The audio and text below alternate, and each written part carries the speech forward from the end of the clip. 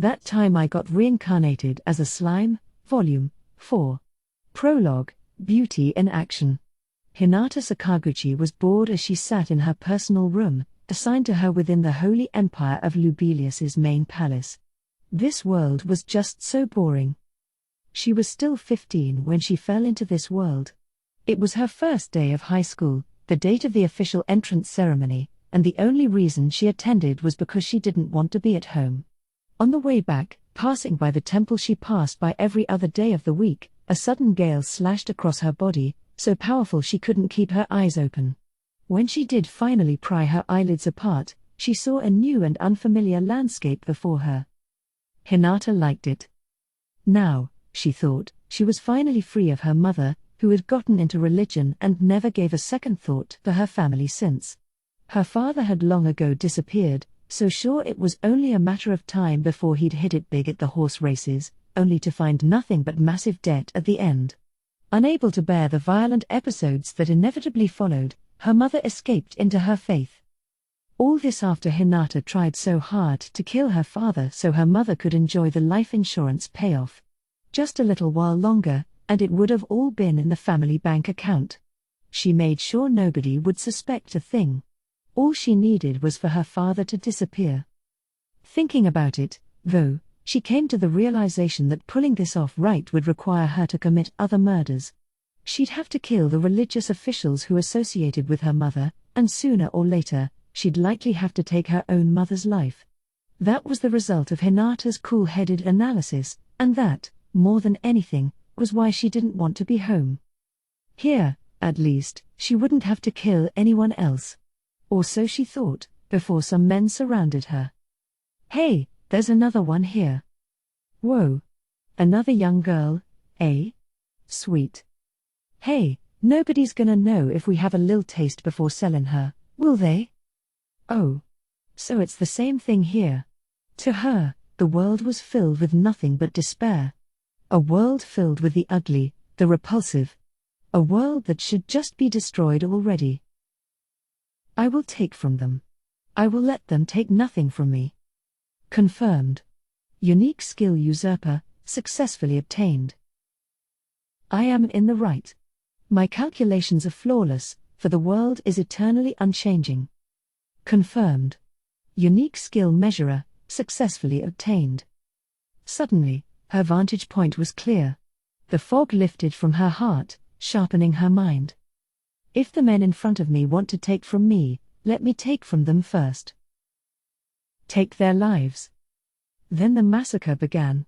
Hinata didn't even need 5 whole minutes to kill 3 men with her own 2 hands. She was freshly awakened to her skills and not exceptionally gifted with muscular strength, but that was all it took. Those were the first murders she committed in this world. Hinata did have people close to her, but she could never believe in them. They were too weak to trust. She felt she might kill them with her own hands sometime. So she left their side. The killings continued, and with them came knowledge and technical skill. She used those newfound talents as a foundation to become a strongman, one of the rulers of the world. Days passed. And then Hinata found him. The one god she was truly qualified to serve. Gods actually exist in this world. She could no longer remember how many she'd killed. Good people, bad people, it didn't matter to Hinata, for everyone was equal before her god.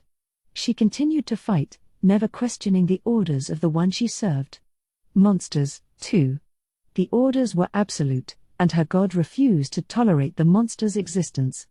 Thus, with her unchallenged force, she eliminated her god's enemies. The little girl was no longer there. Now, she was the right hand of her god. She held the title of Paladin, Chief Knight of the Imperial Guard, answering directly to the Holy Emperor, and she bore beauty worthy of the title. A title that made her the nemesis of all monsters. Then she was visited by terrible news. Shizu Aizawa, her teacher and mentor, was dead. The only person in this world who showed Hinata any kindness. There were no sentimental memories, no hatred. No name for the emotions that flew in and out of her soul. "I can't forgive this. How could some monster do that?" Her boring days at the palace were over. An icy smile cracked across her beautiful, almost saintly face, and she sprang into action. Chapter 1: Trading with the Beast Kingdom. I could see a bunch of children playing around outside. 3 boys and 2 girls. They ran up to me at first sight, overjoyed to see me. "Teacher, what are we gonna do today?" they all asked, their eyes shining. A determined-looking boy, a timid-looking boy, a reticent-looking boy, a lively-looking girl, and a wise-looking girl. They were all my students, and I doted upon them. Today, however, my emotions were a churning mix of happiness, sadness, and loneliness. "Well," I said to them, "that's a good question. What should we do?" This was my regular life until a bit ago. A life I myself threw away, one that would never return. But these are her memories, aren't they? Not mine. The lingering attachments of Shizu, back during her instructor days. I could tell, from my viewpoint, that she didn't want these kids to be involved in her strife. But perhaps they felt abandoned. Perhaps they cried. But even if they didn't, it was all so. All so what? What was I trying to? And then my eyes opened. Please. Those children. Those children? The ones in the dream? Please, rescue those children. Rescue? What on earth from? There was nobody to answer. She wanted to have me do something. That much was clear. But that was it.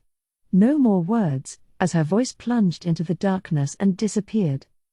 The remains of the dream faded away in my mind, the plaintive request left deserted and unnoticed. This felt like the first dream I had in a while. Ever since I became a slime, which by definition never slept, the only chance for dreams was during emergencies like exhausting my magical force. It didn't feel right to me at all, so I forced myself to engage in periods of inactivity on a daily basis, working hard to laze around, in a way. If it sounds like a contradiction, it isn't. Giving oneself time to relax is never a bad thing, and there's no pain in working hard for some goal you have. And all that effort paid off. For short periods of time, at least, I could let go of my consciousness and achieve a state of sheer serenity. The experiment worked, in other words. I forgot what the dream was about, but that wasn't important. That's kind of what dreams are anyway. Now I can live my days in sheer laziness. What sort of nonsense are you going on about, Soraimaru? She was angry. Shuna's smile never faltered when she was angry. That's what made it so terrifying. Blithely following Shuna's lead, I crawled out of bed, grumbling to myself. I'd be busy during the day, battle training with Hakuro was on the schedule, as was an inspection trip to see how construction was proceeding. You'd think there was no harm in kicking back a little at night. I had just wrapped up analyzing and assessing the skills I took from Charybdis, so there were no major unaddressed issues left to tackle. By the way, Charybdis gave me magic interference and control gravity, both extra skills. Magic interference, paired with control particles, resulted in the new extra skill control magic, which, when associated with multi-layer barrier, gave a pretty hefty boost to my defenses. Magical attacks were nothing to worry about now. That, along with the resist magic skill I picked up from Gable and the rest of the freshly evolved Dragonutes, meant I could withstand well near any direct magical strike. Of course, I had Glutton on me, so I could already consume and neutralize any magic attack I could identify, but still, this new stuff could protect me from ambushes and surprise attacks, and that was huge. As for control gravity, well, my research into it certainly paid off. I had always felt it a pity I couldn't capture Gelmud's flight magic, but control gravity very elegantly solved that problem. I didn't even need to chant a spell in advance. High-speed flight was now mine, in any shape or form I wanted it. This time, I didn't rush things. I hadn't forgotten the failures I ran into on the way to stumbling upon water pressure propulsion. Trying out whatever jumped into your imagination was a surefire ticket to some seriously unfunny situations. So I took it easy, spending every evening examining my skills. I started by lifting myself into the air and practicing some low-speed flight. I could control my trajectory with my wings to some extent, which helped me pick up the knack more easily than I thought. Now, I didn't even need the wings. Multi-layer barrier even protected me against wind resistance. I bet I could break the sound barrier before long with this. But no rush. I'd just keep up the slow, steady practice. As I thought all this over, Shuna gave me an exasperated sigh. "Sir Rimuru, you're being inattentive again. You will be seeing off my brother Benimaru and Sir Riga today. I want you to focus on being the most majestic figure you can for the big farewell." "Oh yeah, that was today." "Sure thing." "Ah, yes. Benimaru and crew were heading off today." Several months had passed after Milim's departure. Several calm, chill, and very peaceful months. I was busy as always, but still, extremely chill. One day, though, a messenger appeared from Carillion, the Beastmaster and one of the land's demon lords. I hadn't forged an official agreement with him on paper, but it appeared Carillion was a man true to his word. As the messenger put it, "Let us send envoys to our respective nations, so they may see for themselves whether forging trade relations would be beneficial to both sides." I gave my immediate approval, and Carillion had already given his. Which brings us to today, the historical day of departure for our envoy mission to the Beast Kingdom of Eurasania. Benimaru, a gifted warrior and my right-hand man, would lead the envoys. For his assistant, I appointed Riga, son of Rigard. Their mission, to travel to other nations and report what they observed, so I could figure out how to run my own country. They were accompanied by a small group of other hobgoblins, all candidates for future leadership roles in my government. They would be representatives for the Jura Tempest Federation, Tempest for short. Our nation. A brand new one, and thus, inexperienced in almost every way. We needed to compensate for that, and toward that end, we were all working together, putting in the maximum effort on a daily basis. It's thanks to that work ethic that I think this envoy mission to Eurasania should bear some serious fruit for us. We were also fully prepared to receive the Beastmaster's own team. They'd come here, look around our nation, and, hopefully, come back with some complimentary things to say. If all goes well, we'll stay on good terms and, again, hopefully, begin formal trade, and from there, formal diplomatic relations. It shouldn't take long.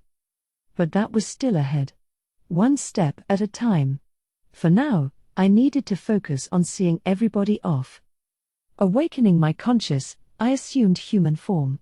There was a ceremony scheduled, so I changed to some suitable formal wear. Looking back, I sort of missed the days when we had almost nothing to wear. Now, we've got almost every type of clothing you could think of. A much better selection than I ever had in my closet back in Japan. And really, in terms of the conveniences we now enjoyed in life, it was just incomparable to the early days. We solved the sugar problem, for one, so we currently had a steady supply. It helped us add stews to our cooking repertoire, and there was even a selection of candy available, albeit not a big one. At this point, now that I had mastered the art of taking short naps, I figured the next question to tackle was entertainment. But I still had a long road to travel. All these ideas kept storming into my mind, one after the other, and it made things tough. No matter how hard I worked, I never seemed to run out of new wishes and desires. There was no telling when I'd be able to sit back with a big bag of potato chips and veg out in front of my game console all day. I wasn't willing to give up on any of these goals, though. And that's why I needed this envoy team to do their best and make international trade a reality. So there I was, in our city's main square, standing in front of the crowd in my finest attire. It triggered a small, excited uproar among the monsters, in all their many species. I didn't make a habit of addressing them in human form. The cheers and shouting seemed like they'd go on forever, but a single silence from Xion shushed them all in an instant. Nice one, Xion. She was so good at handling these kinds of rowdy scenes. With the monsters calmed down, I decided to give my team a few encouraging words. Ladies and gentlemen, I hope you will do your best for me. Is that it? The perplexed Shuna asked. Was that too short, maybe? My high school principal droned on so long that nobody listened to him, so I figured shorter is better for speeches like this, but maybe this crowd was more excited about what I had to say. Yeah, maybe that wasn't enough? I'll give them a little more. With that, I decided to run down the list of things I wanted my envoys to watch out for. The Beastmaster Carillion was a demon lord and certainly one of the more warlike ones. I couldn't be certain the rule of law even existed in his domain. Right, listen up. You're about to travel to a nation of magic-born who never believed in anything besides might makes right. Underestimate them at your own peril. If you let up, they'll make you do whatever they say. You might lose to them in a fight, but I want you to make damn sure you don't lose to them in heart. Remember, your companions and I are behind you all the way. Keep that in mind as you tell them about what we're seeking. If you think a fight is brewing, run away and come back. One mission here is to see if we can remain on good terms with these guys going forward. I don't need a relationship where we have to hold our noses and merely tolerate them. I want you to see matters with your own eyes and make sure we can maintain a kind, friendly rapport. I'm counting on you. The moment I wrapped it up, the square was filled with wild cheering. It was like being in some pop idol's concert. What I said probably didn't matter. They were just really keen on listening to me. I'm sure the envoys themselves were paying attention, but the rest were just treating this like a big festival. Ah well. The fact they listened at all indicated a pretty well-disciplined set of monsters. That's a pretty big step for them. Might as well take this opportunity, I suppose, to give them another important warning. Let's see, what else? Well, I don't mind a mistake or two, but please don't start a fight yourselves, all right? I'm looking at you, Benimaru. Think you're up to that? My speech made the assumption that any hostilities would come from the Eurasianian side. If my team started anything, this whole expedition would be worthless. I had to hammer into them that I'd accept no mistakes along those lines. Hare! You are in good hands with us, Benimaru barked back, supremely, almost scarily, confident. I have learned quite a few lessons myself. After the days we spent with Lady Milim, any fool could understand that impudence leads to disaster. The comparisons to Milim set off alarm bells, too. Using her as a standard for building your own confidence didn't give me any sense of security at all. At least it beat Xion, though. Watching her eagerly nod at Benimaru's words made me sigh. Really, I was hoping Xion could watch the town as I joined this envoy, but that was just far too risky. Although, thinking about it, Benimaru was a pretty thoughtful man, despite appearances. I guess it was rude of me to compare him to Milim and Xion. Good to hear. I wish I could have joined you there myself. Not at all, my lord. I think it best you do not travel to a demon lord's domain until we can confirm it is safe. It was clear from that denial that Benimaru wished to gauge Carillion's trustworthiness with his own eyes. Not just Carillion, but every other magic-born who called his lands home. Would working with them benefit Tempest? Or would they cause untold harm for me? Really, I was glad to see his initiative, even though it only added to my worries. Imagining Riga and the rest alone in a magic-born nation was a bit frightening. I needed to have some strong fighters in the group, at least to serve as bodyguards. CI was already protecting our nation from the shadows, and Hakuro was busy with military training. Geld couldn't be wrested away from his construction work, and Gable was working hard to extract high potions and produce low potions from them. Xion, of course, was out of the question, and thinking along those lines, Benimaru was the sole remaining candidate. All right. Do your best. Yes, my lord. And you, too, Riga, and all the rest. I'd like to see good things come to our nation. Absolutely, a starry-eyed Riga replied. We will spread the word far and wide. Those eyes told me he couldn't wait to head off. He was really leaping at the chance to try something new. He'll be fine, I figured. Ranga, I want you to stay in Benimaru's shadow and accompany him. Keep them safe, but do not let your presence be known. I will not let you down, my master. Immediately following my orders, Ranga slipped right into Benimaru's shadow. Benimaru's own aura was hiding him, and hopefully that'd be enough to keep him invisible on the road. Great. Now, Let's give them all a big hand as they set off on their journey. On my cue, Shuna gave a signal with her eyes. It was picked up by our band of specially selected musicians, ready to strike up a great, lively tune.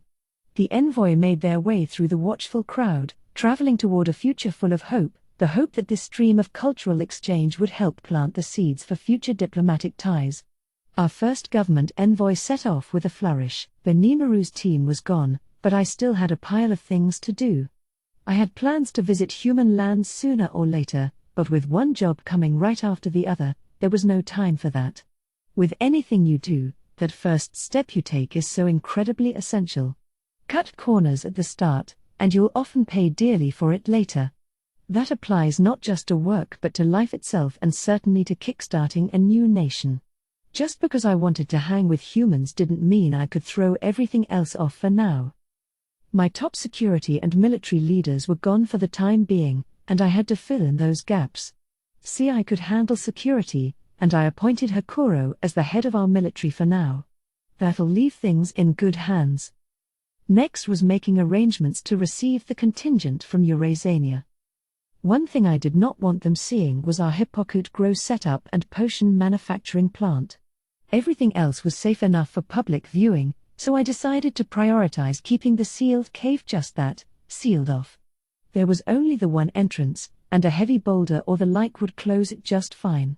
Gable and the rest still had the magical transport circles to travel to and fro with, so physically hiding the entrance seemed the best option. I worried that sealing it off might affect the cave's oxygen content, but there were so many ventilation holes lining the cave walls that it didn't seem like an issue. Plus, Vesta had a pretty handy piece of magic to contribute. There is magic to detect changes in the air, or in the environment in general, one could say. There is also magic that alerts the caster to any threats to their lives, so I see little to worry about. There's one concern: knockdown. Vesta was so incredibly talented. If he didn't have such a demented personality, he'd still be using those talents as King Gazels' most trusted advisor, no doubt, but, hey, if it means he's working for me now, then I'll take it, definitely. So it was settled, no more sealed cave entrance for now. And that reminded me of something else about Vesta. Besides our potion factory, I was willing to let the envoys see whatever they wanted, so I went over our assorted preparations with a fine-tooth comb. We had just constructed a guesthouse to receive special visitors with a fancy, luxurious hotel of sorts, not the simpler lodgings Cabals and Yome's crews were assigned. And we weren't just building fancy new boxes, we were building people, too. Shuna's apprentices were growing into talented chefs. At this point, they had gained a natural instinct for just the right amount of seasoning to add. They were fully versed in managing cooking fires and chopping up ingredients. I wouldn't be embarrassed to have them handle any event at all. The Gobliners, for their part, had learned the fine art of hospitality through their practice with Cabals and Yome's teams. Handling nobility would still be a tall order for them, but they were more than educated enough to take care of regular people or adventurers. For the finishing touch, I selected the best performing ones out of the lot and had them personally treat me as a guest. Given the boorish crowds we usually got around town, I wasn't too sure whether we could really provide luxe service if we tried. Vesta, once more, helped a lot. As nobility himself, I figured he could school me on things I never would have thought about. His knowledge rubbed off on my selected team, who put in some of the most beautiful work you ever saw. You are doing quite well, indeed. Stay diligent, and you all will certainly grow talented enough to receive royalty from any nation without causing offense. I look forward to seeing how you advance. Thank you for your instruction, my lord. The Gobliner hospitality crew said as they bowed to him. If they kept someone as high-strung as Vesta happy, I thought, they must have been good. Sure am glad I asked you for help, Vesta.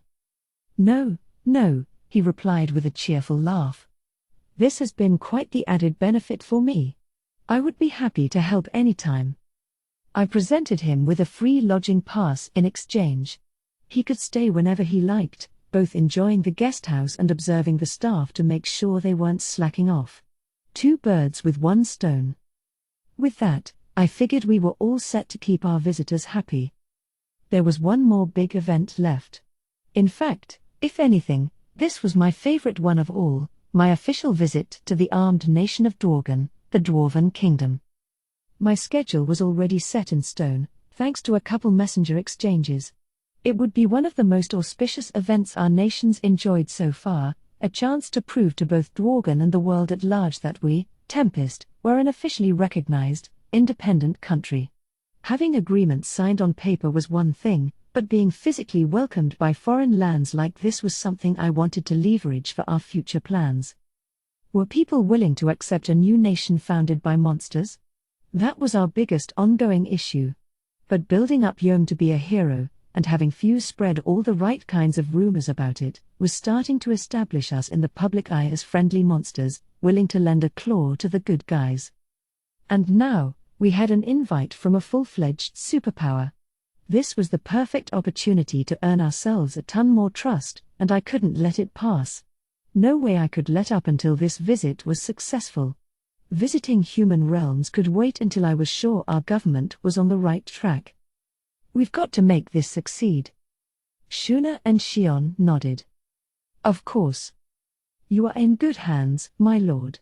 As your secretary, I will make every effort I possibly can. Time to get to work. Summoning up all my energy, I strove to cut down every issue I could think of, waiting for the fateful day to arrive. We received a sign that our envoys were back. A sign, that is, in the form of Thraney. Kneeling before me, she reported our team was near the forest of Jura the moment she spotted them. Thanks for letting me know. Not at all. She smiled. It is no hardship for me. She was beautiful as always, what with that translucent, mystical air she had. It let her capture the heart of anyone she saw. If I weren't a slime, I'd easily fall for her, too. Oops. Staring at her too long would only make Shuna and Shion all snippy. I'm a slime, totally eyeless, and they still seemed to know where I was looking. Was it some supernatural power or just their womanly intuition? Anyway, better not set off any needless conflict. Let me know if anything else comes up. Certainly. I had best be off, then. With another smile, Thraney disappeared. Here one moment, gone the next, truly one of the most mysterious women I know. Regardless, I relayed the news to everyone else that we should expect the envoy team back in a few days. Just then, Yom and his companions paid a visit to town. As I hoped, our little intrigue had established Yom as a top-of-the-heap champion around the kingdom of Farmus. That put him in demand over there, so he was back for a chance to let his hair down for a change. He had the lofty-sounding excuse of getting a little training from Hakoro, but what he really wanted was some decent grub and a soak in the hot spring. I knew because I could tell, and since he was staying for several days this time, I didn't forget to keep an eye out for any trouble he might cause. Listen, we're gonna have a party of envoys representing the Demon Lord Carillion soon. Can you guys promise me you won't pick any fights with them? Oh, come on, pal, who do you think you're talking to? You think I'm the sort of fool who'll get in a brawl with a Demon Lord's underlings? Yom slumped. He was right. But there was never accounting for some of the idiots running around out there. It could boggle the imagination. But why are Demon Lord folk coming here in the first place? He asked before I could answer his first question. One of Carillion's top officers had been instilled into the core of Charybdis, a monster who was Demon Lord class in itself. After an extended battle, I separated the guy from the core and saved his life, which led to this new thaw in Eurasianian relations, but Yom and his crew weren't around to see that, so they still had no idea. I hadn't gone out of my way to tell them. I wasn't sure it'd be the best thing. Yes, I'd better explain. Come to my reception room once you're out of the bath. Sure thing. I suggested a time, and Shion marked it down with a skillful hand.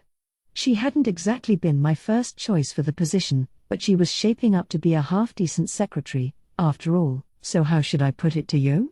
It seemed like a good idea to give him, and him alone, the whole story. In my mind, I reasoned that I ought to give him a few choice details, the basic tale of my origins and how I'm interacting with the Demon Lords. Exactly how much I should divulge, I wasn't sure, but it didn't seem wise to trumpet it around to the general population. Most people would never believe I was an ex-human in the first place. In fact, maybe now would be a good chance to tell him everything.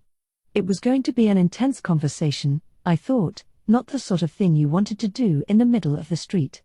I wanted a relaxing atmosphere for it. So that's why I told Yom to come, alone, to my room afterward. Now he was here, out of his traveling clothes and fresh from the bath. It was just after dinner, and he was right on time. So what's the story, pal? Hey, hold your horses, I said as I offered Yom a chair, a plush leather sofa with a back and armrests. I sloshed over near a chair that faced it. First off, I want to tell you something, but promise me you won't be surprised. Surprised? Why would I be? Ignoring him, I transformed into my human shape. It takes a lot less time than any explanation would. What? Yeesh. I warned him and everything. It didn't help much. I told you not to be surprised, I said as I sat on the chair. As if waiting for her cue, Shuna entered the room, just as planned.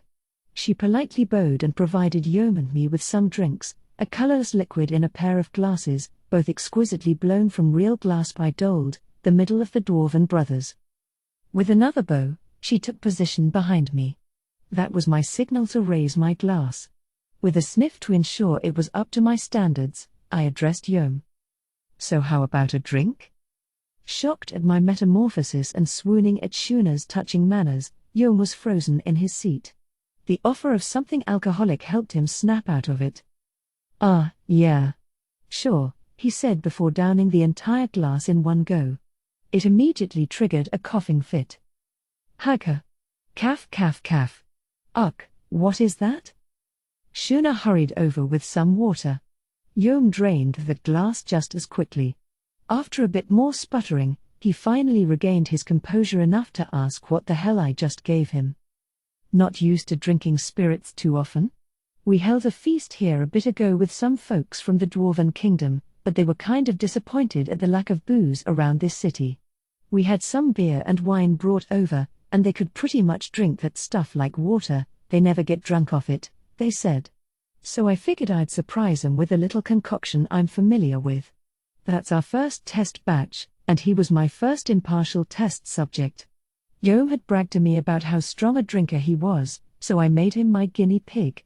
He had just consumed brandy, a spirit produced by distilling wine, and while I knew it was cheating, I used analyze and assess to reproduce the best-tasting brandy I could recall in my mind. The glutton unique skill was coming in handy in all kinds of ways.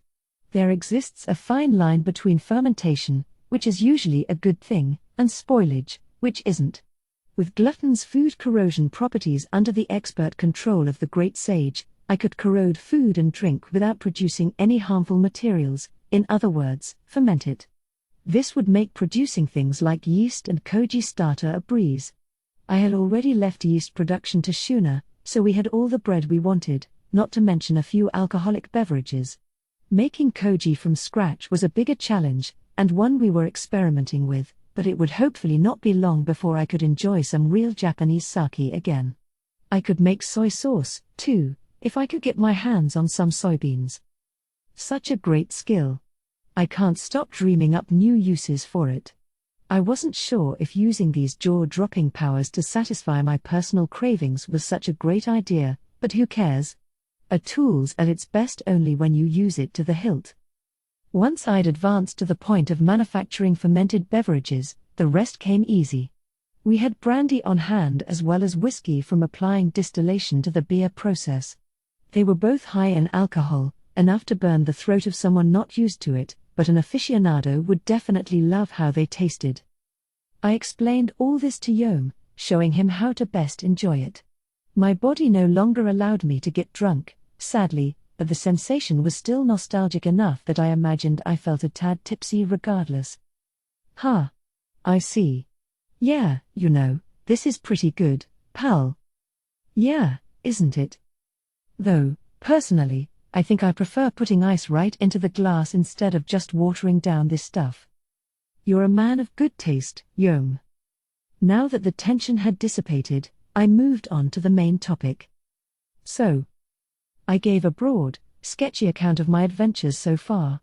This included my reincarnation and a lot of other details, but it was a toss-up whether he understood much of it. Which was fine. That's why I offered the drink first. It just wasn't the kind of tale you could convincingly tell stone-cold sober. If I was gonna go on about how I was chummy with demon lords and such, I had to do it with a smile and a wink. But Yom surprised me. "Oh, I believe you," he said without prompting. "I mean, monsters building an entire city. That's unthinkable enough right there." I'm glad he adapted so easily. He was taking to the brandy like a champ, too, delicately sipping it without hacking his lungs out. "You believe all that, eh? I just said I did, didn't I? Man, demon lords, though. I bet Carillion has some mean fighters working under him." Hard to say, actually. They aren't here to fight us.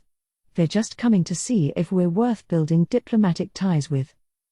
"Yeah, but didn't you send Benimaru over there? You wanted him to be prepared for anything in that domain, didn't ya? I'll betcha they're thinking the same thing.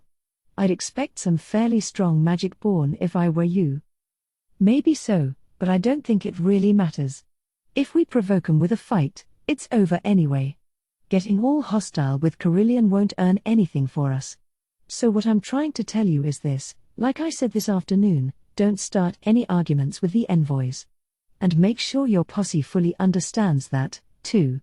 I want things to go a little more peacefully this time." "You got it, pal.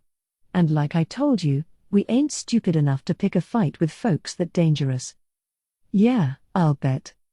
He had convinced me enough that I dropped the topic. The brandy was a big success. I was sure it'd make an excellent gift on my trip to the Dwarven Kingdom. Yom and I wound up chit-chatting about far less important affairs well into the night. Several days later, right on time, the envoys from the Beast Kingdom of Eurasania arrived. I greeted them in my slime form with Shuna and Shion behind me, along with Rigard and the other hobgob bureaucrats. Then there was CI, keeping tabs on things undercover. If something happened, I was sure he'd hop right out. Yom's group was there as well, and by their standards, they were acting downright somber. The envoys made their way through our ranks in a luxuriant line of gilded wagons. They were pulled by a streak of thunder tigers, large magical beasts crackling with lightning that ran across their frame, a potent symbol of military force, one easily visible from long distances. In terms of armor, these tiger wagons of sorts, if you took all the fancy gold and such off them, would probably work as tanks. "Yep, this is sure a demon lord envoy," I marveled. "Ah, it is nothing impressive," Shion replied, shooting me down. "Compared to the glorious light you bring us every day, Saraimaru, taming these beasts is nothing but a bluff." Shion? It's gotta be more impressive than that, isn't it? They're clearly trying to demonstrate their power to us. You think all this dazzle is nothing impressive? You sure you aren't being too pretentious for your own good? 'Cause that ain't cool. You think? All those needless cosmetics would be meaningless in battle. But we're not in battle here. There's Shion for you. Her mind never leaves the war zone. Dismissing what was likely Carillion's hand-picked battle lineup just because they weren't prepared for melee combat right this minute struck me as ridiculous. Of course, the artistry of all this decor could use some work.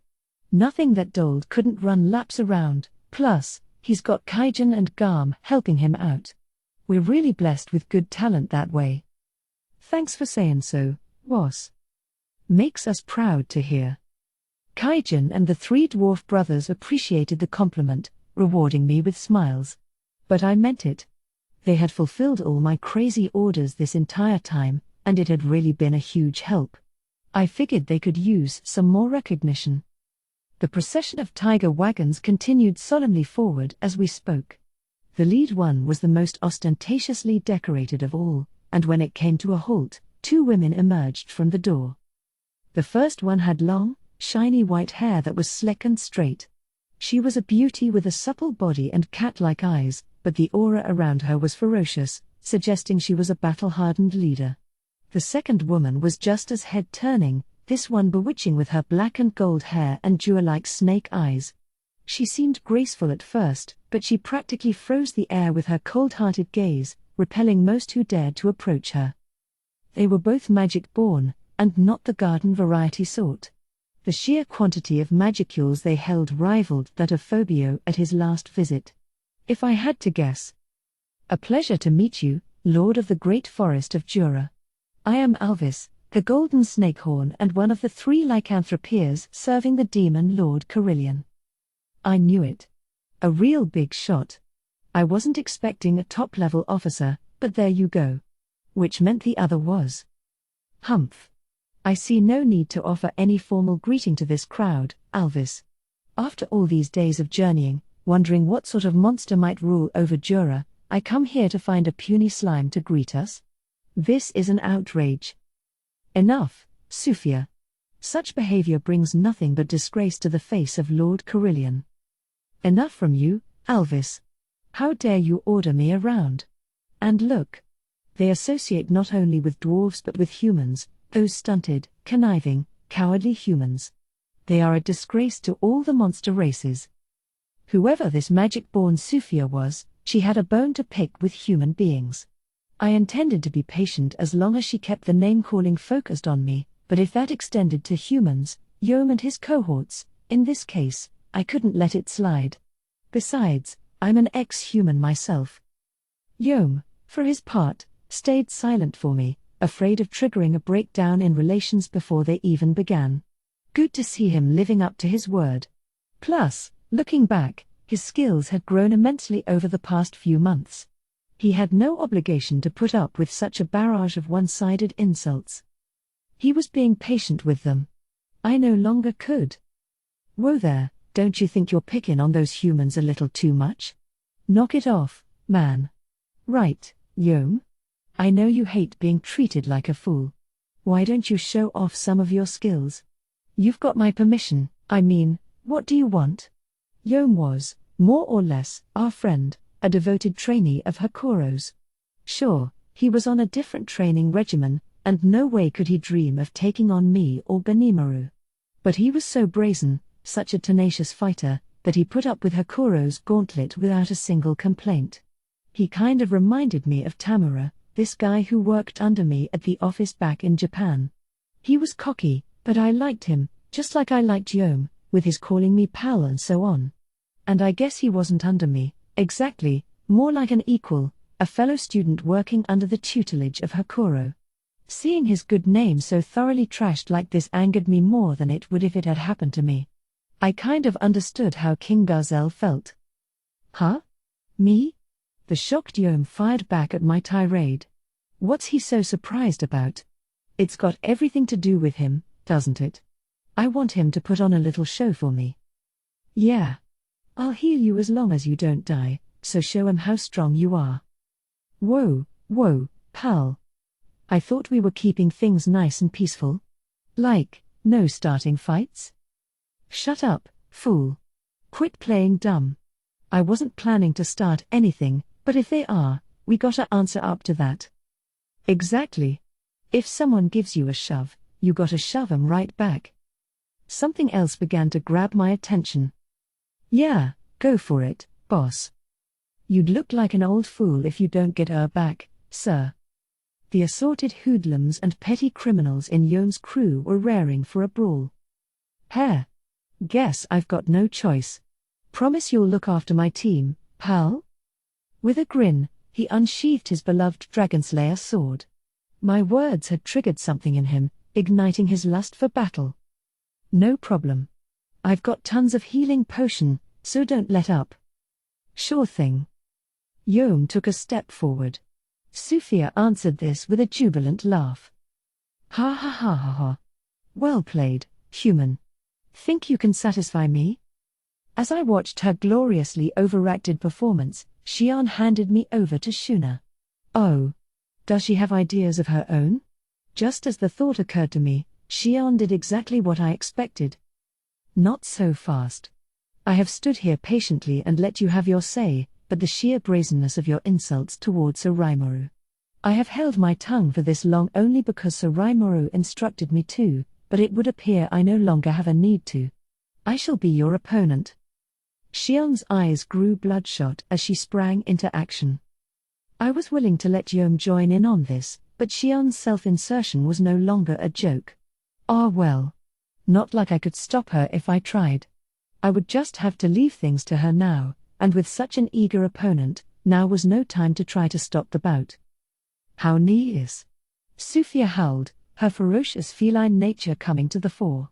I, Sophia, the snowy tiger claw, am ready and willing to test out these would-be minions of the high and mighty Slime Lord. Then she and Xion clashed, driven purely by their war instincts. In an instant, the place turned into a battlefield. Yom, meanwhile. Oh dear. There is just no dealing with you, Sophia. In that case, Gruasith. Provide an opponent for the human. To the side of Xion and Sophia's duel, the golden snakehorn, Alvis, gently slipped an order to one of her magic-born. Me? Take on a human? Sneered the gallant-looking young creature who stepped forward. I know I am a low-ranked member of the Beastmaster's Warrior Alliance, but... well, so be it. Let me be your playmate, human. His hair was grey, matching his eyes, and his skin was a dark shade of brown. He was as muscular as he was flexible, and the large knives he held danced in his hands while he glared sharply at Yom. This human was less than nothing to him, but his eyes were still focused, like a hunter steeling himself against their prey. Despite the insulting words, he was clearly not going easy. I should have expected nothing less of Carillion's servants. Say what you will about them, but they were first-class warriors. It was the lycanthrope races, I believe, that Carillion ruled over. Milliam had taught me a thing or two about them, hesitantly, at first, but the moment I dangled a few more of my sugary sweets over her head, she said I shouldn't tell you, but I will, and then talked my ear off for the rest of the day about them. Lycanthropes were, as the name suggested, the family of demi-humans who could transform themselves into beasts. These chiefly encompassed dogs, cats, monkeys, bears, snakes, and birds. Larger species like elephants also existed but were rare. Lower-level monsters, like orcs and kobolds, were said to be devolved versions of these lycanthropes, no longer able to transform, which, in turn, suggested that these lycans were pretty upper tier as far as monsters went. If anything, having both human and monster-type powers from birth made it fair to call them low-level magic-born. Once a lycanthrope transformed, they would gain new abilities based on their unique characteristics. They were born soldiers, ready with battle skills from a young age, and even in this dog-eat-dog world, they were widely acknowledged as superior to the rabble in many ways. If I was to believe all this, then lycanthropes exhibited their true strengths only when transformed into the beast they were derived from. This suggested that, even if I didn't think these guys were just playing around, they weren't truly fighting just yet. Sophia was still in human form, just like Gruasith. Could Xion defeat her? Regardless, the two battles between Xion and Sophia, and Yom and Gruasith, were already underway. I watched from my safe spot nestled against Shuna's chest. In a word, the Xion-Sophia bout was intense. They were both the type who derived joy from battle, true berserkers. Their surroundings no longer mattered as they immersed themselves in the fight. For now, they were equals in speed and strength, a very well-matched pair. From what I could tell, however, Sophia had a far vaster cache of magicules to draw from. As it was now, Xion had a disadvantage, or should have. But she was grappling with Sophia with her massive sword still in its sheath. Was it because she didn't want to kill? Or just an expression that this wasn't everything she had? Not a very smart way to approach a higher-ranked magic-born, I thought. I hadn't expected Xion to join the fray, but if she was going to, I really wanted her to give her all. Will Xion be all right? She's fighting on her opponent's terms, not drawing her sword. She will be quite fine, Sir Rimuru. It may not seem so at the moment, but the only person stronger than her is my older brother. In Shuna's eyes, at least, Xion was number 2 among the ogre mages. I was impressed she was able to grasp how they were fighting. Her own analysis unique skill was nothing to sniff at, either. She must have seen how powerful Sophia was, but she seemed wholly unperturbed by that. A sign of trust, maybe? True, added Ci, lurking within my shadow. In full frontal combat like this, Xion probably outclasses me, as much as I hate to admit it. I guess she was more than a barely qualified secretary, after all. We continued to watch as we spoke. Xion and Sophia were entirely occupied by their combat, testing their skills and might against each other, attempting to gradually break out their full potential. It continued apace, remaining evenly matched to a surprising level. Yome's battle, meanwhile, was a showcase of advanced techniques being thrown against one another. He really had grown stronger. Several months have made him almost a different person, as he went on monster-slaying journeys between here and the towns and villages of Farmus, his home kingdom. It had built his name as a champion, and it had also earned him a bounty of experience. No doubt, he had been leveling up a ton. I'd have no problem giving him a solid A rank. The casual spectator could be forgiven for thinking he was just slashing his heavy dragonslayer downward from the air, letting his brute strength win the day. But he wasn't. That attack was merely the first of a series of well-calculated moves. He waited for his foe to dodge it, putting him off guard just enough to raise his blade upward and connect it to a multi-level attack. He wielded that dragonslayer like it was made of cardboard, his superhuman skills and strength keeping him in constant pursuit of his magic-born opponent, but Gruasith wasn't here to lose. He continually dodged the barrage of killer strikes from Yome's sword by a mere hairbreadth. The cleavers in his hands allowed him to unleash a flurry of quick combos, like a beautiful dance that effortlessly but inevitably cornered his enemy. You could tell he was supremely confident in his speed. Being faced with such a talented magic-born didn't faze Yome. He smiled, obviously enjoying himself. Being able to fight a magic-born who let him exercise all his powers allowed him to feel exactly how far he progressed. Attack followed parry, and parry followed attack, all mere instants from one another. Gruasith threw a knife at Yome. Yome easily avoided it, slamming his dragonslayer down in a classic finisher move. But Gruasith lunged forward, tumbling to the ground to deflect the blow and slipping right between his legs. As Yome twirled around to pursue him, Gruasith's cleaver returned to him, spinning back to his hand like a boomerang. He crossed both blades in front of his chest, taking the full brunt of his adversary's gigantic blade. It was an even match, the kind of epic battle that makes one sigh in admiration. Yome's not too shabby, I remarked. He's fighting on an even keel with that magic-born. Indeed, Shuna agreed, it is a remarkable effort. It was starting to look like Yome had advanced even further than I thought. It was like that with Gobta, too. Hakuro's instruction put speed above everything else. If your reaction time lagged even a little, you could expect some seriously painful retribution from him. Don't like it? Then pick yourself back up and work on your intuition skills.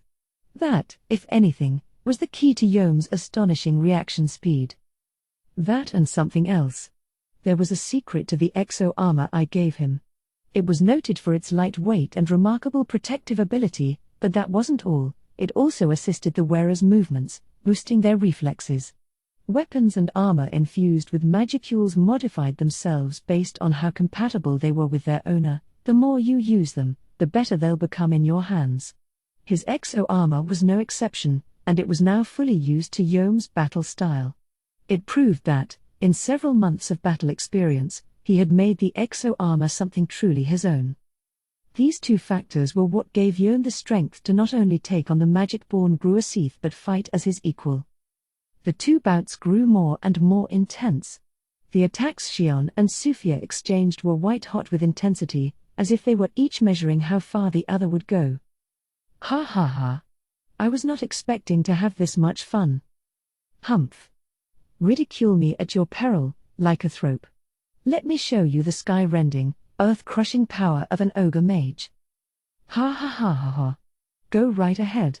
Make this even more exciting. The decisive moment was drawing near. Still laughing, Sophia slashed at Xion with her long, extended claws. They glowed a pale white, unleashing electricity, the kind of ability you'd expect from someone who can tame thunder tigers, I suppose.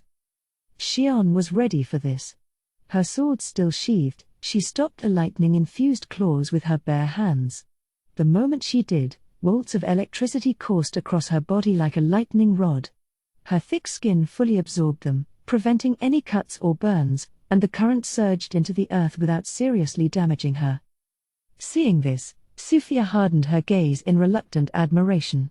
Her foe had just used Diamond Path, one of the Ogre Mage's battle-will skills. It let her control her mind and solidify her body, almost to the consistency of metal. Her fighting force protected her skin, dissipating any enemy attack. Not exactly entry-level stuff, it goes without saying, and Xion executed it perfectly in battle, like an instructor schooling her opponent. Prepare yourself. It's my turn now. Bring it on. My blood is on fire. After Sufia came Xion, whether Sufia agreed to that or not. Xion readied herself, still weaponless. Her Koro had been teaching us bare-handed martial arts, but nothing like this. It looked like she was about to launch a massive bolt of magic from her hands, focusing all her authoritative might on the effort. She devoted her entire half-crazed will to drumming up her aura, spreading it around her. If this was a Hakuro skill, it'd be a natural part of his in-combat repertoire, not this showy full-on blast that ran on every fiber of his being. Leave yourself that open in combat, and it'd just be giving your opponent a chance to strike. But Sufia merely stood there, arms open, as if it were a perfectly normal thing to do. I could never figure out what these battle-crazed maniacs would do next. Now Xion was ready. To us in the audience, only a short time had passed. To the competitors, it would have been a fatal delay. One that Sufia had just spent standing there, smiling like she couldn't get enough. Xion smiled back. Sorry for the wait.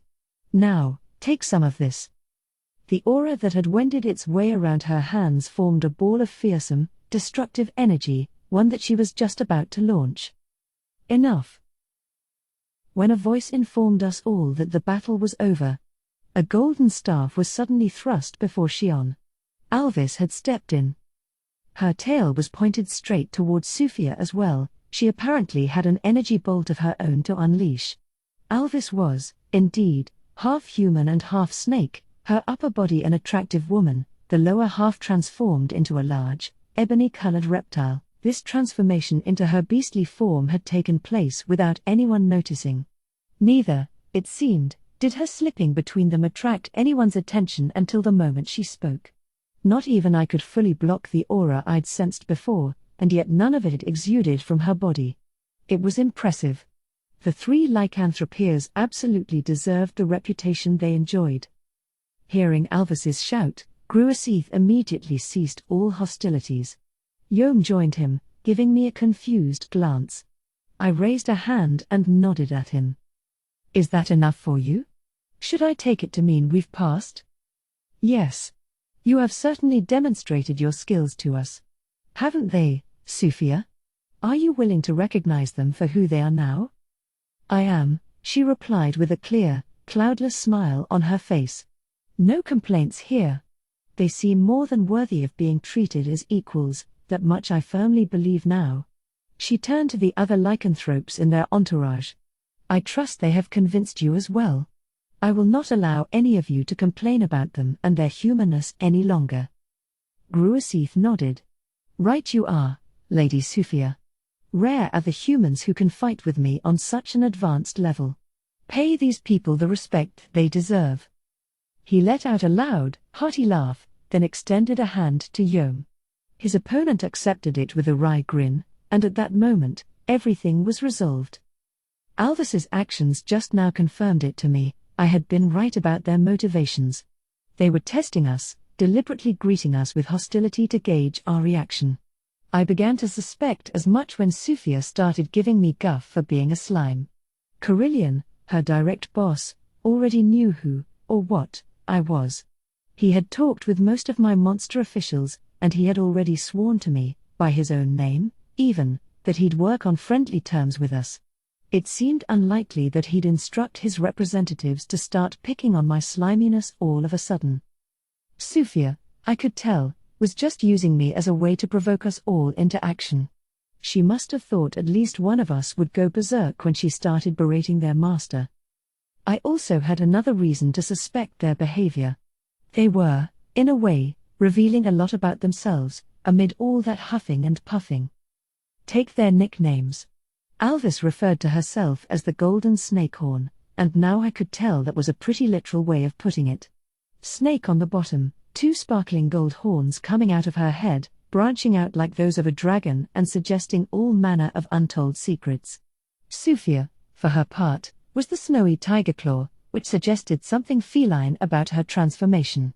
She used claws charged with electricity during the fight, so it made sense.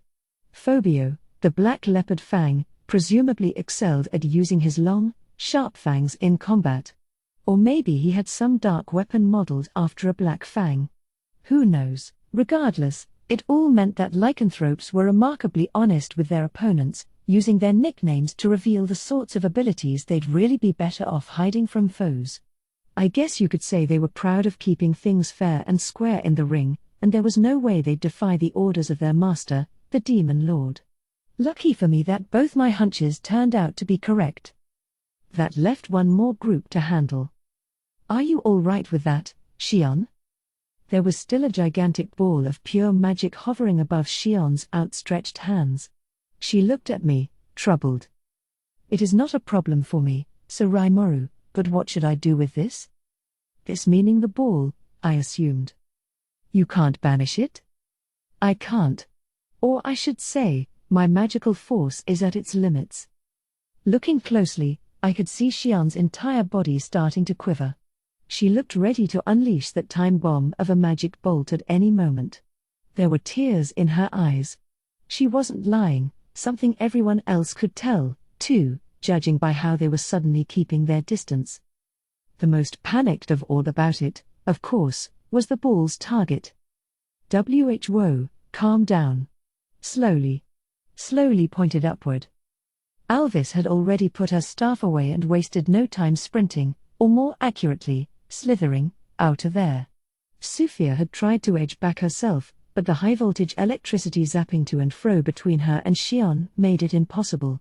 The lightning infused in Sufia's body was reacting with Shion's own aura, creating a sort of energy field that both had trouble escaping. Come on. Put your heart into it. This ball was putting the fear of God into Sufia. I could tell by the way she shouted at Shion at the top of her lungs. I swear, there's just nothing I can do about her. Condensing all that power into a ball so tightly wound, not even she could control it. Jumping out from Shuna's arms, I nimbly maneuvered in front of Shion, going into human mode and pointing my left hand at her. Shion. Fire it. But. It's all right. Trust me. Why yes sir, she warbled, confused. But she was already at the end of her rope. The vast ball of magic unfurled itself, then, leaving just a short afterglow, was absorbed into me. The unique skill glutton in action, once more. This utterly shocked the lycanthropes as much as it relieved Shion, who fell to the ground exhausted. Cheers erupted around us as peace finally returned to the battlefield. As I guided Carillion's officers around, I decided to ask a question that had been weighing on my mind for a bit. Say, what were you intending to do if we didn't take you up on your little challenge? That would have been trouble for us, yes, but if you were the sorts of cowards who couldn't even fight us, we'd have no reason to recognize you as friends. We would have called everything off, I imagine, and I am sure Lord Carillion would have completely understood. Talk about an open book. No ulterior motives with these guys at all. I was starting to think we'd get along pretty darn well in our exchanges. It certainly cheered me up to think that. We held a welcoming feast for them that evening. Shuna was putting all her efforts into cooking for it, and I could hardly wait for night to fall. We were cracking open all the alcohol we had, too. Once all the dishes were laid out, the party began. Gobta, fresh from patrol duty, did a funny little dance, provoking raucous laughter. Hakuro provided a more serious demonstration of his sword skills, earning him the respect of the lycanthropes in the audience. The dwarves all tried their hand wooing Shuna, only to be shot down one by one. It goes without saying they proceeded right to drowning their sorrows after that. Yom and his men, meanwhile, were already at the gambling table. I had taken to propagating the game of mahjong around town as a way to kill time, and the magic-born Gruasith, fresh from fighting my champion, was joining the match out of curiosity. I wanted to hop in myself, but Shuna stopped me. "So Rimuru," she angrily intoned, "you know you don't have a good mind for gambling." She had me there, I have to admit. Whenever I get really passionate about something, I get too reckless for my own good. I could have the sage advise there is a 99% chance the south player is waiting to snatch that tile if you play it in my mind, but it'd toss it in anyway. I'm a man. I'd reason. Screw the percentages. I gotta push through. And I'd pay for it every time. An all too common story, loving a hobby, even when you suck at it. You'd think I would be smart enough to rely on the great sage to sail me to victory every time. If you don't keep a cool head when gambling, you're bound to lose big. I know that, but I can't stop. Happens every time. Tonight, at least, my main responsibility was to be an amiable host. Best heed Shuna's advice and provide someone for the lichens to talk to. So I turned to Alvis and Sufia, only to be greeted with two utterly sloshed beasts. Their attendants were urging them to stop, but they had no interest in listening. Alvis had her tail wrapped around a barrel, dunking her head in to drink mouthfuls at a time. This was apple brandy, sweet and mellow but definitely strong stuff. I had been planning to save it for a more refined tasting session later, given its premium quality. Who the hell gave her the whole barrel? I whined to myself as I turned my eyes to her drinking companion. There I found, to be as succinct as possible, a large white tiger. Not a metaphor. It wasn't some half-creature, but Sufia in full animal form, lapping eagerly away at some mead from one of our large drinking cups. This is going nowhere, I thought. There were 10 or so empty barrels casually discarded next to her, which made it simple to calculate just how much they had drunk. But that didn't matter. The honey wasn't the primo stuff I had a Pito harvest for us, we just used honey picked up from a giant honeybee nest. Being all natural ingredients, we didn't have a lot of it, but there was always more available.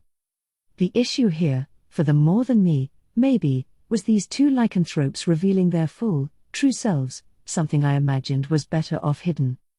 Hey, I asked in a panic, do you think you should be showing your transformation around other people so much? Milim had shared her own observations of these lichens to me, so I was pretty sure of the answer. I was quickly proven wrong. So Rimuru, I am sorry you have to see this embarrassing state of affairs. The meek young lycanthrope who answered was named Inrio, a close confidant of Phobio, who had come on this journey to offer me his thanks.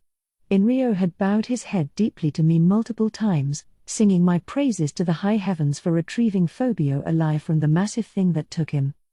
Indeed, he continued, we lycanthropes vary in the forms and styles our transformations take. There is no law that says we must not show them, but, certainly, we do not often reveal them to others, except those whom we fully trust. This was even more detail than what Milim had offered. Whoa, you sure that's not classified lycanthrope information or something? No, nothing like that. It's no great secret to speak of. Any upper-level magic-born would be aware of it. Besides, he laughed, we never were very good at keeping secrets. He seemed truthful enough to me.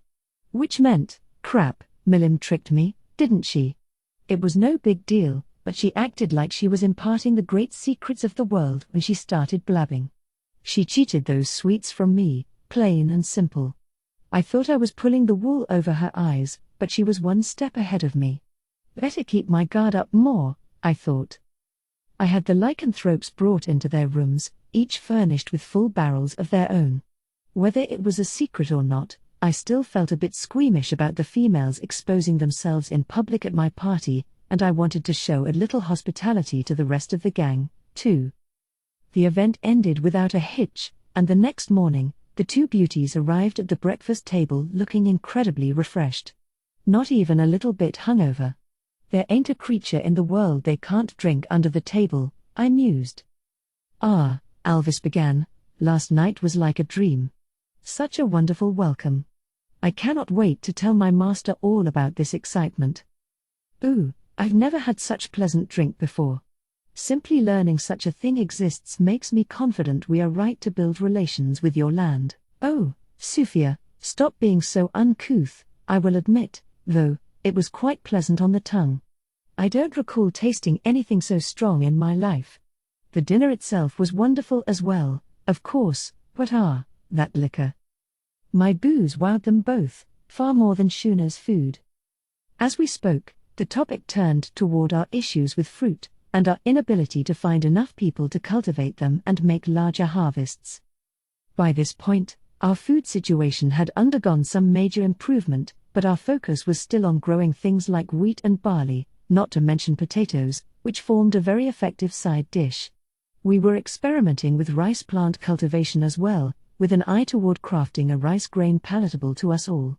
Fuse and his men had told me they weren't aware of anywhere in the land that raised rice in an agricultural environment, so we'd have to build all that from scratch. Once we reached our goal, I was planning to turn some of our wheat fields into rice paddies and ramp ourselves up into full production. It should be noted that I wasn't focused on rice for purely selfish reasons. It's an incredibly nutritious staple, and mixing it with wheat would improve the balance of our food supply. I knew now that flesh and blood monsters weren't constructed much differently from humans, so I wanted to keep our food production as balanced as I could. Having rice also meant we could make rice wine or sake in large quantities, so I'll admit to having that little dream in mind. Between this, that, and the other thing, growing fruit had fallen on the back burner. There just was no time to develop new farmland for it. Our construction schedule was packed to the gills. I was already asking Geld for too much. I wanted the sweetness fruit would bring to our diet, but we couldn't ask for such luxuries until we were more fully prepared for future famines. Thus, I had given up on it for now. And with that, I finished giving them the rundown. I see, Alvis remarked. That does sound like an issue. Perhaps I could arrange matters so the fruits offered to Eurasania are passed over to your nation? With that, you could. You could use that to make more fancy liquor for us, I could practically hear her say between the lines. What percentages are we talking? I asked. Oh, you can handle the details, Sufia fired back with a smile. As long as I have something good to drink, I am satisfied. Our Lord's domain enjoys a great deal of high-quality fruit, so I do look forward to what you could make with it. So the ball was back in our court. Which I was glad for, since I was in no position to give out numbers right now anyway. Even if they just wanted a supply for themselves, not to sell across the land, transporting such a huge amount of liquor was a logistics issue I didn't want to think about. It'd be nice if we could get a monetary system in place already, so I wouldn't have to sweat the details on every single barter we worked out. But even if the Beast Kingdom understood the concept, I doubted they would see any need for it. What a pain, though. Then I remembered, I had experts in that sort of issue, didn't I? The kobold merchants, I had come to name their leader Kobe, for simplicity's sake, mentioned they plied their trade all over Carillion's domain. They'd be good folks to bring up the topic with. No time to waste. Let's get 'em over here right now. Kobe was usually stationed at the merchant's office in the city of Tempest, so he came right over upon my summons. Sir Rimuru, what is the? Right, so Kobe here's gonna send a team of kobold merchants to pick up the fruit, so make sure they've got permission to travel through your lands. Excellent, Sufia said. I shall guarantee their safety in Eurasania. What? And, Lady Lycanthropia? Great, thanks. Oh, and if there's anything besides our beverages that strikes your fancy, we'll be glad to sell it to you. What do you think? In that case, Alvis interjected, waiting for this moment, I do have something in mind. The clothing you all wear is made of very fine cloth. The bedding I enjoyed last night was of a similar quality, it felt so smooth against my skin. I absolutely loved it. If we might be able to discuss that. We had just recently perfected the mass production of magical silk from Hellmoth cocoons, and it looked like it had gained a few ardent fans. We gave them a couple yards of fabric, their eyes gleaming as they examined it. Please, by all means, then. It was not only pretty and soft to the touch, but it was also made of rather protective material. I wasn't about to give permission that readily, but then, this was a negotiation. So I guess they need some of this, Kobe. As beautiful as they are, it's no wonder these fine women have such good taste in fabric. No, please, wait just a moment, sir. What is the meaning of? Yep.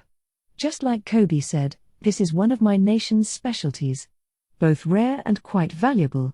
Would you have some product of your own that would provide a worthy exchange? I was willing to part with a suitable amount of booze and just a bit of hellmoth fabric for the fruit supply. But I didn't want to fold that easily. Someone as on the ball as Kobe would immediately see the benefits of this, no doubt. Well, Alvis said, about all we can offer you right now are these decorative stones. She pointed to a small collection of stones that shone a dazzling array of colors. They resembled the magic crystals dwarves could refine from magical ore, but it couldn't have been that. It wasn't dark in color, for one. I picked one up and ran analyze and assess on it. It came back as a gemstone, which shouldn't have surprised me. I guess this world had gems in it, too. A jewel, eh?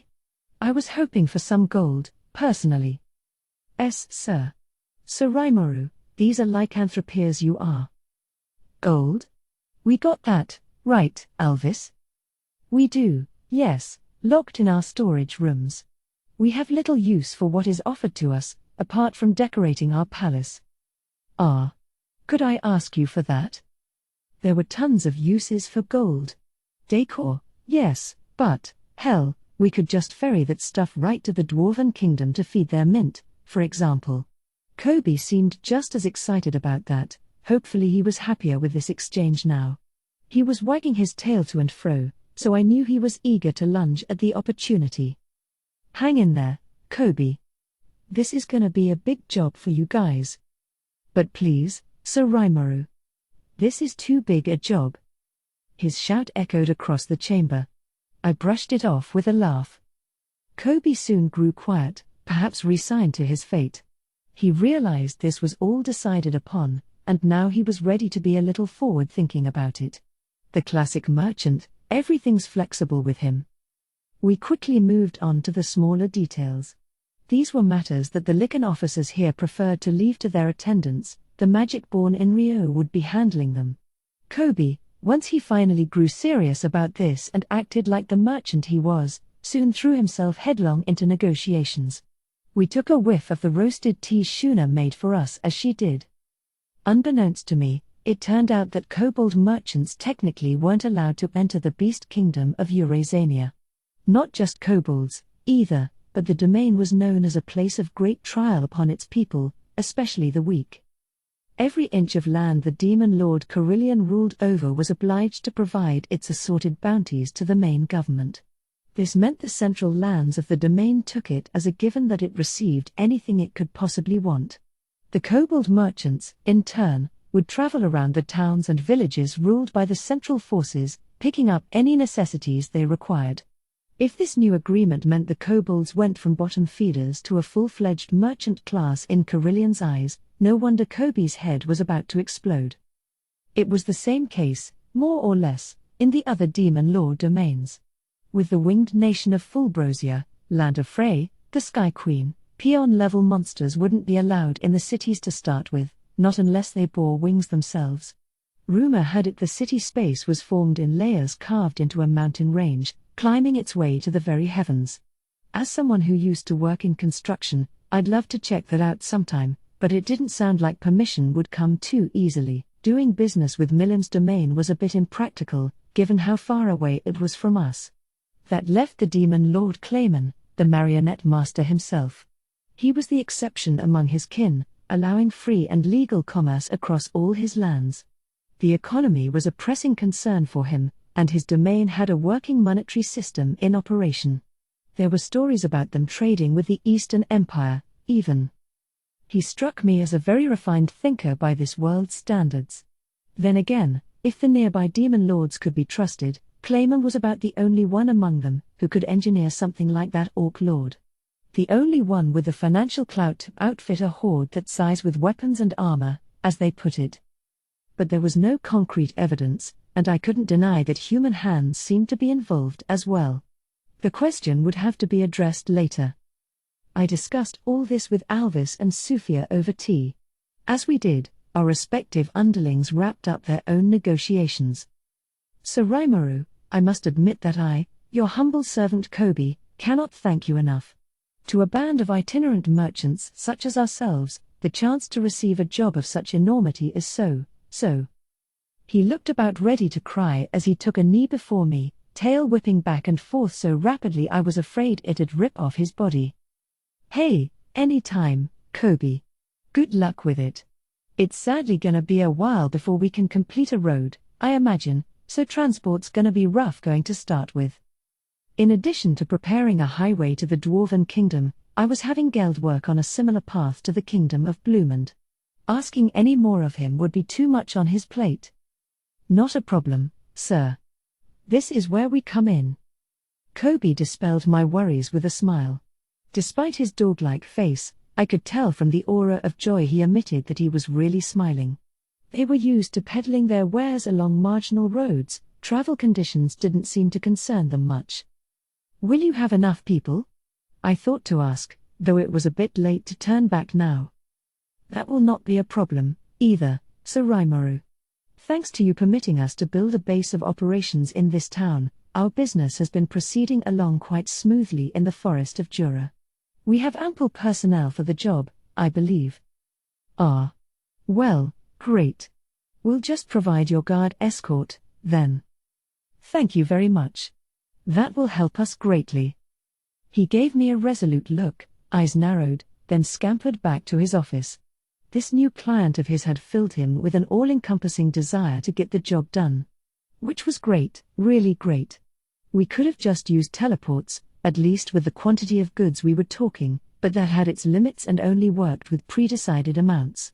If this was just a small gift exchange now and again, that'd be one thing, but physical transport would be the name of the game with this job. If we didn't get down to brass tacks on goods and equivalent values right now, it could lead to trouble later. I wanted to be sure I had someone trustworthy in the mix first thing, and for that purpose, the kobolds and their long relationships with our goblins were a more than capable partner. I couldn't ask for a better one, in fact.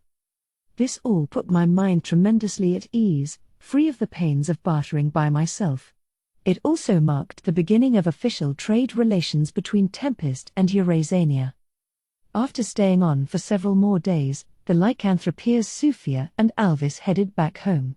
In Rio, the magic-born serving them remained in town with the other attendants. They had apparently been instructed to learn about the assorted technology we enjoyed here, and they were already beavering away at their studies. Kaijin and the Dwarf Brothers' workshop wowed them. When they visited one of our new construction sites, they assiduously took measurements of the framework's strength and stability. On a day trip to see our highways, they were shocked to see how effective our building crews were. Soon, they wanted to get to grips with this stuff themselves. If you are willing, they asked, we would be delighted to work with your teams. They weren't beholden to any particular schedule but wanted to stay on hand until replacements arrived for them. After discussing matters with Rigard, I decided to give them my permission. Before a month had passed, they were fully part of our work operation, far more serious-minded and good-natured than I gave them credit for. One of the lycanthropes was involved with other business. That was Gruasith. Inrio and the others were ordered to polish their technical knowledge here, but not Gruasith. While my master, Phobio the Black Leopard Fang, is serving his penance, I was ordered to provide whatever aid I could to you, Sir Rimuru. I am hoping I could return the favor, in some way. Thus, he agreed to help patrol the city, although between him doing ride-alongs with Gobta and training with Hakuro alongside Yom, it seemed to me he was just doing whatever he felt like around town. Ah well. If he was having fun, it was no skin off my nose. And so, the envoys sent from the Beast Kingdom of Eurasania shortly found themselves naturally becoming friends of the citizens of Tempest. Chapter 2, King Gazels' Invitation. I could see a child suffering from an intense fever, a cold, damp cloth upon his forehead. Before it reached room temperature, a new cloth was immersed in water and wrung out. It was a valiant effort. It wasn't even her own child, either. "It's all right," she said, smiling at the child as he groggily forced his eyes open before closing them again, relieved. The dream kept coming and coming. The fade to black, and then with each scene, the child would change out, each one looking in terrible pain. It was supposed to just be a dream, but somehow, it weighed all too heavily upon my soul.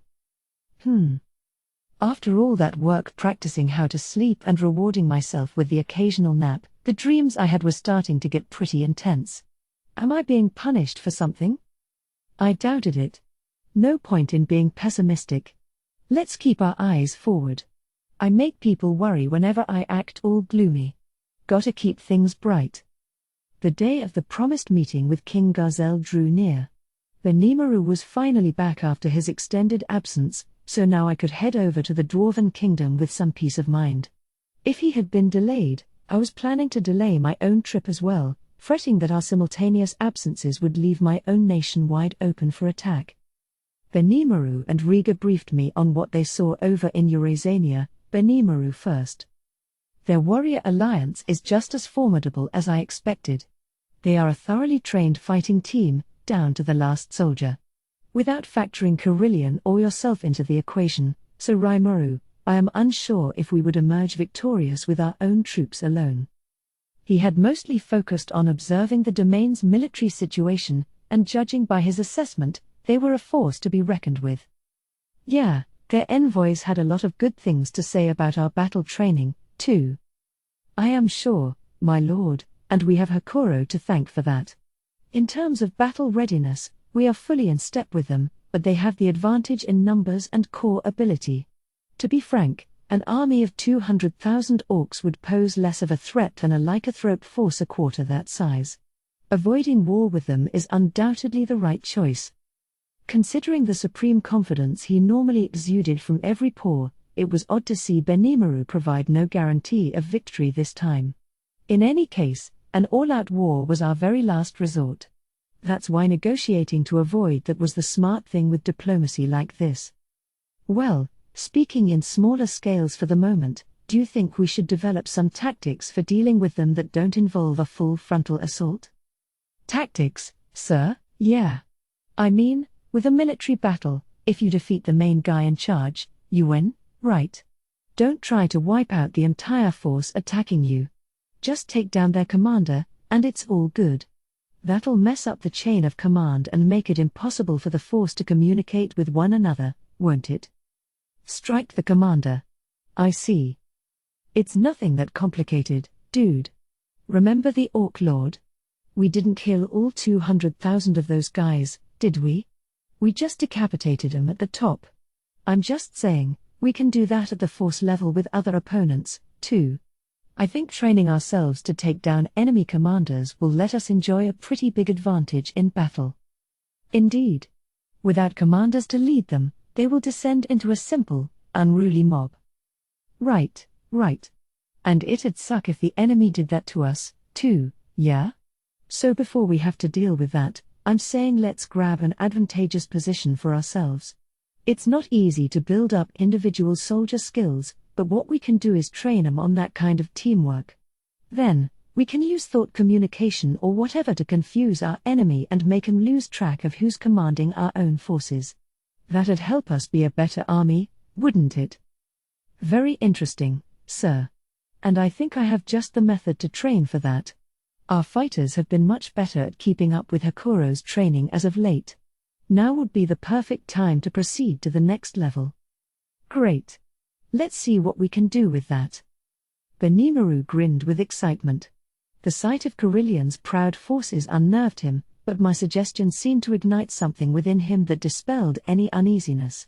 So he promised to work with Hakuro to train our monster soldiers while keeping watch over the city. Good on him. Next was Riga. The buildings in Eurasania were a measure cruder than ours, my lord. However, the royal palace in the middle of the domain boasted the very heights of extravagance, striking a noticeable difference from the rest of the lands. The domain's riches seem centered upon this palace, but not, perhaps, in an ill way. It seems to be what Carillion's people want for their leader. The Demon Lord wields tremendous influence over his warrior alliance squadrons, and he seems committed to making life safe and peaceful for all his citizens. I had to hand it to the guy. His domain seemed an incredibly safe place to live. Simply recalling the sheer ambition he showed during his visit made me shudder, so I expected Rieger's glowing report. Not just with the buildings, either, Rieger continued. Their overall industrial craftsmanship demonstrates technical skill notably below our own. Oh? Yeah, I'll bet, given that we got Kaijin and his men, plus Kurobe and Shuna and all. Guess we really do have it pretty good over here.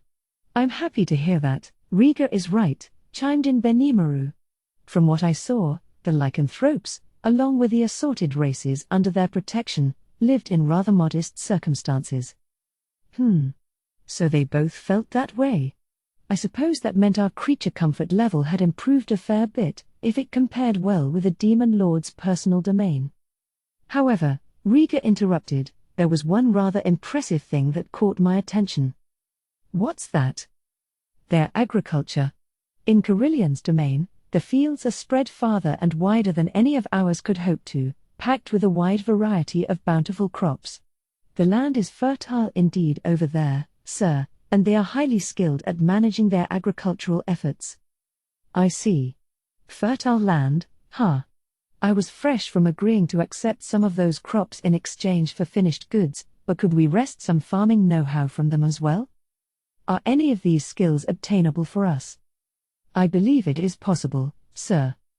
Great. In that case, I'd like to have Lilina recommend a few members from our land managers for our next envoy trip. I want them to study the system they have over here in depth and see if we can adapt any of it for our own lands. A fine idea, Rigard said. Our food situation has improved greatly, but we are still taking a trial-and-error approach with many of our issues. Perhaps that would help us speed things along. Now we knew what to have the next expedition focus their attention on. Leaving Rigard and the other elders to work out the details, I left our meeting hall. The Dwarven Kingdom awaited, and it was time to address all the little things I needed to cover before then. Between selecting a gift or two for King Gazel, building a portfolio of everything we had under development, and working out what I'd wear for my visit, there was a lot of annoying, or should I say, thorny issues to tackle. Benimaru, of course, joined me. Shouldn't you stay in that meeting? You'll be leading the next team over there, won't you? On that question, sir, I believe we are in good hands. We found the Demon Lord Carillion to be completely trustworthy. We may need bodyguards along the way, but with the relationship we have, I see no reason at all to worry about sudden ambushes. Sir Rieger and I were in agreement in that regard, so we have already decided to have him lead the next mission. Oh? Well, sounds good, then. Guess Carillion's not just some fool relying on his power, then. Not at all, no. I did try picking a quarrel with him, but he merely laughed it off. Whoa there. What's with that out of nowhere? You sure that was a good idea? He wasn't really angry, was he? No, sir. I couldn't exactly unleash Hellflare, so he beat me pretty soundly. I still have much to learn. It reminded me of Hakuro's familiar refrain, never rely on sheer strength to direct your moves. I had thought Lady Millim's training had improved my technique to some extent, but he gave me this story as nonchalantly as if he were reporting the weather. Ugh. Maybe I shouldn't allow Benimaru outside our borders, after all. If Rieger was leading future envoys, at least I wouldn't have to worry about that. Maybe that's why Rieger volunteered for the position, actually. Regardless, I needed Benimaru to keep our own domain safe in my absence, a task he was already aware of. I'll be counting on you for that. Understood, sir. I have already defeated Phobio, the Black Leopard Fang. Unless a Demon Lord caliber foe rears its ugly head, I promise I will keep us all safe. Yeah. I didn't want to give him too much praise after he admitted to picking a fight with a Demon Lord caliber foe just now, but whipping Phobio like that was pretty kick-ass, I had to admit. Having a higher-level opponent like Millim train us in battle must have helped. Benimaru was really growing with the rest of us. His unfettered aggression made me nervous about him representing us in foreign lands, but he should keep my own land safe in my absence. I'd be making more and more foreign trips going forward, and Benimaru would need to become the keystone to our own defenses. The big day was here. Changing into my travel clothes, I headed outside. Everyone was in a huge tizzy with departure prep. I was the only one without much to do. Well, myself, Kaijin, and the 3 dwarf brothers, that is. They were all milling around outside, dressed in fancy formal attire they'd normally never be caught dead in and looking all tense about it. They were so nervous, I almost had to laugh. "Good morning, gentlemen." "Whoa. Hey, boss." "Good morning." Mildo was his usual taciturn self. It was always odd how I understood what he meant to say despite that. The 4 would be heading back home for the first time in a while. There was little wonder, then, that they all had a lot to think about. "We really gotta thank you, boss," Kaijin added. "If it hadn't been for you, I don't think we'd ever see our homeland again." "You said it. Didn't he, guys?" "Dang right, he did." Mildo's reaction made me chuckle. They were being far too complimentary, but if they were excited for the trip, all was well, I thought. I did, after all, force them to leave the only home they knew. That was always a concern of mine. "Well, I'm glad for you guys, too. And that I came to know you all. Kaijin, you've done wonders for us, both as a weaponsmith and as the manager of all our production efforts. Garm's workshop is responsible for all our nation's armor, Dold is handling everything from handicrafts to magical tools. And Mildo, with your assistance in running our construction department, you've got a hand in designing every building around us. You've all been a big help to me." Heh. As craftsmen, we couldn't ask for higher praise from ya. The 3 brothers nodded their agreement with Kaijin. "Yeah, you really are craftsmen, guys." It made me so happy, I couldn't help but laugh along with them. After a little bit more waiting, we were all ready to go. That conversation with the dwarves helped me completely forget about that gloomy dream I had earlier. It's always nice to kick off a journey on a high note like that. Things proceeded smoothly en route. Geld's efforts had paid off. We now had a beautifully laid road to travel on. It had been widened to a comfortable size, making it easy for wagons to traverse. Taking advantage of this, we were now traveling in style with 2 horse wagons in our party. Well, not horse wagons. The Eurasianian envoys had tiger wagons. I suppose this means we were rolling with wolf wagons. They were being pulled by star wolves under Ranga's leadership, and having such fine beasts leading the way made for an easy ride for all of us. There were a little under 10 people joining the dwarves and me on this trip. First, Shion, my main assistant, and Shuna, my deputy secretary. Shuna was more my personal cook than deputy, maybe, but I figured she could help introduce things like our fabric-making operation to the dwarves.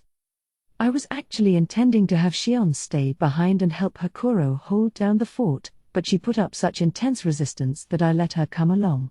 All it's not fair. This and it can't be. That and just Shuna alone, on a solo journey with you, so Rimuru. And so on, with bouts of sobbing and violence in between. Quite an ordeal. I tried explaining to her that this was serious business, not a fun summer road trip, but she wasn't listening, and in the end, it just wasn't worth the time to try to make her. She was, of course, all smiles as she held me close to her chest, enjoying the ride aboard one of the wolf wagons.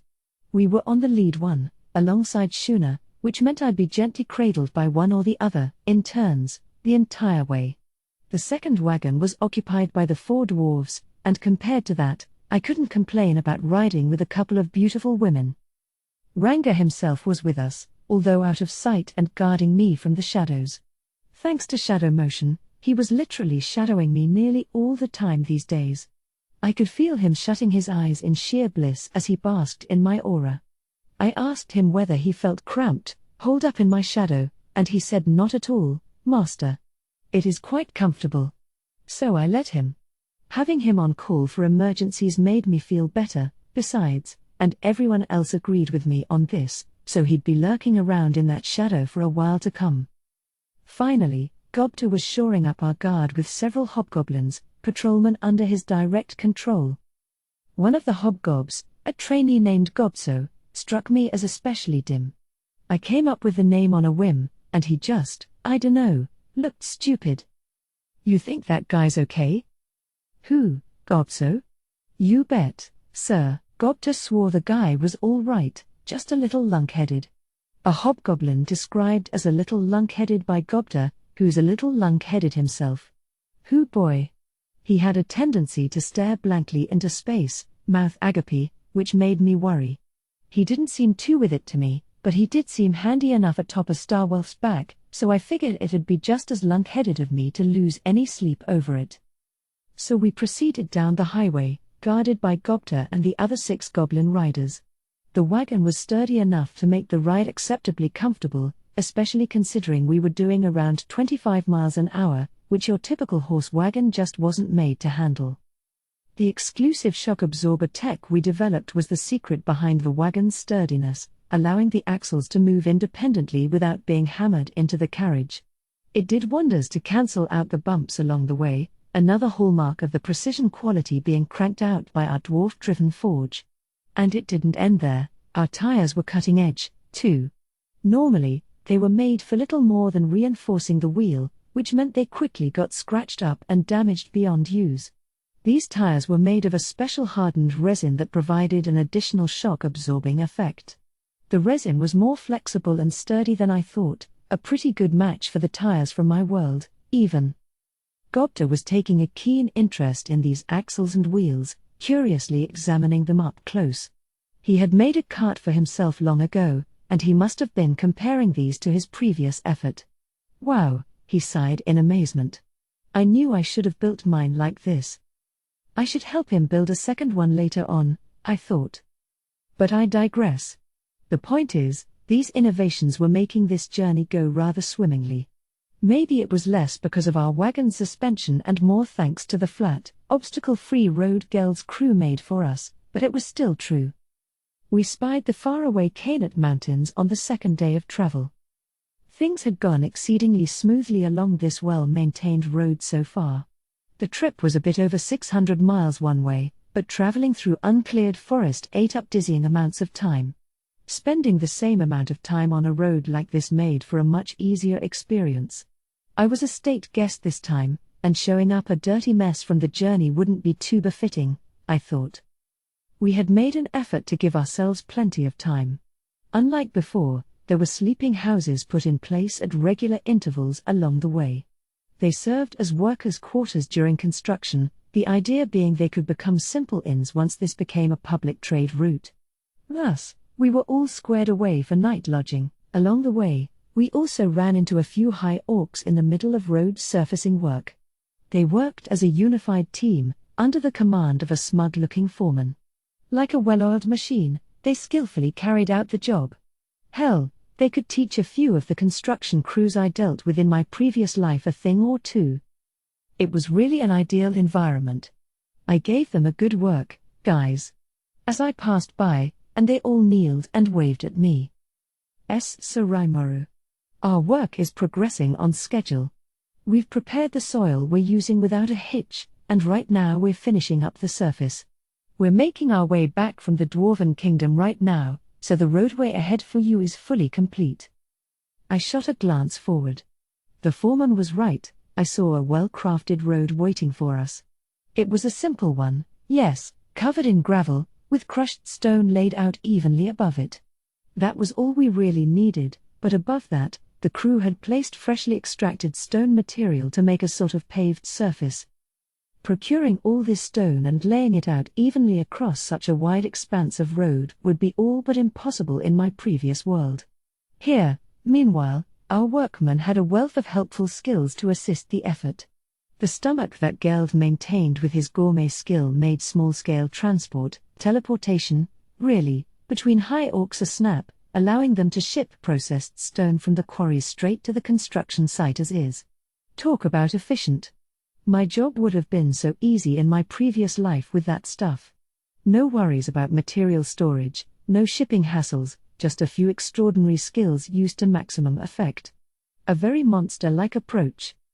It was clear, however, that the High Orcs weren't just letting their skills do all the work. They were giving 110% the whole way. That's why I wanted to thank them for their efforts. Look at this. You've all done a great job for us. Feel free to knock off early and take it easy the rest of the day. I took several barrels of drink out from my stomach, plopping each one on the ground. Don't overdo it, now. Cheers erupted up and down the road. And with all the thanks I was showered with, we decided to stay there for the night. The next day. Good morning, Sir Rimuru. The moment Shion carried me out from the hut, we were greeted by several hundred orcs standing in neat lines. Whoa, I shouted. All the workmen I couldn't greet personally yesterday must have assembled here in the early morning. Good job, everyone. Shion nodded, trying to sound as self-important as possible. Shuna giggled at this as she greeted them all. The hobgoblins whispered among themselves, amazed at the spectacle. Ranga, meanwhile, stayed curled up in my shadow. This was no concern to him, since road conditions didn't really matter to his species. Unlike Ranga, I had a keen interest in how the completed road ahead looked. I had to give these high orcs my thanks. I'm glad to see the magnificent work you're all doing. Keep it up.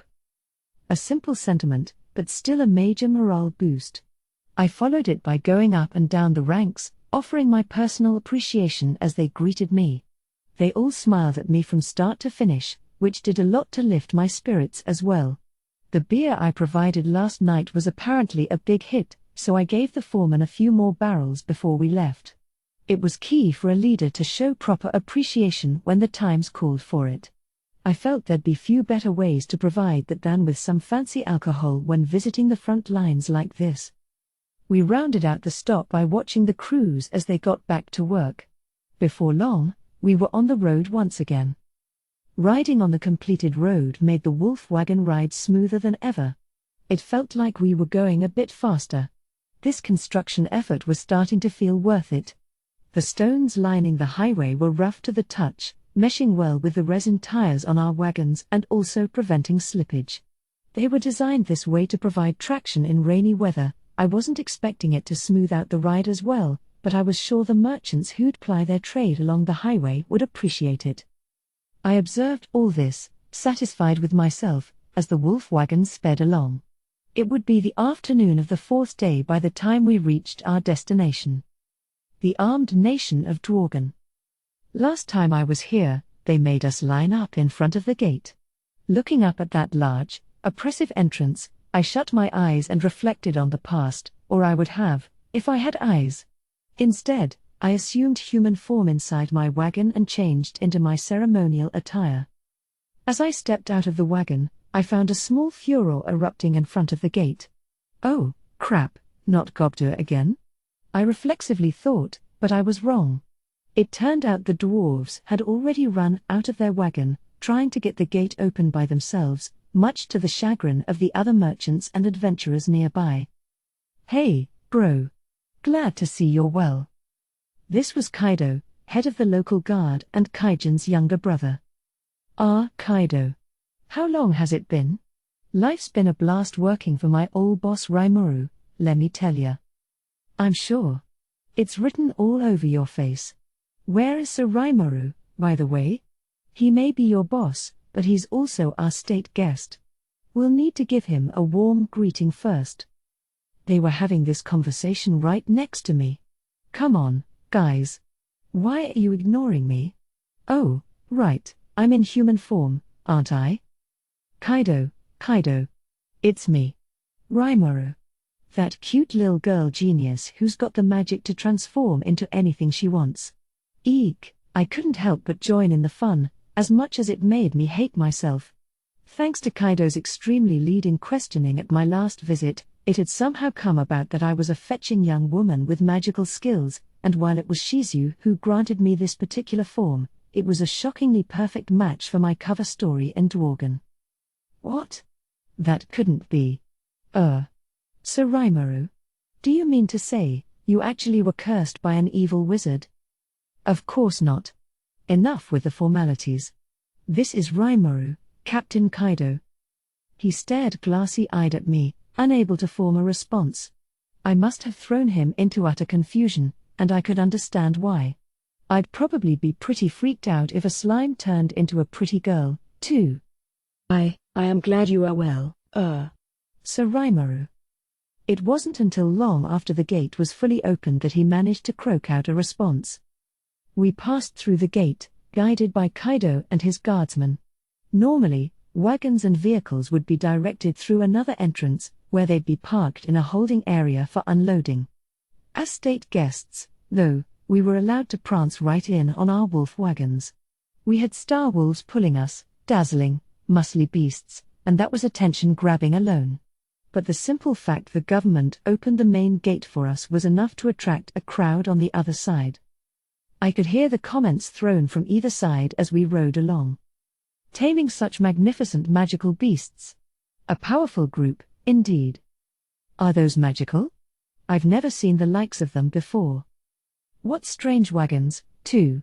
The wheels move independently of one another. See how they bob up and down along the pathway, even as the wagon itself remains steady. A magnificent piece of smithery, there. But who are they? And why do they deserve the full front gate treatment? We don't even do this for royalty from the smaller kingdoms, do we? No. Maybe from one of the larger powers? Pretty small guard contingent, if so. Also, with all this kindness we're giving 'em, I was expecting a king or the like, but they sent a princess instead. Ooh yeah. She's pretty cute, isn't she?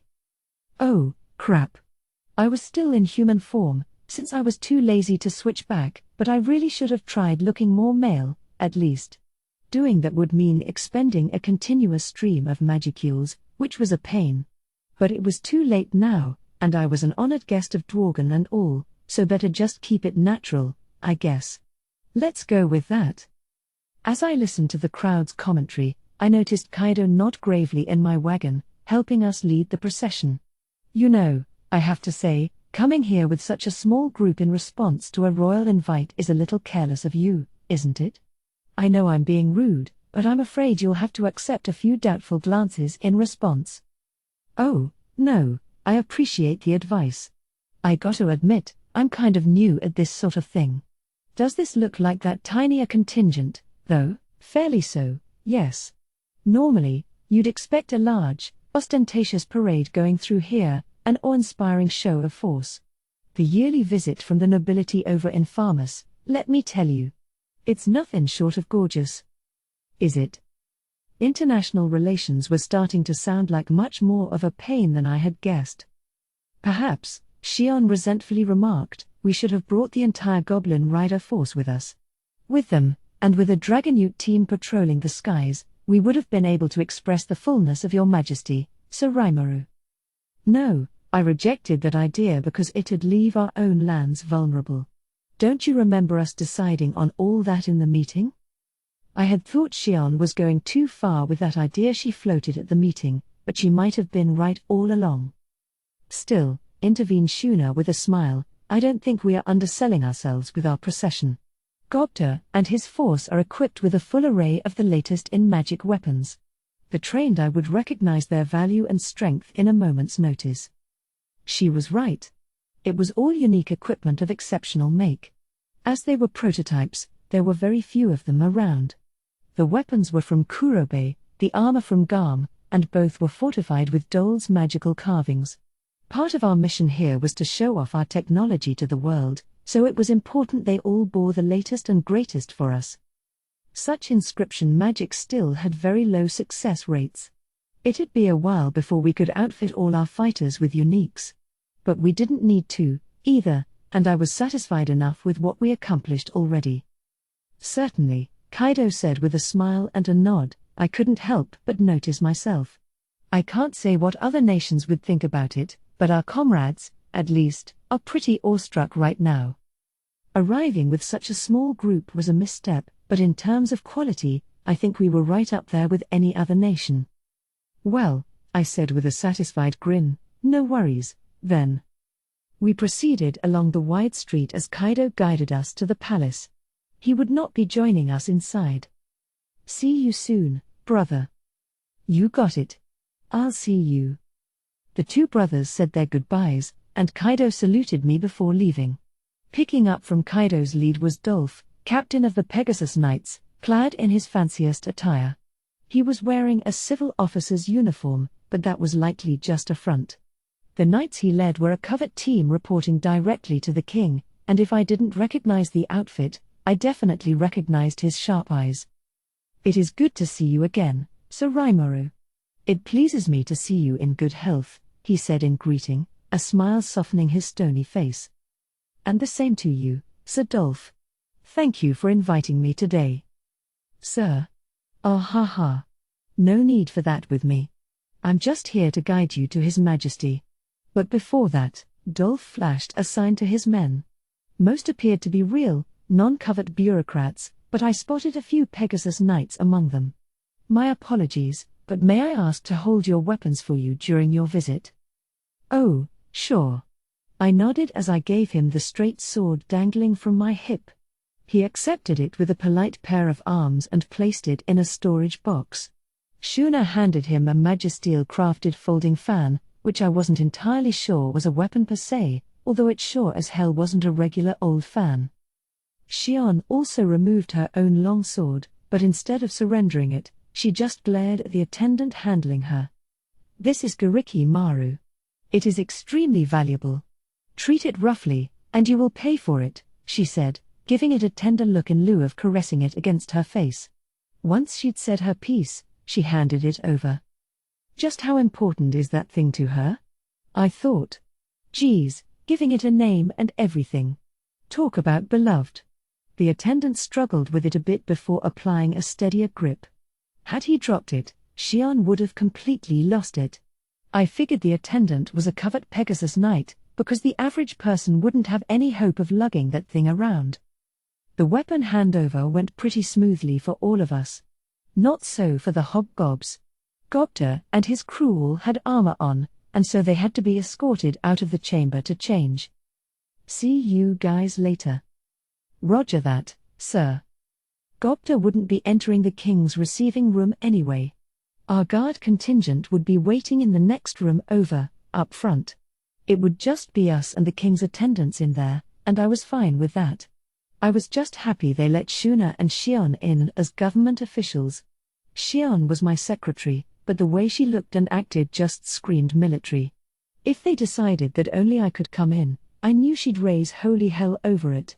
Good thing the dwarves were open-minded about this. Once that was all taken care of, Dolph escorted us inside the royal palace. We headed straight for the dungeon last time I visited, so I took my time to gawk as we moved along. Magic sense was convenient at times like these. It let me do all that looking without having to swivel my head all over the place, allowing me to retain a, hopefully, regally authoritative air along the way. So on we went down the long corridor before arriving at a large, ostentatious-looking door. "His Majesty Rimuru," shouted one of the guards as it opened from the inside, "Sovereign of the Jura Tempest Federation." "Follow me," a female dwarven attendant said as she approached. "King Gazel is waiting for you." This was the end of Dolph's duties, so he gave me a salute and stood bolt upright at the side of the door. It was all so stiffly formal to me. There were so many little rules I had no chance of knowing, I grew anxious that I was bound to screw something up. "How nice to see you again, Rimuru," but I shouldn't have worried, because once Gazels spoke to me, things started moving so fast I didn't have any time to think. I sat down on a seat offered to me, facing the king, as Shuna delivered a formal greeting. I could still feel the nerves as she provided a royal attendant a list of the gifts we had brought along. Man, Shuna rocks. I had absolutely no idea what I should have been doing there, so I just remained seated, smiling, like we said I should beforehand. "Just act relaxed, in control," she had suggested to me, "and I will find a way to take care of the rest." I trusted her to do that, so I remained seated, trying to look as elegant and unaffected as I could. Shuna was doing all the heavy lifting, for sure. She was an ogre princess, after all, and she demonstrated stateliness and dignity that I couldn't help but admire. The initial exchanges seemed like they took forever, but really, it wasn't long at all. I was too out of it to pay much attention to what was being said. The great sage was automatically memorizing everything for me, I figured, and I could refer to that later. Soon, Shuna and the attendants had wrapped up their back and forth. It sounded like they were preparing a royal dinner in our honor this evening. They say it takes several days to prep for that kind of event. I was sure glad we weren't late. We had some time before evening came, and they took this opportunity to show us to our rooms, figuring we would be tired from the journey. Only then did I dare breathe a sigh of relief. Oh, man, I was such a bundle of nerves. He. Were you? You seemed very dignified to me, Sir Rimuru. Oh, absolutely. You cut a gallant figure in the royal chamber. I was in awe. It seems to me that Xion could use more instruction as a secretary, however. My, Shuna, cutting it rather harsh with the jokes today, are we? I wasn't joking. Listening to Shuna and Xion carry on as usual helped me calm down a little. Yeah, well, I'm glad they're treating me like royalty and all, but I really hope I don't have to go through that again. I'm afraid you may have to get used to it, Sir Rimuru. More of these opportunities will arrive in the future, no doubt. Perhaps, yes. As you build your political and military might, little matters like these will be unavoidable. Wait a second, Xion. I wasn't thinking of this as some kind of world conquest. I don't know where she got that idea. I just wanted to get along with my neighbors, if I could. Just so we're clear, I'm not trying to rule the world here, you know. What? You aren't? Xion's obvious surprise was a shock to me. That's what he has said from the very beginning, commented Shuna with a sigh. At least nobody else was working under that assumption. Our banter continued along these lines until it was time for the banquet. Gopta's team would be in another room, eating separately, and after meeting with King Gazel, Kaijin, Garm, and the other dwarves asked for permission to explore their old stomping grounds again. Undoubtedly they were seeing friends and family right now. Thus, it was only me, Shuna, and Xion present with the king. I was a tad nervous about Xion coming along, but the dinner ended uneventfully enough.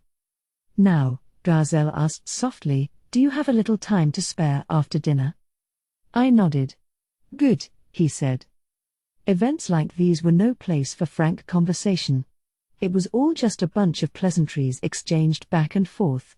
It was hard to truly speak one's mind with all the compliments and roundabout speeches the atmosphere demanded. Nobody wanted to shoot their mouth off and have promises extracted from them, so that naturally limited the topics of discussion a bit. In my case, too, I was so focused on King Gazel's mannerisms and my own table manners that there wasn't room in my brain to think about any of that.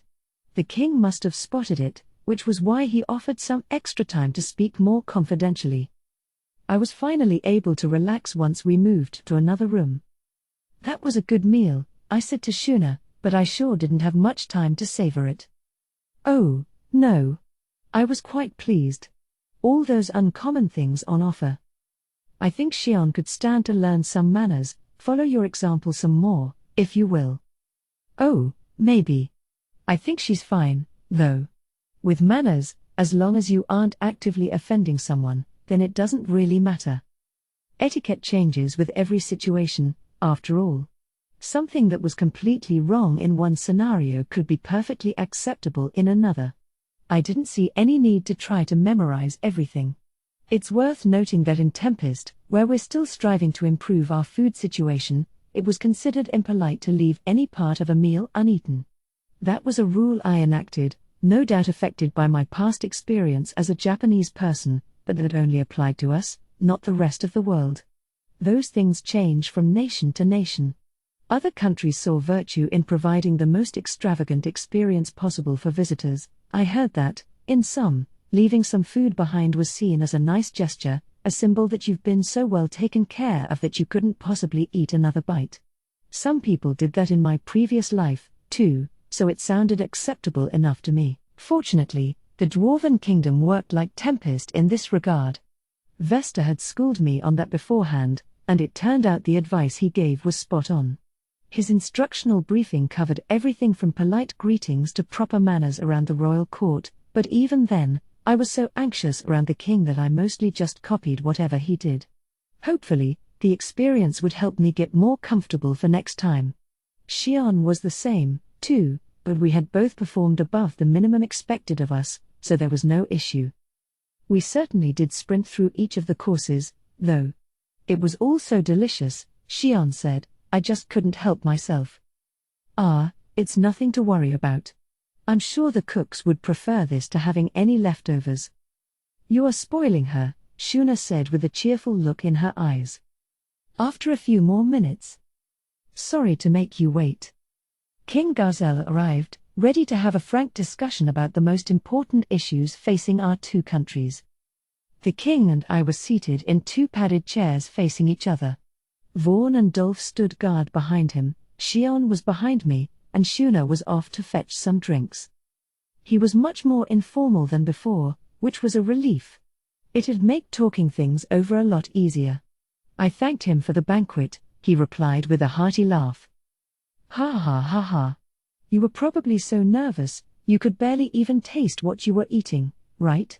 Let me tell you something, diplomacy is all just one big bluff. If you act like that, don't complain if people feel they have the right to run you over. You say that, but Vesta gave me his personal seal of approval. Humph. As skittish as he is, I'm sure he was simply going easy on the master he serves. The king was hurling a lot of criticism my way, but if anything, it made me all the more comfortable. Well, I'll do better next time. Heh. I'm much more comfortable wielding a sword than navigating these types of negotiations, too. As he put it, Gazel wished for nothing more than the ability to freely and aimlessly wander the land. Perhaps he would have been able to if his father hadn't died so unexpectedly. But before the topic got too gloomy, he changed the subject. So, down to business, then? I nodded. Certainly. First, thank you for pardoning Kaijin and the others. I know they appreciate it a great deal, too. That was the best way to earn the approval of my cabinet members. I was planning to forgive them from the very beginning. Plus, with someone as strange as you involved, I didn't want you running around my kingdom too freely, he bashfully admitted with a grin. Wow, that's a pretty mean way to describe me. Of course, I would have had the exact same thought, but... Would you? We faced each other and smiled. It really was a hard decision for me, you realize. Letting go of Kaijin and Garm was heart-wrenching. I'm glad it's proven to be the correct answer, at least. Yeah, they're really working hard for me. We have a steady supply of armor thanks to Garm, and Dold and Mildo are a huge help in our construction efforts. And with Kaijin handling all sorts of things I couldn't, we're still able to function as a coherent group right now. Is that so? Well, perhaps it was all for the better, then. I thought they'd be better off exercising their skills in a freer environment, rather than toil in obscurity over here. And how has Vesta been, by the way? He didn't join you on this visit? Well, I invited him, but... I did invite him, but he refused. He was all I do appreciate it, but I could never show my face to King Gazel until I can offer him some real accomplishments. And so on. If you ask me, I think he just wanted to stay focused on his research. Ha. Now that's the Vesta I know. So he has an environment where he can put his genius to work now, eh? Wonderful to hear, the king said with a smile. Deep down, he must have truly worried about his old staff. It wasn't something he could publicly express, which no doubt led to all sorts of dilemmas. I was the same way. Shuna came back with drinks just as I finished offering my thanks. She had brought in some of the whiskey I tested on Yom before. Help yourself. Is this one of Dole's creations? Gazel picked up his glass in wonder. It was almost crystalline in appearance, and it gave off a pale gleam in the light. The glass bore an intricate pattern, and it didn't take an expert to see its value. This was also a magitool with a magical inscription lurking under the artistry to apply an antidote effect on anything poured inside. You'd need to be a magic user to trigger that, of course, but... this has an antidote magic inscribed in it. Very thoughtful. The king spotted it in an instant. Then he activated it. You can use that to check for poison, I said, but I'm a monster, so I'm too resistant to have much use for it myself. It was true. Alcohol isn't exactly poison, but too much of it can lead to unpleasant experiences. Some people had trouble digesting it, leading to acute alcohol poisoning if they weren't careful. I doubted the dwarves would have a problem with that, but just in case, I figured. Gazel brought the glass to his lips. The smell instantly registered in a look of surprise. Ho! A very elegant aroma. He took a couple moments to savor it. I, on the other hand, took an immediate gulp. I could feel something hot burn through my throat as I imagined my head catching on fire. Sadly, it lasted for a mere instant. Report. Poison resistance, successful. Don't succeed on that, man. Alcohol isn't poison. Why doesn't the sage get that? I've made this lovely indulgence for myself, and I can't even enjoy it. It was very depressing, but I just have to be content with seeing others cherish it instead. Nothing sadder than an exquisite liquor you can't even get drunk off of. My, watching me take a swig, King Gazel tried a sip of his own. I'm sure the ensuing sensations that ran down his mouth, throat, and stomach were like nothing he had experienced before. But he was a dwarf. He didn't gag on it like Yom did. I like it, he said before asking Shuna for another glass. Dolph watched on behind him, no doubt a bit jealous. He probably had a sip earlier to test it for poison, so now he'd know what it tastes like. Vaughn, left out of the party, simply gave his lord a perplexed look. Would you like some as well? Shuna offered, reading the atmosphere. Ah, yes. Just one glass, then. Dolph greedily accepted his cup, as if he'd been waiting for the invitation all his life. It may not be right to drink during guard duty, Vaughn dutifully stated as he took his own, but to us, a good drink affects us no more than breathing the air. They took their respective swigs. Vaughn did a poor job hiding his reaction to the alcohol burn. There is no need to be modest. The king laughed with a fiendish grin. We are the only ones here. Let's drink together, as we did in the past. Why, Your Majesty, I'm not sure we should. All right. Let us, then. Despite his grizzled, battle-worn features, Vaughn wasted no time shouting over Dolph as he took a seat to Gazel's right and thrust his glass in Shuna's direction. If that's what His Majesty wants, that's what His Majesty gets. Let's have it.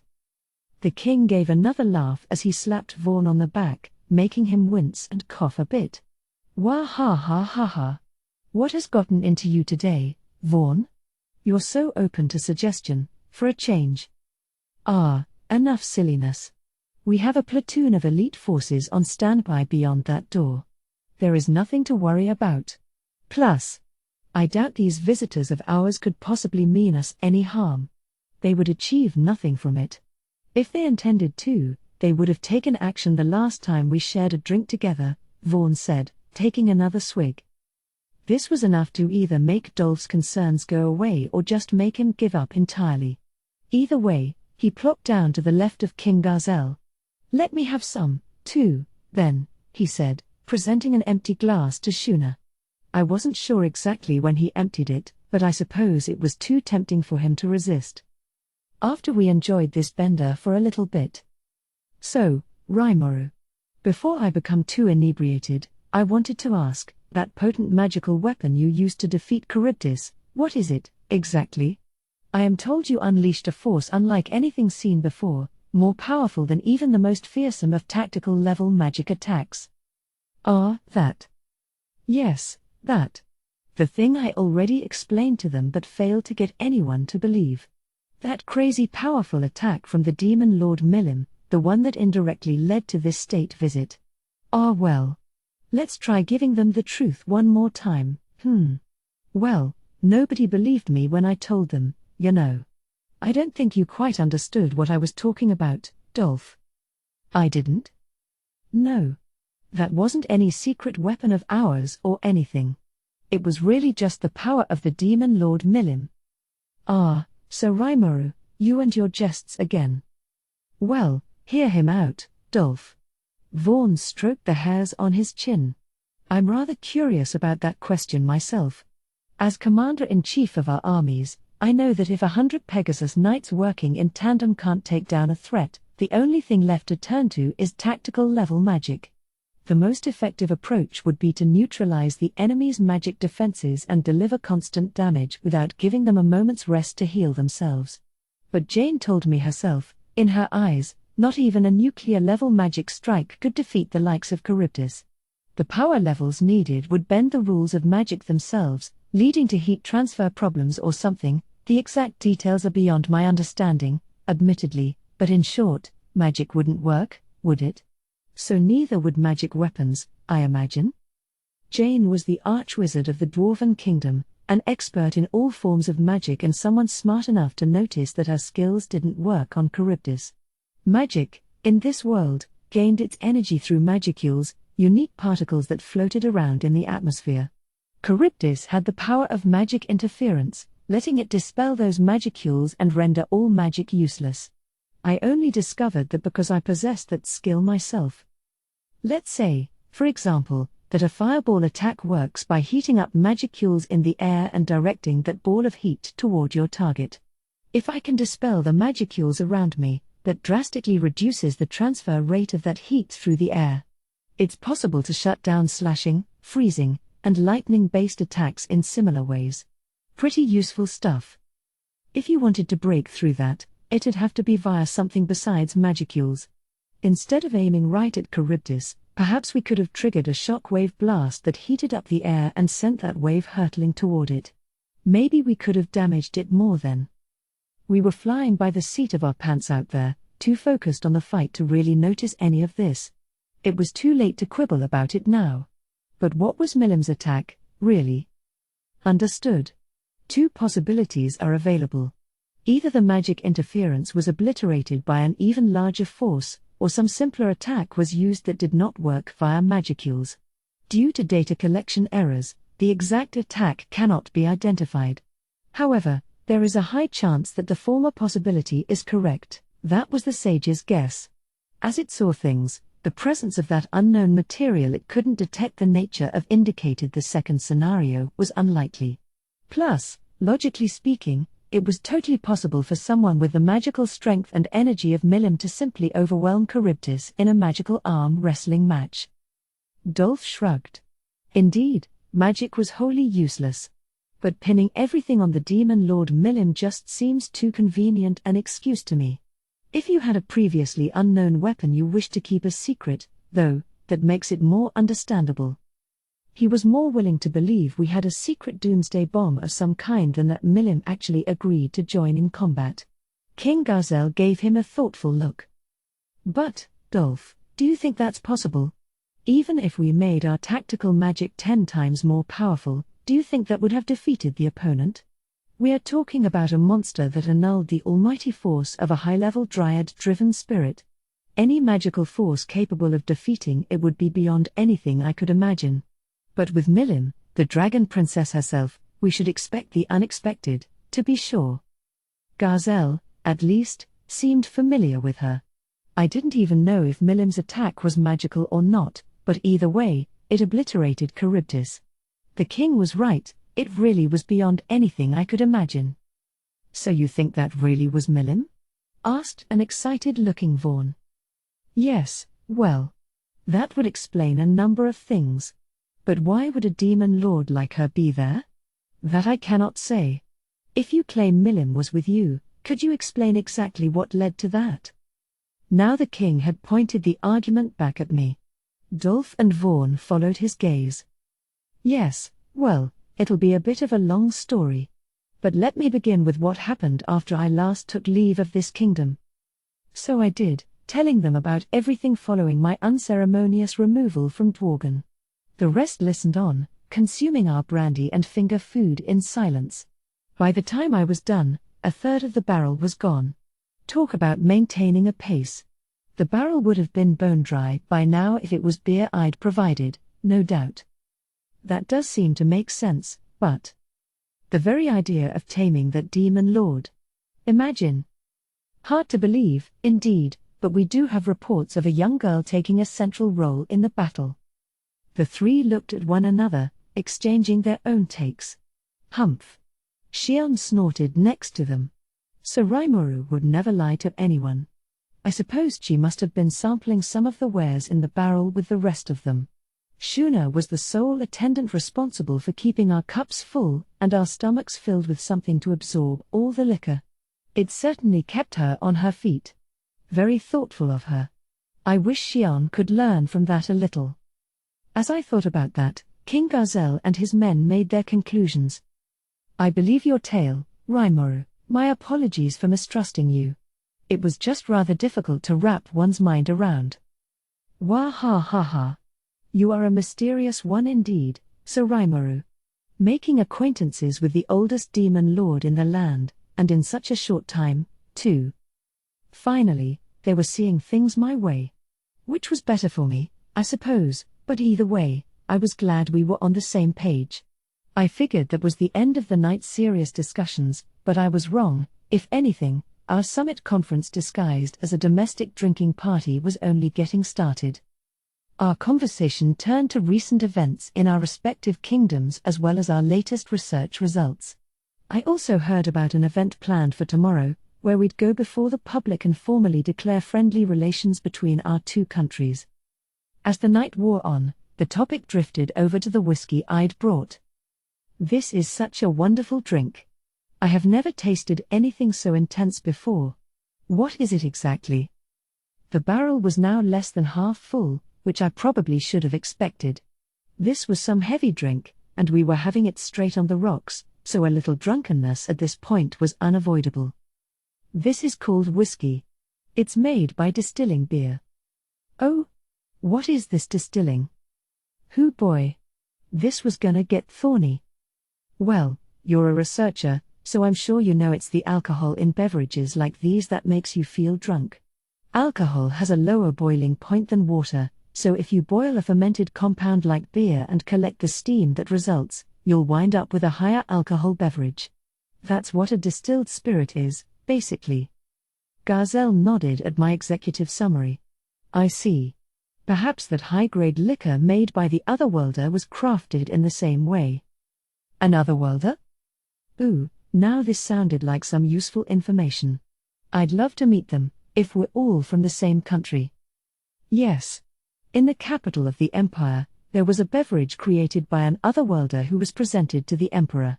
Some of it was put up for sale, and given the limited supply, it's being traded for exorbitant prices. It seems it cannot be made in large quantities. Does the same apply to this whiskey? Ah. Too bad.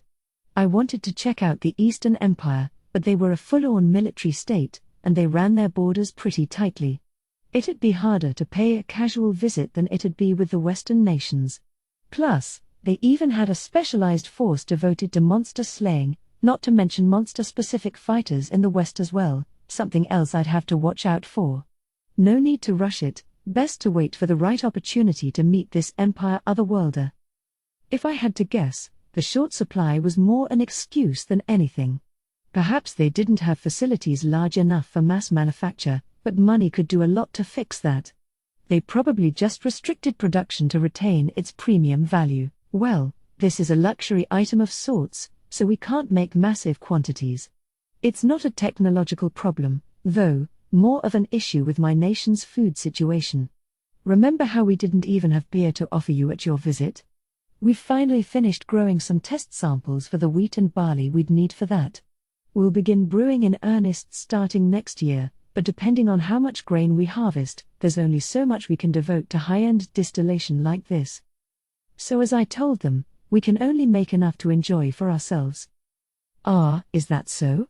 Yes, we rely on farmers or the Empire for much of the food we import as well. Indeed. Our low food self-sufficiency is our kingdom's single weakness. And you can't use magic teleportation to send food long distances, unlike weapons and armor. You're forced to work through merchant middlemen. Which is partly why we've made ourselves into a successful free trade city, but... Interesting. Their nation was built from the ground up for self-defense, but large-scale crop production couldn't be very easy in underground caverns. It wasn't completely shut off from sunlight, but it wasn't really suited for food production, either. That's why they decided to tackle that obstacle by polishing their tech skills and encouraging trade. Being a free trade city pushes more merchants to stop by, strengthens economic bonds with other countries, and makes them a more valuable asset to the world at large, hence why the Dwarven Kingdom was such a force in this land by now. I'd love to learn from that and build our own economic links. But something else about that grabbed my attention. Hey, can I ask a question? When you said you can't use magic to transport food? Yes, about that. Dolph explained it all in King Gazel's stead. As he put it, transportation magic wasn't a cure-all, using it to teleport organic matter could transform it, due to all the magicules it'd get exposed to. Things like fur pelts might just have their quality affected a little bit, but food would be mutated into something wholly inedible. Gobta had mentioned to me that the Dwarven Kingdom had transport offices in place. I was hoping to research them a bit to see if they could help with our own logistics. Hearing about this issue sounded like a big setback. But you can transport people all day with teleport magic, I mused. Dolph and Vaughn immediately seized on that point. Exactly. Jane tells us that teleportation works on wholly different principles and levels of magical force consumed. She mentioned it during a military conference where we discussed more effective methods of troop transport. Ha ha ha. I thought it'd be nice if we could teleport an army division directly behind the enemy with magic. But apparently another nation tried that once and wound up killing several thousand soldiers in the blink of an eye. It was meant to be a last-ditch tactical maneuver, but it wound up wiping the nation off the map. Hold it there, you! King Gazel bellowed. Are you drunk? That is confidential military intelligence. I apologize, Your Majesty. I shouldn't have let that one slip. Sorry. Forget about it. Normally, I'd court-martial you for that one. Honestly. The king was forceful in his words, but his demeanor didn't indicate much offense. Dolph and Vaughn just smiled and expressed their regret, no doubt recognizing this. I see, though, I ventured. I suppose we'll need to build our trade routes the old-fashioned way.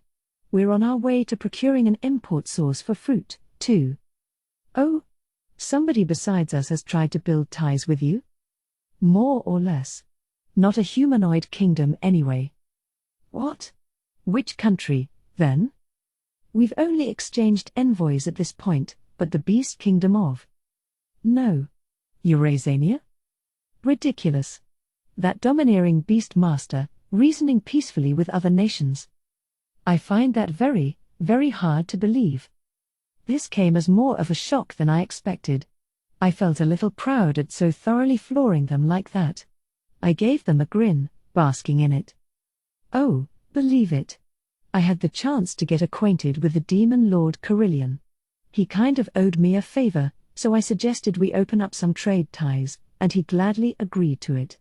So we sent teams of envoys to each other. So not just Milim but the Beast Master as well, you? If that's a lie, then you're the greatest imposter this century has ever known. But it doesn't seem like one to me. If so, then Tempest is suddenly more important than ever. You may be sitting right at the center of world trade before long. So, Rimuru, what do you intend to trade with each other? Despite their surprise, King Gazel and his team had opted to believe me. I suppose they analyzed it in their heads and decided it must have been the truth. Gazel's eyes were back in king mode now, searching for ways his nation might profit from this. I was ready for it. Well, they have a good supply of fruit and other luxury goods, befitting the magic-driven country they are, I suppose. A far cry from a nation like ours, still scrambling to feed ourselves. There's only enough fruit and such from the forests to keep our own plates full. If we can get enough trade going with that, we'll be able to shift more supply over to our liquor manufacturing efforts. Fruit? Could you distill some of that as well? Of course we could. Shuna? Yes, Sir Rimuru. Right on cue, Shuna presented a different bottle, this one filled with our scarce secret stash of apple brandy. Try some." She passed out new glasses to everyone, her elegant hands filling each one halfway with a clear liquid. Xion had been silent for much of the past while, focused wholly on the drinking effort. I worried a little about her. "Oh, what a sweet-smelling concoction this is."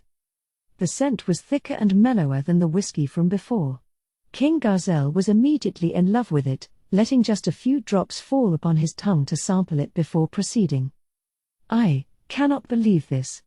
This is even better than that drink from the Empire I mentioned." "He's had some of that."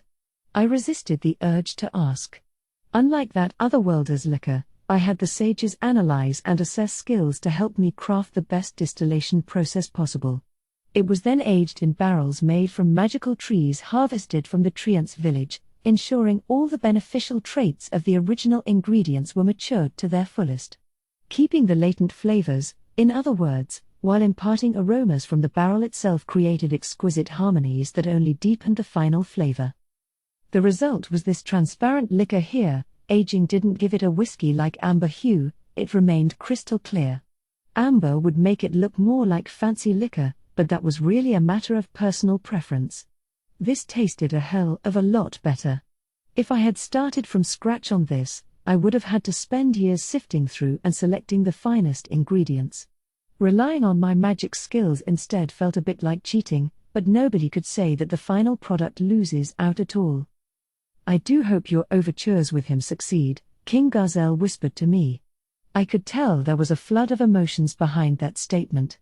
Dolph and Vaughn both eagerly nodded their agreement. Everyone must have really liked that brandy. Suddenly, Xion stood up. "No need to worry about that," she shouted. "Sir Rimuru is bound to solve all our problems. It is now a given that we enjoy a wealth of delicious food on our tables on a daily basis. Having it be joined by good drink is all but promised to us." She accentuated her point by draining her glass, settling back down, and immediately falling into a pleasant, self-satisfied sleep. I found myself at a loss. "You're making me handle all this now." I wanted to yell at her, but she was already far off into dreamland. "It's just every time with you, isn't it, Xion?" Geez. Still, it was weird. Whenever I had Xion avowing her trust in me, I felt like I could do pretty much anything. I'd bitch and moan about it, but I'd always try to make her wishes come true. "Well," I offered, "if that's what Xion here's expecting, I'll do my best, I suppose." He. "How reassuring to hear," Gazel said. "I'd expect nothing less from a fellow pupil of Hakuro like yourself, Rimuru. I hope you will be generous with this when the time comes. Hakuro doesn't have anything to do with this, man." And I know I readily agreed to it, but the beast kingdom of Eurasania wasn't exactly right next door. Maybe we could blaze a rough track, but paved over gravel was out of the question for a while. We'll need to build some kind of transport path first, of course. About that. The hard work your crew has been putting in is nothing short of astonishing. They work several times faster than the best of our engineer corps, and seeing them build a road practically before my eyes sends shivers down my spine. Yeah, I'm pretty impressed, too. But are you sure you are content with this? We are providing you with no support at all. I didn't expect you to come up with such a splendid highway for us.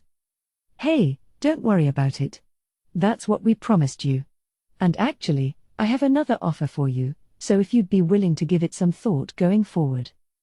I gave him a satisfied grin. Step 1, put your partner in a good mood. Step 2, move on to the main issue. All according to plan. It was now time for me to sell the king on our low potions and procure a doctor or two from them, my two biggest goals here. The result, a total success, as I extracted a promise that he would give both offers ample thought. With the night now behind us, today was the big day of our friendly bilateral relations pact. I felt fine, of course, but King Gazel seemed totally unaffected by all the whiskey he drank. Dolph, on the other hand, was looking a bit green around the gills, and I heard Vaughn was still sleeping it off in his room. Wasn't he supposed to be an Admiral Paladin in the Dworgen Force? Could he get away with that? It wasn't my place to criticize how they do things in foreign lands, but come on. Gazel whispered at me to keep smiling, so I did. The ceremony came and went, and while I was still nervous throughout, nothing terrible happened. Not until just before the end of it, when I was expected to say a few words. I pored over the speech in my brain before my turn came up. Rigurt and Kaijin had offered some feedback before I left, so after several rewrites, I had it memorized. I can do this. Let's rock. In another few moments, King Gazel wrapped up. I was in slime form now, and Xian held me up to the skies in front of the lectern. Hello, everyone. I am Rimuru Tempest, Lord and Overseer of the Jura Tempest Federation, or just Tempest for short. To tell the truth, I am, as you see, a slime, and one who was actually born rather recently. Through various twists and turns of circumstance, I came to know and foster a close relationship with Yom, the champion. When the Orc Lord threatened to conquer the forest of Jura, we both worked together to fight off and defeat this menace. Here, in this wonderful land called the Armed Kingdom of Dworgen, man and monster work together to create what is truly an ideal and prosperous coexistence. It is an ideal I wish to pursue for ourselves, as we attempt to build a nation in the forest of Jura that serves as a bridge between the human and monster races. King Gazel has given his stamp of approval to my dream, which I cannot thank him enough for. Going forward, I want to maintain the mutually beneficial relationship we have. In order to do that, we will need help from each and every one of you. There are a great number of monsters in my nation, myself included. In fact, it would be fair to call ourselves a land of monsters. However, at our core, we are no different from any of you. Instead of fearing us as monsters, I hope you will accept us as new friends. I hereby swear to you that everything I have said is the unvarnished truth, and with that, I conclude my address to you. It was short, but I still put as much firm emotion behind it as I could, hoping it would reach the hearts of Dworgen's people. I was trying to be honest. It wasn't like I was capable of pulling a bunch of crap out of nowhere for a speech like this. I also didn't forget to casually note my relationship with Yom, who was starting to become a legend in his own time. To me, the speech was pretty well perfect, but King Gazel still gave me an earful about it afterward.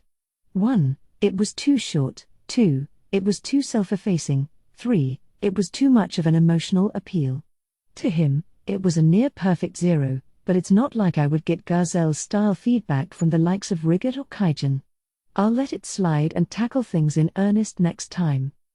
A leader was someone who governed his country, it therefore wasn't advisable for one to depreciate himself in public, it seemed. That was all the more applicable when addressing a foreign audience, since that could lead to them writing you off as a pushover.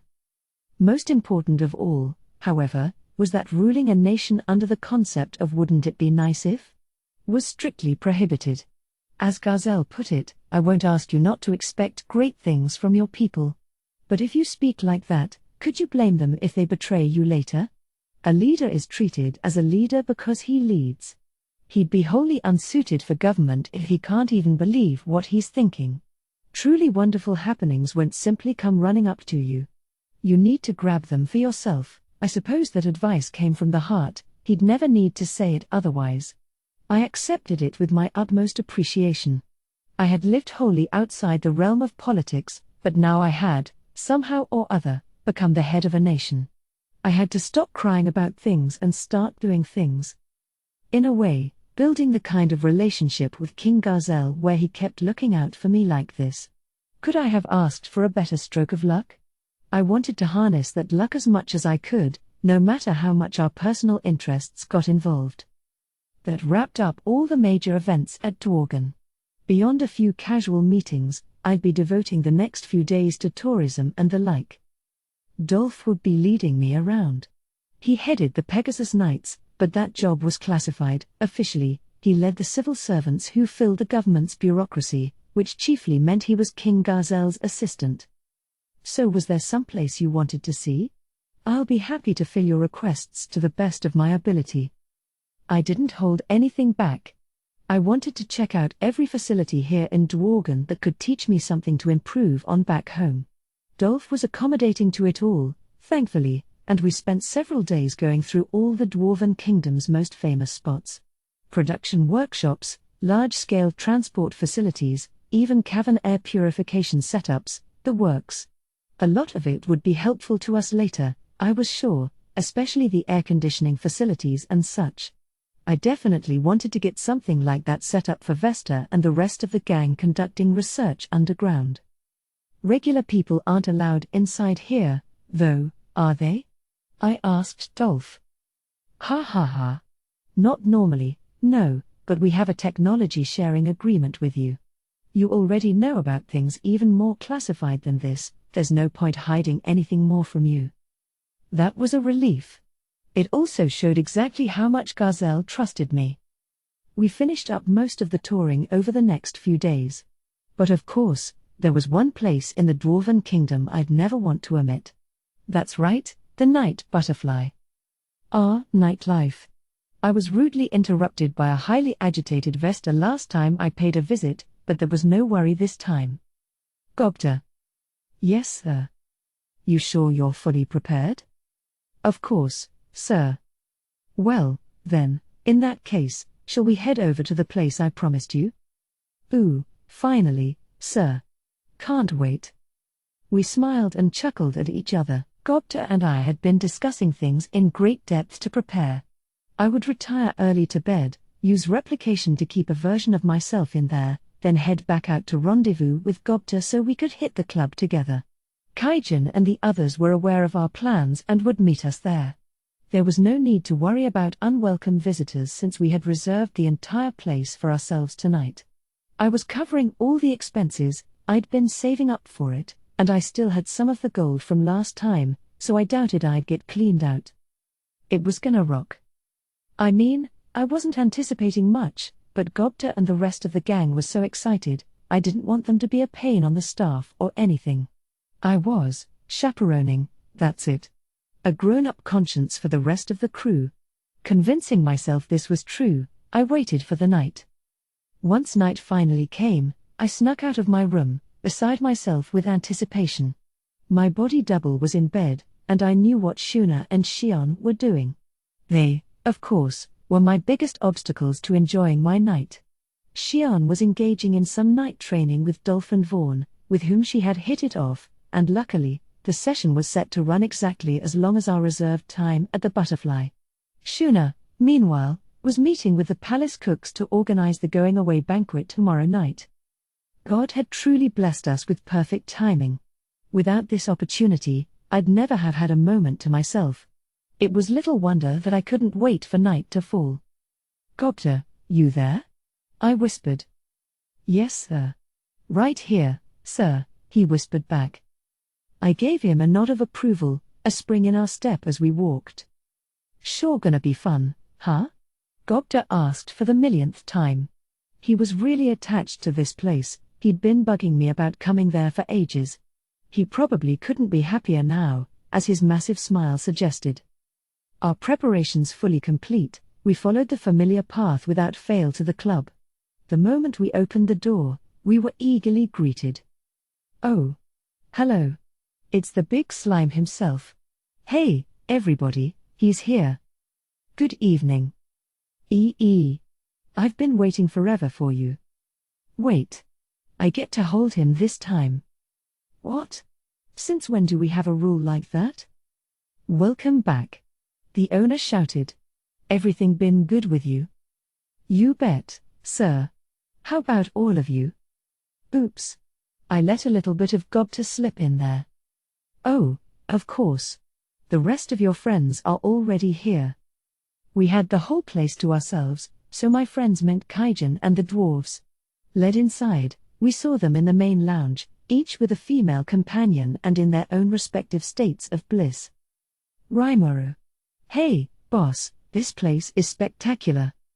Yeah, thanks for inviting me today, too, Sir Rimuru. Why wouldn't I, Kaido? You've been a lot of help to me, at least let me spot this for you. We're outta here in 2 days, and you probably won't see Kaijin too often after that, either. So let's kick back and chat, okay? Sounds good to me. What are you, crazy? A club like this, and you wanna chat with other guys? Come on, we got all these fine ladies here, let's have some fun, too. Yeah, Kaido. Kaijin's right. Right.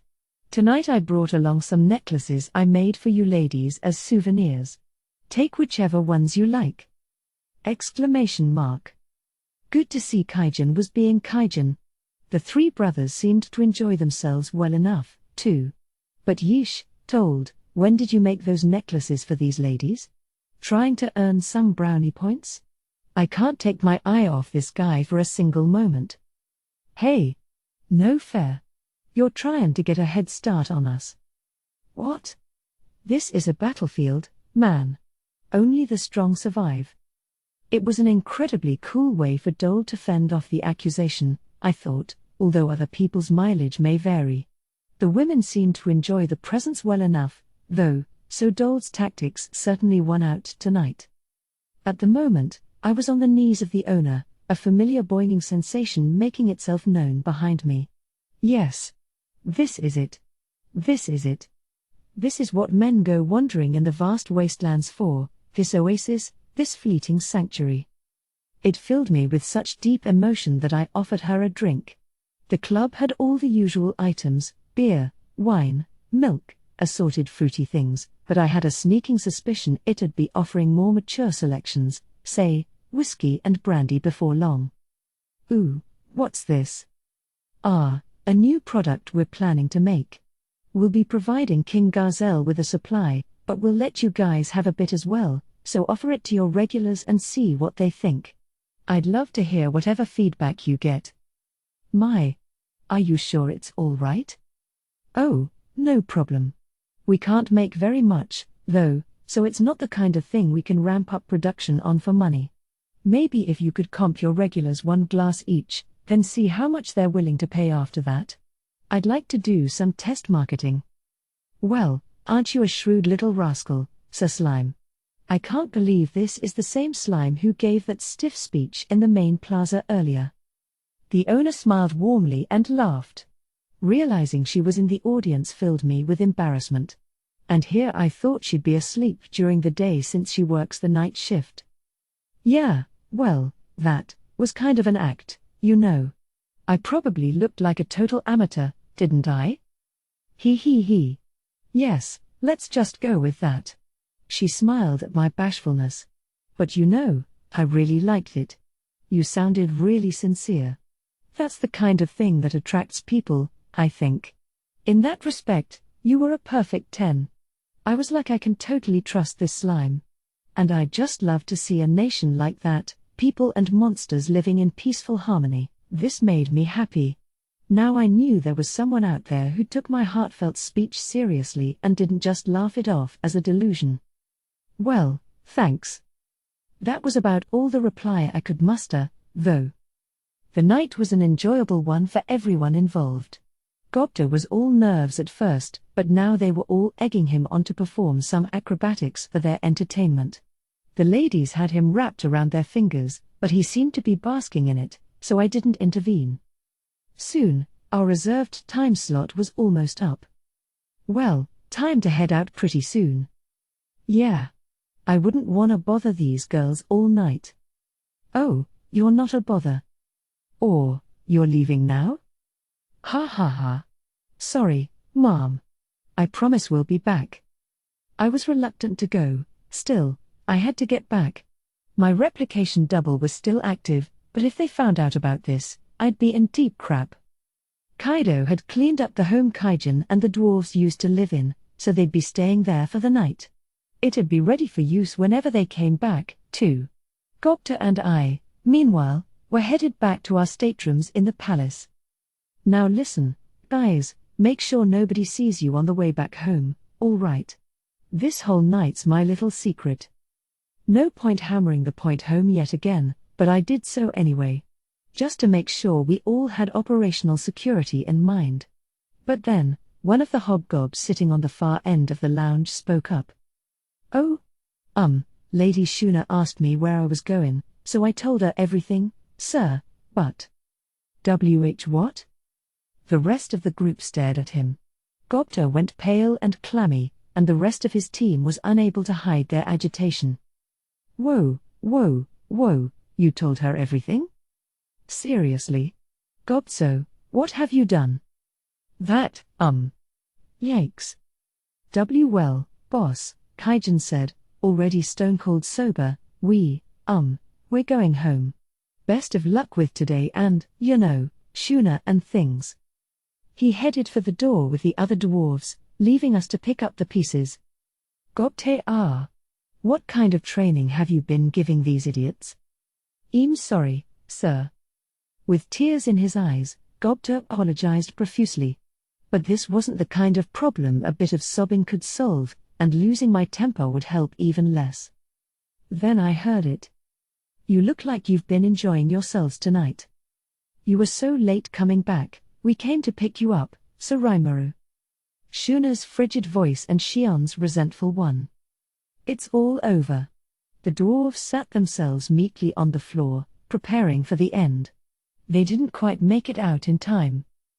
Time for me to give up all resistance, I suppose. We're so sorry. There's nothing to apologize about. Exactly. We certainly aren't angry that you didn't invite us. Their hatred ran deep this time. And thus, like perhaps a lot of evenings here at the Night Butterfly, ours ended with us wailing and apologizing to the most fearsome women in our lives. Gobso, one of Gobta's goblin riders, had put all of us in the doghouse. I thought Gobta was enough of a lost cause, but Gobso was even worse. Better keep an eye on him. The next day, after wrapping up our final dinner banquet, I was called into King Gazels' personal chamber. Rimuru, he said, I have decided to accept your offer. He handed me a stack of documents outlining a potential transfer of medical staff to our city. This is just a draft, so I'd like word on how much you're willing to accept as soon as possible. All right. I'll bring this home with me and discuss it with my team. Fortunately for us, he seemed willing to take on what I had offered him. It was a nice way to end our stay in Dworgen, not to mention begin our journey back. Chapter 3, To Human Lands. I had a dream. A dream that had grown more and more vivid over time. Hurry. Again. Please, the children. Not this dream again. Please, save the children. All right, I promise. Please. The children are in the royal capital. The what? The capital of the Kingdom of Inglesia. Please, save them before it's too late. And that's when I woke up. I woke up and then realized I was crying. This was no longer something I could just dismiss as a mere dream. I suppose I needed to head to Inglesia, to human-governed lands, as soon as possible. There wasn't a single moment to lose. For the first time in several weeks, I was back in Tempest. Benimaru and Rigid had worked together to keep things running smoothly in my absence. No fights or thefts to speak of, my lord, Benimaru reported. Things couldn't have proceeded more smoothly. Of course, if anyone was foolish enough to try any of that, I would have taken care of them immediately. We've already received a shipment of fruit from the demon lord Carillion, added Rigid. They were delivered by air, on the backs of these large avian monsters, so I'm afraid there is just a limited quantity for now. The monsters who called Tempest home got along pretty well by default, so I wasn't expecting a sudden crime surge. If anything, I felt like my presence attracted the kind of attention this country really didn't need. Our people had already performed quality checks on Carillion's shipment and divided it into supplies for food and ingredients for future distillation. Very well done, I thought. Things seemed to operate without a hitch whether I was around or not. Yom and his men were getting along well with the hobgoblins, high orcs, and other local monsters. It was more than my presence that kept Yom from starting street fights. The monsters, abiding by my rules, were quite a bit friendlier toward them than I thought they'd be, and nobody in Yom's crew was bigoted enough to look down on them. It was really chill. They might have been a rabble of hoodlums and pickpockets when I met them, but maybe they weren't so bad at heart. Plus, I really think Yom's got this inscrutable magnetism, the kind of charisma money just can't buy. And perhaps because both he and the monsters wanted to work together, they were dividing up their roles with surprising ease. Using Tempest as their base of operations, the team was conducting regular patrols around the villages that dotted the forest. If everything was normal, they trained daily under Hakuro's instruction. The frontier villages now had a firm support system backing them up. Before, if someone discovered a dangerous monster or herd, they'd have to contact the guild, select a team to dispatch them, and occasionally send out an investigation party first. Without a communication crystal, an expensive magic item, it'd take at least a week for a village to receive any support at all. Unicorns rode damn fast, though, so if they got an emergency message from a faraway village, they could head to the rescue within 2 days. They could just go on and on without eating or drinking. In terms of all-out speed, they could even beat the Starwolves. That's what being ranked P+ gets you, I guess. Good thing they weren't all snobby or only allowed virgins to ride them or whatever. That was a relief. The Goblin Riders were handling security duties around the main city, but if anything, our capital was almost too well defended. As a result, we agreed to have around 5 Goblin Riders join Yome's team to handle sudden alerts. They had the free hobgobs for it, so they were happy to work together. It also helped spread the word about our nation to the more remote villages, so I was all in favor. Yome appreciated it most of all, and it never hurt for me to be on his good side. Perhaps he felt a bit guilty about me doing all this stuff for him, so they provided us some instruction of their own on topics like group combat, sword skills, man-to-man martial arts, and so forth. I learned a lot from them about survival techniques and the way they kept themselves fed out on the field. Our relationship of trust had grown to the point that it wouldn't be ruined if I was out of town for a little bit. And if that's where it was at, that made me feel all the safer about journeying to human lands. That night, I gathered my officials and talked things over. So I would like to spend some time traveling around human towns and nations. I want to keep it under wraps, too. No need to make a big deal about it. I told them all about the dreams I'd been having. Dreams I suspected were being shown to me by Shizu Aizawa, the woman I consumed. I believed they revealed some of the reasons why she was so intent on confronting the demon Lord Leon, despite all her internal conflict. And I unlocked access to them simply because I trained myself to nap a bit, out of sheer laziness. You never know what life will throw your way. But did that mean when I ate Shizu, I took in her very soul as well? I was starting to think so, but the great sage provided no answer. It's always lecturing me on things I didn't ask it about but keeps its mouth shut in times like these. I imagine it'd answer if I deliberately thought the question, but nebulous queries like these were its main weakness. The sage, which always sought to be as accurate as possible with its replies, probably didn't want to admit it could be wrong about something. What is a soul? Not even it knew. Once I was done, I gauged the faces around me. I understand, a sullen rigid began, but the idea of you setting off alone, Suraimuru, is not one we can accept very easily. Indeed, added Hakuro, if something were to happen to you, it could upset the very foundation of the Jura Alliance, and just when it's beginning to take form. Well, if we don't want Suraimuru to go alone, perhaps we could provide him with protection? It was Benimaru who extended that lifeline out to me. As long as I could be kept safe, in other words, he wasn't going to chide me too much. Then Xian raised a hand. It would be all right for me to accompany him, then? I'm sure she hadn't been listening. There wouldn't be anything covered about my trip if she was with me. No, I don't want to cause any trouble this time, so I'm planning to do my travels in human form, not as a monster. CI tells me there are assorted magical barriers covering many of the towns, so if a bunch of Super A ranks like you come with me, we're gonna get spotted immediately. Plus, I mean, look at you, you've all got horns on your heads. Our horns are purely decoration. And I'll work to hold my aura back, I promise you. Okay, try it right now.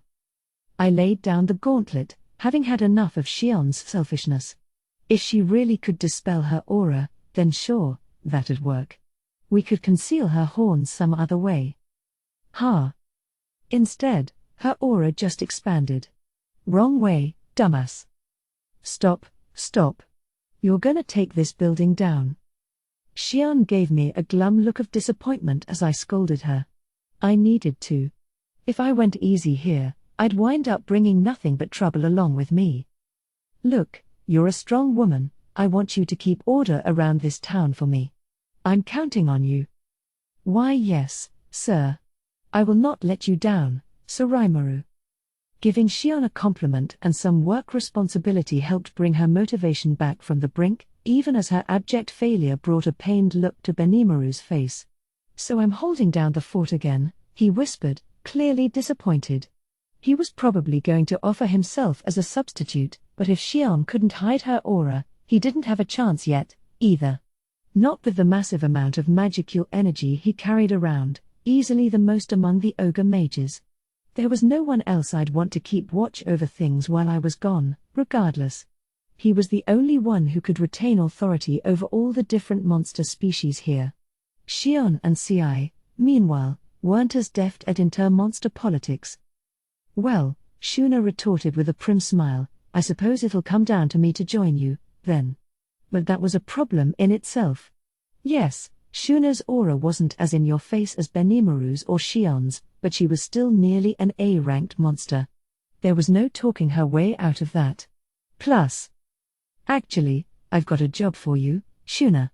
While I'm gone, I want you to keep watch over the town gates to make sure we don't have anyone suspicious coming or going. If I were there, I'd immediately know if any shady characters showed up. The analyze and assess skill kept a constant vigil over what happened in town. Ci could do that on a physical level, but not even he could do much about a magic-born who hid their aura well enough to avoid detection. The demon lords were aware of us now, we had to stay on alert. I was friends with Milim and had at least a working relationship with Carillion, so I didn't think anyone would pick a fight by now, but... I mean, these are demon lords. You gotta stay vigilant. So I thought it best to have Shuna stick around and keep tabs on our visitors. The analysis unique skill she had was at least as good an investigatory tool as mine. Geld remained silent. He was heading up our road works leading to surrounding nations, which one could say was the biggest civic works project attempted in Tempest so far, and he wasn't about to abandon his duty that readily. He was too responsible for that, and he knew what his role was. Hakuro and Kurobe felt similarly. I could join you, perhaps, the former said, but I imagine you'd rather have me continue training our troops, Sir Rimuru. Yeah, me too. I still got weapons to make with Kaijin. They looked despondent about it but relented. That being said, I wasn't about to go traipsing off totally unaccompanied.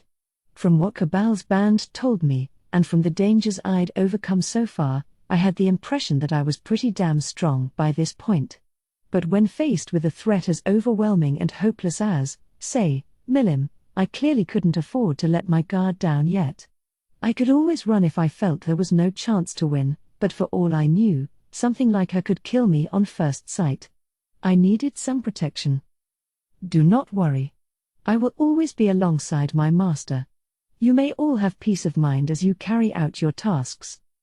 Ranga seemed a little too eager to say this, with his tail wagging so hard I thought it'd propel him into the air. Plus, Ci added, I can use replication to send a body double to maintain contact with Sir Rimuru, informing him immediately if anything should happen. I do not think we need to be that wary. As a magic-born with some expertise in traversing human cities, I appreciated the experience he'd have in this endeavor. Having them both nearby did a lot to calm my own anxieties, too. I also had the perfect guides in mind. Yeah, guys, quit worrying about me. I made nice with Cabal and his friends just for this kind of occasion. I was thinking they could help guide me. I see. In that case, I have no qualms left about this. Sir Ranga, Sir Ci, I leave Sir Rimuru in your hands. With Rigard's concerns apparently addressed, he gave me his formal permission to head off. Plus, in that case, I had best have Gobta alert Cabal at once. I will get their things ready, he was already helping me prepare.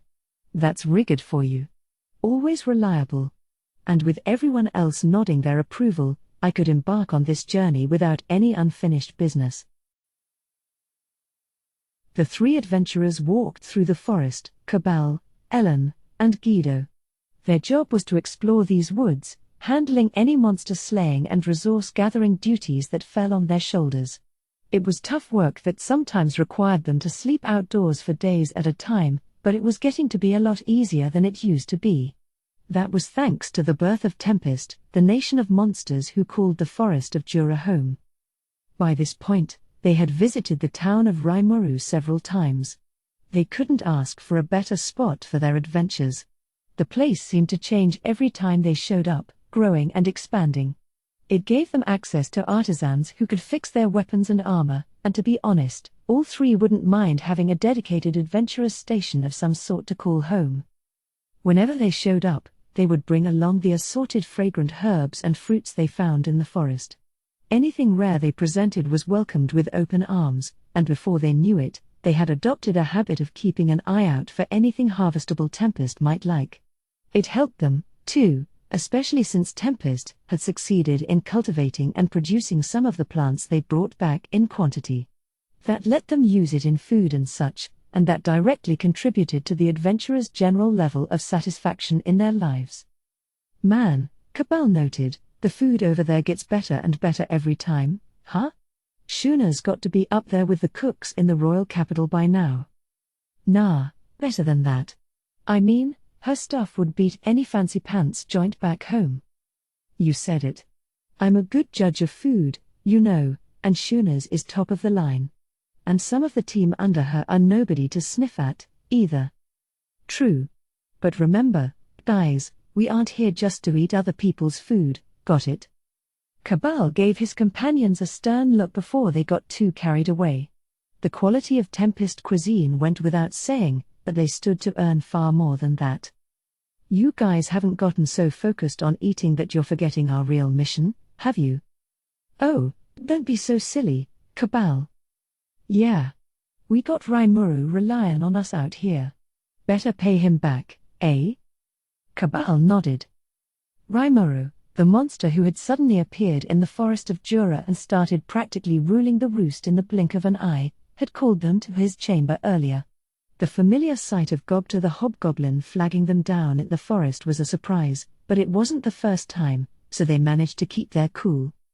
I guess Sir Rimuru had a request from you guys. They weren't bothered to hear this from Gobta, they were pleased, even, as they volunteered their time. Rimuru had treated them well, letting them roam freely around town and even having his underlings help them out of a bad scrape. He had done wonderful things not just for these adventurers but for the human race at large. The Berserker Freet, the Orc Lord and his massive horde, the nation-consuming Charybdis, all were unprecedented threats to the small kingdom of Blumund, and Rimuru the Slime briskly handled each one. They honestly couldn't thank him enough. Not that this was their only motivation. But, hey, insisted Cabal, they got their patrols locking down the forest so tight these days, it'd be a waste of time for us to take any guild monster slayin' work, wouldn't it? You probably got a point, replied Guido. All the monster-based materials we need, and we don't even need a break a sweat. Yeah, exactly. And we couldn't have upped our rank to B+ without him, either.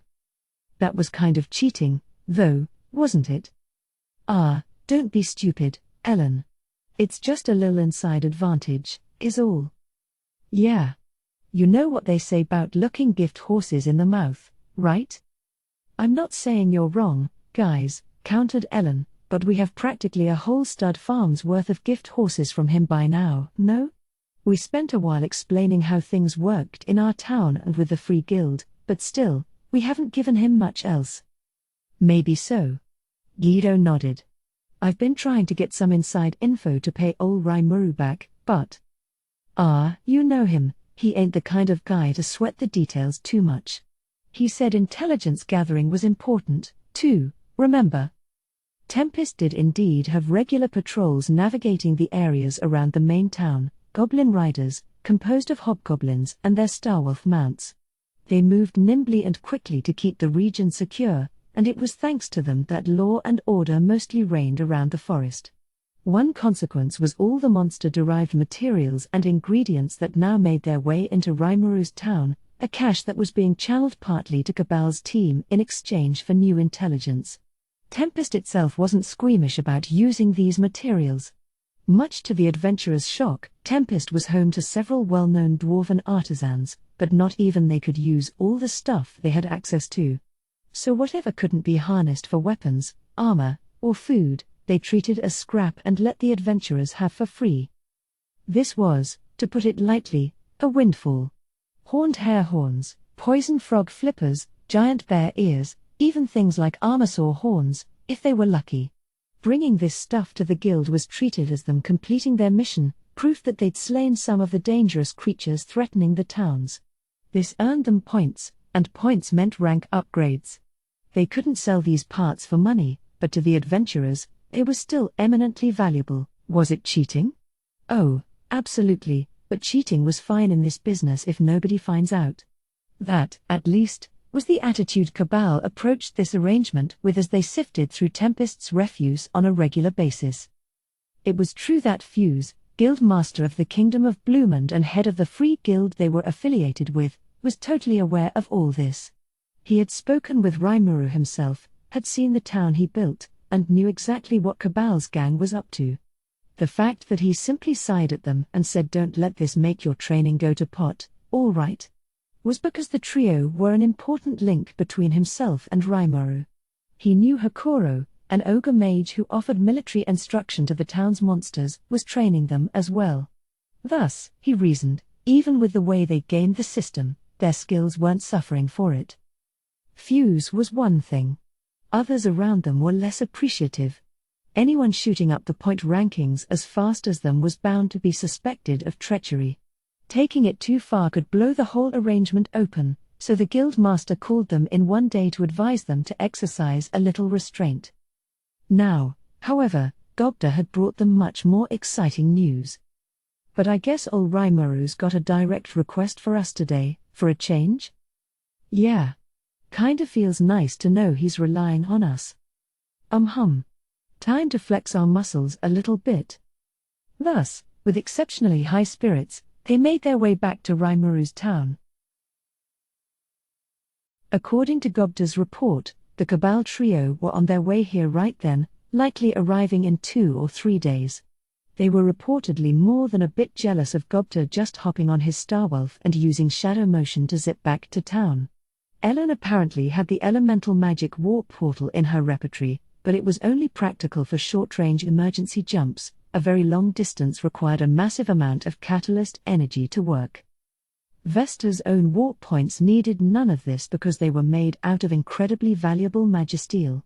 Perhaps we could provide Ellen with one to eliminate the hassle, but they were so large and heavy that delivery would take major effort. Using a catalyst was the easier to employ solution, and given the choice, an adventurer would choose the quick and dirty method almost every time. But anyway, Rigid was handling my travel preparations, so for now, I decided to let Vesta and Gable know about the terms of my contract with King Gazel. I had gone over the working papers Gazel provided me while on the wolf wagon that took me home. It included the names of dwarves currently working as doctors and the minimum conditions required for their acceptance. I looked all of this over and pondered whether I was willing to sign on, discussing matters with Kaijin along the way. As I did, I came to a mental conclusion, one I now wanted to run past Gable and Vesta, since they'd be working with the guys the most. Vesta was so devoted to his research that he refused an opportunity to return home. Either it's going really well, I mused as I teleported into the cave, or really poorly. Gable greeted me on the other side. "Ah, Sir Rimuru," he bellowed. "We've been waiting for you. What a wonderful environment this is." He directed me over to Vesta, who was deep in the middle of work but scrambled to his feet upon noticing me. "Good to see you again, Vesta. I'm glad you're doing well, but, is it my imagination or have you gotten thinner? Are you eating all right? Or sleeping?" "I am quite fine, sir. The food here is simply wonderful, and our menus are growing by the day, no less. I am eating very well. As for my sleep schedule, well, yes, my work might be affecting that, but I do have a cot here I can use. And besides, it's rather nice to sleep only the barest amount that you need." So not much sleep, then. Letting him work himself to death would be no laughing matter. As much as he liked it, it was still possible for him to take things too far. But he seemed to enjoy it so much that I simply left it at cautioning him to keep it in moderation. If he didn't heed that, I could always force the issue later. Unlike Kaigen, who had to supervise and direct pretty much everything in his job, Vesta was devoted to pure research, something which I'm sure felt like heaven to him. So how are things developing? Have you succeeded in stabilizing the extraction process? Oh, it's perfect now, Sir Rimuru. He smiled. The problem did indeed turn out to be interaction with particles in the atmosphere. Performing the extraction in a vacuum environment now allows us to create full potions on a consistent basis. We should be able to produce medicine in quantity regularly. And how's our hippocute cultivation efforts? No problems there, sir, chirped Gable. I'm putting diligent effort into raising them. He sure is. At this point, Sir Gable is something of an authority in pharmaceuticals. So now we had a manufacturing facility on our hands. At first, I was going to ask Kurobe to use his researcher unique skill to produce a ton of copied potions for us. However, that presented problems for the future.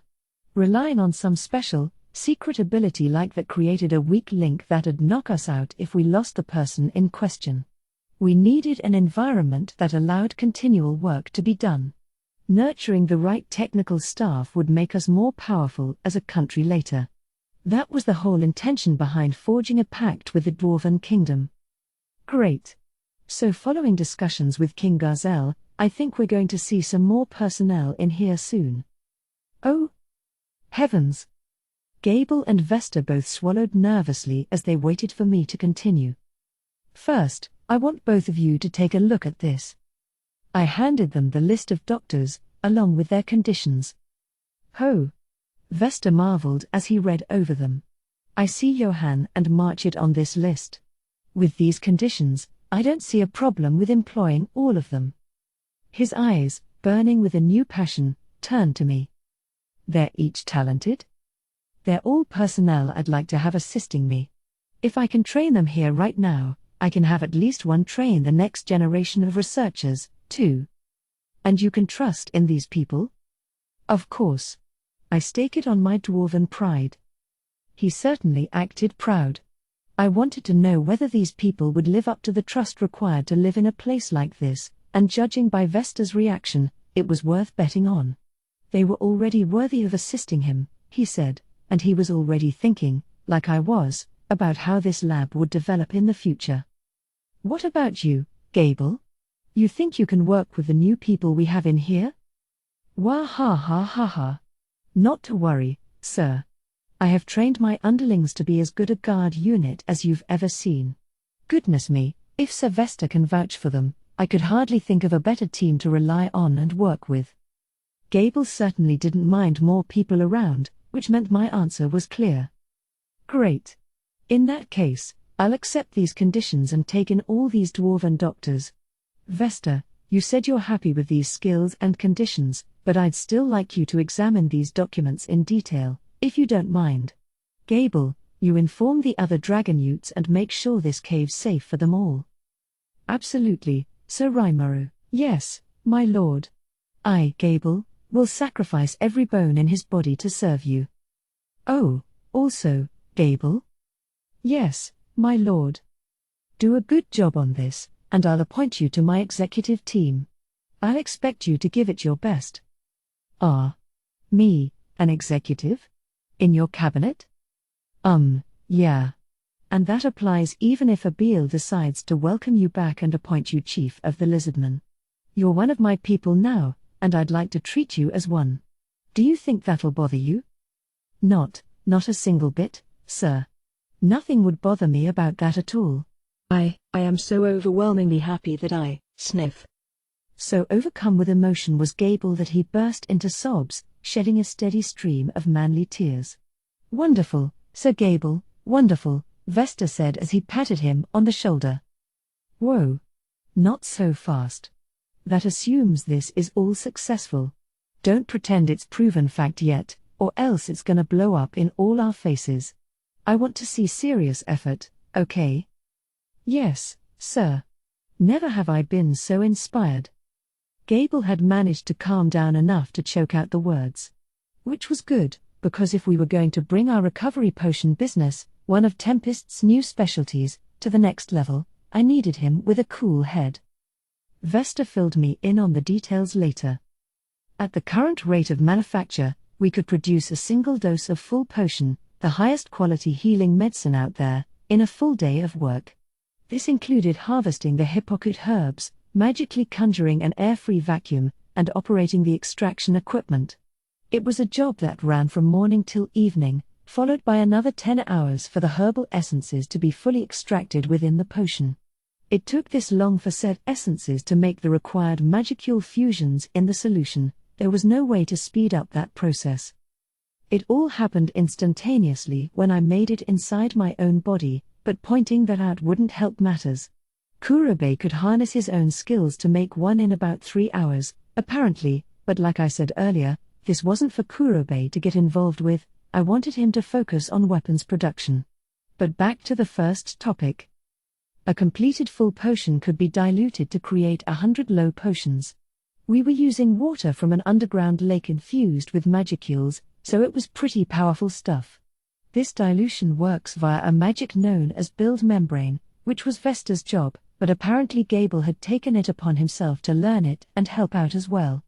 They had now divided work duties evenly among themselves. The Dragonutes picked the hypocrite herbs, Vesta mixed them, and Gable diluted them into 100 doses each. In other words, we could now potentially manufacture 100 low potions a day. For sake of comparison, one full potion could be diluted to 5% strength to craft a high potion, as produced in the Dwarven Kingdom. What does this mean, exactly? Here's a quick rundown. Full potion, equivalent to my own self-made healing potion. A de facto cure-all, capable of everything up to and including reconstructing missing body parts. High potion, fully heals even serious injuries. Cannot handle missing body parts. Low potion, heals injury to a certain extent. By body parts, I'm talking full-size limbs and such, which ought to give an idea of how potent it was. The magicules inside the medicine crafted temporary limbs, then, over time, the actual flesh and blood would regrow itself, just as it was before. This was all great, but it led to a thorny issue. What kinds of potions should we be producing? We could only make one full potion a day, which meant 20 high potions and 100 low potions were our production limit. With those research doctors helping out, however, it felt like we could up our daily output to 3 times that. It took time to grow hypocrite, though, so there was no pressing need to speed it up. All right. Once we have a steady manufacturing process in place, let's keep a single full potion for safekeeping.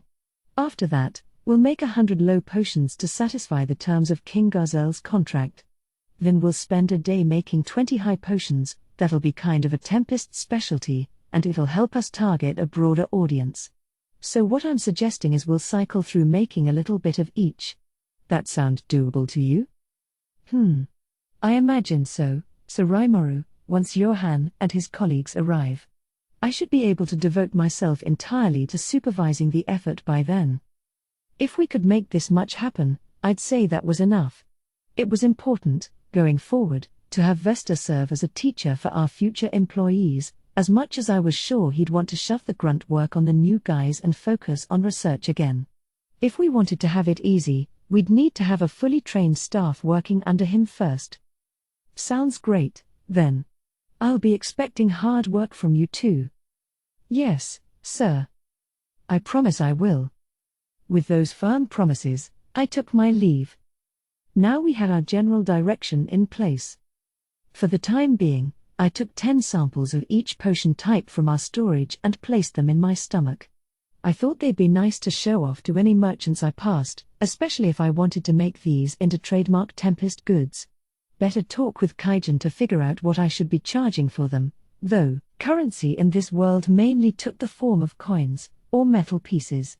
There were no paper bills, paper had only just become a commodity, and it was still too costly. I was surprised to find out that the coinage circulated around the Western nations was actually minted in the Dwarven Kingdom, which made no sense to me, but that's what it was. The conventional wisdom back in my own world was that the value of a currency was directly proportional to the power of the nation that made it, and that rule largely applied here, too. Some of the individual nations to the west minted their own, yes, but Dwarven coinage and its guaranteed quality were treated as the official standard across most of the land. To put it another way, it was a key currency around here, the coinage of a superpower. If you wanted to use some other money from a smaller, less powerful land, it'd be subject to careful scrutiny from a money exchanger, with high fees, of course. The money I had was the gold coins Kaido gave me, so at least I didn't have to worry about that. This world's economy was still in its early stages, in that money was really nothing much beyond a substitute for bartering. I figured there was nobody issuing government bonds, no futures trading, no systems that helped back people's trust in currencies. It was all based on solid, real-life exchanges, for better or worse. All this was instead made possible in the Western nations by a regulatory system run by an outfit called the Council, but it was all starting to become too much to wrap my head around, and it wasn't like it involved me at all, so I resolved to check that out later. There were generally 3 types of coins in circulation: bronze, silver, and gold. To me, 1 bronze coin was equivalent to around 10 cents. Anything below 1 cent in value was considered small change. Their usage depended on each individual nation's currency, but I doubted I'd be dealing much with anything like that. Silver coins were pegged at 100 bronze coins, which made them kind of like a $10 bill. 2 of these coins were the going rate for a night at the inn of a rural farming village, which, hey, $20 for a hotel room sounds great, but don't expect the quality of a modern Earth hotel or even a hot meal. If anything, 2 silver seemed a little pricey. Finally, gold coins could be traded for 100 silver pieces, making them the equivalent of around $1,000. This world was based on the gold standard, meaning the metal had inherent value in itself, so this made sense.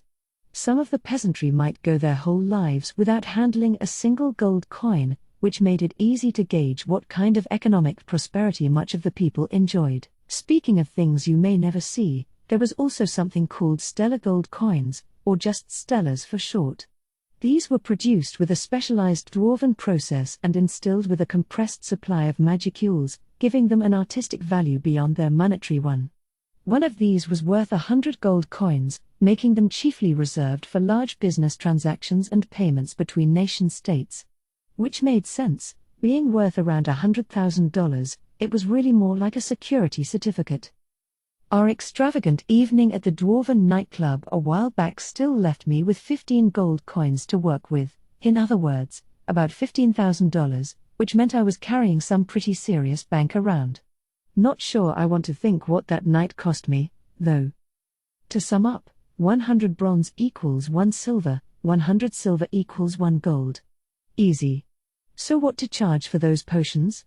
The main reference I had were the low potions on sale now in the Dwarven Kingdom, which went for 3 silver coins a pop.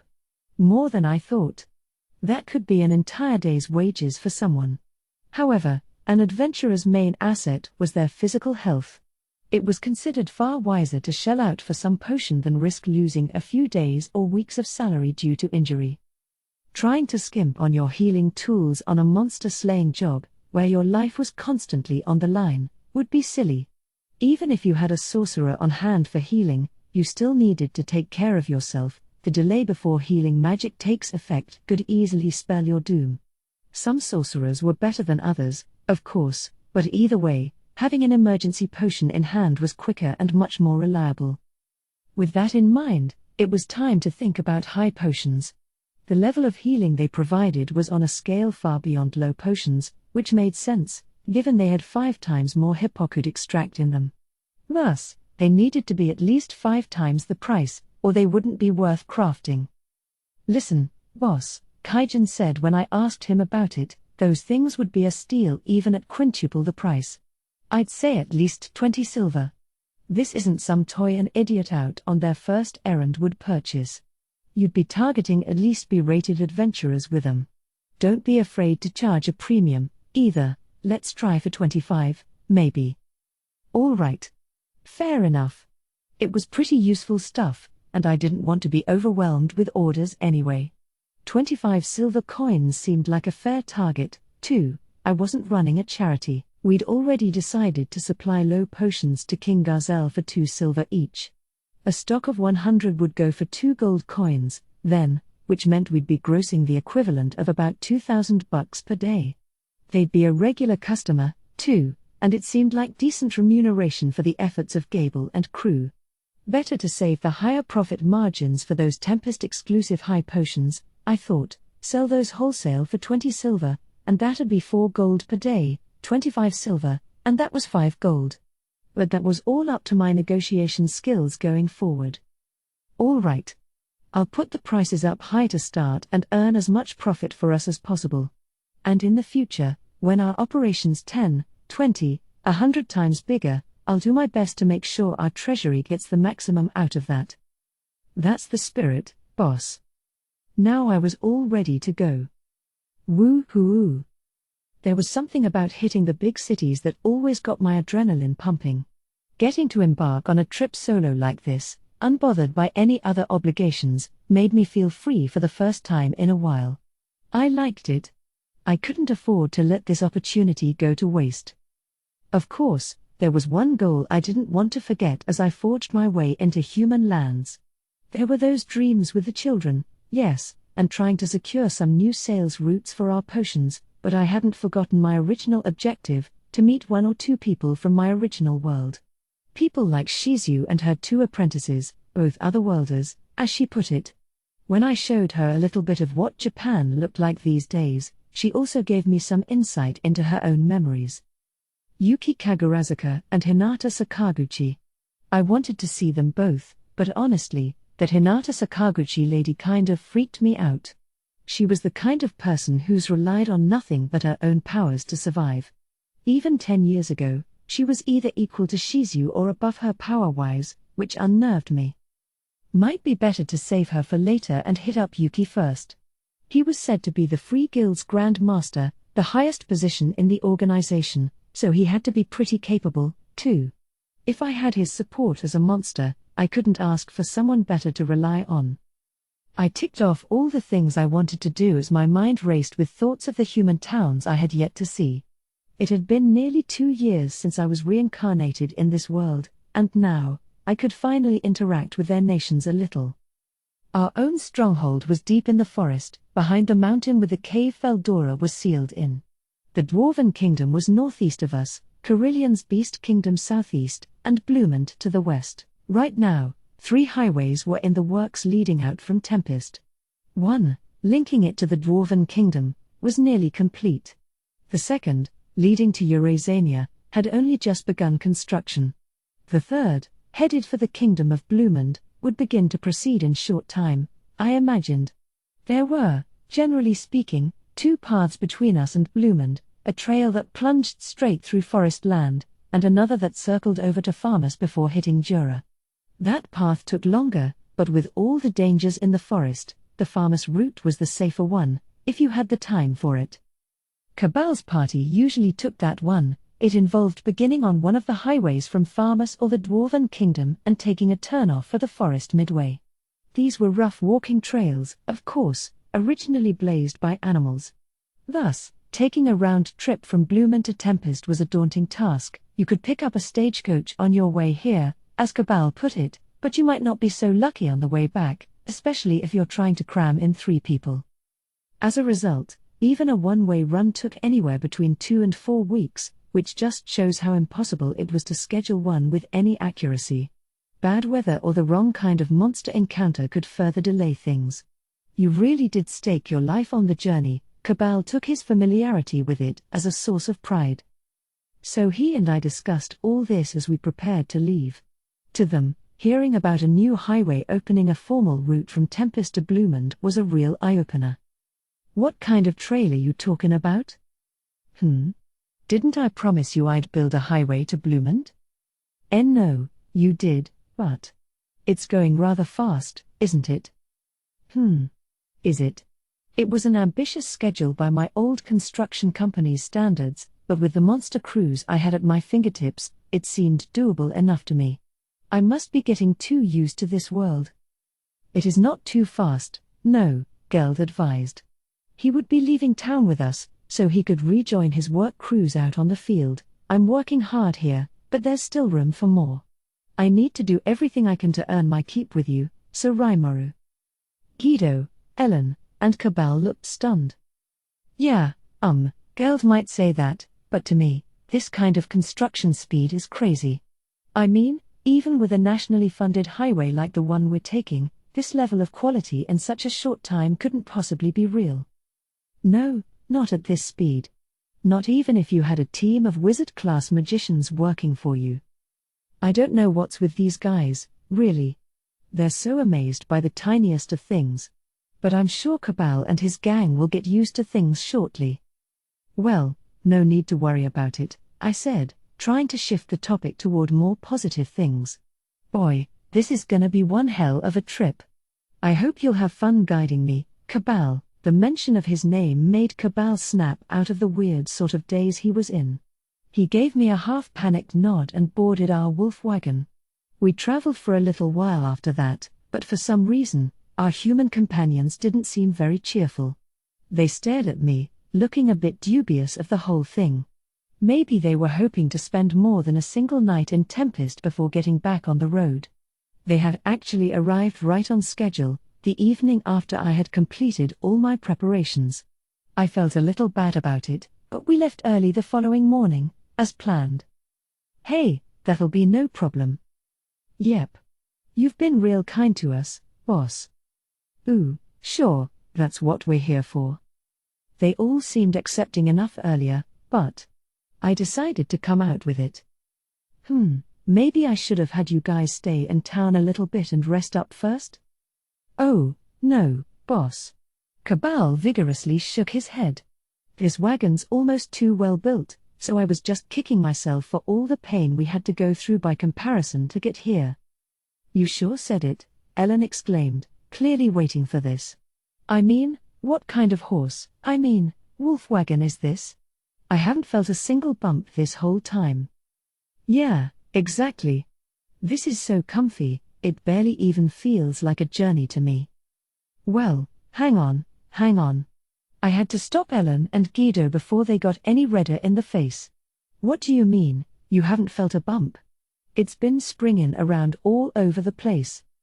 On roads like this one, laid out but still unpaved, the wheels bounced with every small pebble they ran over.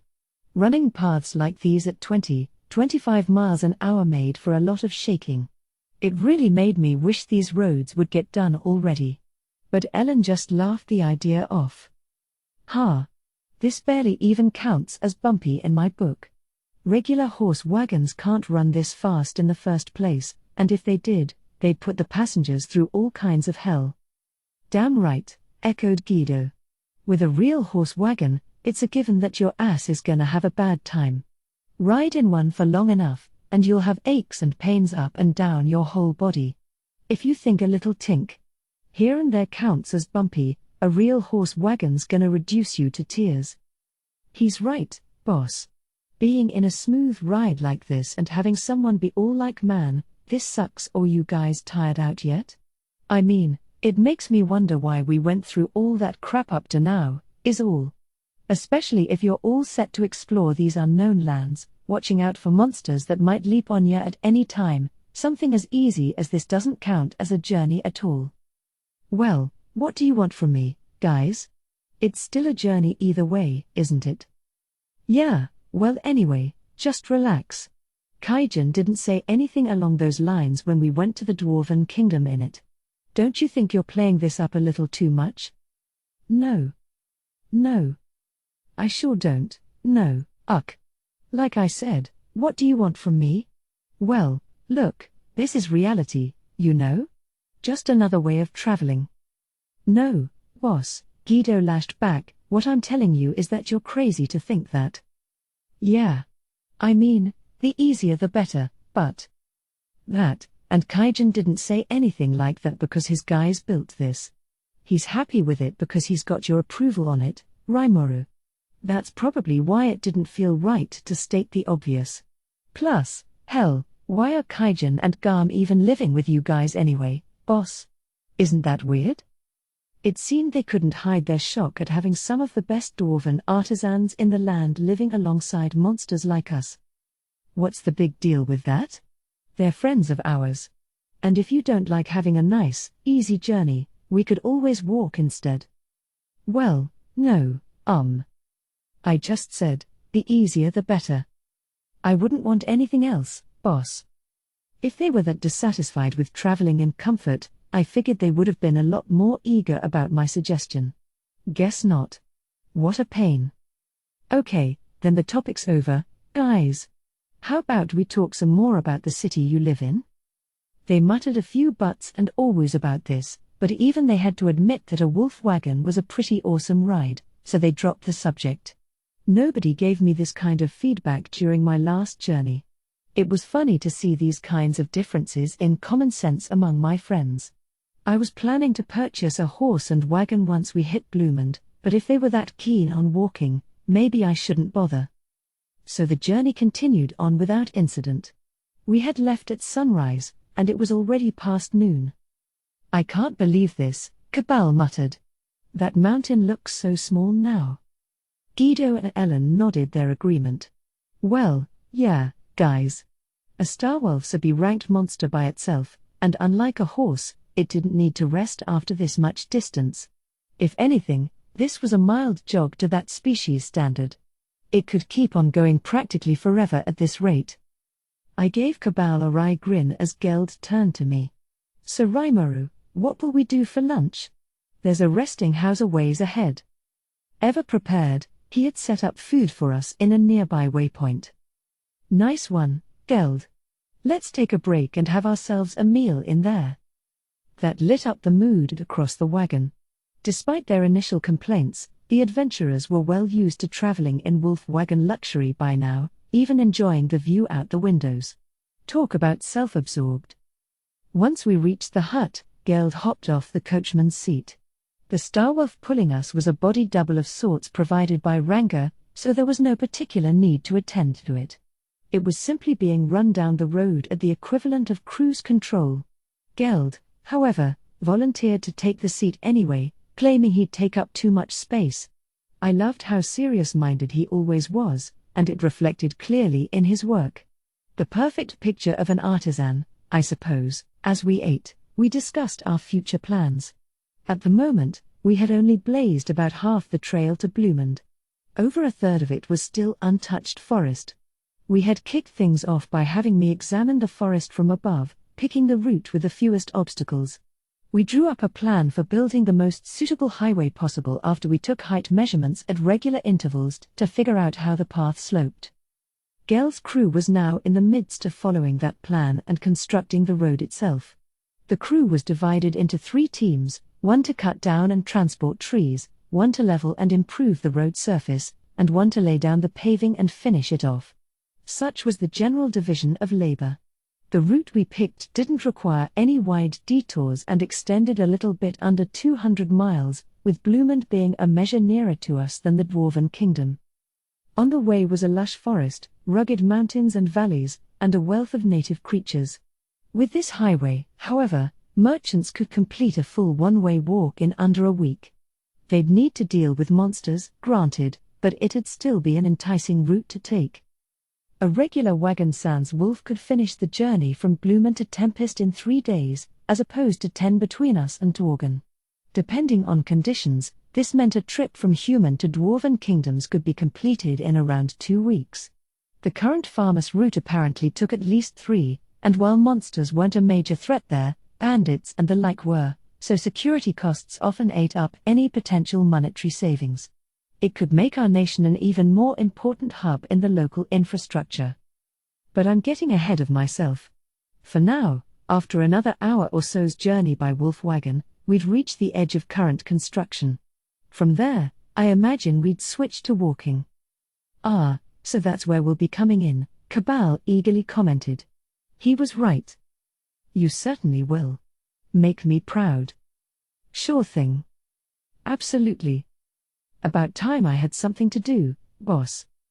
They were all raring to go, so I imagined I was fine. Soon, our lunch was complete, and it was back on the road. 2 hours later, Geld and his crew of high orcs waved their goodbyes as we set foot in the deep forest ahead. Heh. Better be careful, boss. This is already the forest of Jura here. The den of monsters itself. But don't worry. You're with us, so leave the heavy lifting to us, boss. They were certainly enthusiastic now. I was glad. Trying to convince a Jura resident like me that this was a den of monsters would be an uphill battle, however. Cabal quickly took out a dagger and began swiping at the coiled vines ahead, carving out a gap just large enough for a person to squeeze through. Guido, meanwhile, put an ear to the ground, checking for any violent monsters in the area, as Ellen ran around and cast spells to grant everyone things like insect repellents, poison detection, and some light bodily defense. A forest like this was laden with potential danger, from stings by poisonous bugs to the thorns on hanging vines. I was impressed. This certainly wasn't their first rodeo. I was in human form, wearing my mask. Nobody would ever mistake me for a monster now. I was just the weird little companion of a bunch of equally weird adventurers. Hey, Guido asked, why'd you bother putting that mask on? I can't fully hide my aura yet, actually. It'd be bad if I got caught in some magic barrier, and people found out I was a monster, so this is a just-in-case kind of thing. Ah, you sure don't look like one to me, he muttered back, but he didn't press me any further. We continued in this vein for 3 hours. It was already evening, about time to set up for dinner, but the three didn't show any sign of resting. Instead, they were discussing something, cold sweat dripping down their foreheads. We were on a path that, for some reason, I remembered being on before. What were they doing? I figured I could leave things to them, being veterans and all.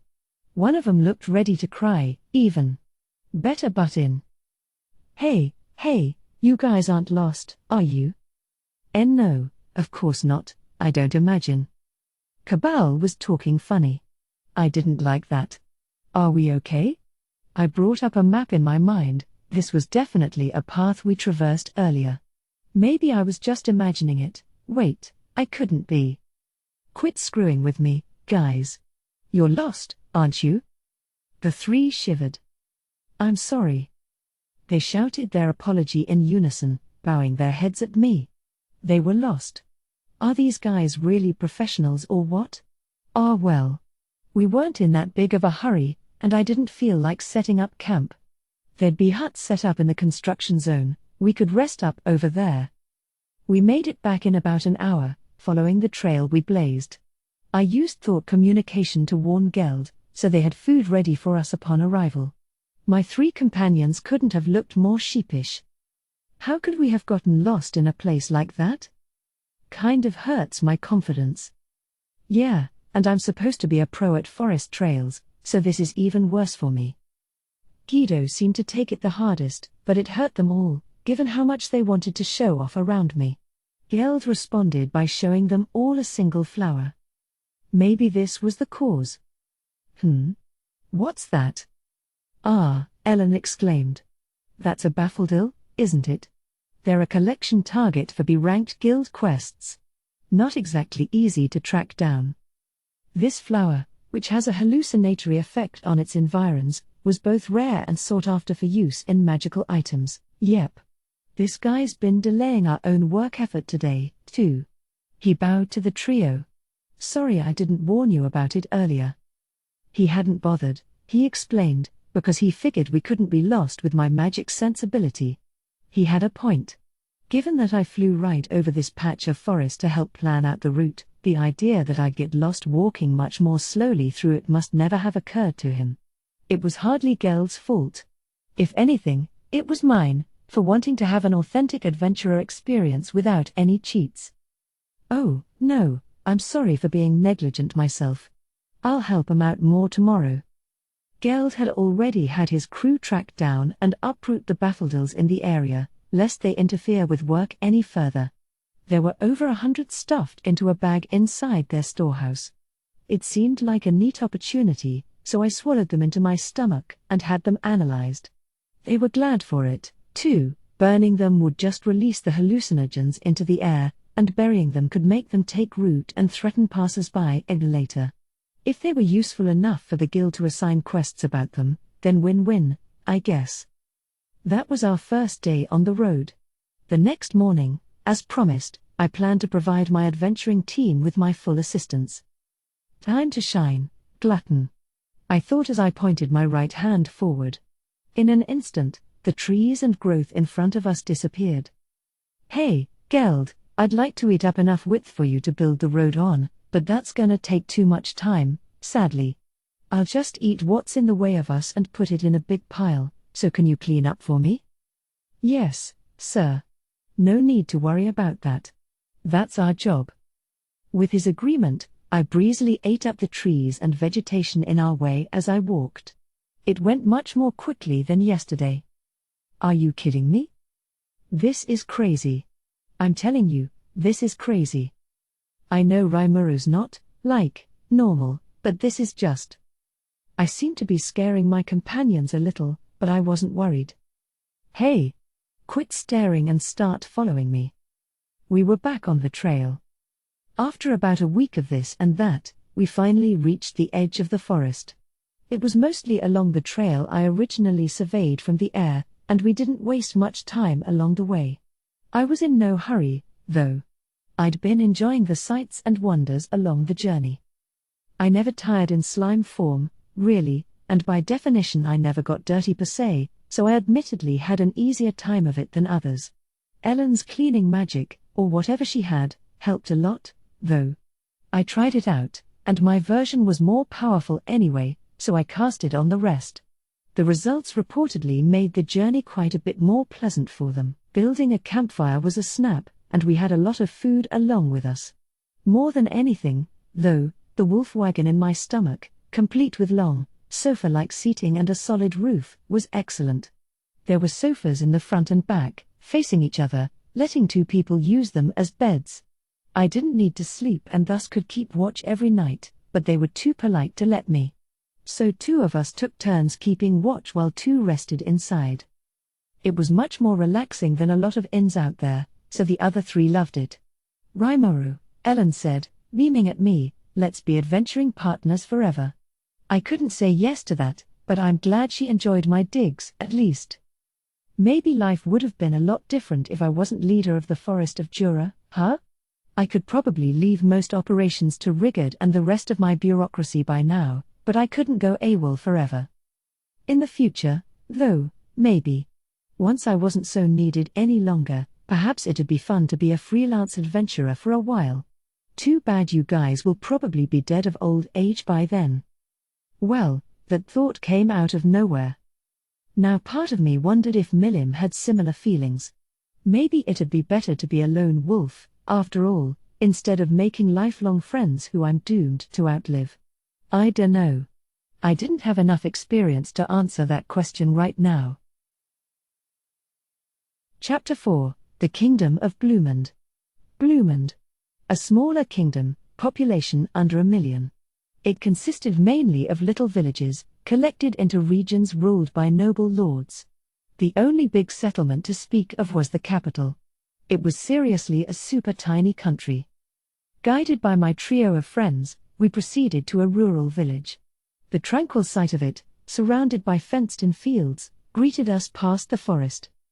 Our first mission was to reach the Blumund office of the Free Guild in the capital. There, I planned to meet up with Fuse and have him write an invitation to see Grand Master Yuki Kagurazuka. No way would they let me just walk up and see the man. I figured I'd need some kind of reference. Fuse had already sent word that he'd be okay with this, so presumably, he'd get that thing written up once I arrived. There was a regular passenger route from this village to the city, serviced by 2 stagecoaches a day. It took less than 3 hours to reach our destination. It was a small kingdom and thankfully one with a pretty decent road infrastructure. Transport didn't seem to be a problem. Reaching the village just before noon, we had lunch at the local inn and tavern. As we relaxed in there, I suddenly heard someone bragging in a loud voice. So you know what I did? I took my great axe and, wham! I smashed that sucker to the ground. And here's what I got T-show for it. Wow. That's incredible, Beeth. This is a pretty strong monster, ain't it, Beeth? You beat it all by yourself? Yeah, you could say that. After all, the likes of a horned bear ain't no threat to me. It sounded like he had whipped some powerful monster pretty well. Curious, I took a glance in their direction, only to find the massive corpse of something sprawled out on a table, almost wholly covering it. I thought I was going to spit out a mouthful of food right there. I was expecting the horned bear of the story. This wasn't it. A total fake, a regular bear with the horn from a horned hare lodged in its skull. It could admittedly be tricky to tell the difference between regular animals and monsters. Throw in creatures that are mystic or magical in nature, and they get even trickier to categorize. Ranga, for example, would probably be classified as demonic, since he relied mainly on magicules for sustenance. If he were carnivorous or herbivorous, that'd be more in the realm of magical. But then, of course, he'd been known to chow down on some prey now and then, too. The whole exercise gets a little meaningless after a certain point. There was, however, one pointed difference between animals and monsters: strength. Technically speaking, magical beasts become magical in the first place once an animal is infused with magicules. It was a given that this led to certain physical boosts. As a result, it's actually quite easy to classify a cadaver as magical or not. Just examine its musculature and the composition thereof. My magic-driven analysis skills made it simple, although maybe not quite as much for the average village bumpkin. Not unless the corpse coughs up a magic crystal for them. Hey, he's trying to pass off a fake horned bear on those guys. Is that, like, okay? Cabal took a peek. Ooh, you're right. Well spotted, boss. Ellen had to stifle a laugh. Ah, they stuck a horned hare one on it. Anyone who's had more than half an hour's magic practice could tell that right off. Wow, it's that obvious to you guys? So what's the point of doing that? If you saw right through it, I'm sure the guild would, too. Nah, boss, I think he's got different motives. He'd get branded a charlatan the moment he dragged that thing to the capital, but in a village like this? He's the hero of the day. So in a few seconds, I'm sure he'll be all like, I'll guard this village for ya, so how about some room and board? Aha. Guido's theory made sense. So this was just a swindler, then. You never know what kind you'll run into. I was prepared to leave the guy alone, chalking it up as a learning moment for me, when... Whoa, hang on a minute. You think I can't hear you bastards mumbling about how you think this is a fake? You wanna mess with me, you better be prepared to pay for it. Beeth, the swindling braggart, stood up and walked our way. Why is it always the guys like these who have excellent hearing? It's like they're just itching to cause trouble. Plus, there was another side effect to this: it drew the attention of the entire tavern to our table. Hey, isn't that Cabal? Ellen's there, too. And that's gotta be Guido, then. In a few moments, we were surrounded by well-wishers. It was enough to make Beeth hesitate, his face growing visibly paler by the moment. What? Ah, you three are so mean. If you've come back home, you should have at least said as much. He sidled up to Cabal, so close that I thought he'd shortly be giving him a back rub, and launched a flurry of polite bows at him. It was quite the flip-flop. Sorry, you were? Oh, come on, it's Beeth. The guy you beat up over in the capital a while back. I sure learned a lot from that session, Cabal. Their last encounter reportedly involved Beeth trying to steal some of their possessions. Now he changed professions from thief to con man. He never quits, I suppose, or never learns, still. Whoa, Cabal and his friends are pretty famous around here, huh? This swindler isn't exactly on a first-name basis with Cabal, but he definitely knows and respects this trio. The rest of the tavern stared at them, positively dazzled. I was sure Cabal didn't appreciate being respected by underworld elements like this guy, but this kind of notoriety was a surprise to me. It sounded like their recent rise through the adventuring ranks had earned them some fame. Which meant, ooh, That's not entirely thanks to me letting them bring back monster parts we didn't need around town, is it? I gave the three of them judgmental stares, and they hurriedly turned their eyes elsewhere. Ah well, better not pursue it right now. Everyone has little nits they'd prefer people didn't pick at. So I won't get into it. Not right now. You guys. You know why I'm looking at you? Why yes, sir. All three responded in unison, of course.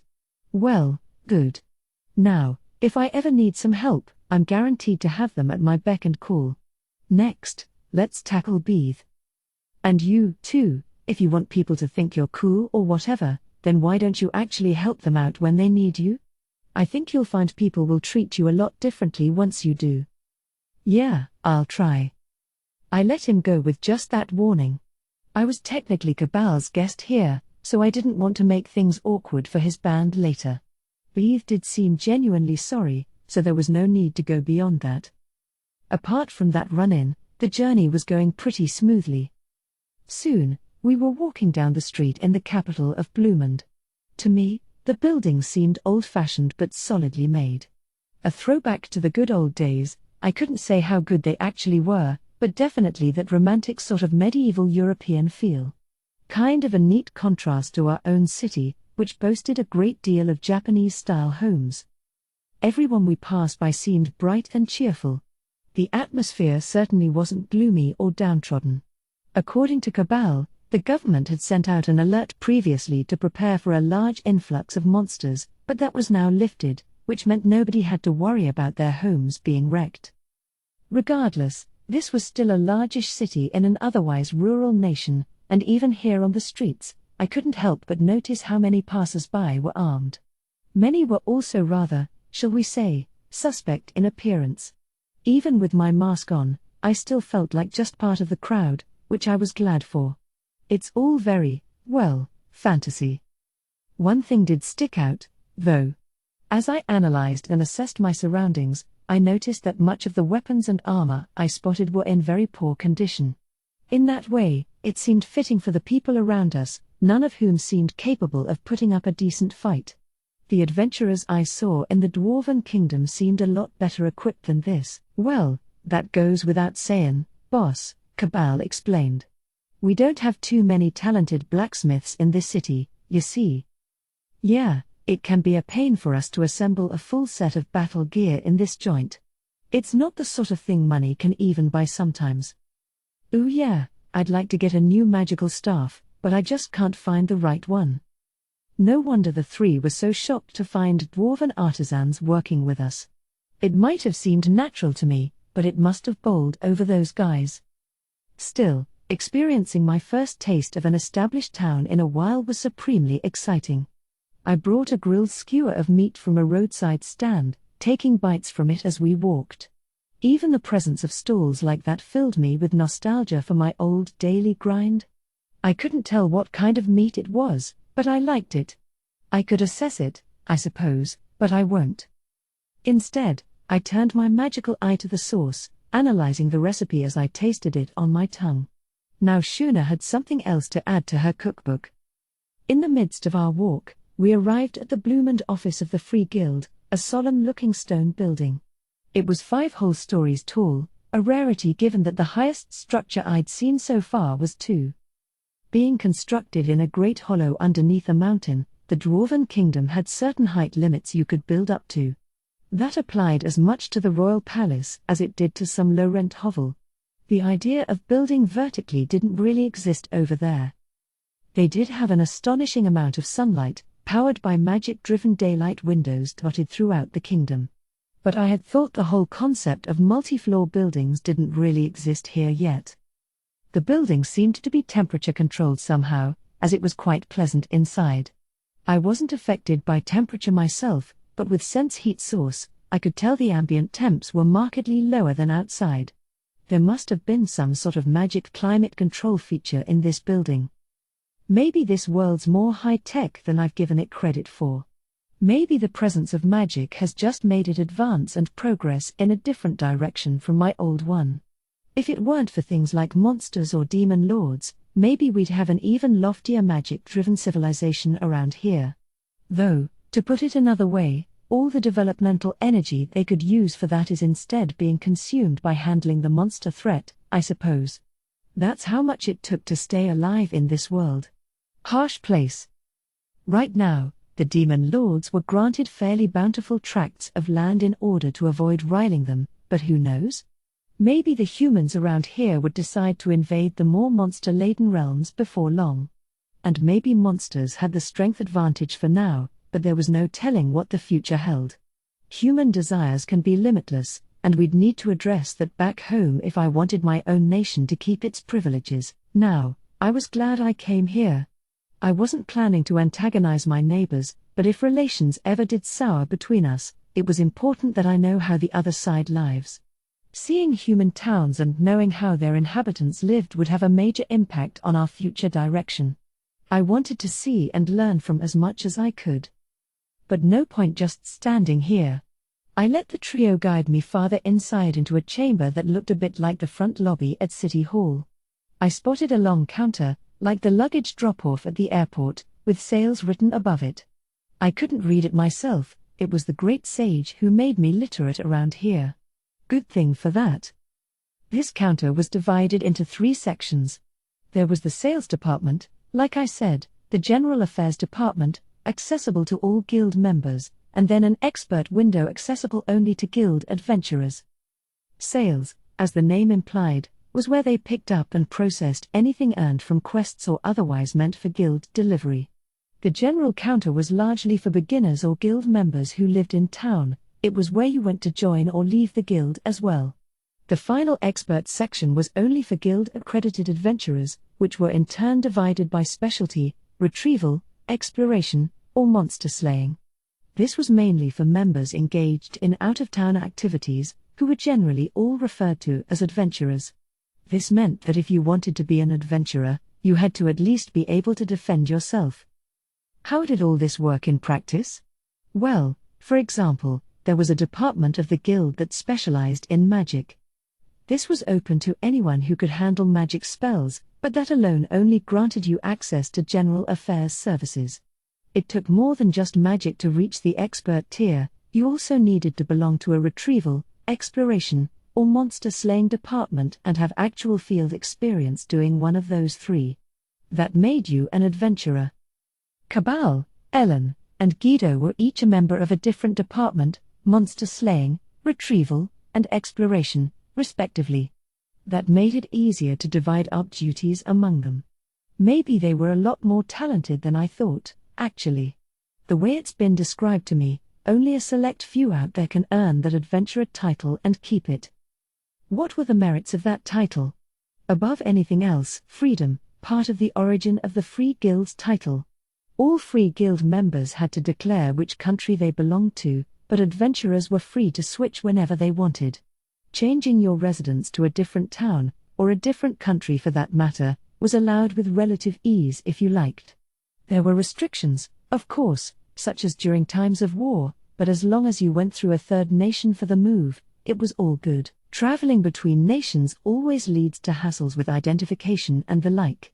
For an adventurer, though, that was all covered as long as the nation in question had agreements with the guild, making it a snap.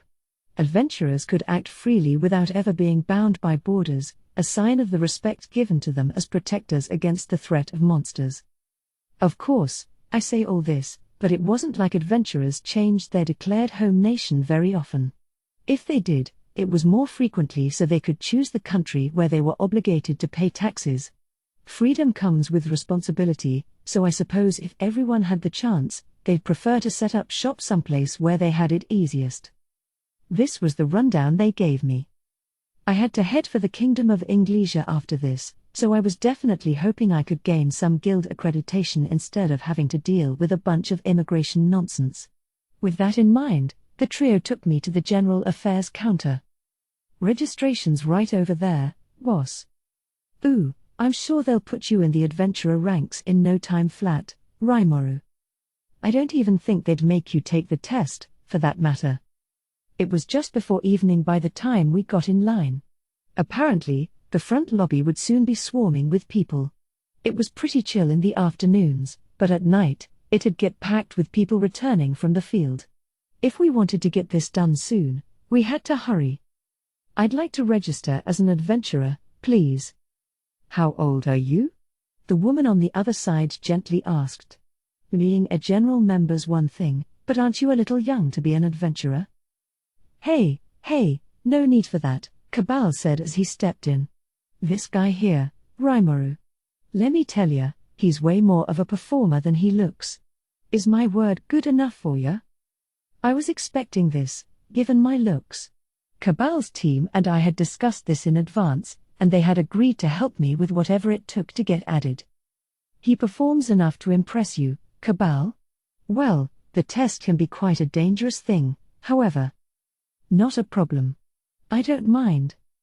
With the three begging her in stereo, the counter clerk finally, if reluctantly, agreed to run through the registration paperwork.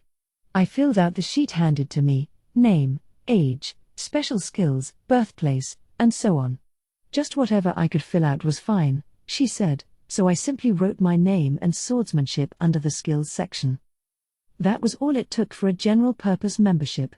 Now I needed to decide which department to join. In terms of my achievements, I was qualified for all three, which made the selection process tough. I decided to start out with monster slaying. Retrieval would require me to head into the forest and search for a given target item to fetch. Exploration required me to take a test in a man-made ruin in Inglesia to assess my investigational skills.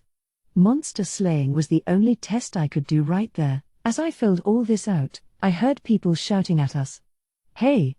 Looking good, Cabal. Ellen's looking just as beautiful today as always.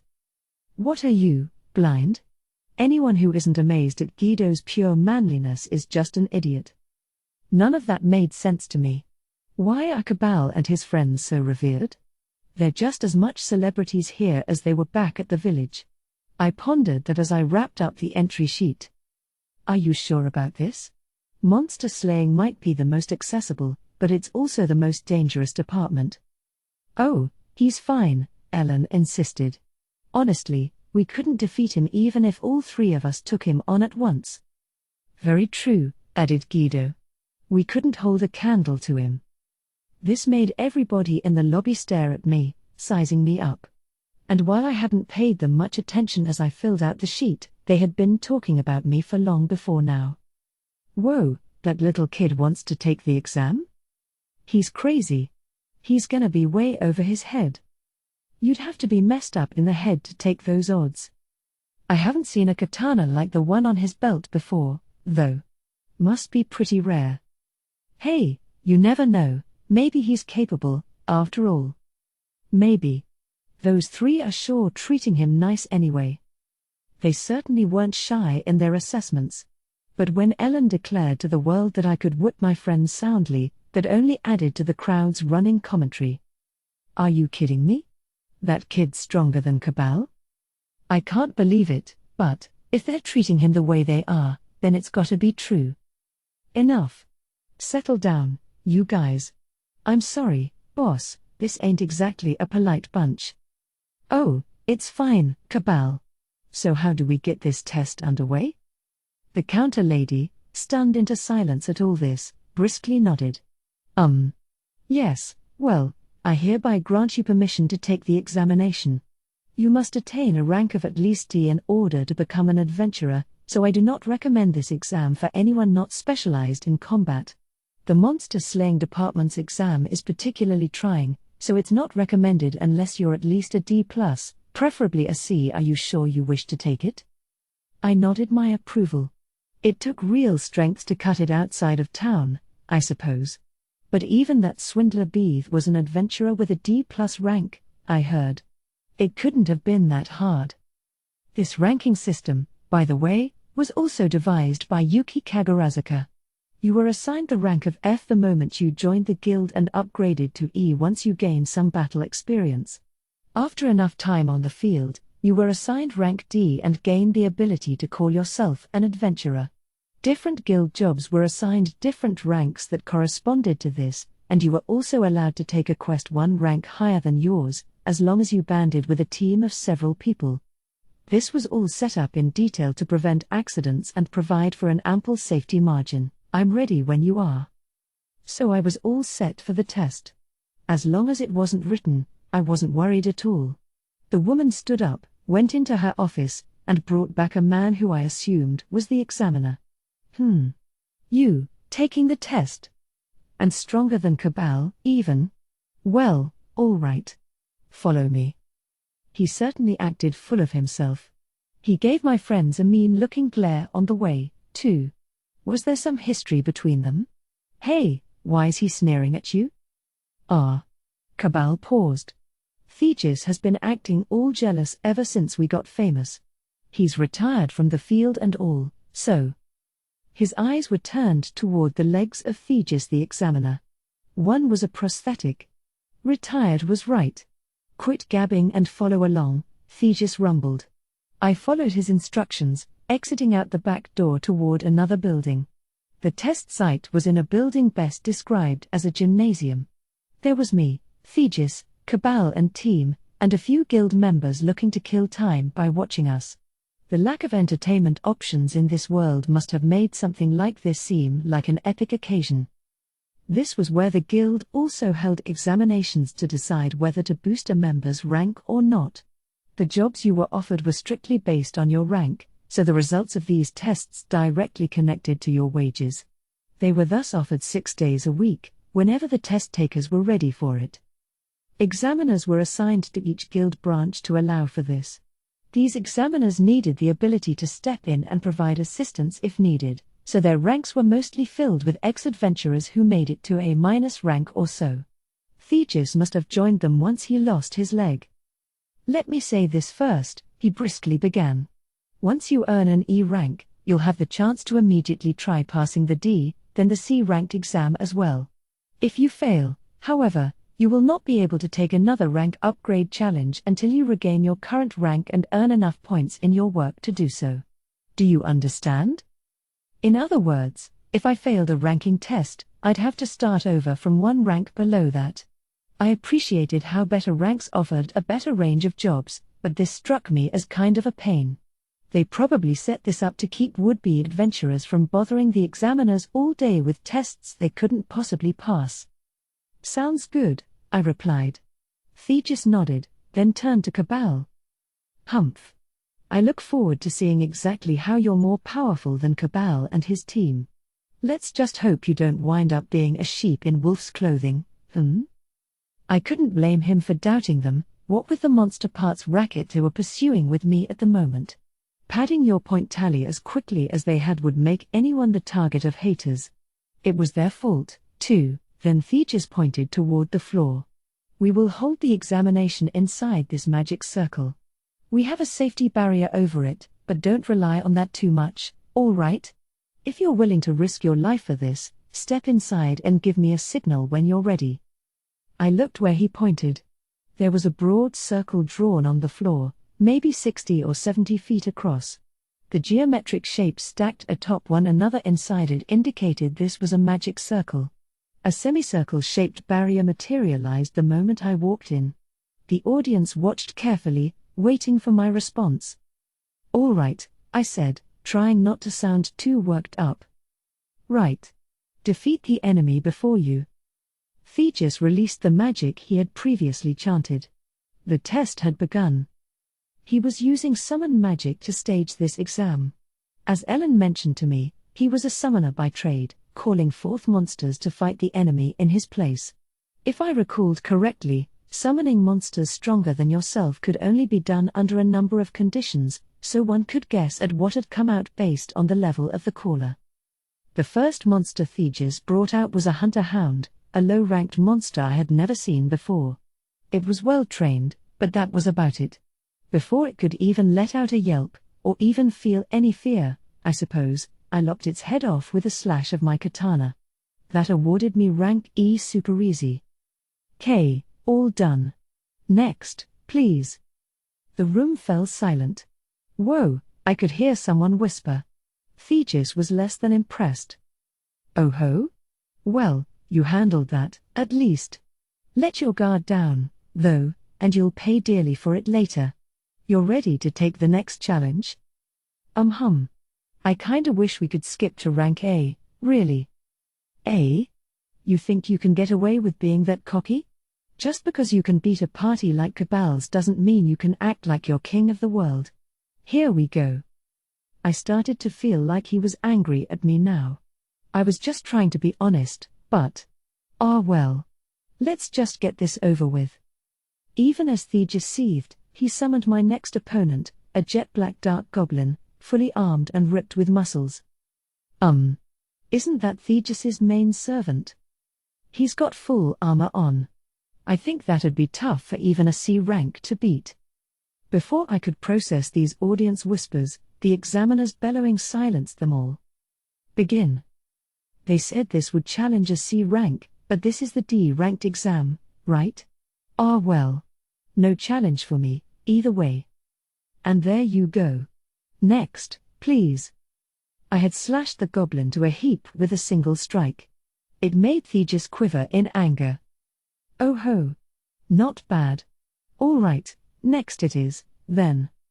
The air fell silent once more, the audience being much more gripped with tension than I was. You'll need experience in group combat as well. Are you ready for that? He summoned 3 giant bats. Ooh, they sure bring me back. When was the last time one of those attacked me? It seemed like ages ago. Sure, just get it started. Our small clutch of onlookers looked like they wanted to comment on this, but they were drowned out by Thegus's signal. Not that it mattered to me. I swiped the bats down from the air, one after another. There wasn't even any need to rev up my perception for this, like before, they appeared frozen in the air to me anyway. The audience watched this wordlessly, enraptured by the performance. I doubted they could even follow it with their eyes. The moment the giant bats approached, a single flash of my blade downed them. Okay, so there's rank C wrapped up. Next, please. My request brought Thegus back to his senses. Not even my own eyes could see it. Now he was starting to lose his composure. Heh. Well done. There is no doubt in my mind that you could defeat Cabal's band now. Very well. I challenge you to face the trial of the B-ranked challenge. Oh, so now it's a trial, not an exam? I could see the veins in Thegus's eyes bulging as he began chanting once more, this time with clear rays of magic shooting up and down his arms. The observers looked on silently. I'm gonna get the guild master, shouted one before running off, but before anyone took notice, Thegus's summon was complete. An evil creature appeared before me. It was a lesser demon, a monster with 4 wriggling arms. I hadn't seen a demon-type creature like this before. My impulse was to consume it and take its skills. And for that matter, that wasn't a summon monster spell just now, was it? It was summon demon. That had come in helpful, too. Report. The summoning magic summon demon, successfully earned. Oh, whoops. That wound up being easier than I thought. It was funny how arts took forever and a day to master, but magic was just a quick snap of the fingers. It came that easy because he unleashed it right in front of me, yes, but it hardly seemed real sometimes. So I had that in hand, but now was no time to think about it. This monster is a lesser demon.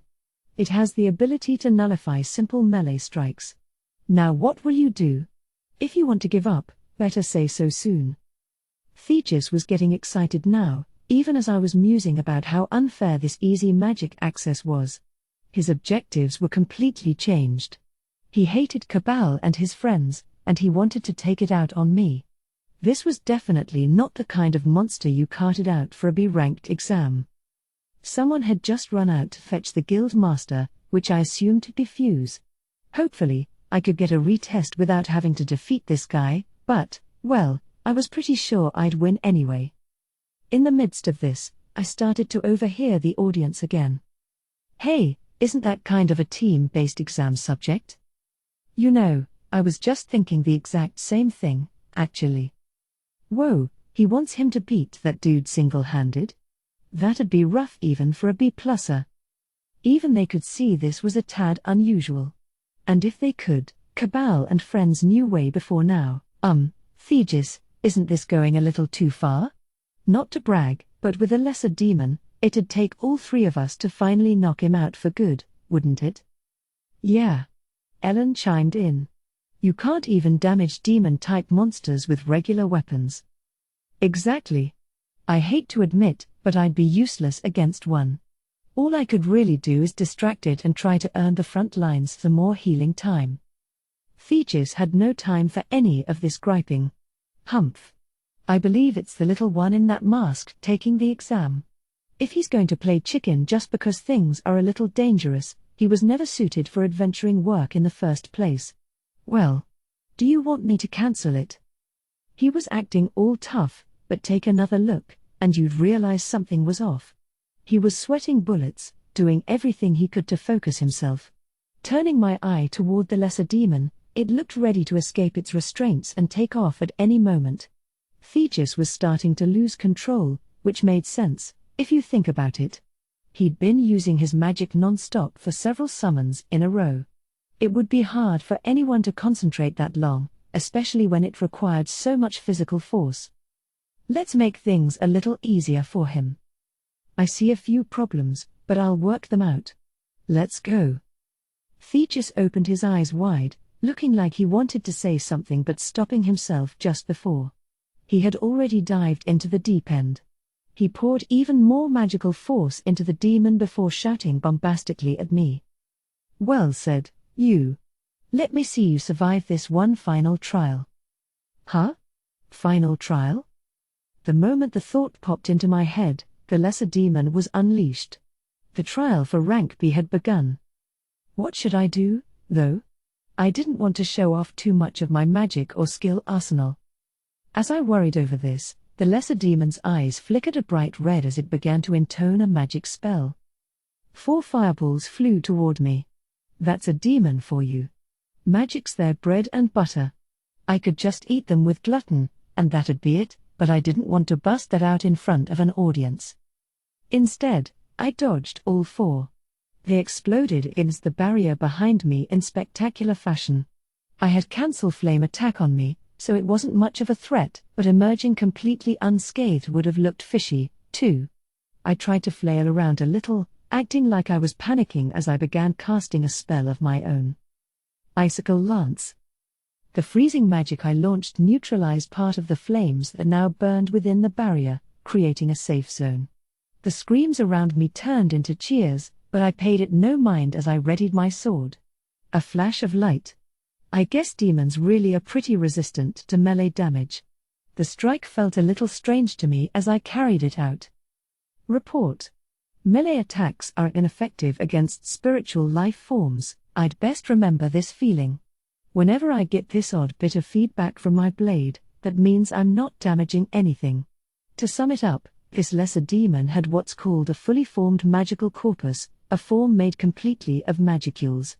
As opposed to the replicated versions of ourselves CI and I could construct, this could immediately regenerate itself from most physical damage since its creator was right there.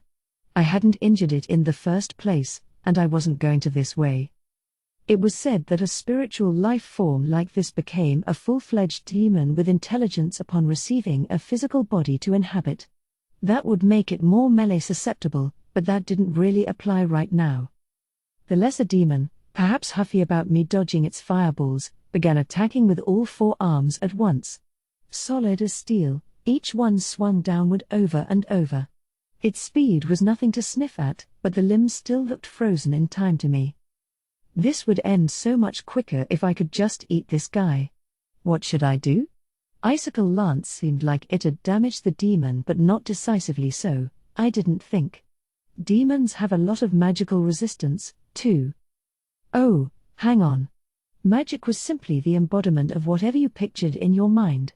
If the Icicle Lance was the embodiment of taking heat from the body, fireballs had to be all about burning something. Meanwhile, Modelville, one of the arts I'd learned, took your aura, your fighting force, and converted it directly into offensive power.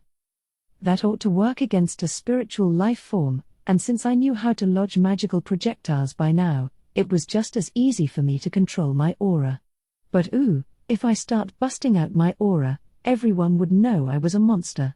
Which means, well, let's test something out. Carefully summoning a bit of my aura, I converted it back into magical force, combining it with the magical energy one normally uses to launch magic.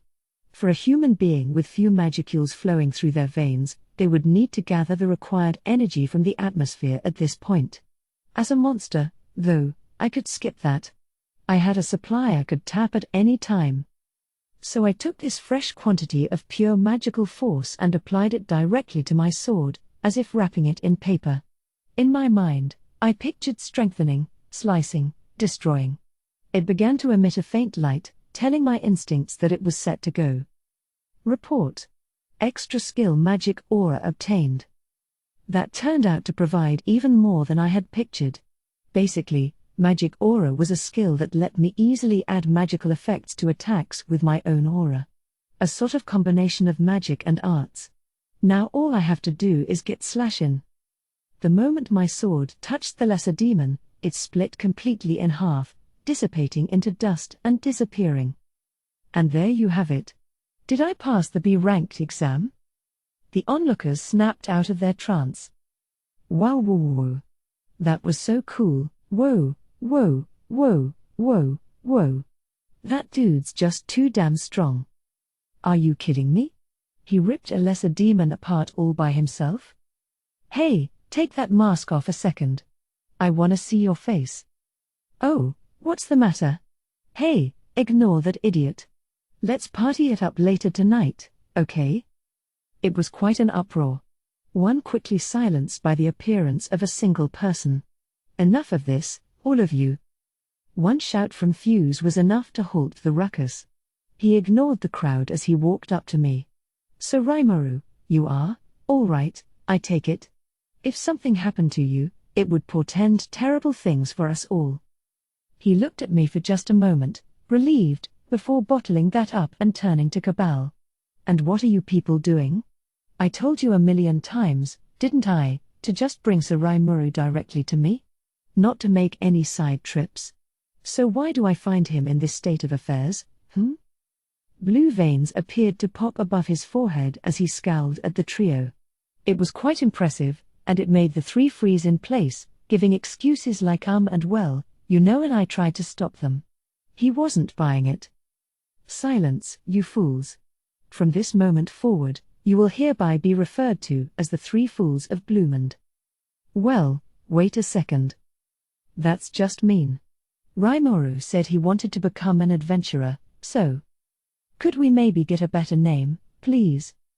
The plaintive request was turned down. You idiots. I could have used my guild master privileges to simply award Sir Rimuru a B-ranked license without going through any of this. This was turning into a good scolding. It also told the crowd I was Fuse's personal guest and a pretty powerful dude. It wasn't long before I was back in Fuse's office. The three fools kneeled meekly on the floor as Fuse sat there, running a hand up and down his forehead in agony. Thetis was standing right next to him, looking incredibly awkward. I have to say, Sir Rimuru, you really could have done better than to stick out like a sore thumb immediately upon your arrival.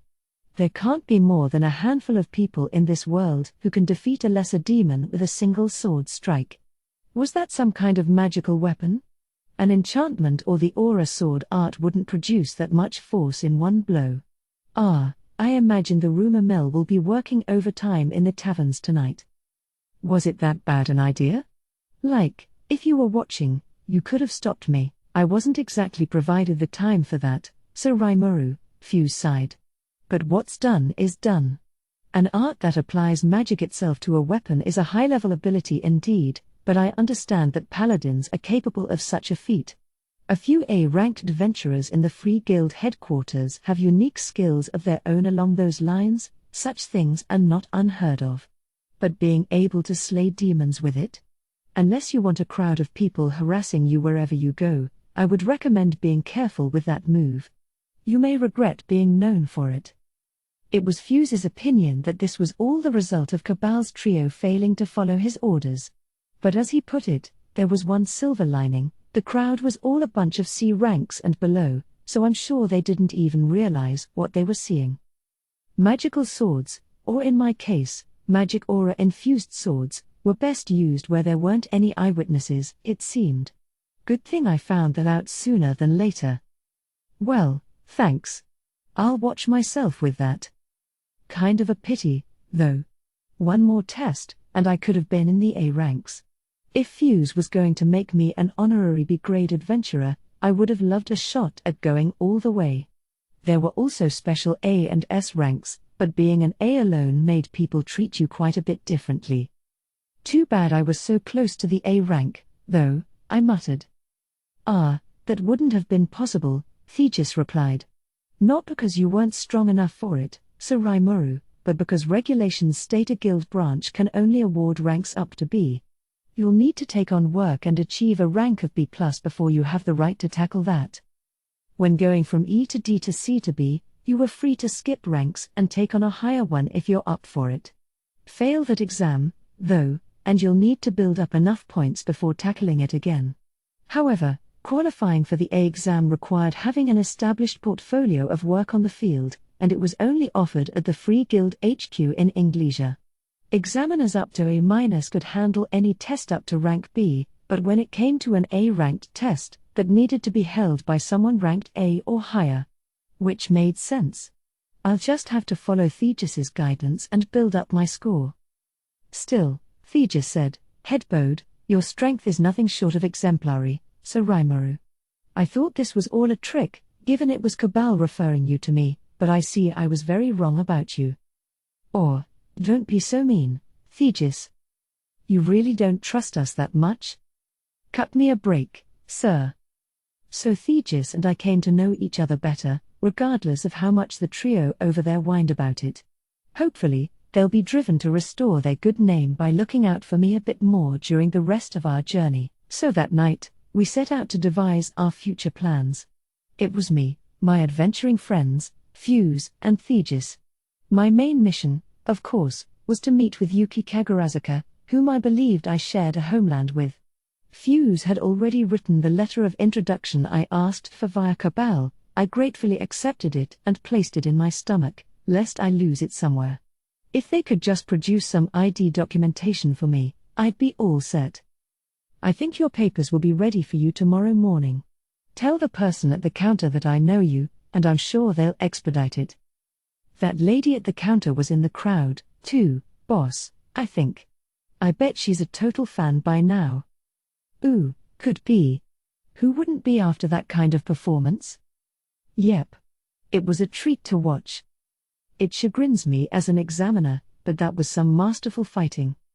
All this praise from Thegis and Cabal's crew was starting to embarrass me. And that, Fuse mentioned, is why I was hoping to preemptively award you your accreditation, so you could keep your strength a secret. You're going to stand out no matter what you do, besides. Cabal shrugged. Yeah, sorry about that. We're sorry. Ellen and Guido shouted in unison. But really, I should have been more considerate myself. Being in a big human town got me so excited, I must have lost my head a little. I'll try not to be so rash next time, either, so hopefully, you'll forgive them for all this, Fuse. For now, the guild master seemed willing to let it slide in the long run. Our plan, then, was to finish up the prep work by the end of tomorrow and get moving as soon as possible, but Fuse had other ideas. Actually, he told us, the King of Blumund wanted to have a confidential talk with you. My arrival must have already reached his ears. Apparently, he was interested in holding a conference in 3 days. I readily agreed to this. Before that, we planned to have a chat with a well-placed nobleman Fuse knew, in order to discuss the practical issues around our nation's relationship. The Royal Summit would then focus on these issues. This would keep it from being bogged down and rudderless, as Fuse put it, since meeting the king with no itinerary at all would be a waste of our time. Royal decrees would occasionally come down directly from the king when time was of the essence, but this was rare, and we were in no hurry, so the king just wanted to discuss the more big-picture stuff. I had no problem with that. If I had 3 days to kill before the king, I needed to fill that up with something anyway. Plus, I probably would have been an unprepared ball of nerves anyway, so knowing what to expect in advance helped me out a lot. So that took care of tomorrow and 3 days from now.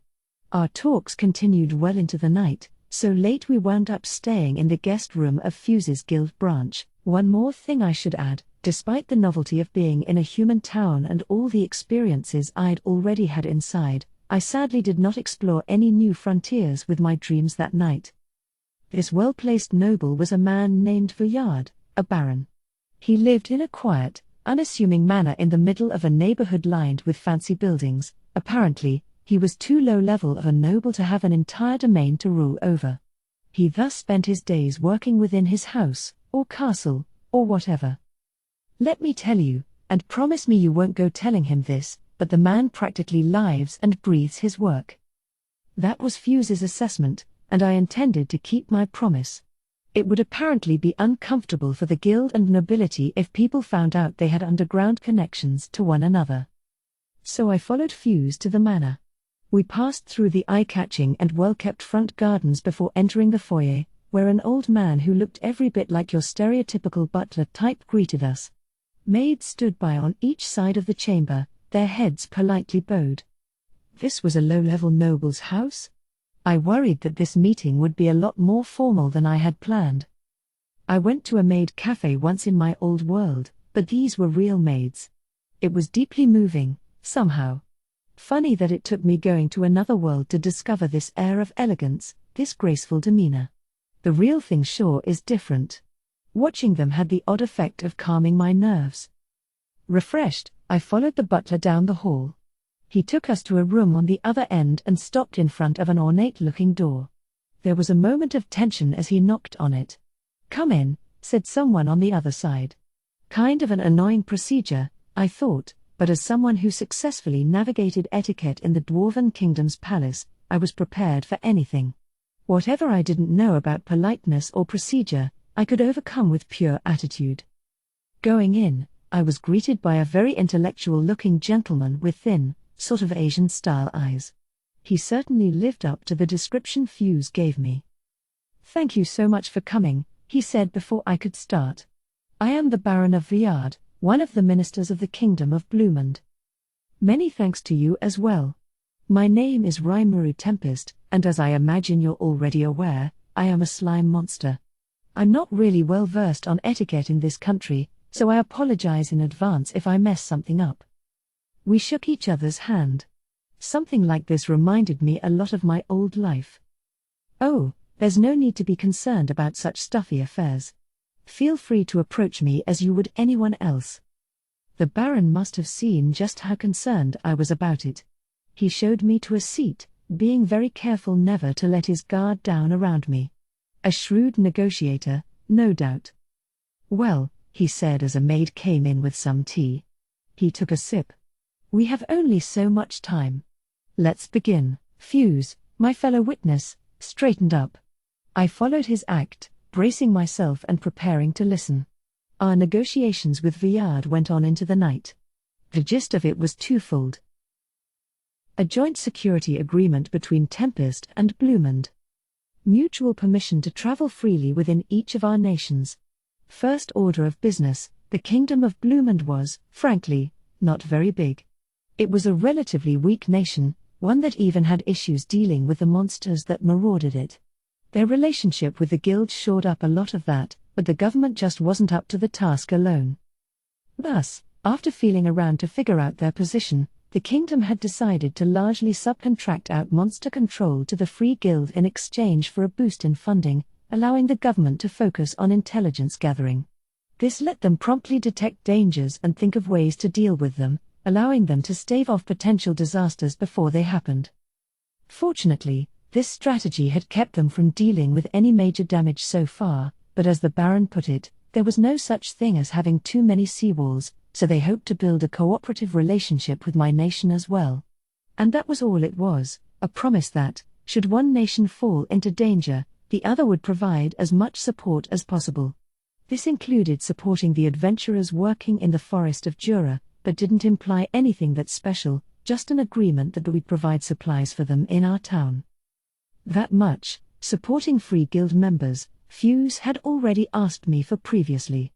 Providing accommodation and materials for people working in the forest would help them cover a broader range, which naturally meant they'd be able to address more threats around the area. It also meant that these guys trusted us, which I liked. So I happily agreed to this, but of course, I am sure they'll be happy to pay a fair price for what you provide. You could perhaps use the inns in our city as a reference for how much to charge. Well, hold on, Baron, interrupted Fuse.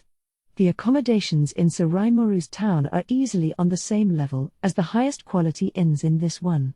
Compared to what passes for the norm here, I would call it fair to even charge more. Would you? Well, to be honest, I would call what they offered me more akin to a health spa than an inn. All right. We can think about that later. In terms of weapon and armor maintenance, however. Well, again, sir, their workshops are overseen by Sir Kaijin and his close confidant, Garm, two of the most talented metalworkers in the entire dwarven race. Would you really ask them to handle such rote maintenance work? They work there? Is there anything they could sell us, then, that may? I'm afraid not, Baron. I saw a great deal of weaponry there I have not seen anywhere else. I am talking very high-quality goods, things I never even saw in Inglisier's best forges. I was too cowed to ask whether it was for sale, but by my estimation, one would have to be at least a B-ranked adventurer to consider them. It makes one laugh, doesn't it? Fuse was certainly doing a good job at shooting down Baron Viard's suggestions. He had a point. The inn we stayed at in that farming village was not very posh. The guild branch here in town wasn't bad, but in little details like the toilets and baths, our town certainly offered far more comfort. And those weapons Fuse mentioned weren't for sale, they were test samples. At this point, we now had a steady supply of assorted raw materials. Gable was killing off monsters in the caves, Gobda and his crew were doing the same in the forest, and they were transporting anything useful back to town.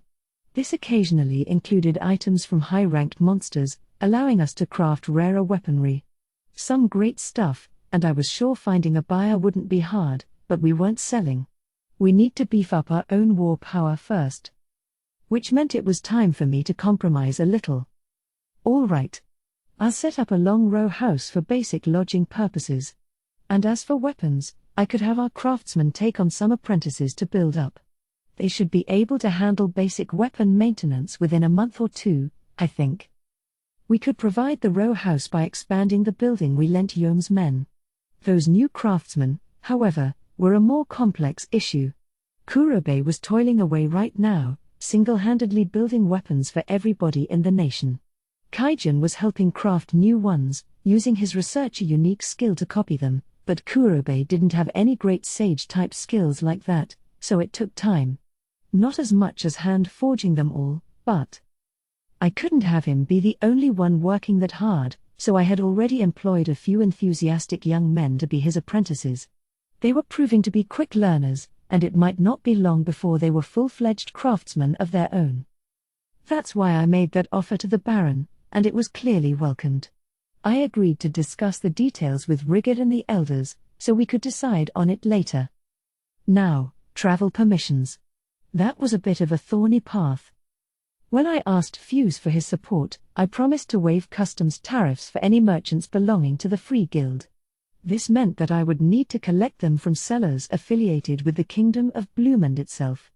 This was inherently unfair, but I couldn't renege on my previous promise, at least not for a few years to come. You might say, what's the big deal? Why not waive the fees for Blumund merchants, too? That was something I absolutely couldn't allow to pass. I couldn't just fritter away our rights as a sovereign nation without any compensation to show for it. It'd also impugn on any profits guild-affiliated merchants would enjoy, which would be rude to Fuse. Thus, even as it grew darker outside, the talks between me, Fuse, and the Baron fell into further and further of an impasse. We were all working with certain stakes, which no doubt contributed to how heated things got. Ultimately, though, it was Viard who blinked first. All right. To our kingdom, the most important issues relate to our security agreement. For the tariffs, let us establish a given grace period, during which our government will cover any fees incurred by our merchants. So we went with that. All merchants were allowed to enter and leave Tempest free of charge, regardless of who they worked under. Whenever we put formal customs charges in place, we would confer once more to decide on matters. As I confirmed during our discussions, Viard was fully aware of the importance of Tempest. He understood it at a more thorough level than I did, even. Traveling to the Dwarven Kingdom via Tempest, as opposed to the Kingdom of Farmus, would be both cheaper and safer to them. The highways weren't done yet, but once they were, and we had regular traffic going back and forth, the difference would no doubt be dramatic. And once it was all in place, those highways were going to see heavy use, even if Tempest charged a bit of a premium at the borders. Hopefully, the Baron said with a smile, we will both be on beneficial terms with each other by that time. After confirming our stances on both issues, I spent the next day casually perusing the capital's markets. I also stopped by the guild branch again to pick up my ID papers. The woman at the front counter was eyeing me up and down, but I had no time to ask her out on a date. Cabal and his friends guided me around the whole time, allowing me to enjoy myself thoroughly without getting too lost. We had all the supplies we needed for our journey, too. Then came day 3, the day of the Royal Summit. If we could get a treaty signed here, it would mark a second stamp of approval for our nation after Dworgans. A nation of monsters, receiving the formal nod from a nation of humans. The implications were huge. It meant we could interact in peace and even be friendly with regular people. The security agreement really didn't offer much benefit to Tempest. In fact, it had many downsides. But the potential revenue we stood to gain from that travel agreement was enormous, and since it was a mutual agreement, it allowed monsters to travel to human towns, which was a pretty major step. I wanted to work on amicable terms with mankind, and I was hopeful we could get something signed during my time here, so I was pretty excited when we kicked off the summit.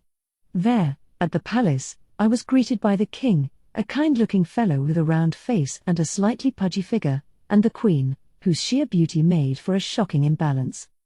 Fuse was there to serve as a third-party witness. He was already very familiar with all manners of government affairs, but having a third party in on this implied a sense of fairness to neighboring nations, and Fuse wouldn't go blabbing about top-secret stuff regardless. He looked uncomfortable in his formal garb, and being in human form all this time was getting a little oppressive for me, too. Better put up with it for now. It's tough on both of us. The summit proceeded without a hitch, and once assorted ministers had wrapped up their reports to the king, it was over. I do look forward to working with you in the future, Sir Rimuru, said the king in his receiving room as he shook both my hands. He was a lot more sociable than I gave him credit for. I felt a natural liking toward him. But this room was also where I learned that Baron Viard had deceived us. Well, as the king put it, if some kind of force should ever come out of the forest and threaten to invade us, let us set out to work with each other at once. And we, of course, would be happy to work together with you as well. Smiling with his wife, the king left the room just as I realized what he meant by it. I was no longer in any mood to wish him farewell. Some kind of force? What an odd turn of phrase. It didn't sound like he was talking about monsters. I was so focused on those guys, but that certainly wasn't the only danger out there. Look at Farmus, right next door. If a new trade route was open to the Dwarven Kingdom, they might see Tempest and Blumund in a negative light for that. And that's not all. The Eastern Empire, too. They had eyes on being the sole superpower in the land, didn't they? Oh, crap, I've been tricked. It didn't take a genius to see that an invasion by some foreign country would be a huge danger to Blumund. I just wanted to scream, right on the spot. If it sounds too good to be true, it usually is, huh? Now I recalled Baron Viard's smile. He said it himself, the most important issues relate to our security agreement. Customs revenue would be chump change compared to a nation's entire defense budget. What Blumund was really afraid of was a foreign power invading it through the forest. The Eastern Empire probably had them on constant high alert, and they wanted a bulwark against them. They didn't lie to me. If we ever got in danger, I bet they would come to help. It'd be our turn next, after all. They got me good. The Baron chose this moment to address me. It would appear you have noticed. Your mind certainly works quicker than I gave you credit for, earlier. However, the treaty has already been signed. I do hope we will continue to have a fruitful relationship. He gave me the biggest cheese-eating grin I ever saw. He performed his duties flawlessly, no doubt about it. A sly old noble who found tricking me as easy as taking candy from a baby. PFFT. Ah well. Not much I can do about it here. But despite all this, I felt oddly serene about it all. It was more frustration at my shallowness and admiration for my opponent than anything. All a learning experience. If the Empire makes a move, I'll think matters over then. It did tell me one thing, though: I couldn't let my guard down around human beings. Monsters were so unexpectedly straightforward with everything, which created an opening large enough for humans and their cunning to drive a truck through. I swore to myself that I'd think things over more deeply and carefully when negotiating with them from now on. But it's no fun to just sit here and be treated like a fool. I've got a decent opportunity here, still, to engage in some discussion that'll be a lot more helpful for my side. I took a high potion out from my pocket and placed it on the desk. And what's this? With that treaty in place, I said, could I ask you a favor? Oh, a favor? Well, as your partner in diplomacy, I could hardly refuse to hear you out. The Baron flashed me another perfect smile. He's definitely a pro at this. This is a healing potion that we made over in our town. I was thinking we could sell this in your marketplace. What? The potion that Cabal brought back, some time ago. Was this the specialty you were proposing earlier? It was Fuse instead of Viard who latched on to the offer. Oh, yeah. I did give him some, didn't I? I gave Cabal some of the medicine I had crafted myself, the equivalent of a full potion. But this is different from that. Not quite as potent, but I promise you it's a much better product than anything you'll find on sale now. What he had is more of a rarity, something we can craft perhaps every 2 days. These, meanwhile, we can manufacture more readily, so I thought about putting these up on the market. The only real difference from what you saw, Fuse, is that this can't regenerate missing limbs. I had meant that as a bombshell, making sure to lowball our production capabilities while I was at it.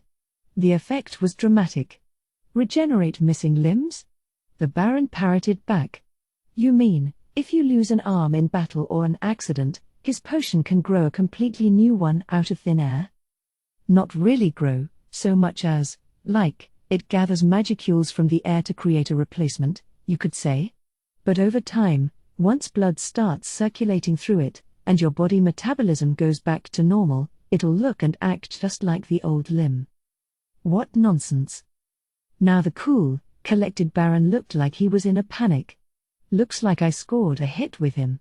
This was exactly why I kept telling Kaijin to keep quiet about it. If what you say is true, that is equivalent to holy magic, the exclusive secret of the Western Holy Church. In fact, it is the holy spell regeneration itself, the product of a pact with the spirits above us. A divine miracle. Only those ranked bishop or higher are capable of harnessing it. He paused a moment, regaining his composure, then looked around. His outburst had attracted some attention, but no one had overheard the conversation. The moment he sensed this, he had said, "Let us discuss this elsewhere," and began walking off. Fuse and I had no issue with this, so we wound up settling down in the Baron's study once again. The moment Fuse and Viard entered the manor, they looked at each other and sighed. Well, the Baron sighed. What shall we do with this, then? Is it all right for you if we appraise its value? Fuse asked. Go right ahead. He chanted a spell to gauge the potion's contents. I really can't tell the difference between this and what Cabal's party was carrying. Fuse scratched his head. We tested out that previous potion as well, but I never dreamed it could replace entire limbs. They said it was equivalent to magical medicine or holy magic, but I was certainly not expecting regeneration class performance. By that, I doubted he meant they tested it out on someone who'd just had an arm chopped off. It wasn't the kind of thing one would volunteer for. If I didn't bring up the high potion's limits, I doubt he would have ever noticed the difference. Do you have any of those remaining? Viard asked. Yes, one, for safekeeping. They must have used up the rest for their experimentation. Bring it here at once. Fuse nodded. The only way to prove this, he muttered as he sent a magical message out into the ether, is with Thegis. My former test examiner was with us in a moment, a small safe under his arm. What is the meaning of this, Fuse? He bellowed as he walked in, but he fell silent as he realized Viard and I were there. I want you to promise, the Baron said, that you will keep everything you see and hear in this room a secret. He described himself as a minor bureaucrat in this kingdom, but the dignity and presence he exuded was enough to put even a prince in his place. I promise you, sir, Thegis hurriedly replied with a confused nod as the Baron took the safe from him. So this is the item? He took out the contents, one of the potions I had made, and carefully observed it. I have little knowledge of magic, but this one shines true, that much I can tell. Certainly, I feel this is no ordinary medicine. Let's test the potion you have first, Fuse. To my great surprise, he intended to have Thegis remove his leg prosthesis and test the potion's effects on that. Would it work on a wound that old? It'd be interesting to see, actually. Following his instructions, we first tried the high potion on the stump. As expected, there was no external change. Next up, my self-crafted potion. The moment we sprinkled it on, a pale, shining light covered the site, transforming itself into the shape of a leg before our eyes. It proved, once and for all, that the age of the wound didn't matter. Maybe a full potion could read information from the body's DNA or something to do its work. Whatever it did, it sure wasn't simple, but either way, it meant I had a medicine that outclassed just about anything modern science in my world could come up with. What? My leg? This is astounding. Good heavens. Another amazing secret you bear, is it not? The three gave me looks of blank surprise. I'd let this doozy slip mostly just to get back at Viard a bit, but it only served to further damage my stance, perhaps even severely. Loose lips really do sink ships. I had hoped to gain a new advantage in our negotiations, but things had now grown much larger than that. In the end, we agreed to frame it so Thegis's leg was healed by a mysterious robed bishop for a king's ransom in money. Thegis sure wasn't complaining. It let him get out from behind his desk at the branch office and get back to adventuring. He profusely thanked us all as he agreed to the backstory. As far as my sales pitch went, Blumund agreed to purchase a set quantity of high potions from us on regular occasions. They would also select preferred merchants of their choice to spread the word about this medicine to the Western nations. We still weren't making mass quantities, so hopefully, they could keep a damper on customer growth for the time being. If adventurers started hearing the stories and coming to Blumund to find out more, that'd help spread the word about Tempest right nearby, too. For now, I just wanted to build a trustworthy name for ourselves. Pitching it as medicine made by monsters didn't sound like effective ad copy to me, but once people saw for themselves what this stuff could do, I doubted it'd keep them from becoming regular customers. At the moment, getting it into their hands and letting them see how useful it was took first priority. So there's another regular purchase base, then. A good first step, I thought. I really didn't want to be hostile with human beings. I'd have to work harder to build friendly relationships with the other human nations of the world. It was time to say goodbye to Fuse. I do hope you'll remain careful on the trail, Sir Rimuru. I'm telling you, I'll be fine. Just make sure nobody goes into that room, all right? Nothing to worry about there. You can only access it through my office, the branch manager's chamber. That was a relief.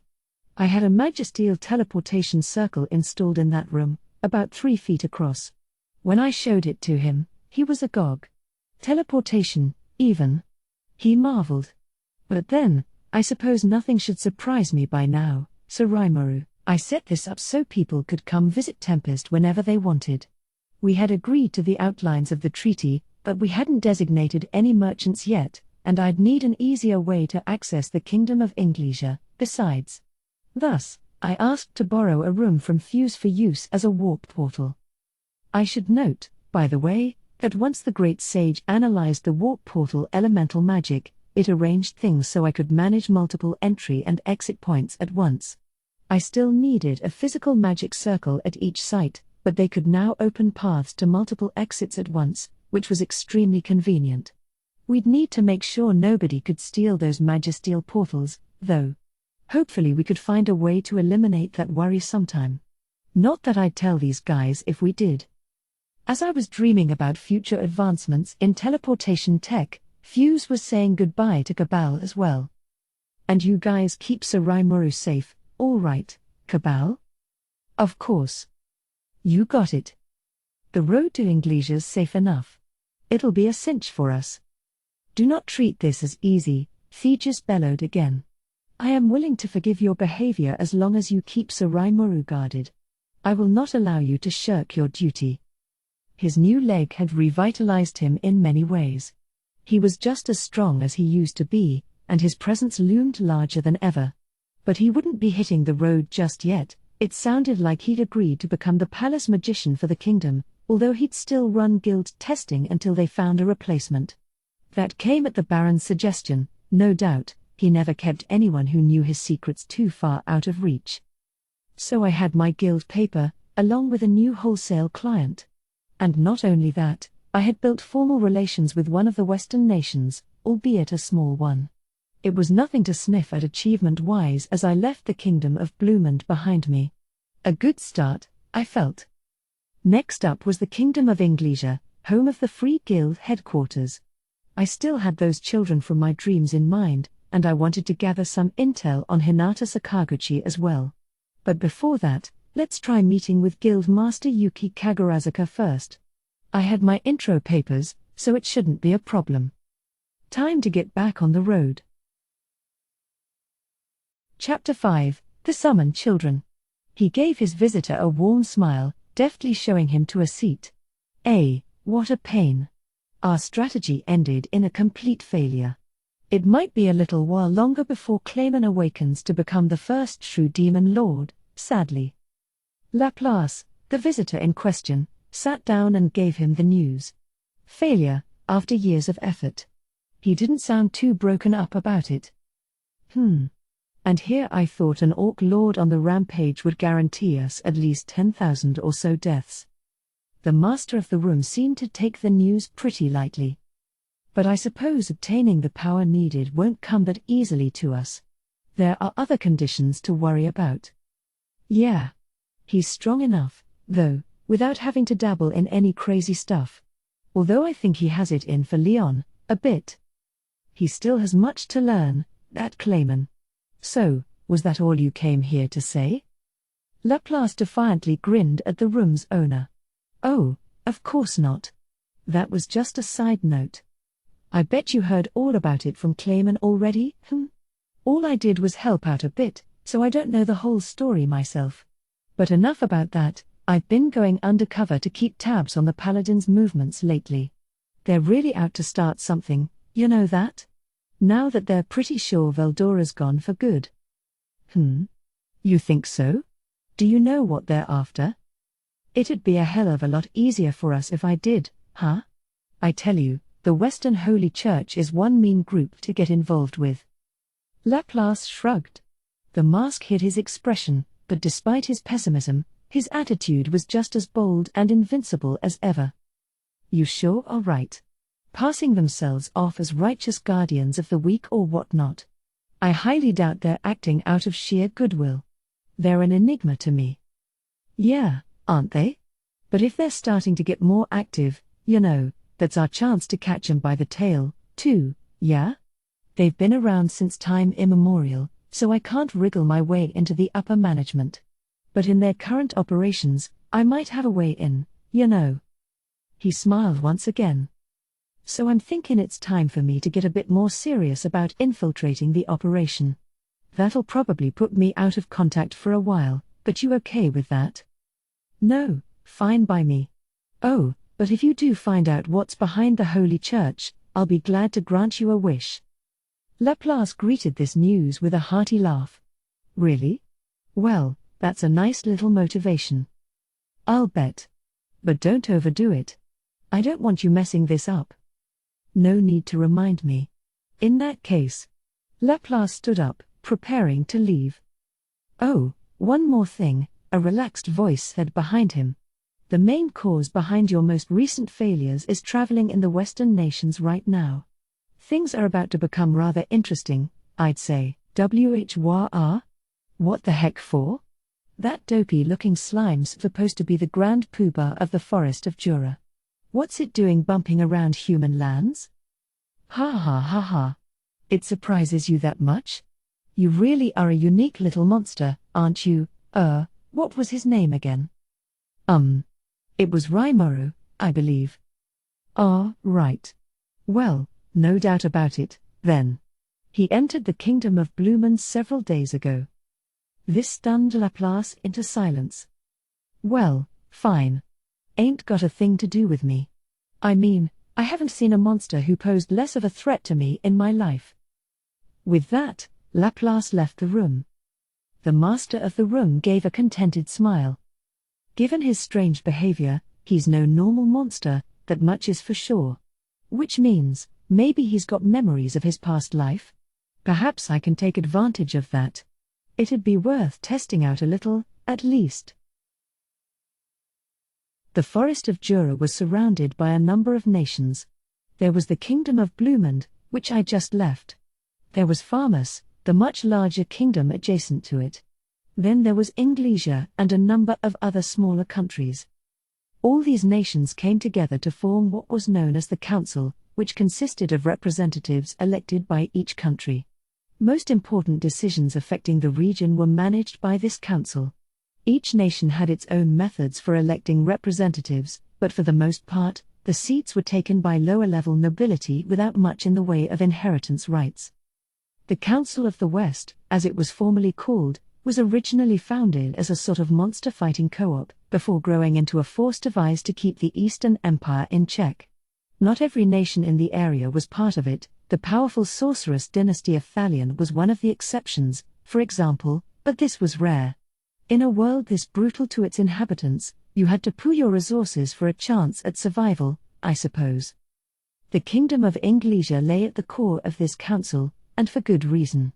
Geographically, Inglesia was the easiest central point for council members to assemble at. It naturally followed that the Free Guild would set up its headquarters here as well. You could say that the most powerful council member nation was the Kingdom of Farmus, but in order to prevent any one nation from having too much clout over the assembly, the nations agreed to set up in Inglesia for logistical reasons. Partly because of this, relations between Farmus and Inglesia were apparently frosty at best. And there was another reason. Inglesia was the only council member nation that didn't share a border with the Forest of Jura, giving it an extra measure of stability and protection from monsters. That was another factor that led to its selection as Council HQ. But what does the Council do, exactly?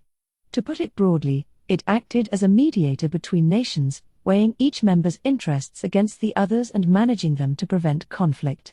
It held power in both economic and political circles, making it a strikingly influential group in this region, sort of like the United Nations of my old world, with a lot more force to take action.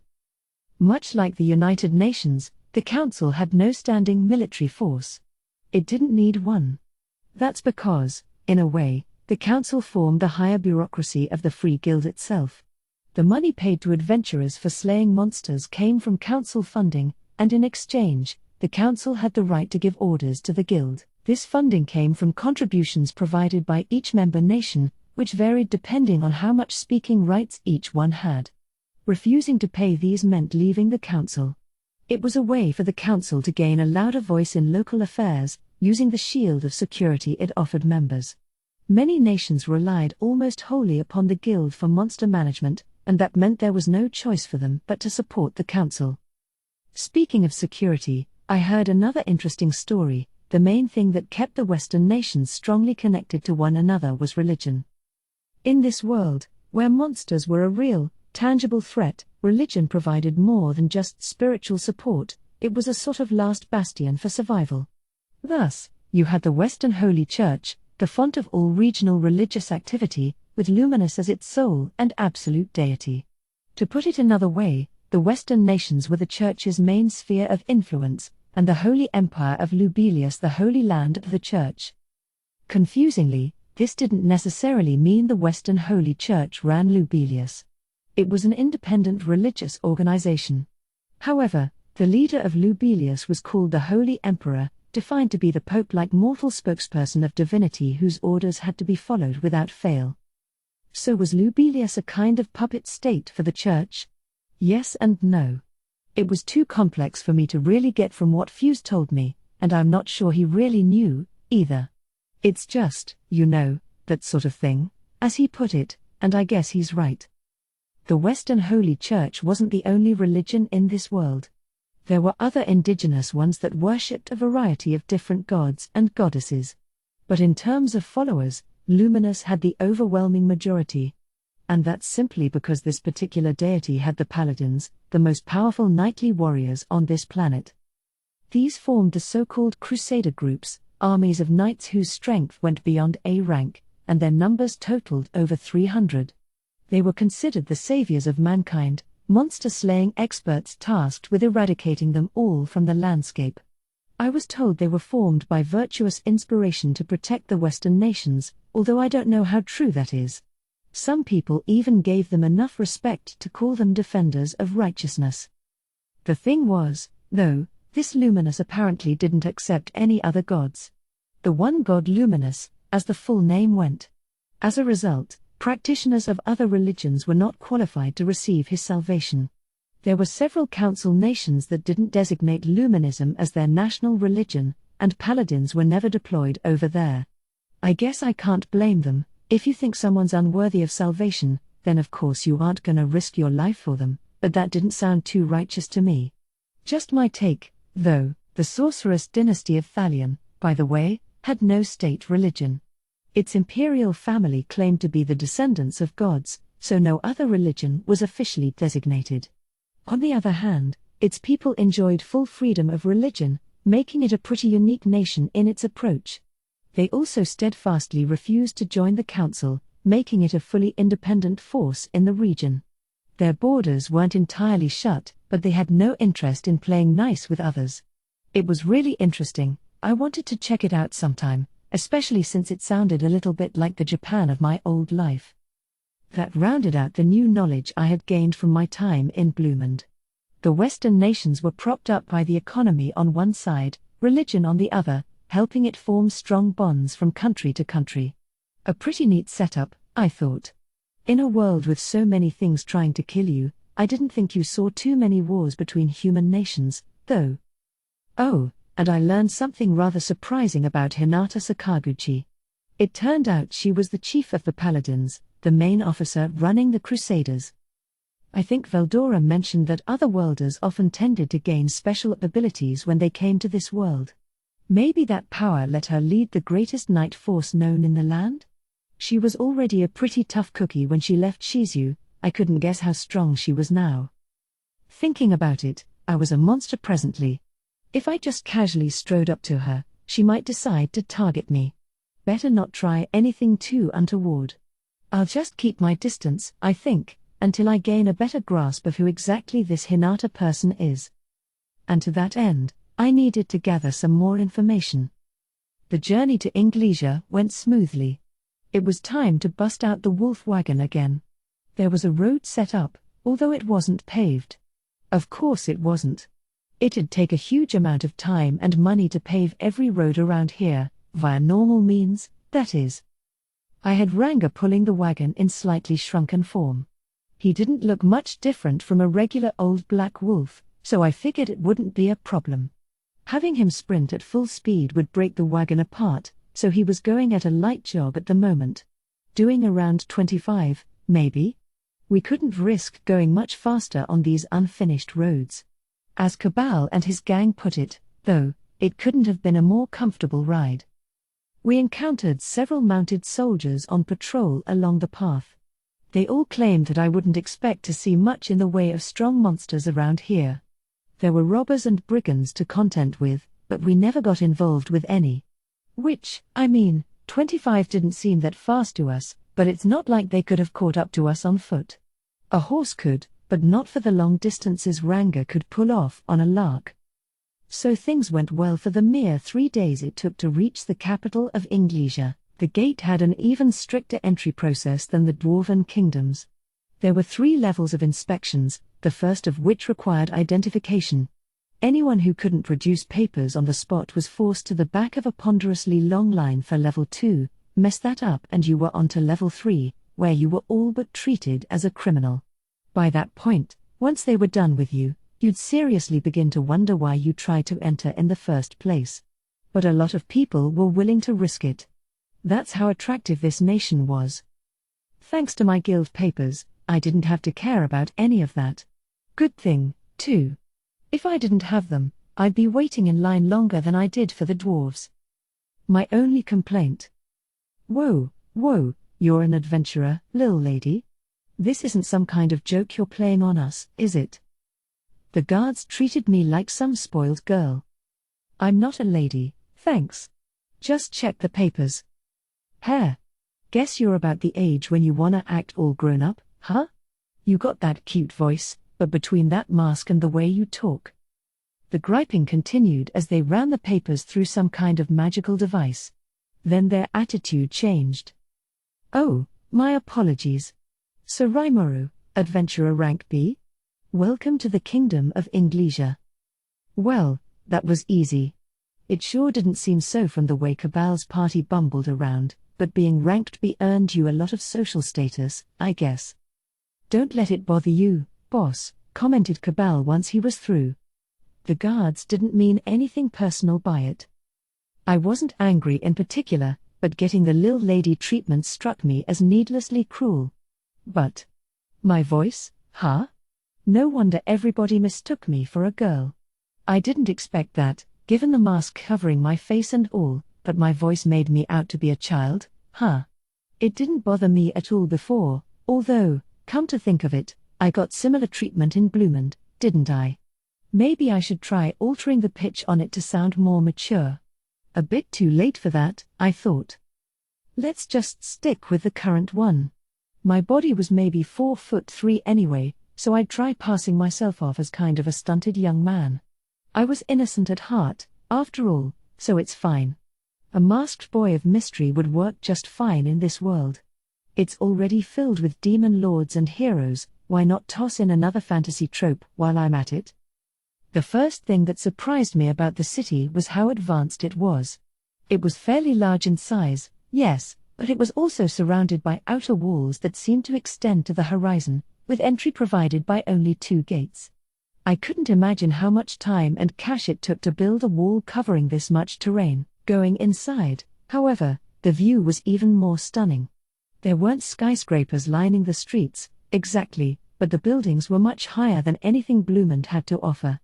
I spotted 5-story stone buildings all over the place, along with a variety of brick and wood structures. But more impressive than anything was the chalky white castle that loomed in the center, easily visible from each of the city's well-planned neighborhoods.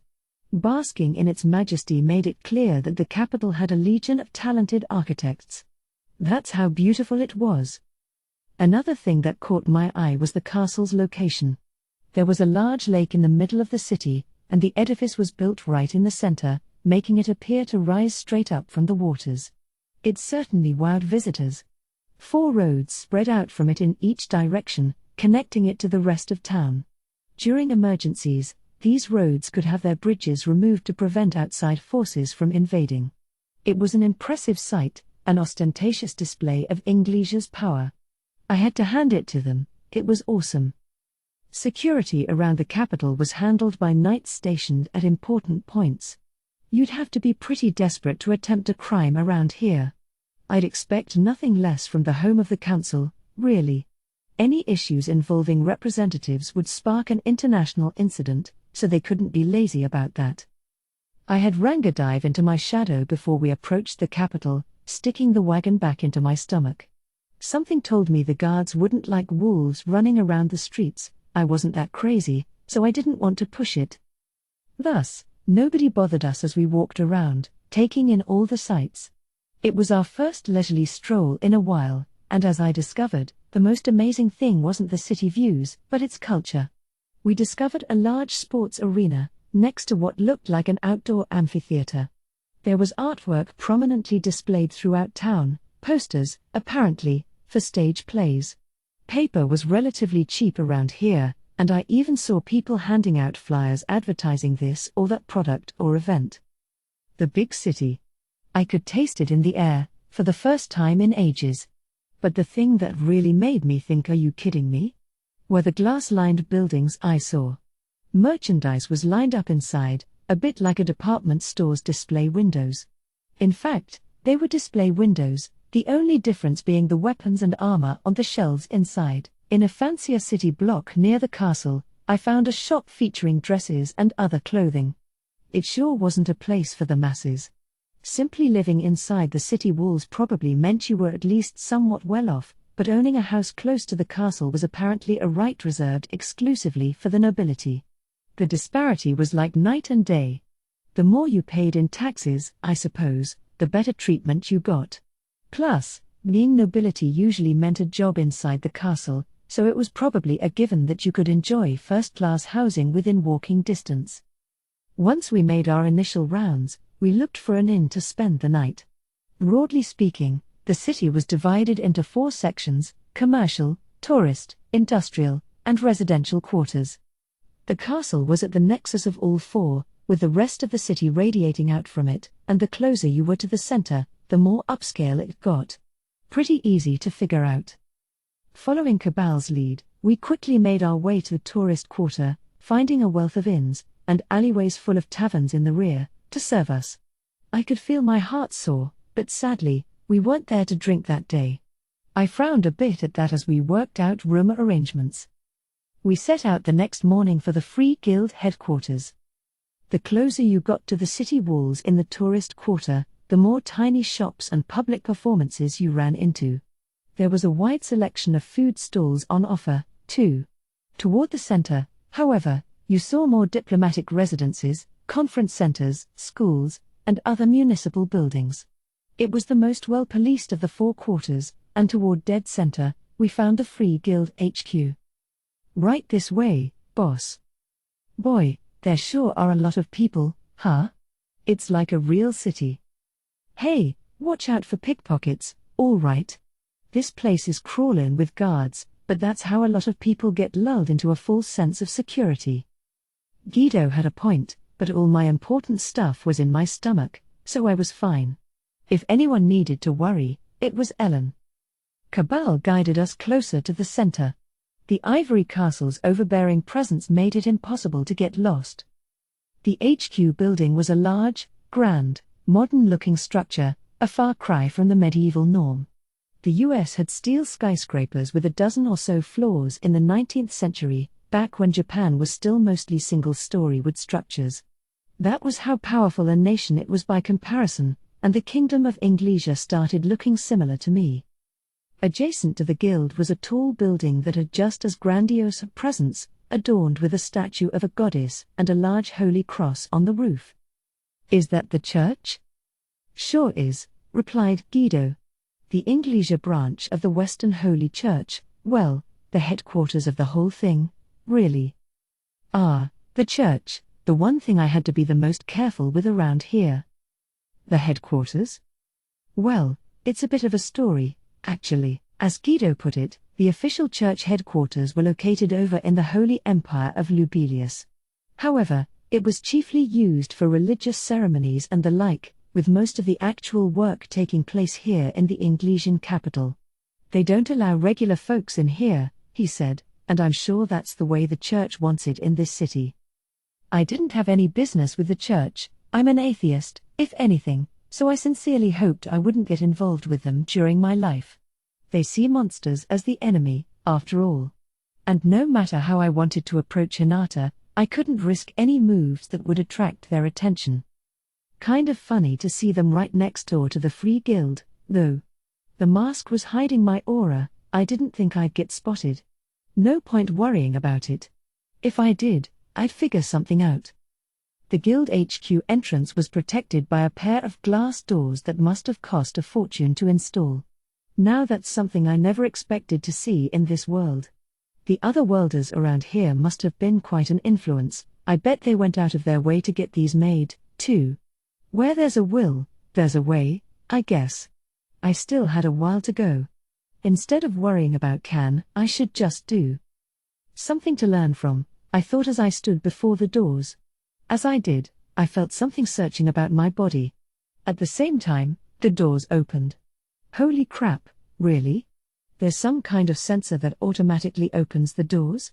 Talk about high-tech being used for the most trivial things. Seeing this piece of Earth tech replicated here was a shock, especially compared to the wooden church building next door with its plain old push handles. It felt like the architect just wanted something as different from the neighbors as possible. It sure has changed in 2 years, Ellen remarked. Well, I wasn't gonna lose out. If this is what I'm batting against, I better start planning out a high-rise or two when I get home. Stepping inside, we felt several pairs of eyes upon us. They all appeared fairly high-level at a glance. It was only natural that the HQ would be full of the best people they've got. "Welcome. How can I help you today?" said a woman stationed by the door. Her greeting, perfectly timed between breaths, made it feel like the lobby of a 5-star hotel. Not to be rude, but it was a far cry from the Blumund Capital branch. "Yeah, we're here to see the Grand Master. Here's our letter of introduction." I handed it to her. "Certainly. Please give me one moment while we confirm." She stepped away as another man approached us. "Oh. Hey, what's a kid like you doing in here?" I knew it. Someone wanting to start trouble. First impressions were everything here. If I let them screw with me, I was done. But just as I was set to fire back. "Whoa. Hey, Grass. You reach rank B, too." Cabal spoke up, tossing him a few kind words. It made Grass freeze in place. Well, look at you, Cabal. Sure haven't seen you lately." What a letdown. I was all ready to make him see how powerful I was, too. Of course, I had a tendency to screw that up anyway, so maybe it's for the better. A few other guild members were starting to notice my friends. Soon, they were all trading nostalgic banter with one another, which segued into retelling stories of past glories on the field, blah, blah, blah. I sat down on a sofa and waited. An attendant brought me some tea. It was all just too perfect. Enjoying the aroma, I decided to ask about something bothering me. "Hey, Cabal, how'd you know Grass was a B-ranked adventurer?" Whoa, Grass shot back, "Watch your manners. That's a Cabal to you, lil lady. You must be a beginner if you don't know how things work around here, huh? How about you show some respect to your elders?" "Hey, I wouldn't mouth off at Sir Rimuru like that. You should really show some more discipline to that kid, Cabal. You know we don't allow any guild members under rank B in here, and look at the attitude she's giving off. If you keep spoiling her like that, what's she gonna do when she has to fend for herself? Knock it off. This guy's here on his own merits. I'm sorry, I'll fill him in later, so." Cabal gave me a regretful bow. I didn't mind as long as people stopped picking on me, but this lil lady stuff was starting to get old. Well. This particular form of mine, magic-free and carried out strictly by my own body, was the most comfortable thing for me anyway. I'm not a kid, all right? Or a lady. Try to remember that.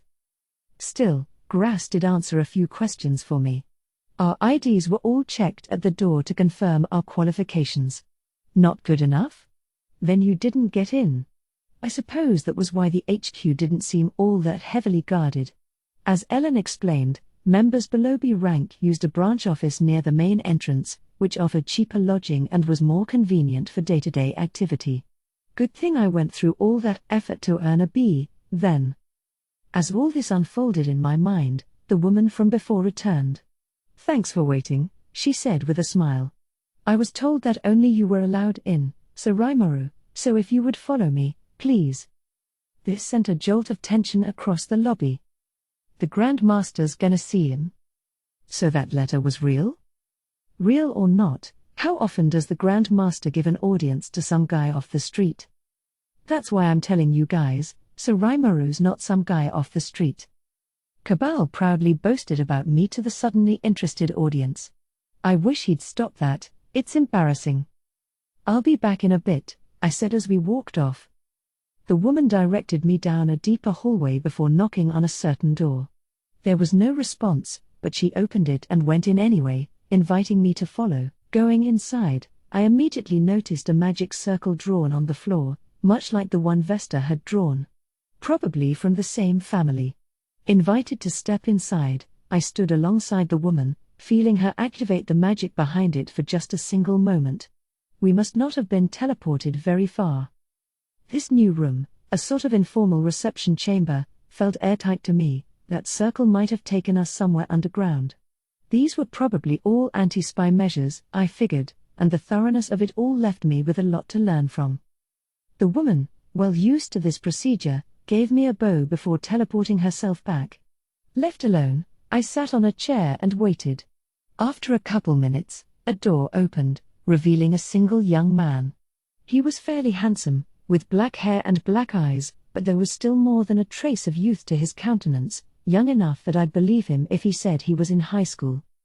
"Welcome," he began, smiling. "I am Grand Master Yuki Kagurazuka. It's nice to meet you, Rimuru. I've heard quite a lot about you. Feel free to call me Yuki. It's good to meet you, too. My name's Rimuru Tempest, and I am the leader of the newly established nation of Tempest in the forest of Jura. Just Rimuru is fine with me, too." Thus, I had my first encounter with Yuki Kagurazuka. After introducing ourselves, we settled down to a little Q&A session. It began with a bit of idle chit-chat as we probed each other's motivations and such, but it wasn't long before I was totally at ease with Yuki. He was just a kind, good-natured guy, supposedly in his late 20s but not even looking out of his late teens. I asked him why. He said it was a type of curse. He didn't obtain any special or unique skills on the way to this world, apparently, but the journey did grant him massively upgraded physical abilities. It was really just, like. He scratched his head. Like, what should I do? And really, it took me about 5 years until I realized that something weird was going on with me. His eternally boyish looks, among other things, meant he had never been in a relationship. I couldn't help but laugh and cheer him up. I was starting to like the guy. "Wow, really? Ooh, that's too bad, ha ha ha. But, hey, you'll get luck on your side eventually." That's really not helping. Yuki sounded a little huffy about it, but I'm sure I was just imagining it. Either way, we quickly broke the ice. Still, I have to hand it to you. A monster building an entire city. Oh, it's not that rare of a thing, is it? Well, I mean, I sure haven't heard of it, and I kinda doubt I will again, after you. You think? Yeah. We stared at each other for a bit. What's the big deal with monsters building cities? Yuki's getting too bogged down in the little things. I let it slide as the topic turned to our current situations, and once that conversation ran its course, Yuki brought up his main concern. "So, Rimuru, you're a monster, right? That's how Fuse described you to me, but I'm pretty surprised that you went right through the barrier we have over the headquarters building. How did you transform yourself like that?" Oh. Yeah, I'm a monster. A slime, to be exact. Keep this between us, but I've got a skill called Universal Shapeshift that does this for me. I can imitate any monster I've consumed. That, and this mask contributes a lot, too. I removed the mask. I knew I'd be dealing with the Grand Master for a while to come. If we ever got hostile, I'd have a hell of a time getting accepted by people in this nation. This was a do-or-die moment. I couldn't let him think my city was some house of horrors. Let's just go out with the whole truth, right now. Imitate monsters you've. Wait. Is that Miss Shizu? A murderous look crossed Yuki's face. A beat, and then he disappeared from the opposite side of the table. We exchanged a pair of kicks. The resulting shock wave split the table in two. It was a tremendous blow, heavy, furious, like nothing a human could launch. I might not ever feel pain, but for just a moment, my leg felt too numb to move. "Calm down, kid," I said, cool as a cucumber. Looking back, Shizu managed to spot me purely on the atmosphere I exuded around her. A pretty amazing feat, now that I think about it. It took a lot of imagination to picture an otherworlder who wound up turning into a slime. The rage was gone from Yuki's eyes, but he was still on his feet, ready to continue. "Could you explain this to me in detail?" he asked, his gaze fixed upon me. We sat across from each other once more, leaving the broken table where it was. "Well, all right. Look, to be honest with you, I'm an alien from a faraway planet." "What are you talking about? I want you to be serious with me. Honestly, I'm impressed you think this is a great time to goof off." Yikes. Yuki looked pretty pissed. I figured a little joke would help ease the tension, but maybe not. All right. I'll be serious now, so just chill out a little. You come all the way here, and that's the joke you go for. That's the first time I've heard that one. Are you by any chance? Yuki guessed it before I could even say it. I decided to start from the beginning. "So, I was attacked by this guy on the street." I spent the next while going into minute detail about what happened. "Ah. So you are Japanese, huh, Rimuru?" "Heh. Just as planned." I make a joke that only someone with my background would understand, and he was instantly on my side. It made him angry at first, but, hey, it worked. The quickest way to make him realize who I really was. Whether he believed that was my intention is another issue, but, it worked. Once we got through with that, we talked about all kinds of things. What we'd been up to in this world. Our trials and tribulations. Shizu's final moments, that's how she decided to go? I have to admit, she often told me about how much she didn't like this world. Yuki closed his eyes. No point dwelling on dreary topics. I brought up other things from our old world. He demonstrated a particularly keen interest in how his favorite manga and anime wound up ending. "Oh, come on. You gotta tell me what happened after that." He. "You wanna know? Well, guess what? Pretty much all the manga and anime you mentioned ended by the time I left. And you know I kept up with all of it. A true gentleman always makes sure to cover all the bases." "That's amazing. Please, sir. Please, give me your knowledge." He was starting to sound frantic. It made the woman from before almost drop her tray of tea and snacks when she teleported back in. Maybe I took it a little too far. "Well, here, I'll show you, then. Do you have a piece of paper?" "Paper?"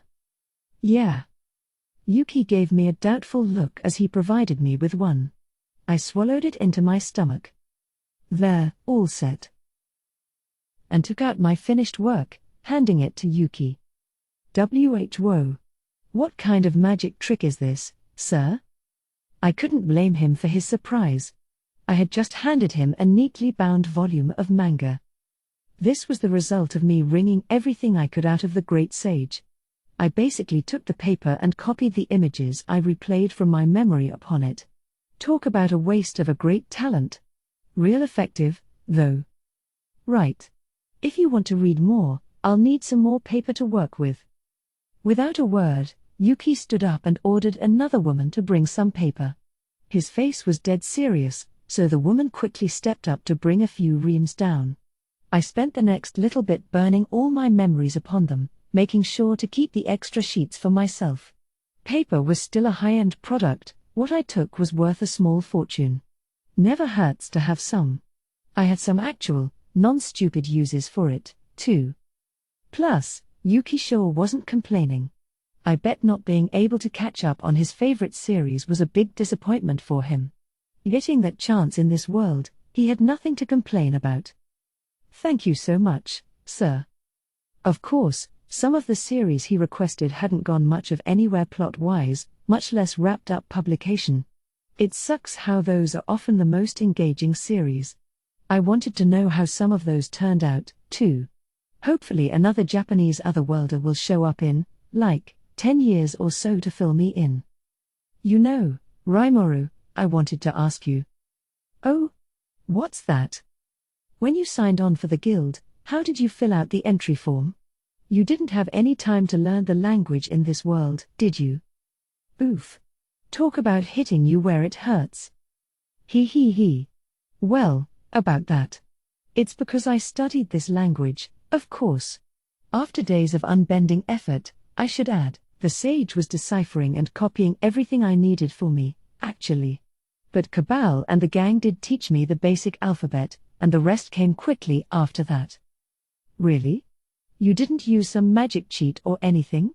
Because learning the language was one of the toughest things I dealt with, coming here. Oh, don't be silly. No matter how old you get, studying never stops being important. I wavered a bit, but I think I managed to keep the facade going. It hurt a little, seeing Yuki show me such respect, but I wasn't strictly lying, so it's all good. The sage was what let me read and understand things, but, hey, that's my ability. Just because I omitted that fact didn't make it any less true. Over dinner, our conversation drifted back toward more serious topics, in particular, about what we'd both do next. So you risked your life to travel here, Rimuru, because Miss Shizu said we're both from Japan? I mean, I'd love to keep helping you going forward, but was that your only motive? How do you mean? Oh, I just thought you might have some other reason. Like, maybe you're trying to find a way back home or something? Back home? Yes, I had thought about it. But I gave up on it. I was already dead over there. I was sure they'd cremated my body long ago. There wasn't really any place for me to return to. I'd just make everyone's lives chaotic. If they thought about me now and then, reflecting on the good old days, I was okay with that. To younger otherworlders, however, I'm sure getting back home was their number one priority. Do you think it's possible? I asked. I was greeted with silence. Not that easy, I guess. He would have done it already if it was. That's about what I figured. Well, Yuki said, it kinda looks like a one-way street. That's because this world is, I guess you could call it semi-physical. He went into detail on what he knew so far. Essentially, our old planet was a purely physical world, a world free of magicules. The opposite of that is a purely spiritual world, one teeming with spirits, demons, angels, and other mystic life forms, one full of mysterious and astonishing energy. The two were polar opposites but still retain some deep, important connections. Which led to this world, a world of chaos. An extremely unique entity, one that shared properties from both the physical and spiritual worlds. Its atmosphere was packed with magicules, allowing fairies, ghouls, and other spiritual life forms to manifest themselves, something Yuki figured out via his own experimentation. Traveling from a physical world to this one meant that our own bodies had to be broken down once, then rebuilt in semi-physical form. That, he explained, was likely why we couldn't go back to a purely physical world again. However, he added, I don't think it's a zero-chance possibility. Japan's full of stories about demons and monsters and things, and you see the same kinds of tales and myths all over the world. So if we're able to get the conditions just right, I'm thinking that maybe we can, you know? He sounded right to me. I had my own thoughts about it, too. It all felt like a vague fever dream at this point, but I definitely remember hearing the world language from pretty much the moment I was stabbed. There was definitely some kind of connection between Earth and this world it had to ride on. Plus, you can cast magic, can't you, Rimuru? Yeah, I replied to the sudden topic change. I had a spell or two taught to me. Yuki squinted at me, jealous. That sure is nice. I was really excited about magic, too, at first. As he put it, when he first came to this world, he both lamented his plight and fostered a deep fascination for the unknown force of magic. I was the same way. Anyone who's a fan of manga and anime must have wished they could toss around magic at least once in their lives. I wanted to learn some, but for some reason, I just couldn't do it. I think it's because of the way my body changed. It felt so, romantic, too, but no. Yep. Something adventurous to it, isn't there? If something's right there at your fingertips, of course you'll want to try it out. But Yuki just didn't have the right characteristics for it. Reality sucks sometimes. Still, I can perform research into it. And what I found was that in this world, magic is the power to interfere with the laws of nature. There's a mysterious set of laws to this world, people call them the world language, and when you earn a new power, or the value of your life rises in some way, like when you evolve, then that's how nature tells you about it. Magic runs under the same rules as this world language. When you cast the spell, it turns that non-physical phenomenon into real life. And if you look at it the other way. Yuki paused. I tried to guess where this was going. Look at it the other way. Everything has a cause and an effect, and if you figure out the laws behind all that, you might even be able to find a way home, is what you're saying. I was familiar with the world language. My skill, the great sage, used the term when talking to me. It was my familiarity with it that led me to that conclusion. Right. That's very good, Rimuru. I'm surprised. You understood a concept that I had to spend years researching. Take the concept of returning home, render it into a set of laws, and translate it into the world language. Easy for me to say, but trying to discover those laws would take a lifetime of research. Even with that much effort, it may not be possible at all. But if you were able to interfere with the world language on a deeper level. The sage was silent. No, a skill like that's just a fairy tale. Guess we'd just have to keep plugging away on that research. Yuki gave me a wry grin. Of course, I'd never have enough time to uncover all of it, I guess. I'd have to decipher and evaluate each of the laws, one by one. And that's probably his main goal. I'm sure he'll keep up his research. Well, I'll definitely help you with whatever I can, and I'll try doing a little research on my side, too. I had to volunteer to pitch in. I just had to give a shout out to his spirit. But anyway, if you aren't trying to return home, what brought you here, Rimuru? Now he was getting back on topic. I figured he deserved a full answer. Well, if I can kick back and chill out a little in this life, that's all I really want. I've got a town pretty well built up, and basically, I'm just in this to have fun with my friends. But there's something that's been bothering me lately. My other mission. I needed to purchase magic stones and check out the cities, figuring out how advanced their civilization was, that was important.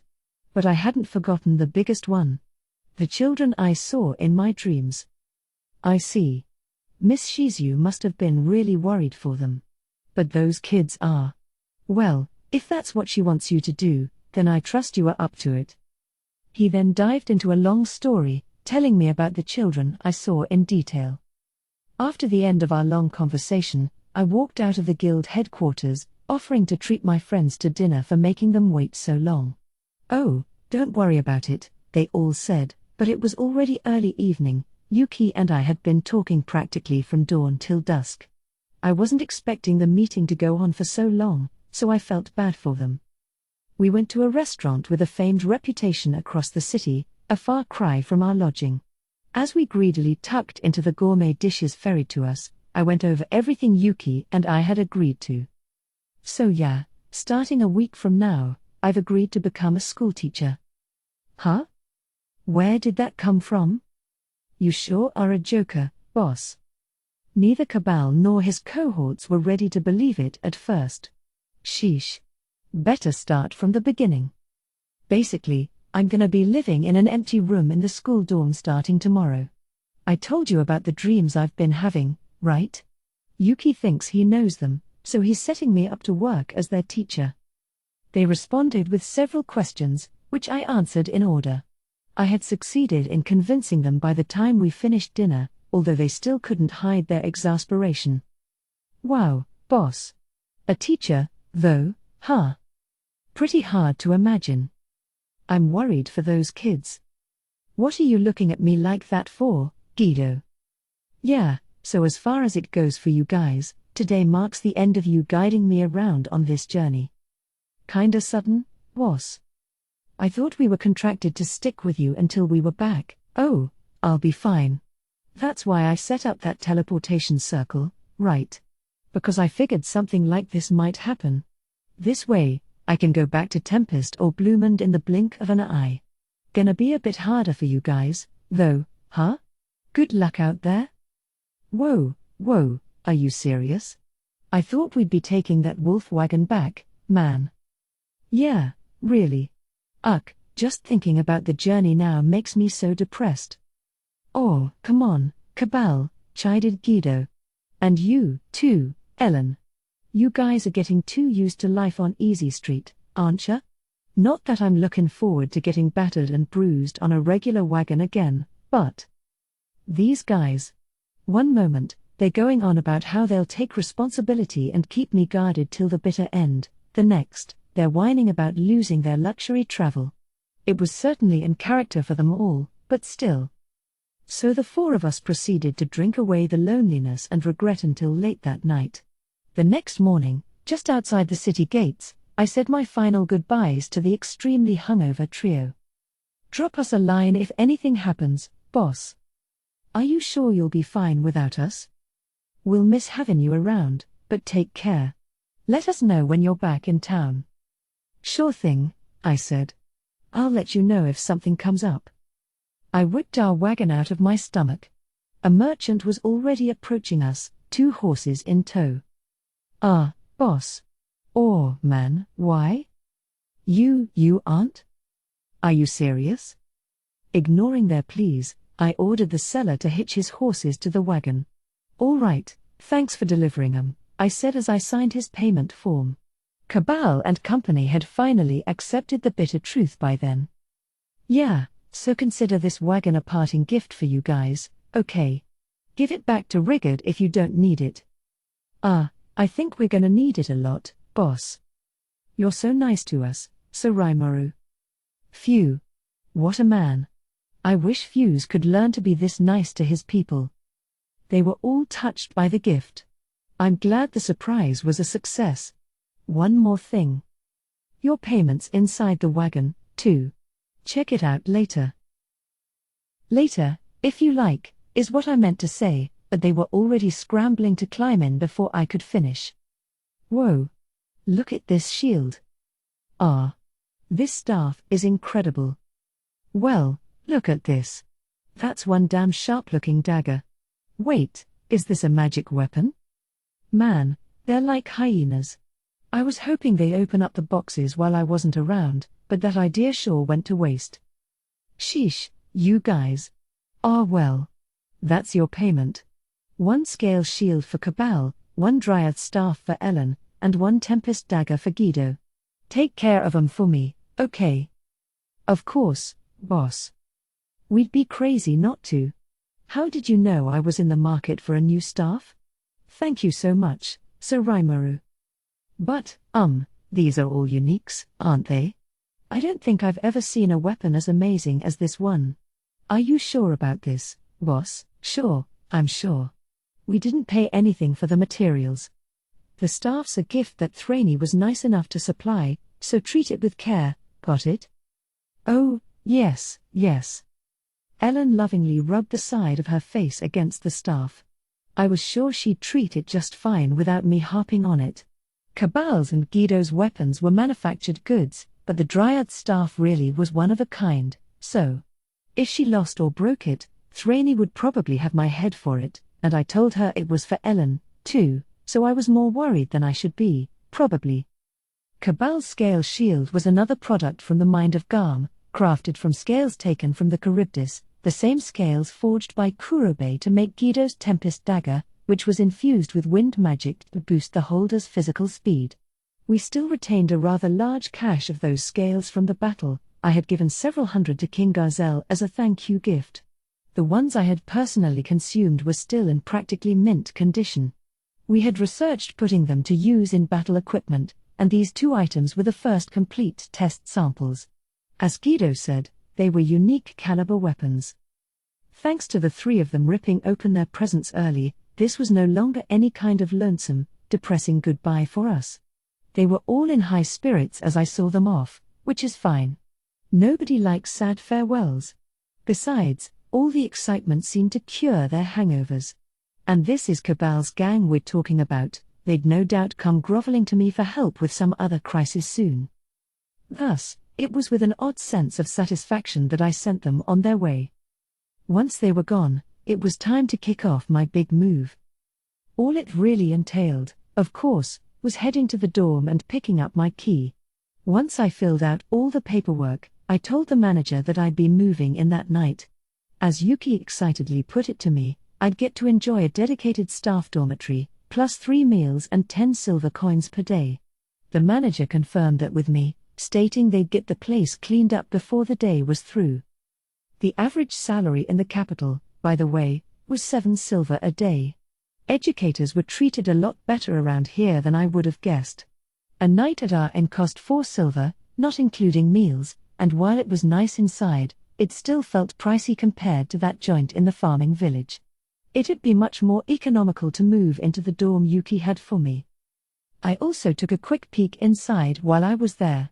It wasn't a major step down from last night's inn. I was happy with it. Like I told Cabal and the gang, I'd begin teaching in 7 days, although I'd need to report to school in 6 to manage the handover.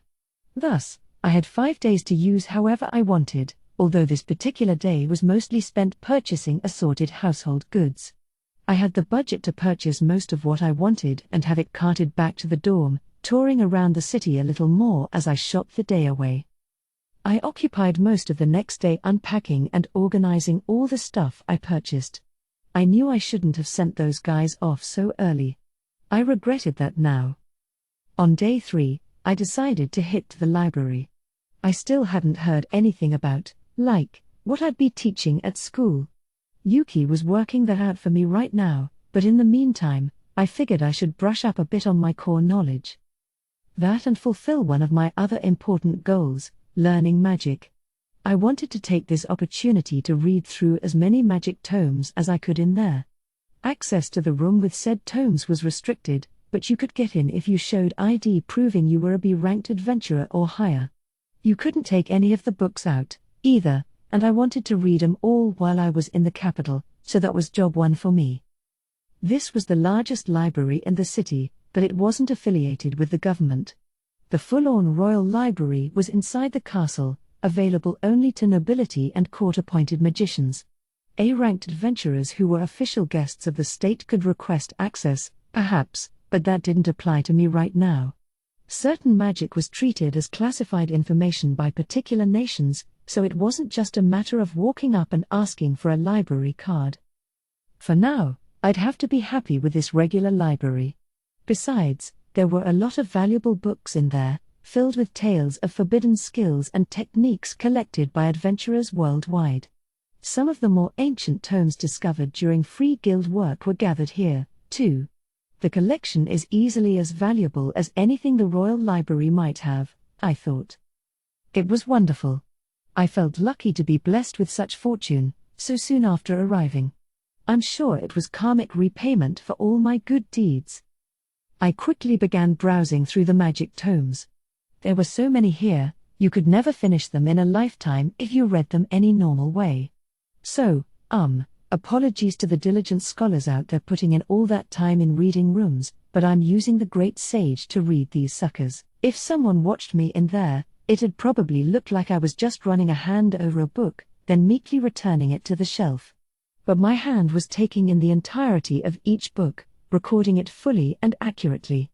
Running the sage and glutton skills in parallel, I copied each magic tome into my mind at breakneck speed. I could take the time to pore over the contents later, or really, I could let the sage do that. All I had to do here was pluck a book from the shelves, then put it back. Would that be enough to let me harness the magic inside, though? Received. It is possible to thoroughly examine the contents with analyze and assess, then comprehend it with the all of creation skill.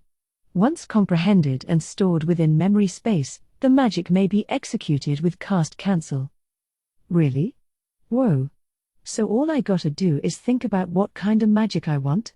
What a crazy set of skills. There's just no end to the wonders the sage brings me. In that case, it's settled. I'm not even gonna bother reading the titles of these books. Just in and out, shelve and unshelve, over and over. Each volume converts itself into knowledge for me.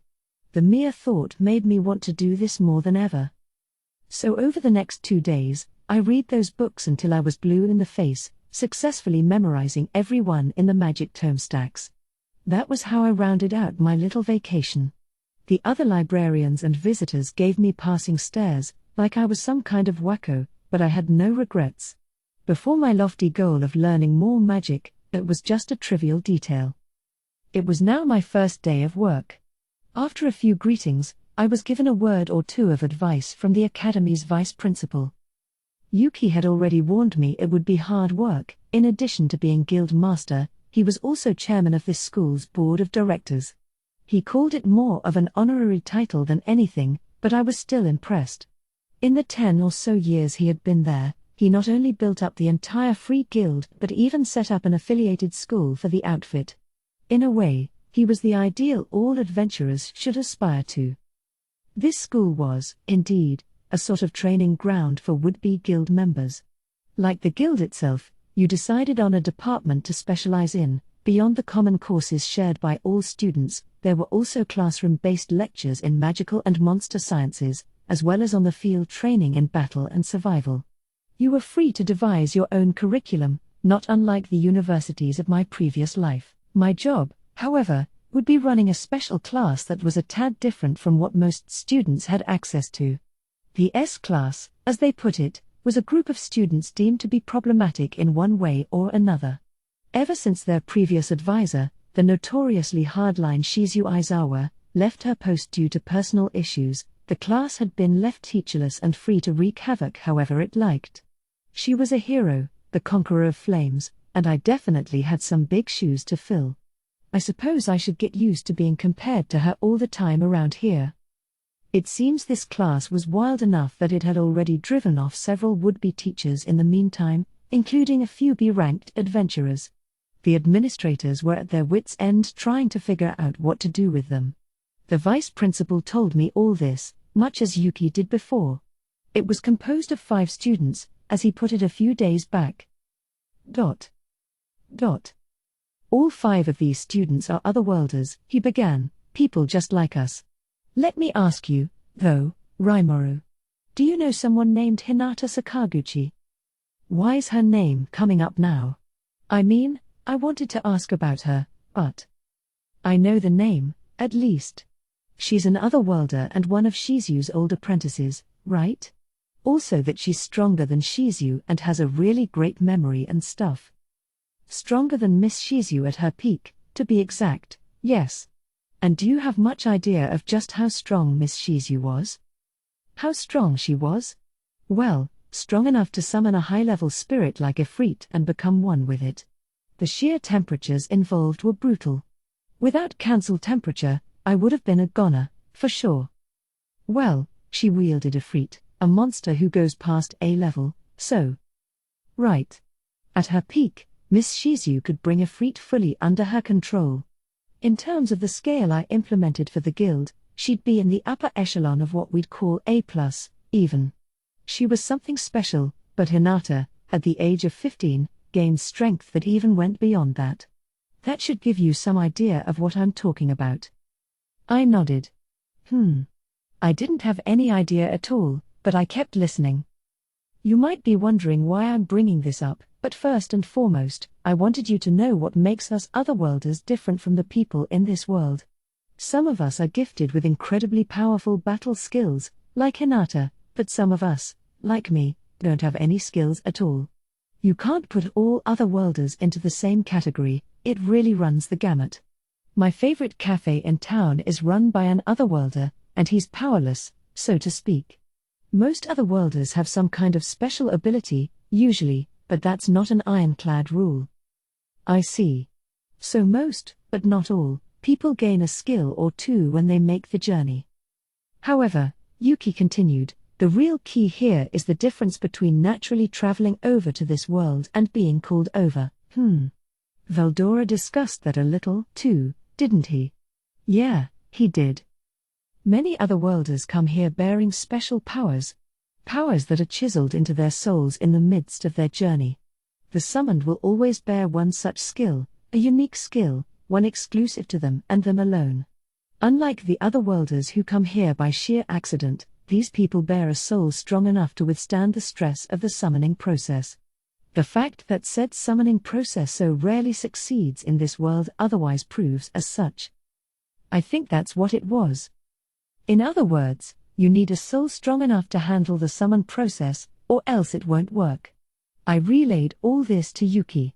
I'm impressed you know that, he replied, eyes wide. That's exactly what I've learned in my research. Wasn't really research for me, I'm just parroting what Veldora said, but oh well.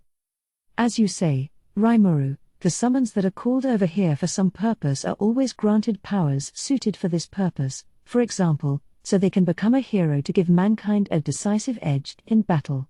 During this journey, your body is disassembled and put back together in semi-physical form, in other words, it's rebuilt. Without a strong enough will, I imagine you'd get swallowed up in all that energy and disappear into the black. Even Hinata, who came here quite by accident, was granted otherworldly powers. If she had been called here for some specific goal, I couldn't imagine how strong she'd be then. I imagine that's what Yuki was trying to say, but what he said next sent shivers down my spine. Now, what do you think would happen if you were summoned while still in incomplete form? Incomplete form? Exactly. What he then explained to me almost made my skin crawl. Normally, performing a summon under a given set of conditions required 30 or more summoners to work as a team. The ceremony took 7 whole days to complete, and even then, the success rate was less than 1%.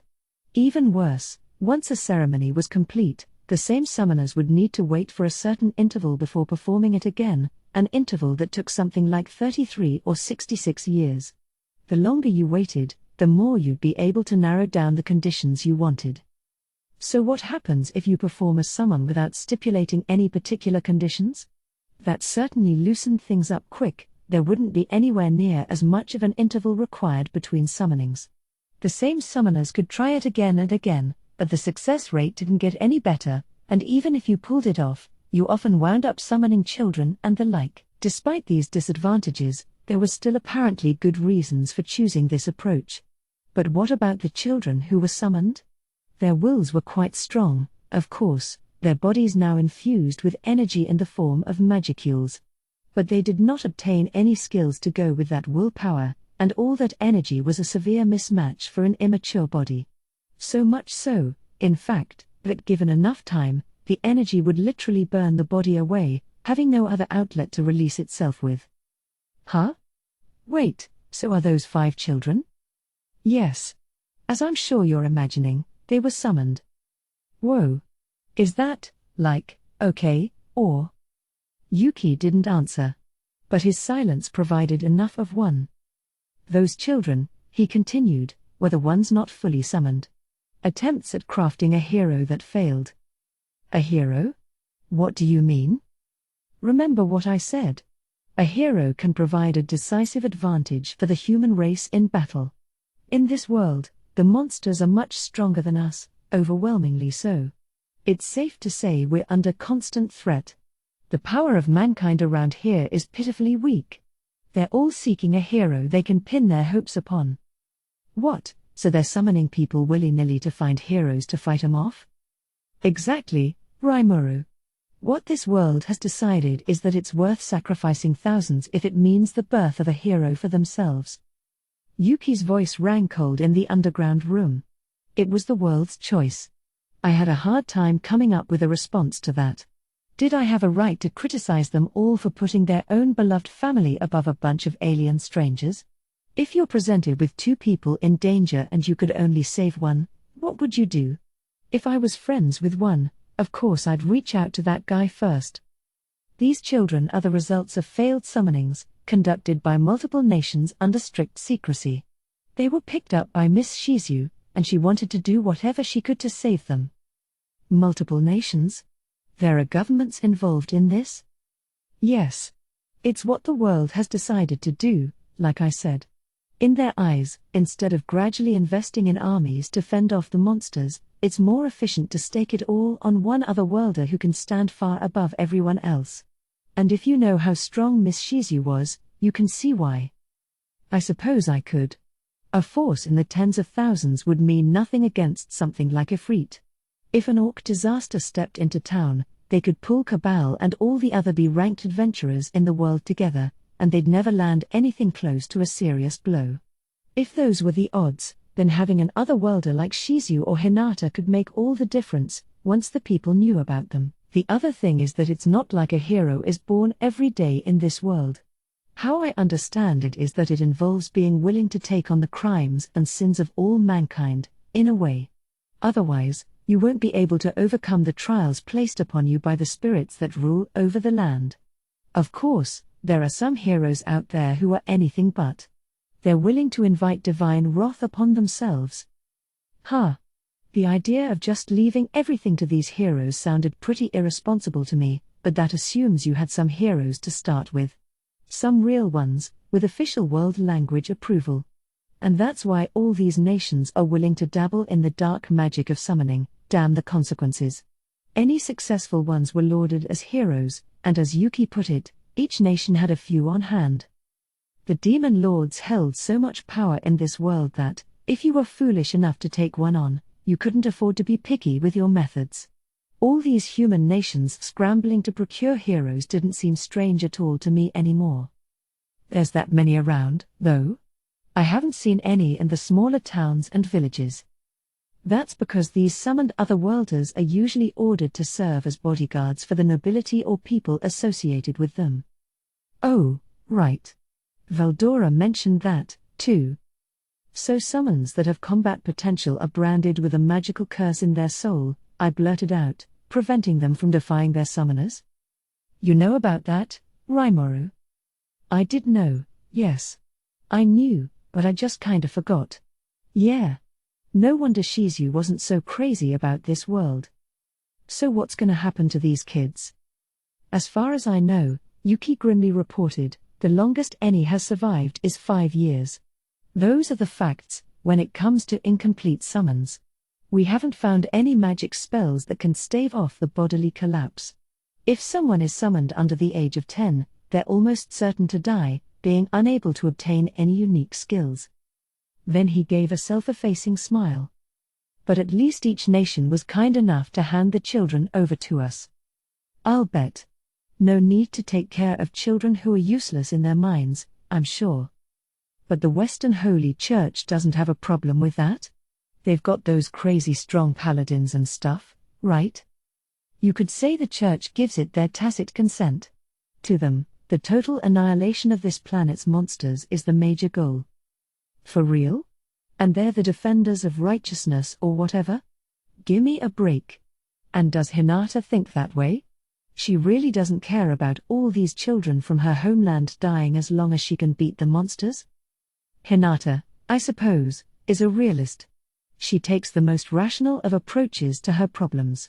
If something seems the most effective way to her, she'll do it, I guess you could say, but it makes no sense to me. No, he knew for sure, at least, that Hinata wasn't applying pressure internationally to put an end to these summonings. All right. So would anyone mind if I did something about these kids? What are you thinking about doing? I looked Yuki in the eye. If it's what Shizu wants, I declared, I think I'm ready to take them on. This must have been the work Shizu left behind. Something she regretted so much, she infiltrated my dreams to beg me for it. I saw no reason not to answer that. Too bad I couldn't tell her I got this in real life. Yuki nodded. By all means, he whispered as he bowed his head. I hope you'll save them, if you can. Yes. I always do what I can. Always have, always will. ... And so, I agreed to take care of these children in the school. My role was more of an advisor than a traditional teacher. Instead of just teaching coursework to my students, I'd be living with them, enlightening them. In other words, I'd be taking all the same courses they were, in all subjects. I'd be eating with them, too, good thing food was included in the deal. If I could teach them about a subject, I would. If not, I'd help other teachers, but either way, my job was to watch over these special guys. I'd love to put my trust in you, the vice principal commented. It's not every day that the chairman makes a personal recommendation like this. But those kids were too much even for B-ranked adventurers. Plus, you're practically a child yourself, aren't you? Nobody's going to hold it against you if you decide to turn the offer down. Thanks, but I'll be fine. Are you sure? If you find you're in over your head, be sure to tell me as soon as possible, all right? I appreciated the concern, but come on, these are children we're dealing with. Such were my thoughts as I kicked off the first day of class. Hey, guys. I'm in charge of you all starting today. My friendly greeting was immediately countered with the slash of a flaming sword. Sweet. Nice one, Ken. Is that your finisher? It's all done now. Kinda weak in the end. It didn't even land. Without a shred of concern for me, the children carried on, clearly seeing me as the enemy. I thought these kids had, barely any time left to live? 'Cause they're looking crazy healthy right now. A little too healthy. The blackboard behind me was now in flames, cut into 2 pieces. Hoo boy. Kids these days, what's gotten into them? Why, back in my day. Already, these kids were making me sound like a crotchety old man. I thought about throwing in the towel right there. We aren't on Earth, right? Nobody's gonna complain if I toss out a little corporal punishment, will they?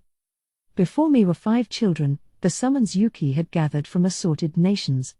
They were Kenya Misaki, male, age 10. Ryuta Sekiguchi, male, age 10. Gail Gibson, male, age 11. Alice Rondo, female, age 9. Chloe Orbert, female, age 10. They were still grade school age, but I guess they packed a punch. With Shizu building them up, I was liable to get hurt if I went easy on them. Honestly, I wasn't expecting this. I thought they'd be a little more obedient. Watching the children as they returned my gaze with looks of sheer hostility, I felt my first pangs of depression in a long time. They were all young, around 10 years old. Gale was built enough to pass for middle school age, but he was still only 11. I called each by name, looking over the files I picked up in the staff room. No reply. I really needed some kind of response from these guys if I was gonna do this. Well. Time to call upon my trusty assistant. Please give me a reply when I call your name, I gently advised. Kenya was the first to voice his tearful complaints. Hey! What's that dog? Is that a wolf? Get it out of here. Ken, are you okay? Gee, get away from me. This is crazy. I'll behave. I am Ranga, neither dog nor wolf. My master demands a reply, child. Will you follow the order, or? Whoa, Ranga's a big hit. Look at him play around with those kids. It really warms the heart, doesn't it? All right. Okay, Kenya shouted, eyes tearing up at Ranga's threat. There's a good boy. He may not have liked it, but I needed some good behavior in here. There you go. Children must do as they're told. I smiled and conducted my roll call. Apparently, these kids had hit it off pretty well with Shizu. Apart from her, though, Yuki was the only person they'd listened to. Given their circumstances, I should have expected that, but that didn't mean I'd let them steamroll over me. I had agreed to be their teacher, and I had better drill that much into their heads real quick. My name's Rimuru, and I've been appointed to be your advisor starting today. I ain't gonna coddle you the way Shizu did, so you better be sure you understand that before anything else. I started things off by drilling into them the importance of polite greetings. Right, then. They were no longer in a state of outright rebellion, but they were hostile as ever. The classroom was bathed in silence. I could literally hear one of them gulp nervously. Ranga loped back up to me, tail wagging. All right, I said with a refreshing smile. Take your seats, everybody. Nobody moved. That sucked. The deep hatred they obviously had for anyone outside their group would make earning their trust a trial. If I were them, my thought process would probably be along the lines of "I'll kill that asshole," but I wasn't. This world was all about survival of the fittest. If they couldn't beat Ranga, their selfishness ended now. If you wanna hate someone for it, hate yourself for being so weak. So. Okay, then. I suppose you've all got something you'd like to say to me. So how about we have a little test? Hey, Alice exclaimed first. Why's it gotta be that? A test? Ryota asked the boy next to him. Buh. Replied Kenya. I hate tests was the more direct assessment from Chloe. This is all too sudden, the more intellectual sounding Gale added. I demand an explanation. Quite the protest. Children have such a wealth of personalities, don't they? And no matter what world you're in, nobody likes a test. Enough back talk. I know what you're all thinking, but listen. What we're about to do is something that's necessary for each of you. Why? We're all gonna die pretty soon anyway. What's the point of studying and taking tests and stuff? Why, yeah. Our last teacher just brought in a bunch of toys and books and said we could do whatever we wanted. We haven't done any real classwork since we came here. I wanna read more books. And who do you think you are? Just because you've got a big dog doesn't mean you can lord it over us. Ah, they're bursting with energy. That's great. But I wasn't lying. This was necessary. And sadly, I wasn't willing to compromise. All right, just calm down. I called it a test, but really, it's more of a fun game for you all to play. And if you don't like it, you can complain about it as much as you want. So what you'll do is take turns taking me on in mock combat. The rules are simple. Attack me with everything you've got. If you can beat me, it's over. But if I can dodge your attacks for 10 minutes, I win. Easy, right? That's it? Yep. Easy, right? 10 minutes? Hey, I'll spot you guys an hour each if you want. Ha ha ha. If you don't sick that dog on me, I don't even need 10. Great. I promise I won't do that, okay? But it's one at a time for you guys, too. No helping out your classmates, all right? Okay. Sure. Heh. I'll totally win if that dog ain't in it. I just want to read some books. So where are we doing this? The gymnasium ought to work, I suppose. Do you all understand the rules? You can figure out the turn order on the way there. With that, I took the kids, my students, over to the gym. A few passers-by gave us looks of horror on the way, which I ignored. This was a simple sparring session. I wasn't going to lay a hand on them, I just wanted to see what abilities they had. None possessed unique skills, making them unable to expend the magicules that threatened to destroy them from the inside. Would all-out battle be enough to consume them instead? I didn't know, but I wanted to try. I doubted Shizu and Yuki hadn't thought of that, but with Analyze and Assess, at least I could observe them in closer detail than either of those people. By the way, monsters were generally assigned strength ratings based on the amount of magicules within them. Adventurer ranks, on the other hand, were based on proven strength, meaning a C-ranked adventurer could bear more magical energy than a B rank.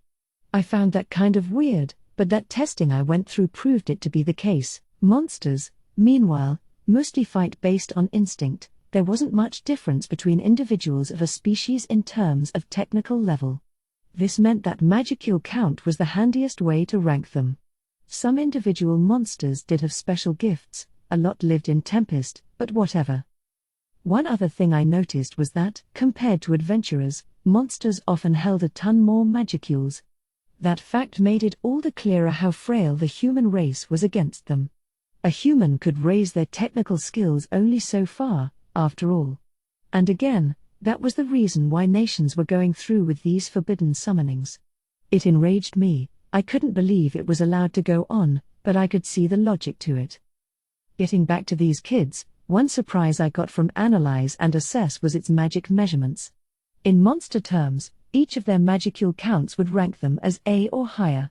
Chloe, in particular, Had enough energy to put her up there with some high-level elementals. This was weird. They'd be fearsome foes, if they only had a way to harness that force. But we'd see soon enough. They had worked out the order of taking turns. Kenya stepped up first, all but bursting to go. He was only 10, but he was the most defiant of the group, kind of the boss, maybe. "Hey, is it cool if I use this sword?" Impudent little brat. "Don't you remember? I said to gimme everything you got. But if you lose, you better start calling me Professor Rimuru. PFFT. No grown-up can beat us. We've never lost to anyone except Miss Shizu." "Oh, really? Why don't you save your bragging for after you win?" And so, the test began. I let the kids decide on a signal, providing them with an hourglass I'd bought the previous day and telling them how to use it. "Shall we, then?" Begin." With Ryota's signal, Kenya began to run. For a grade schooler, he moved well, he put most grown-ups to shame, really. But it was no sweat for me. "You can do it, Ken. Don't let him beat ya." Kenya strained his body, attempting to live up to the cheers. He tried his hardest to land an attack on me, but I didn't even need to predict his moves. He was an open book. He looked about ready to cry by the time the 5-minute mark passed. He began shooting fire from his sword, but this fire's pretty weak. The way he launched it without any chanting time was impressive, but it was simple to guess where it'd land. I didn't bother taking any shots on my body, but the heat waves from the explosions didn't feel very toasty to me. A notch below, say, the fireballs a B-ranked adventurer like Ellen could conjure. And considering Kenya bore A-level magic energy, his energy was being wasted on a massive scale. He wasn't going easy on me, but it was probably just a trick he picked up by watching others. He wasn't taking advantage of his power at all. "Hey! Quit worrying about shooting fire. Just focus all your energy and try to hit me like normal." My advice fell on deaf ears. "Shut up. Miss Shizu's skills were awesome. I don't need to listen to your crap." He really was an impertinent little bastard. And it cost him. He didn't take my hint for the rest of the 10 minutes. I won. And it's over. Remember, Professor Rimuru from now on. Next up. Kenya's shoulders slumped as he shuffled back to the other children, dejected. Though, really, I'd be far more shocked if I lost to a grade schooler. Chloe Aubert came out next, a 10-year-old with an uncommon hair color. Kind of black with silver mixed in, it gave her a bit of an enigmatic feel. Maybe she had some Japanese blood in her. Off we go, then. If I lost to a girl as clearly mesmerizing as this, I would look so lame. Gotta keep my guard up. Don't push yourself, Chloe. Yeah, don't get hurt. The children were more focused on Chloe getting injured than winning. She didn't look all that strong, no. In another moment, the hourglass was turned. What kind of attack would she spring on me? I could guess she liked books, she always had one or two in her hands. Was she gonna try to conk me in the head with one or give me a paper cut? Use them as blunt weapons? Seemed like decent grade school logic to me. Or maybe not. But as my mind wandered, I heard her chant flowing water, confine my enemy. Water jail. Instantly, a torrent of water pinned my legs to the floor. Sense heat source told me it was the real thing. First Kenya, then this girl, they both had magic-controlled skills. Pretty neat. They might be natural prodigies. But now was no time to marvel. The water current grew more violent, forming a large sphere that enveloped me. I tapped the outer edge with my finger, only to feel a cutting sensation. Much like my water blades, she circulated the water at high speed to make the ball retain its shape. Impressive, but what was she gonna do with it? I've transformed that magic to have it rain down constantly upon whomever it captures. Admit your defeat, and I'll release it, but if you don't, you're gonna die. Damn. Scary little kid. She was all about keeping me in check, unlike Kenya, but sadly, it wouldn't be enough. Pretty impressive, but it won't work on me. You're using it really well, though. I hope you keep up practicing. Stepping out of the watery dungeon, I patted Chloe on the head. Some dungeon that was. I could just use control magic to rework it any way I wanted. Seriously, even among my extra skills, it was wicked powerful. You could even get away with calling it a unique. Magic was all about controlling magicules to create phenomena. Interfere with those magicules with a stronger force, and it couldn't be easier to break it. Chloe sat on the floor, surprised. Her face reddened as tears came to her eyes. Sorry, girl. This is me trying to go easy, too. I need to show just how much more powerful I am.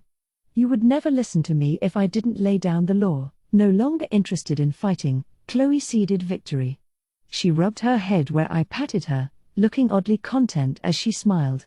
Let's keep it going. My next opponent was Gale Gibson, the oldest of the gang at age 11. He was a large boy with brown hair and handsome, chiseled features. Give him a few years, and I'm sure his looks would put Hollywood actors to shame. I had no interest in crushing his spirit, I just wanted to show him that the world can be cruel sometimes. Don't hate me if this kills you, all right? Gale immediately greeted me with an unhesitant, full-force blow. Seeing the previous 2 rounds must have changed his views about me. It was a fairly fearsome ball of magic, potentially lethal even for a B-ranked adventurer. Hey, I had a lot of trouble learning that one, too. He probably put every ounce of his energy into that blast. It was the right thing to do, but he chose the wrong adversary. Projectile-based moves didn't work on me. I used Glutton to scarf it right down. What was that? That's dirty.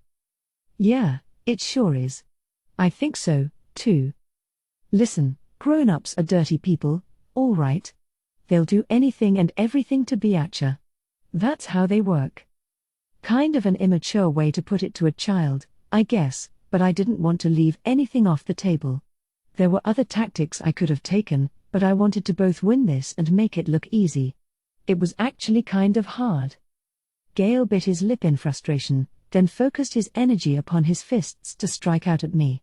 I was impressed he didn't give up, but there was no path to victory left for him. The rest of the battle went just as it did with Kenya. Ryota seemed like a wimpy kid to me.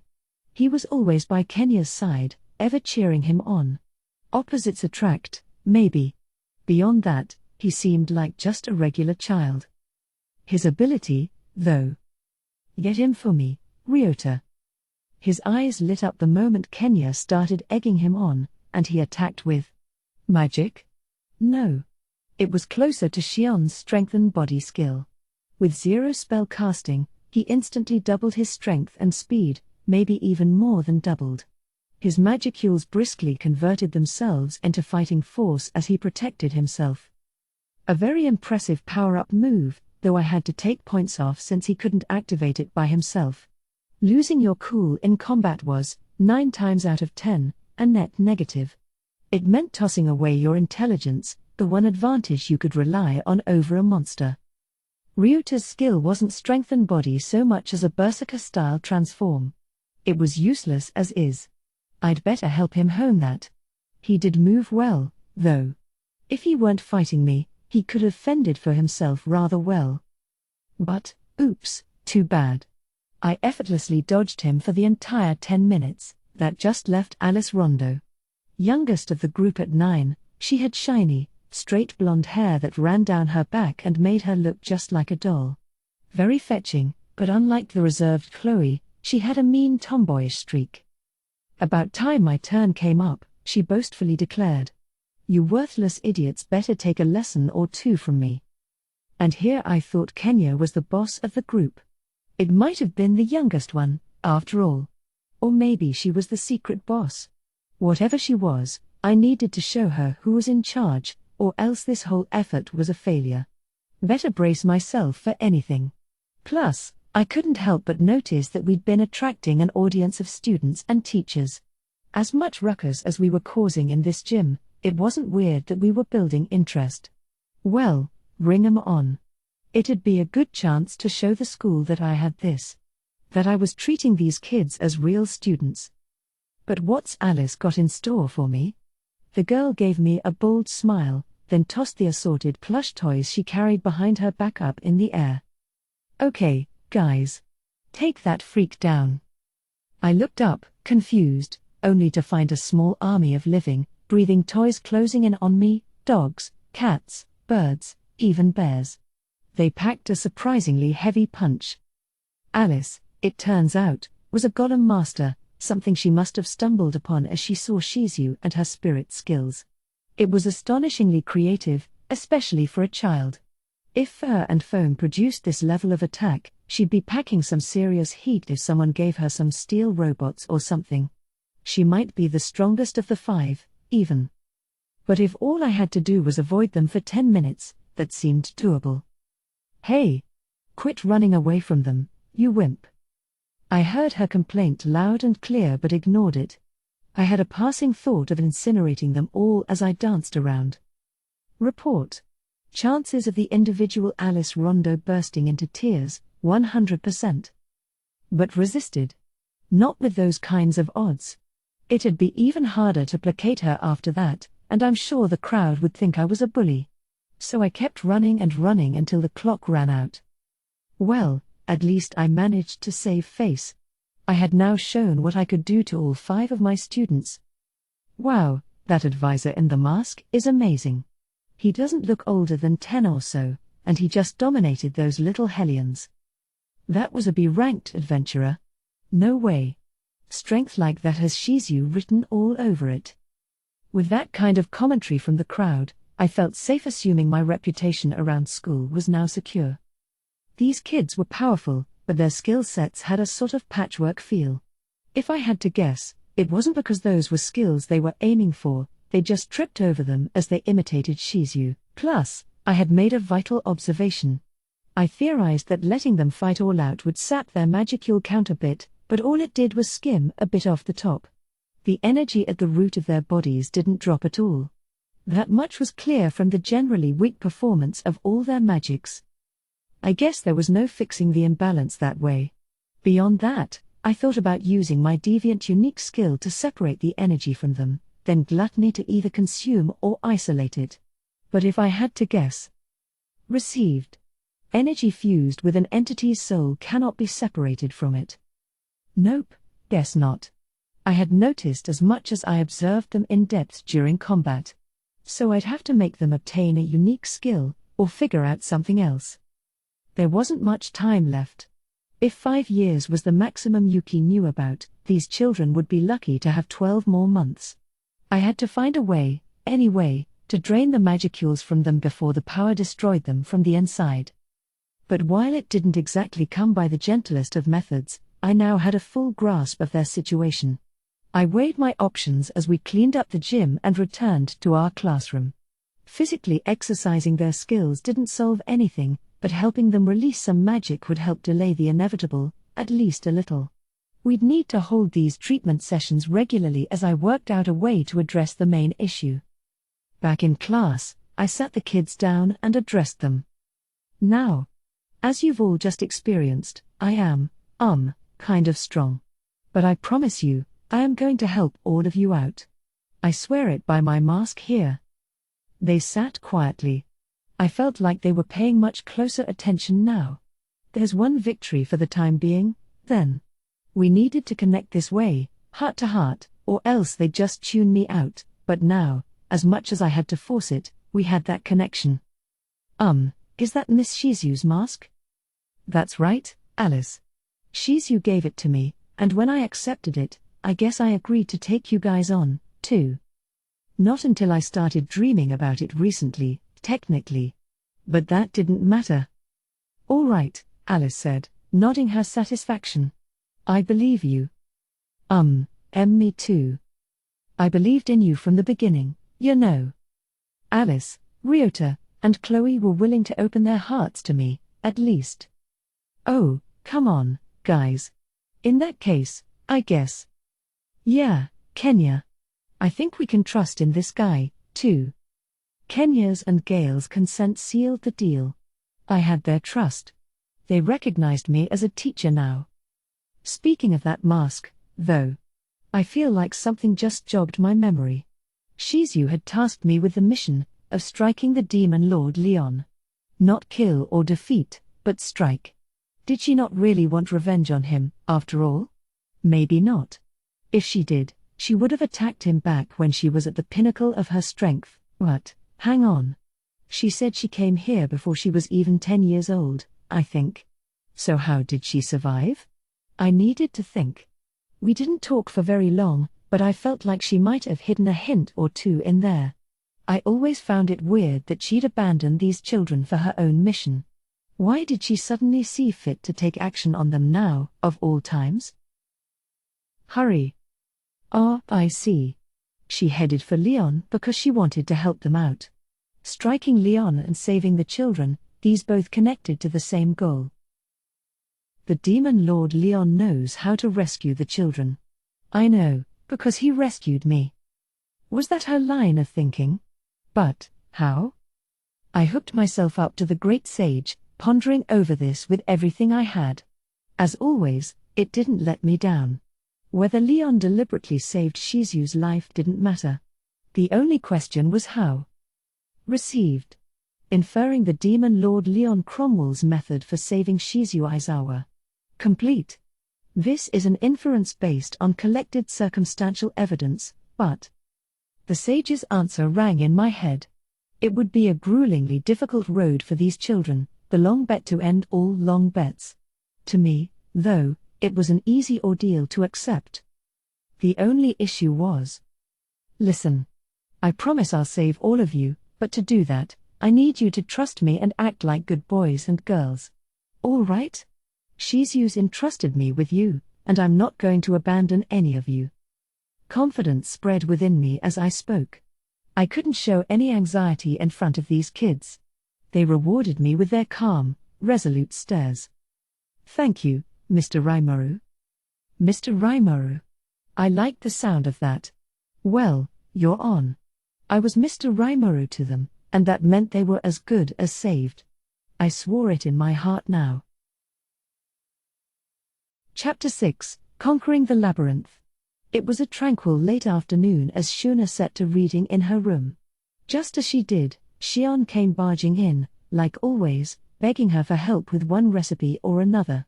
But she keenly noticed the book in Shuna's hand and asked her a question. What's that, Lady Shuna? He. Shuna smiled. This is a book, Shion. A book of magic that Sir Rimuru gave us. Just when they were getting used to the daily routine of running the place by themselves, Rimuru returned. It had only been last night when he came up to Shuna and dumped a massive pile of magic tomes on the ground. Oh, are you up, Shuna? He said casually, like nothing was unusual about this. Perfect. You wanted to learn magic, right? Here, I got some stuff for you. One look, and she could tell these were valuable, secret tomes, the sort that humans would cherish as confidential knowledge and store under lock and key. It was a fortune, and she thanked him profusely for it. After that, Rimuru teleported away after waiting only long enough for Shuna to brief him about goings-on around town. What? He only met you, Lady Shuna? That's not fair. Oh. I forgot. He had a gift for you as well, Shion. You're so mean, Lady Shuna. But looking at the sweet-smelling snack presented to her, the anger immediately drained from Shion's face. This was a new sort of sugary sweet, one Rimuru had reportedly discovered in the capital of Inglesia. He had purchased a large quantity, enough for everyone in town to share. Watching Shion happily take more than her fair share, Shuna couldn't help but giggle as Benimaru walked in. Hey, Shion, what are you doing, eating away in here? Plan to share? Oh. Benimaru. Is your work going well? It is. The envoys from the Beast Kingdom are the same as always, the deliveries were just as we agreed to. We provided our own goods, and they left with smiles on their faces. Geld reports in his regular briefings that construction is still going well. The tree-clearing crew has finished their work and should be home soon. But enough of that. Let me have one already. Before Shuna could stop him, Benimaru reached down and plucked out one of the treats, an otherworld pastry Rimuru had purchased, known as a cream puff, and scarfed it down. "Ooh," he shouted, sweets being one of his few weaknesses. "This is good." "Sir Rimuru purchased it for us," Shuna said with a grin. "Did he? So he's paid a return visit? I tell you, working in his stead, I had no idea how difficult a task he had. He made it all look so effortless when he was here." "That he did. He even had ample time to goof off and do nothing, unlike you, not that you let that stop you." "What? Come on. You know, normally I'd be very angry to hear that," Onimaru countered, although the grin on his face suggested otherwise. "They almost always acted like this around each other." "Sir Rimuru also asked us to construct some more row houses for lodging purposes." "I see. I will inform Geld at once." "With that business out of the way. This is delicious. It's almost too delicious. Truly, I can taste the love of Sir Rimuru cooked into each one." Out of nowhere, Shion half shouted her approval of the cream puffs she was eagerly inhaling. "Did you taste that, Shuna?" "I don't think so, no." Shion was too far into dreamland to hear them. They sighed. This, too, was how she always acted around them. I had the nagging feeling Shion took my visit the wrong way. Better rescue those children and get back there quick. I focused on what lay ahead of me as I shrugged off the sudden chill tickling the back of my neck. Before me were 5 children, sitting at their desks and concentrating on their reading and writing lessons. You need to be able to do at least that much, or else you're gonna find it hard living in this world. You got me? Aha. They all replied. Good. Nice to see some enthusiasm. And they had a reason for that, of course. I'd have liked to think it was because they adored me, but I knew that wasn't true. I had a carrot dangling in front of them. I wanna read what happens next. Boy, I sure didn't think I'd get to catch up over here. Well, I'm gonna get to it first. I like picture books more, but manga's good, too. I think it's more important to study, of course.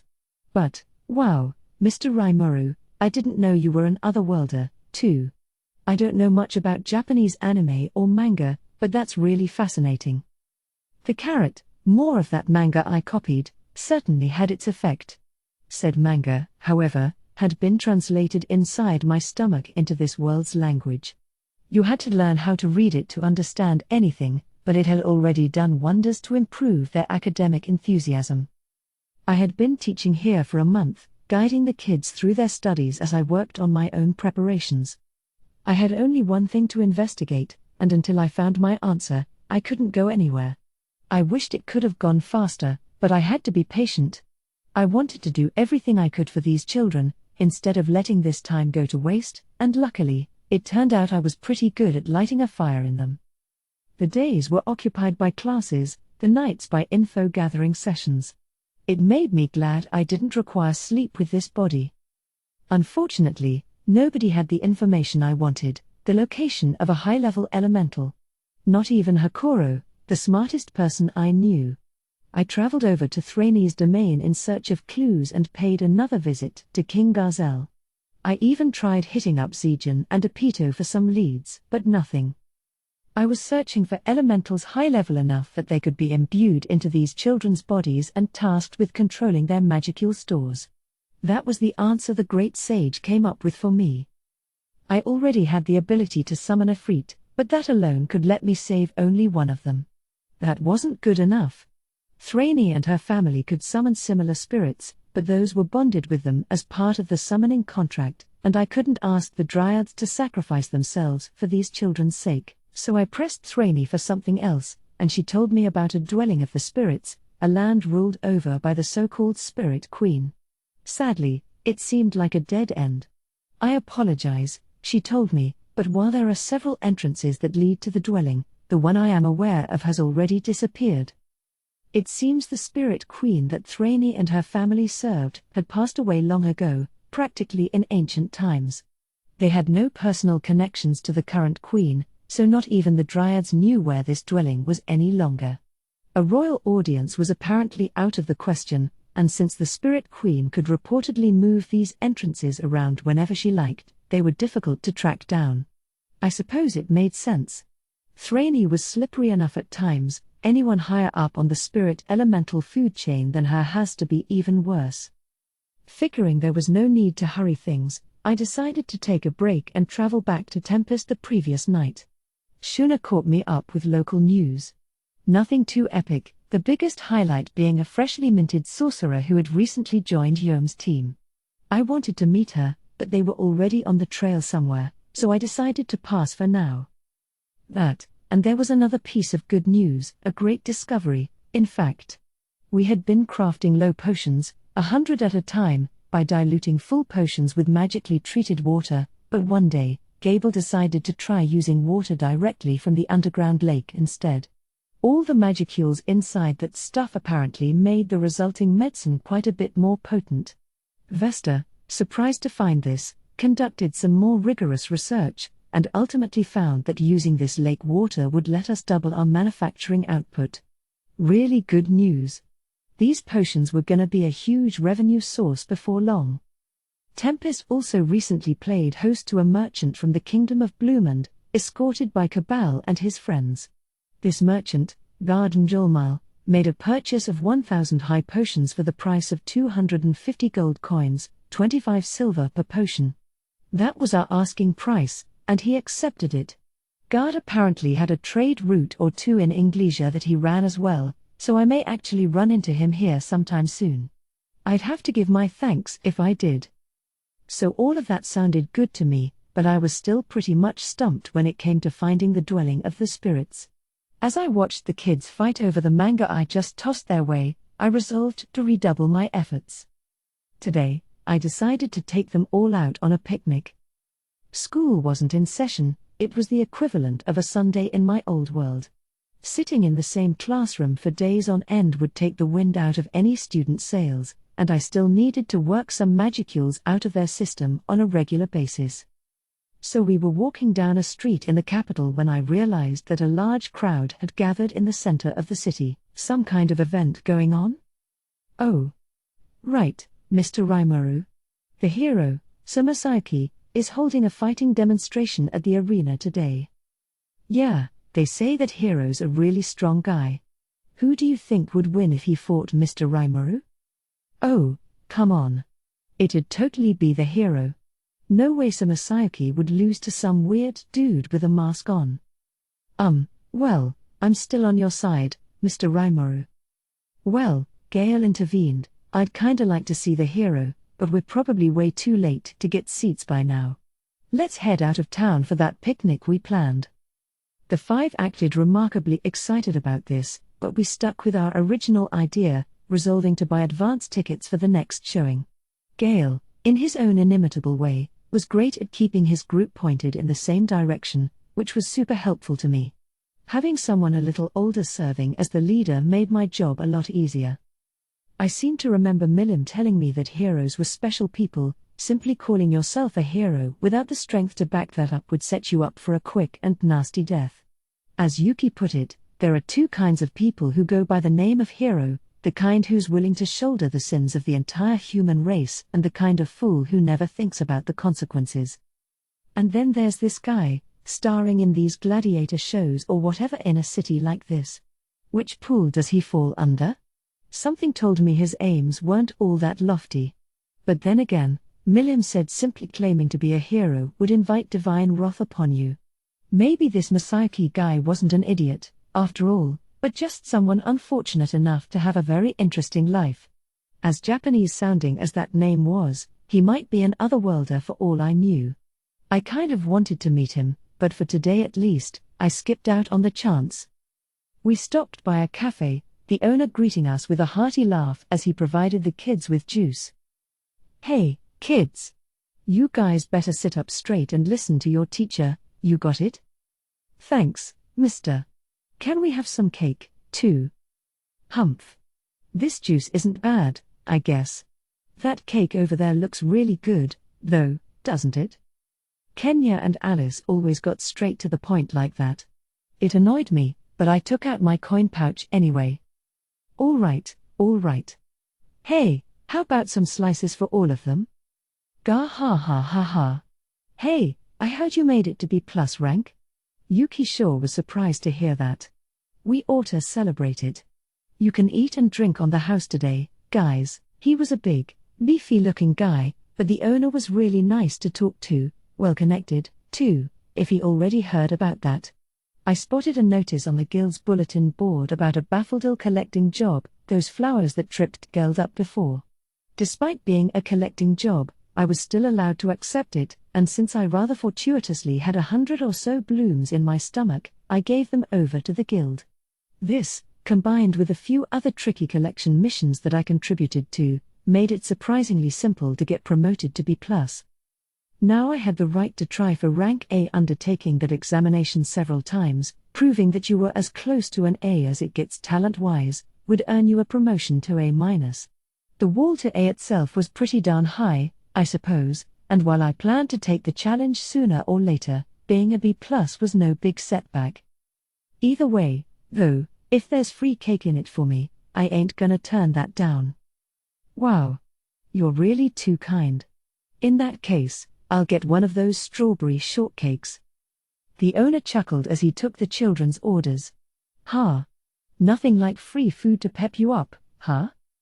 This cafe was owned by the other worlder who Yuki mentioned. I had him mention me to the guy, and he'd been treating me real well ever since.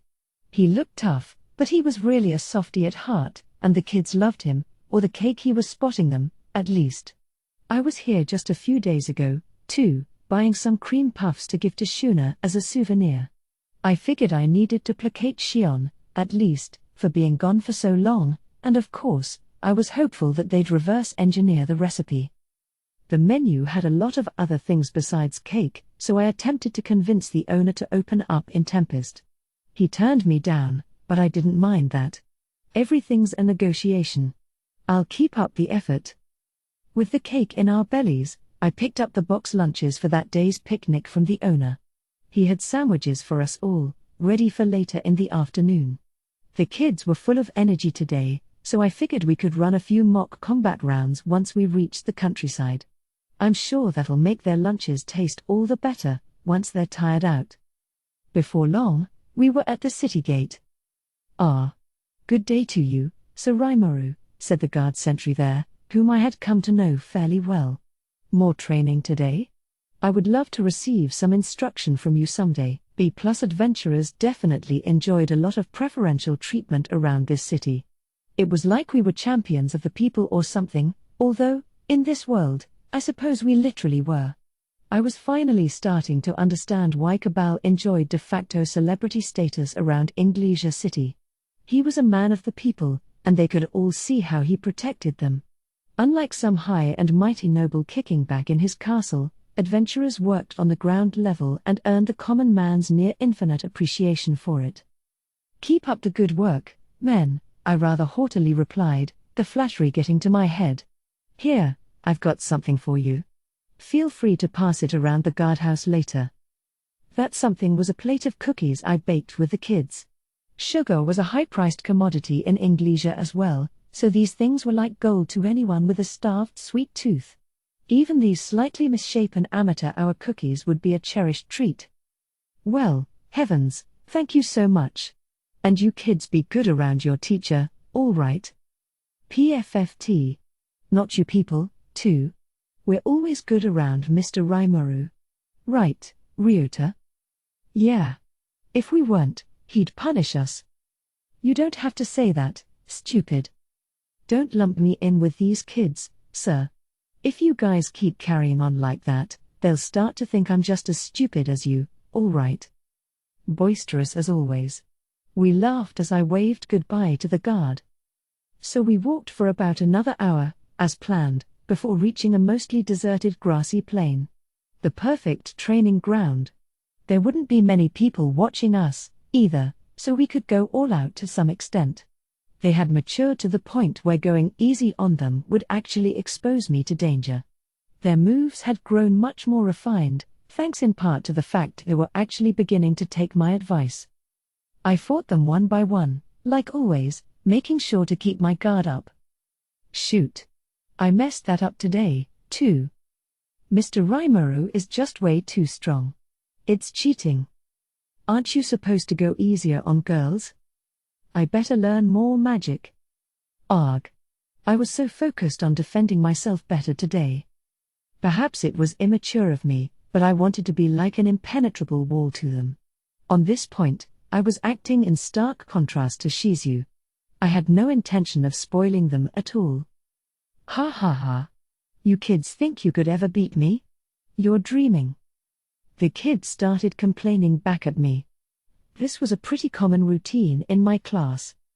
Just then. I feel this weird sense of pressure. Report. Large quantity of magical energy detected.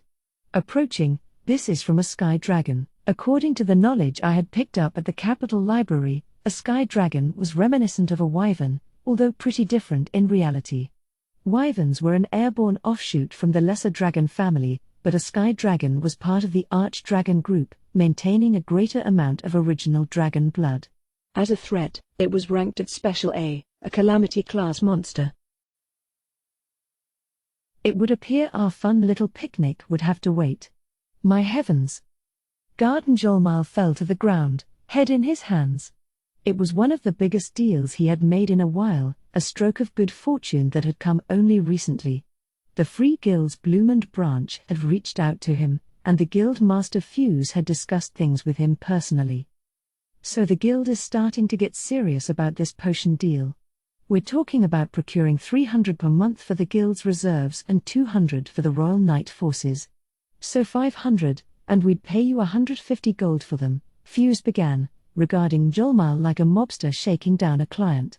Now, we got a business partner who'll sell these to you for 25 silver coins each, and that's probably gonna be the most discounted price you'll get for the time being. Right?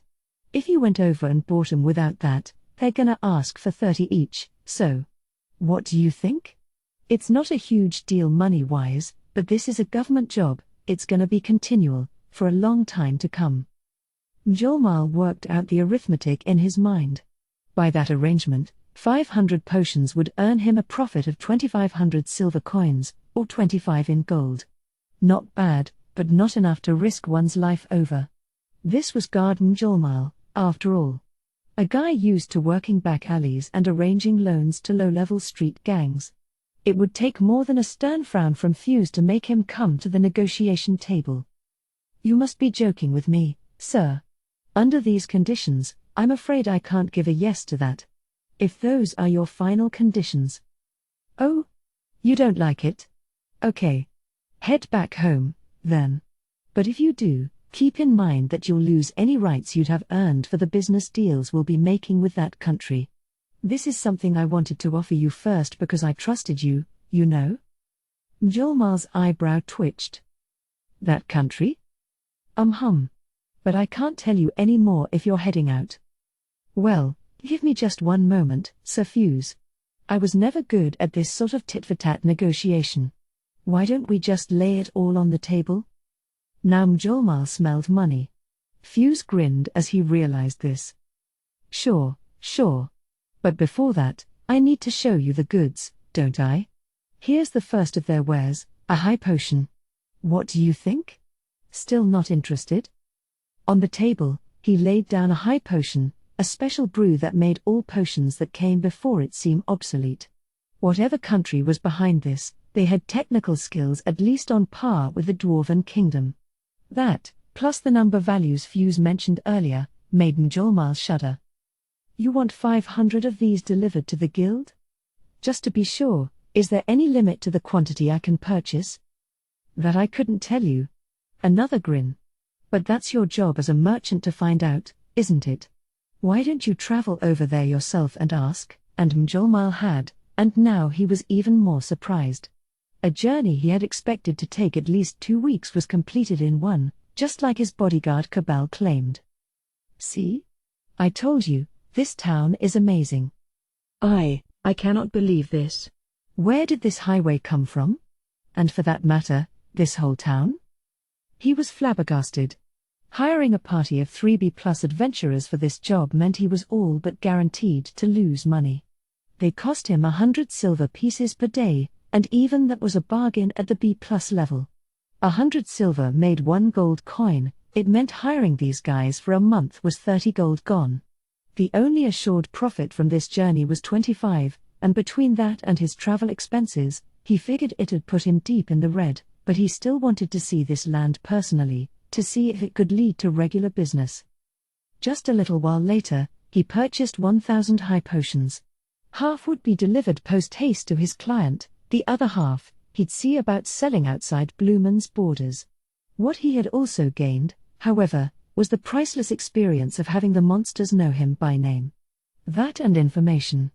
These monsters, after all, held usage rights on this new trade route.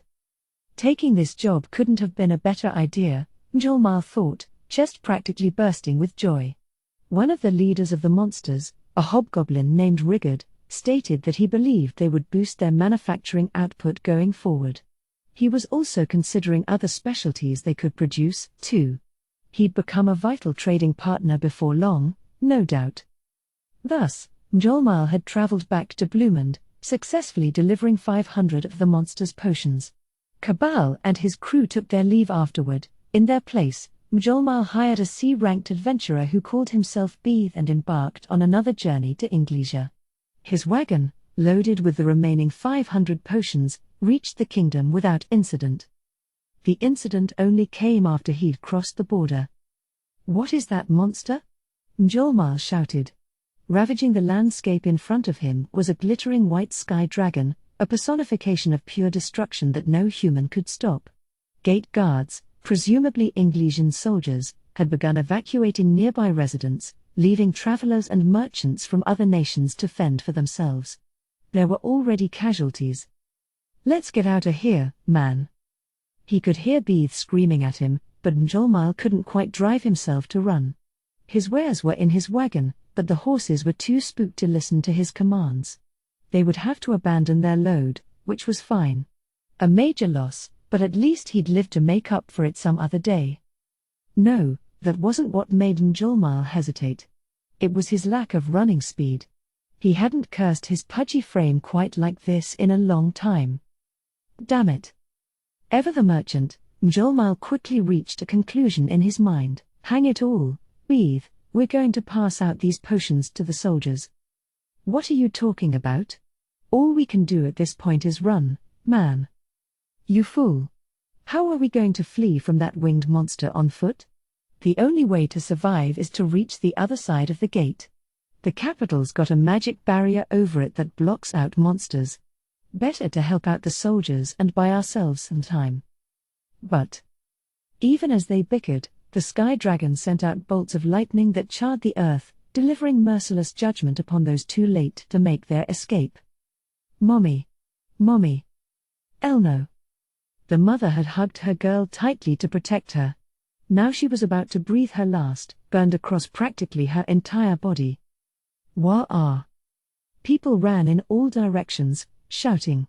Nobody would be left to give a helping hand to this woman who was on the brink of death. "Da, let me have it. I'll do it." Esther? Mjolnir grabbed a box of high potions and ran to the field where lightning had just struck, straight for the mother and her daughter. Lightning scared him, but he still ran, trusting in his good fortune. "It won't hit me. I'm a luckier man than that." He stumbled his way there, sprinkling the medicine on the half-charred woman. That alone was enough to stop her from dying on the spot. He breathed a sigh of relief, bending down to pat the crying daughter on the head, then noticed there was a shadow on the ground. His blood froze in fear, he could feel it drain from his face. Reluctantly looking upward, Mjolnir found exactly the kind of horrid sight he expected. It was 15 or 16 feet long, small for a dragon, but its strength was unstoppable. And now, the sky dragon had descended on the spot, ready to make quick work of them all. Damn it, so much for my luck. Just when Mjolnir was ready to give up, something fell near him. "Hey! Over here, monster. I'll take you on." It was Beeth. He had thrown a rock to divert its attention. "Why, you fool? Why aren't you running?" "Heh. I ain't exactly led a clean life, but I had a guy tell me once. He said when people need help, you gotta give it to 'em. That'll help people see ya in a better light, you know. So get those victims up and bring 'em in the gate. Mjolnir could see soldiers behind Beeth. They were passing around the potions, just as he had instructed them to. We can buy some time with these. They marveled once it became clear just how effective they were. Maybe this will work, he thought for a moment. But it was an illusion. The Sky Dragon's lips curled up, as if sneering at him. The next moment, with a terrific rumble, a rain of lightning fell upon the soldiers. Now they were all down, a few apparently surviving, but none were able to stand after taking the strike at point-blank range. Beeth alone remained on his feet, arms opened wide to keep Mjolnir and the others safe. Hey, Beeth, heh. If I'm gonna die, at least let me look cool in the process. Ha. Ah ha. You know, I think I had you all wrong, Beeth. You're a true champion, no doubt about it. If we survive this, I'll hire you as my personal bodyguard. That better come with a raise. They smiled at each other, then stared down the Sky Dragon. The fear was gone, although he regretted they couldn't save that mother and daughter in the end. Mjolnir knew Beeth felt the same way, but they were able to laugh in the face of death. It re-energized them as they awaited the end to fall upon them. As if toying with its prey, the Sky Dragon's smile deepened. Now the two were ready. But before the moment could come, someone appeared in front of them.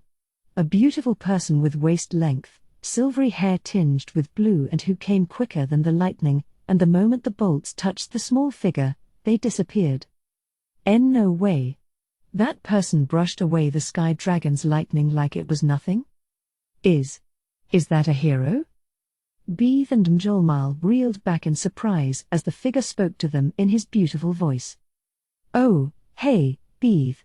Nice to see you're putting in an effort out here. I'm impressed. But you probably shouldn't take on a foe you could never beat, you know? Beeth's eyes opened wide. He didn't know anyone as beautiful as this.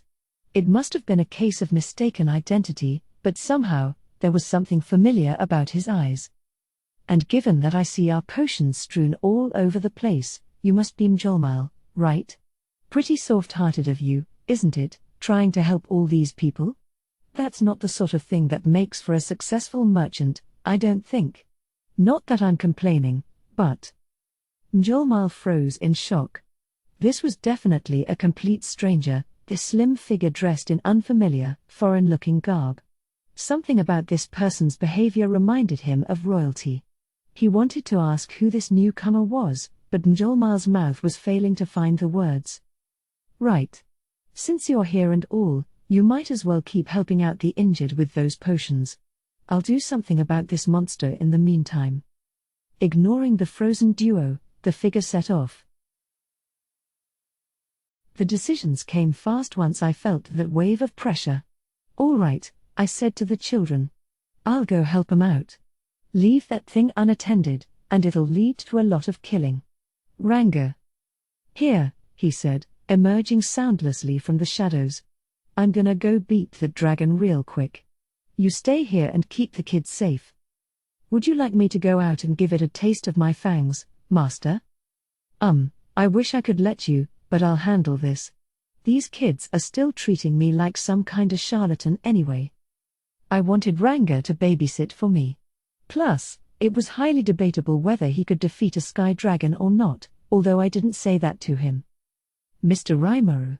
If you're gonna take that monster on, you need to wait until the knights show up. Yeah.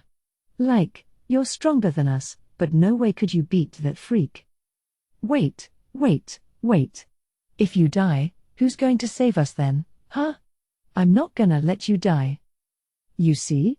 Times like these, it's like there's no trust in me at all.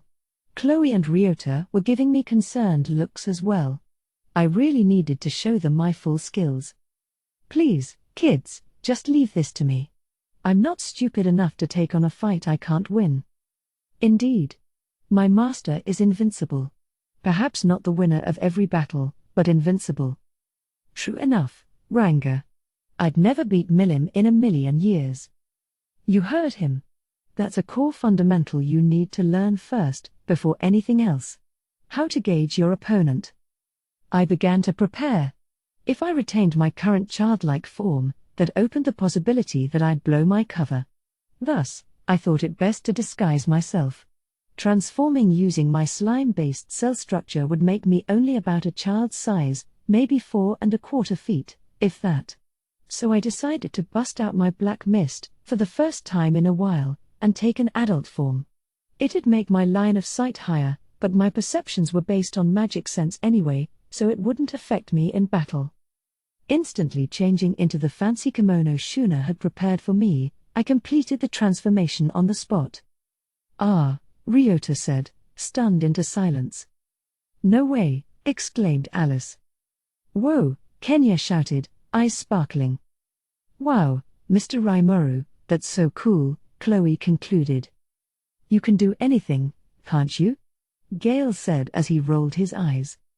All this assessment helped me remember something. "Oh, right. Here, hold this for me." I took off my mask. I'd need it once we got back to the city, but having it on now would be screaming my identity to the general public. The children all gasped as Chloe accepted it from me. "Hey! No fair, Chloe." I took Alice's whining as my cue to sprout wings and fly off to battle. When I reached the site, I found a familiar-looking face staring down the sky dragon. It was Beeve, and I guess he really took my advice to heart, because he was stepping up to protect the wounded strewn around the fields. Next to him was a fat little man holding a potion bottle with a Tempest seal stamped on it. Presumably, that was the merchant Shuna had mentioned. Considering the money-grubbing qualities of most merchants I knew, I was rather surprised to see him giving up profit to pass this medicine around. I didn't know if that was a good or bad sign, really, but I suppose it was nice of him, even if his face was kind of weasel-like. If he was doing this for advertising purposes, it was a genius move. I called out to them, which I really shouldn't have, since I was supposed to be incognito. It was just such a surprise to see them on the battlefield that I couldn't help myself. Better make sure they don't blab about it later. "Right. Since you're here and all, you might as well keep helping out the injured with those potions. I'll do something about this monster in the meantime." As far as I could tell, there were quite a few wounded, but nobody was dead yet. With enough high potion, it wouldn't be too late to save them all. The gate guard I knew was among the injured, making me all the happier that we were in time. The two looked at each other in astonishment, then immediately sprang into action. Nice. Now to tackle that sky dragon. After that, I killed it in quite literally the blink of an eye. It was big, at 15 or so feet long, but a mere small fry compared to Charybdis. It had lightning and sonic waves and thick skin, but none of the sky dragon's attacks worked on me. So I battered the guy around a bit, then used Glutton to have it for dinner. An easy win. That night, I took Beeve and Njolmal over to a high-end nightclub in the capital.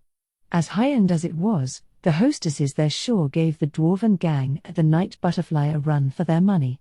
No elves, disappointingly, but otherwise I had no complaint. The decor, as well as the food and drink, were a lot better than Dworgen's club. Given its location in the very center of human civilization around here, it was about as fancy as this world got. There was little surprise it had all the good stuff. I was back in my usual, masked human form. Njolmal, of course, was paying the tab. When I had a word with him about protecting my identity, he all but dragged me over here. I turned him down, bringing up the children I had to watch, but he kept insisting. "So, Njolmal, if you have a moment, I'd like to discuss future plans, if you don't mind." He. "Absolutely, Sir Rimuru. I promise you by my name as Guard Njolmal," he had said earlier, "that I know the perfect place for such discussion." "Oh, do you? I like the sound of that, I do. Are you maybe talking about?" Say no more, say no more. I promise you'll be very happy you joined me." That sort of thing? I agreed to it, if not with much enthusiasm. This Guard Njolmal guy was apparently one of the major merchants plying the trade in Blumund. He had full guild accreditation, as well as an official permit from the kingdom's government. That's why he got this job, representing both his nation and the guild as he reached out to me. It was rare for merchants to be licensed both by their local government and the guild, since it meant paying double the fees, but Mjolnir saw it as a must. Trust, he explained, is the most important thing you have.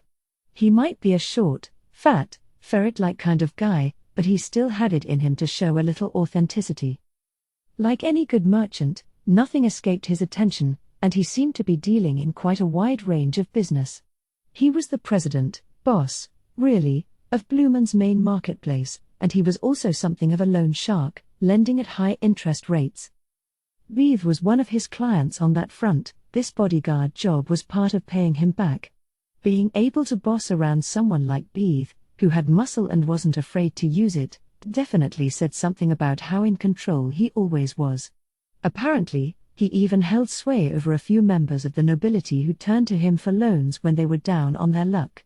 It explained why Mjolnir was known as Emperor of the Alleyways back home. Getting caught up in debt like that is a terrifying thing. Gotta remember to borrow responsibly. We'd be bound to take out some loans as a nation sooner or later, after all. Regardless, he was a merchant who knew what he wanted, and anything we could both stand to profit on was of keen interest to him. In some ways, I trust that a lot more than some alliance written out on paper. Plus, given his act out in the field this afternoon, I had the impression he was a really good guy, deep down. I love all the colorful characters Fuse introduces me to. I think I could use this guy, Mjolnir. I kinda like him. Mjolnir was now rubbing his hands together as he approached me, all smiles. Are you enjoying yourself here, Sir Rimuru? Hey, Mjolnir. Everything okay with us and the management here? Yes. It certainly did not come easily, but my reputation was enough for them to give the nod. Oh. Sorry to put you through that. Oh, no, it's all for you, Sir Rimuru.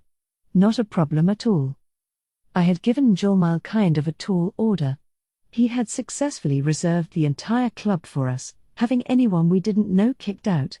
It turned out that he's got an investment in this club. He really does work in a lot of fields. I was surprised at the kinds of connections he had available to leverage here in the city. None of the other customers complained. One look from Mjolnir must have been enough to silence them. I guessed he had a fair bit of power in this nation, just like back in Blumund. I asked him this favor for a reason. By the way, Sir Rimuru, I'm sure this will sound rude, asking you, but are you sure it was such a good idea to bring these children to a club like this? He chose his words carefully as he turned his eyes over to one side. You were so cool, Mr. Rimuru. That was amazing. You just, zoomed into the air, and you gave that dragon the biggest KO punch ever. It wasn't bad. When I grow up, I bet I'll be able to pull that off easy. Very nice, very nice. But you really were that strong, huh? Maybe even stronger than Miss Shizu. Oh, no way. But did you see him transform? That was really awesome. He looked kind of like Miss Shizu. Very nice. Yeah, I'll grant you that, but... Well, either way, now we know for sure that Mr. Rimuru is super amazing. Yeah, I agree with you. I like Mr. Tempest a lot. Yeah. I wanna be that strong someday, too. It wasn't the usual club crowd, no. They were children, my students, of course, having the time of their lives in here. Beeth was keeping them company, although for the most part, they were recapping today's battle among themselves. They really shouldn't have been in there. If someone found out, I'd lose my teaching job, for sure. I wanted to leave them behind, but they moaned about it so much I thought I'd go crazy. So I decided to bring them along. Two things in the world I couldn't beat, Milim and crying children. Yep. Still, the sexy hostesses were all smiles around the kids, no doubt recalling their own childhoods. I didn't think any would complain about this. It wasn't exactly the way I planned this meeting to work out, but hell, it was good enough for me. With the other customers gone, I had nothing keeping me from being as frank as possible with Mjolnir. Of course, we didn't have anything that important to discuss. It was mostly about replacing the high potions he used up today. I offered him full replacements as long as he kept on advertising them. I see. So for you, Sir Rimuru, spreading the word is more of your goal right now than pushing sales? Indeed, once people know about how effective it is, I'm sure we'll have customers seeking us out before long. Mjolnir, clever man that he was, immediately realized my intentions. Exactly. So keep on passing 'em out, all right. Hell, you don't even need to stop with 500. Give out 1 or 2,000 if you want. He. I see. My first impression of you was correct from the very beginning, I see. And I'll gladly pay your fees as well. We have a contract, and I was the one who started providing them to the soldiers. Come on, you really don't need to worry about it. Just because I saved your life and stuff, well, no, I do thank you for that, of course. But I'm not going to throw away profits for you just because of that. You've built that highway for us, making the journey safer and more convenient for merchants everywhere. You're the leader of the Jura Tempest Federation, which is bound to become a major hub among the trade routes. My losses are nothing compared to the chance to build connections with you like this. Gotta lose a fly to catch a trout, as the saying goes, and he certainly believed it. All right. Well, I look forward to doing more business with you, then. Oh, absolutely. And I with you, too. And so, having earned each other's trust, Mjolnir and I established a new business relationship. I picked his brain for a while longer, asking about future concerns and his impressions of Tempest. He gave me a lot of useful feedback, and as time went on, the children began to get sleepy. Just when I was ready to head out, one of the hostesses whispered something I couldn't afford to ignore. Ah, may the Spirit Queen bless all these children. Huh? Wussat? Some kind of magic spell? No, it's not. It's a prayer that people from my homeland say all the time. There's a Spirit Queen, you see, who lives in what's called the dwelling of the spirits, and she watches over them all. Huh? What did she just say? I had to delve into this. Hey, Mom, sorry, you just said the dwelling of the spirits, right? Do you know where that is? The woman gave me a confused look, perhaps surprised at my sudden curiosity. Oh, sure I do. I was born in a village right near it. Then, with a smile, she told me the location. It was in the Republic of Gracia, a sparsely populated country unaffiliated with the Western nations, in a village near Nature Park in the northern tip of the land. She was born there, and thanks to that, I finally had an in, a clue in the most unexpected of places. No doubt more karma for my good deeds or something. So I said my goodbyes to Mjolnir and the ladies. We'll be back soon. I look forward to entertaining you in Blumund next time, Sir Rimuru. I hope you'll pay a visit to my store there. Sure. I'll tell the folks back home to prioritize you for potion replacement. Keep up the good work advertising that stuff. Absolutely. Thanks. Come back soon. The club staff all demonstrated visible surprise at Mjolnir's behavior. I'll bet they're pretty freaked out. After all, here was this tycoon, the guy who gave the orders around the joint, bowing profusely at this little kid. I was a B-plus adventurer, so my name was starting to become a bit known around here. They must have been willing to accept that as the cause. Now, I just hope no one tattles on me about bringing kids to a nightclub. So here I was at the Nature Park in the Republic of Gracia, alleged home of the dwelling of the spirits. 2 months had passed since I accepted the teaching role at Inglesia. It took a fair bit of prep time and about 3 weeks of traveling, but I finally made it. I had given my wagon to Cabal as a gift, but I wasn't missing it much. We already had a new, improved version all finished up. I had borrowed it for the trip, Ranga pulling it at full speed the whole time, well, about 30 miles an hour, that is, just to make sure the wagon's occupants didn't get scrambled. Going at full speed on unpaved roads would have been suicide. At night, meanwhile, I went back to the dorm. The warp portal elemental magic really came in handy here. With my level of magical force, it was no problem for me to make the leap and bring all 5 children along. I was really tossing around a lot of magic, which seemed kind of like cheating, but I didn't want to put the children through a lot of stress. Using this magic meant I didn't need to buy food or other supplies, too, which made things a lot easier. Whether it was right to use it, on the other hand, is another question. The Republic of Gracia was far different from the nations that ringed the Forest of Jura. The Western Church had no influence on it, and it wasn't a council member, either. It didn't even border Jura and had only a scant few connections to the Western nations. Trade, for the most part, was with the sorceress dynasty of Thalion. It was situated on the southern coast of the continent, all but forgotten, but it was a peaceful, democratic nation, one that received the blessings and protection of the elemental spirits. There were no restrictions on entering or leaving, but crime was not exactly an issue. The reason? Simple: every native of Gracia was a shaman or shamaness, capable of using elemental magic. This involved providing some of your magicules in exchange for borrowing the power of the spirits to do things. Such elemental magic required no casting time. Forge a pact with a spirit, and anyone could pull it off. That pact, however, required earning the trust of an elemental, and the one you chose could affect the power of the resulting magic. Humans didn't have a lot of magicules by default, so without training, your average person couldn't wield a whole lot of force. Still, even if it was only a bit more powerful than household magic, it was still magic, and it'd be enough to protect you from criminal activity, I suppose. Mastering spirit magic like this could reward the user with an offensive arsenal that rivaled any other. After yet more training, one could even summon elementals themselves. Building stronger connections with elementals like this lets you take advantage of their powers more fully, ruling over them and controlling them freely. It was certainly a lot more powerful than simply having one lend you a hand. Gracia was a nation the spirits seemed to love a lot.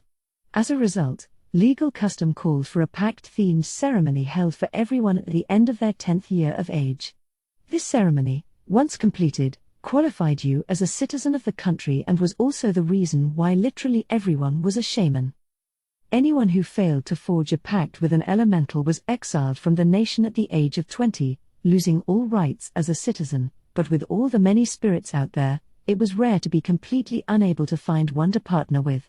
The hostess I met that night apparently dodged it on purpose so she could see more of the outside world, but apart from exceptions like her, pretty much everyone succeeded. Elemental spirits tended to dislike people with evil intent, so if you committed a crime in Gracia, it'd get spotted almost immediately. That was why the people around here were all pretty chill. Having an entire nation of shamans naturally made it a threat to its neighbors. It was not widely known to the Western nations, but its next-door neighbors in Thalion were well aware of them. That was why they had formal, equal diplomatic relations, despite Thalion being much larger and masters of its own brand of elemental magic. Thanks to the disposition of most Gracians, relations were friendly and trustworthy between the two, allowing them both to advance their civilizations and grow. That was about how the lady at the nightclub described it. Now the kids and I were here, and our mission was clear: summon some elementals. According to the theory the great sage, came up with, Ifrit fused with Shizu's body to avoid a physical breakdown caused by magical energy gone out of control. A high-level elemental like Ifrit could keep a massive amount of magicules in check. If I could get some to fuse with these kids, that should hopefully solve the problem. Fortunately, I had the unique skill Deviant, which let me separate and synthesize things. I wasn't sure how the fusion process worked, but hopefully I could just smash the two sides together and see what happened. If the Demon Lord Leon could do it, I probably could, too. The one problem that cropped up at a time like this was how the elementals feel about it. Few of these spirits had wills of their own. Possessing one at all was enough to deem an elemental as high-level. In the hostess's village, it was said there were two places to forge pacts with spirits. One was the altar in the main square, where local citizens performed their pact rituals. No high-level elementals had ever been found there. If you wanted to forge a pact with one of those, you needed to go to the other place. These spirits often had, shall we say, attitudes. They would never accept you unless you passed a trial of their liking. Such pacts could only be forged in a place called the Dwelling of the Spirits. The question was, Were the hostess and Thraney talking about the same place? As the hostess put it, nobody who ventured forth to find the dwelling had ever come back. The rumors about it kept circulating, though, which she found strange. They called it a sort of maze that spread out underground, or up in the sky, with the dwelling itself found only at the other end. Only the entrance existed in Nature Park, a simple door blocked by a large boulder, as if connected to another dimension. We were here to find some high-level spirits, and that meant we had to go that way. We spent an evening resting up and preparing. I wasn't wholly sure I could use a warp portal to get back outside from whatever was beyond that door. I had a feeling I couldn't, but just in case, I drew a magic circle on the ground in an inconspicuous section of the park. Just a bit of insurance. It'd be nice if it worked. I sized up the children. You guys ready? Once we go in, we might not be able to get back out. Do you think you're prepared for that? They all briskly nodded at me. Of course. We'll be fine. And so forth, from one kid to the next. Good. At least they're not scared. It feels like they've been friendlier with me, trusting in me a lot more lately. That little dragon hunt a while back must have had the intended effect. I had earned their trust. It was time to go. There wasn't any information on this spot in any of the books I scanned at the library. Unfortunately, I had no idea what monsters might be lurking on the other side. It was described as a trial, so it had to be pretty dangerous. But how come nobody ever came back? There were other elementalists out there besides just Shizu, after all, capable of taking full control over high-level spirits. I couldn't make contact with any of them, but Yuki had said as much to me, so it had to be true. There was at least a touch of concern in my mind over whether Ranga and I could keep the children protected. If it looked hopeless, I intended to fall back and ask Benimaru and the other ogre mages for backup, assuming, of course, we could get out that easily. Either way, it was with a sense of firm resolve that I grasped the door handle. Slowly, carefully, I stepped inside. It was strange, the sun shouldn't be able to reach in, but the entire area was bathed in a dim light. I tried it out before letting the kids in, but it was bright enough to keep things visible without using magic sense. Nothing bad in the air, either. At my signal, all 5 went inside. We had just taken our first steps into the labyrinth. The moment all of us were in, the door closed. I immediately tried out my warp portal. Just as I thought, it failed to activate. I suppose this maze or whatever was set up so spatially oriented magic wouldn't work in it. Ranga's shadow motion failed, too, so I was pretty sure that was it. Better give up on escaping for now and switch gears to solving this trial. We proceeded inside. It wasn't really much of a labyrinth, more of a single corridor.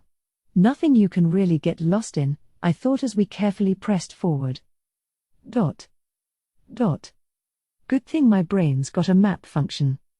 It looked like a single path, but it was packed with traps designed to throw off your sense of direction. Try to go back, and the light would adjust itself to hide your previous path in the shadows.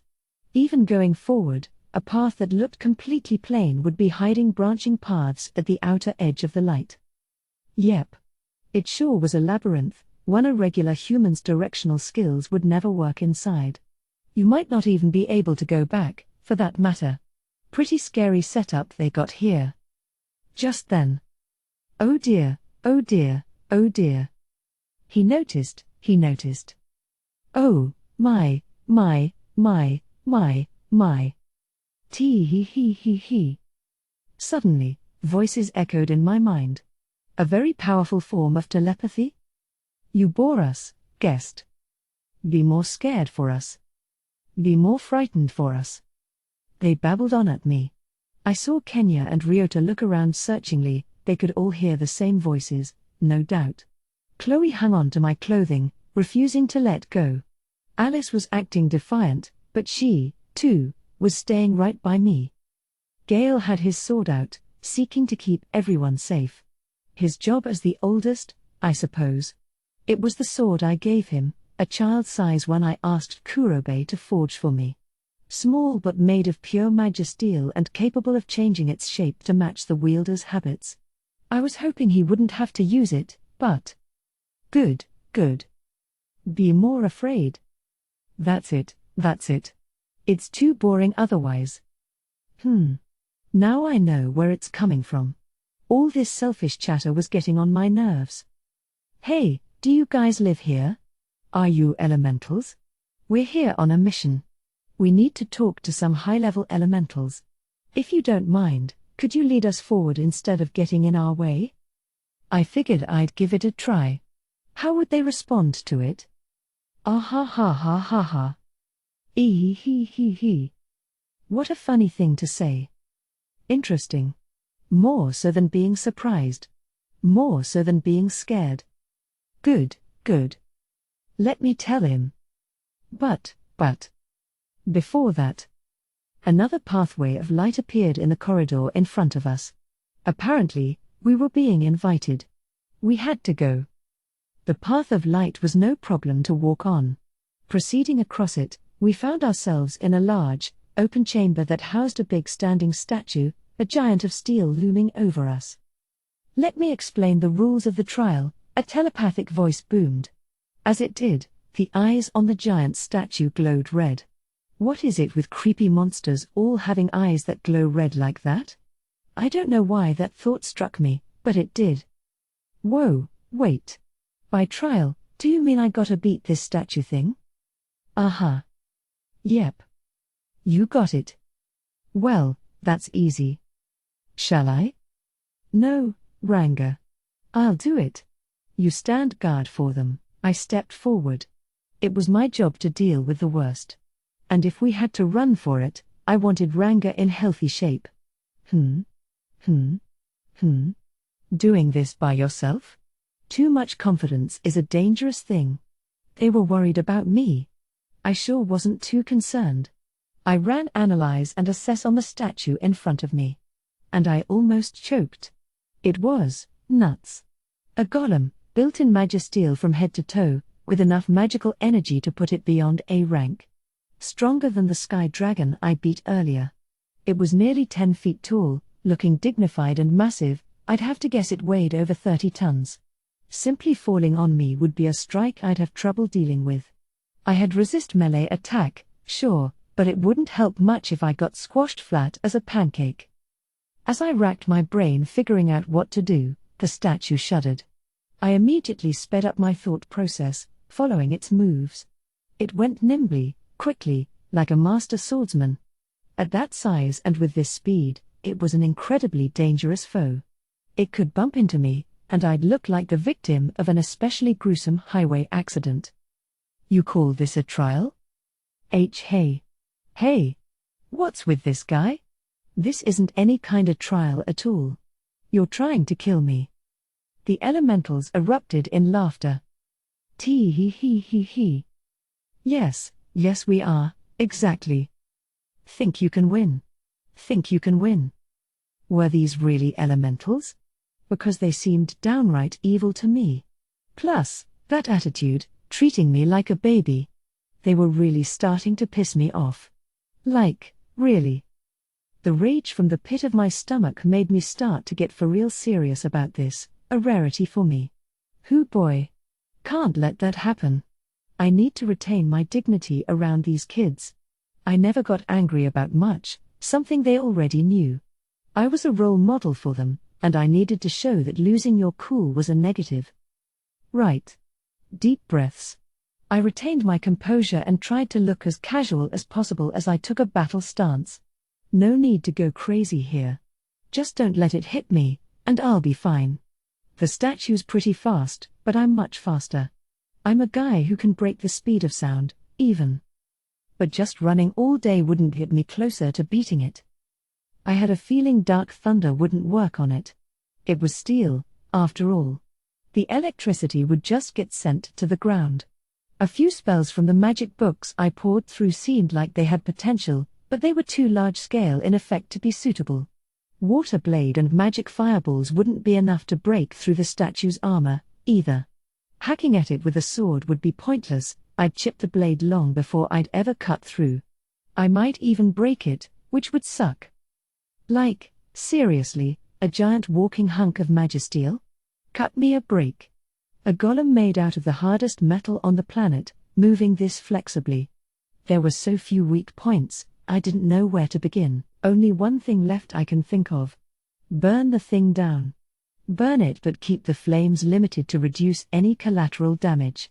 Hey, if you're gonna apologize to me, better do it soon. If you don't, I'm gonna destroy this thing. You okay with that? Ah ha ha ha ha ha. That's funny. Very funny. Ooh, a big, strong boy. Good, good. Very good.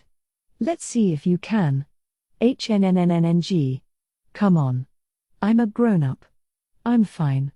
I won't let a bunch of telepathic brats get me angry. I'm sure the way the veins in my forehead felt like they would explode was just my imagination. I didn't even have any veins. Well, at least I had their permission. Sayonara, Golem. I'd love to take you home and use you as a toy, as research. Demon wire bind. This was a CI move, but I was trained in it by now, the result of regular efforts over time. Plus, my sticky steel thread had grown stronger, far more than it was before.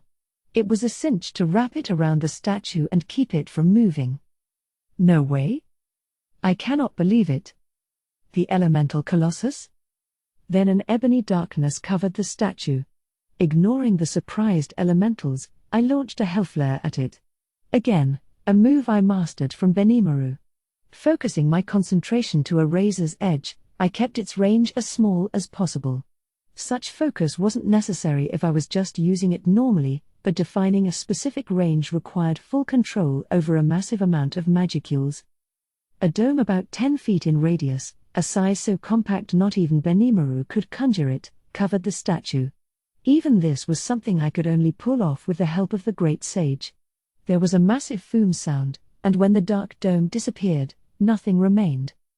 According to the Sage's calculations, the temperature inside the dome exceeded several 100 million degrees, enough to create a burning hell that vaporized everything in an instant.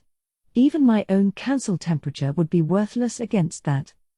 It was the strongest attack skill in existence, one nobody could ever resist. Not too useful against oversized monsters like Charybdis, but still. Its main weakness was how easily avoidable it was. It took long enough to create that simply running away worked pretty well. You couldn't just throw around an attack with an inherent weakness like this, or else your opponents would figure out how to deal with them. I had to save the big guns for situations like these. Of course, binding my foe in advance took care of that weakness pretty handily. Either way, though, this was one of the attack skills I hardly ever wanted to show anyone. No. I don't believe it. In one strike? Some very flustered-sounding messages rattled in my brain. It would seem they had had absolute confidence in that golem. I couldn't blame them. The children all had their jaws to the floor as well. It must have been quite a shock. Exactly why I didn't want to show them, but well, those elementals had screwed with me for long enough. I hope they're ready for me now. It's my turn to hand out some punishment. After burning away the elemental colossus, I let an evil grin spread across my face. Heh heh heh heh. I think I had a negotiation advantage by this point. Right, then. Come on out. Unless you guys wanna be burned to ashes next. I know where you're hiding. I didn't, of course. I had a general idea, but the telepathy-based blocks made an exact location hard to pinpoint. It'd save me a lot of trouble if they came out voluntarily. Yes. Yes, yes, yes. I have humbly been called upon.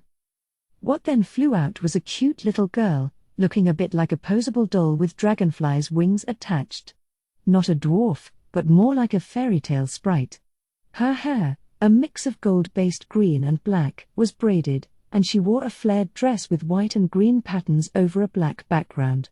It was a pretty flashy outfit, full of fancy frills and the like, and it was opened in the back to make room for the dragonfly wings. Behind this fairy were several others like her, though dressed much more plainly. Ta-da-ah.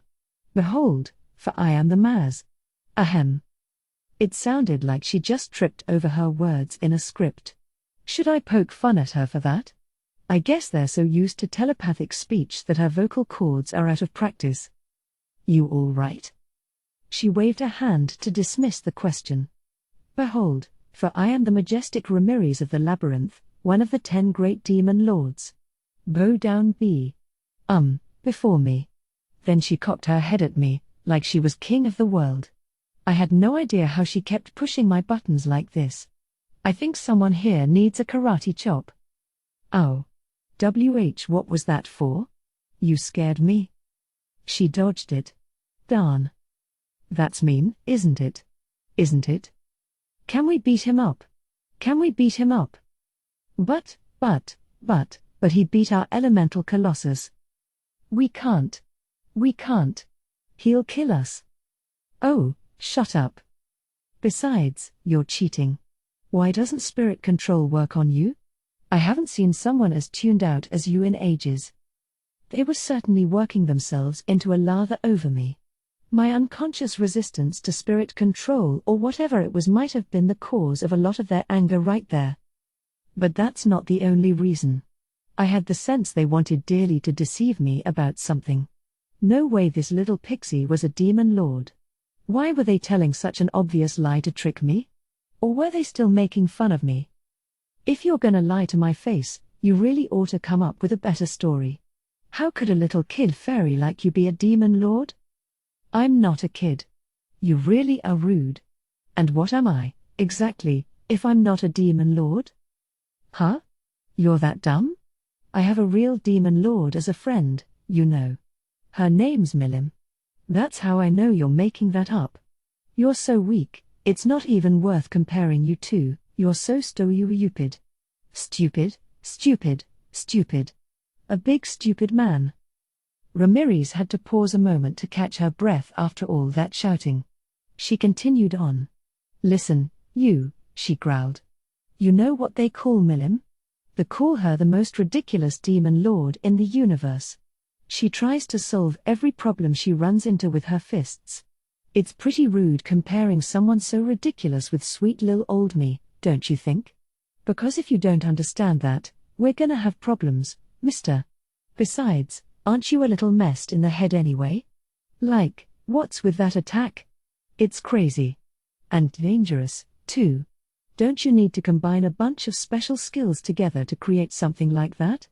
I wish you wouldn't be so reckless, you. She had concerns about how dangerous Hellflare was. I wish she would stop being so reckless with me, actually. So you really do know Milim? She asked. Uh-huh. We just became friends recently. Oh. Well. Wait a second. Are you, that slime who became the new leader of the Forest of Jura? Yeah, but how do you know about that? Ah, I knew it. She stopped by for the first time in a while and bragged about this new friend she had, so I laughed her right out of this place. Ramirez gave me a surprised look, beating her wings in a rhythm in the air. So she wasn't lying. She's really a demon lord, though? Well, lad, my reputation precedes me. I'm Rimuru, Milim's friend. And I'm here because I had a request. Oh, all right. I guess you really are someone Milim knows, so I'll believe you. So stop looking at me so suspiciously. I'm a demon lord, I mean it. Guess she could tell I didn't believe her. Ah well. She seems harmless.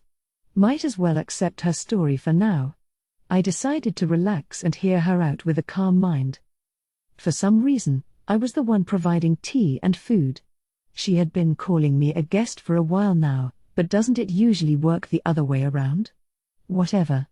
The children made fast friends with the fairies, enjoying a few cookies together in a scene I could only describe as darling. Ramirez's aim was to try to scare us with that big statue. Once they watched it happen and had a big laugh about it, they would then step in to offer assistance, earning our profound respect and appreciation. She claimed they had no intention of killing or hurting us. All those rumors about adventurers and travelers never returning got their start because they usually dumped them into an exit connected to some faraway land. Maybe they're just taking their time getting home? She remarked nonchalantly. This was the reason she was so whiny about me destroying her elemental colossus. Really, More vaporized instead of destroyed, I suppose. Sure can't repair it now. Either way, though, she really had it coming. "Da," she said over and over again, "after we spent all that time tinkering with that toy I picked up, we finally got it done, and now, well, sorry. My take on it was kill or be killed. Besides, that thing had a lot of features. It had earth elementals controlling its weight, water elementals working all the joints, fire elementals powering its engines, and wind elementals adjusting its heat level. A big elemental party. All the top names in spirit engineering worked on it, too." She just refused to drop the damn subject. Maybe I shouldn't have destroyed it, after all, I almost caught myself thinking. But then I'd be indulging her too much. Spirit engineering, though? I was curious about that. Maybe it was related to the magical soldiers Kaijin discussed? Is that like the magic armor soldier project the dwarves were working on with the elves? Ding ding ding ding. I'm impressed you knew that. But that failed because they couldn't make the spirit magic core that served as its heart. No way you can just make that out of plain steel and expect it to withstand an elemental's force. So thanks to them using a bunch of shoddy parts like that, it went berserk and got all broken up. They just threw out its outer shell, so I brought it back home and fixed it up. I guess you could say I'm kind of a genius, huh? Isn't that great? It was, although I didn't care for her boasting. Thinking about it, spirit engineering was based around the power of elemental spirits, so it made sense that a fairy so intimately familiar with elemental powers would better understand it. Listening to Ramirez gave me a general outline of that magic armor soldier project. It was apparently meant as a way to produce so-called crucial golems, driven by elemental power and controllable by a regular person. A sort of ultimate weapon in this world, you could say. It was really crazy, this thing King Gazel was trying to make. Magicules ran up and down its body like blood vessels, working the same way as oil pressure on a car to spring it into motion. Its weight could even be controlled by magic, allowing it to fly, on paper anyway. Whether the project failed or not, though, were the dwarves really that keen on boosting their military? Well, maybe so, actually. It was just taking a different approach from the pack. Instead of relying on otherworlders like their rival nations, they were using their technological supremacy to create a would-be death robot. That made sense, and it showed all over again how enormous and lethal a threat magic was in this world. Still, though, she had succeeded where Kaijin and his team failed, in her own way. She looked like an idiot, but this demon Lord Ramirez might actually be someone real special. She transformed the concept into a golem that worked on given orders, but it was a fully complete machine. All right. I'll admit it, that golem was pretty impressive. And that's why I have a request for you. Huh? Why do I have to listen to? Sensing she was about to turn me down, I stopped her by summoning a little dark flame in my right hand. I could be interested in hearing you out, I think, yes. Right. That's a good girl. I appreciate that. Thank you. I won't ask you to do it for free, either. If you'll help me out, I can have a new golem made for you. Let's hear it. She sure was fickle. Dropping the right bait her way made it easy to change her mind. Which was great. Now I could finally get down to business. I explained the kid's situation to her. The whole, honest story, not hiding anything.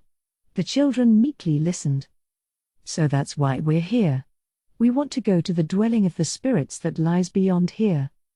Aha, Ramirez sighed, watching the children as the fairies chased them around.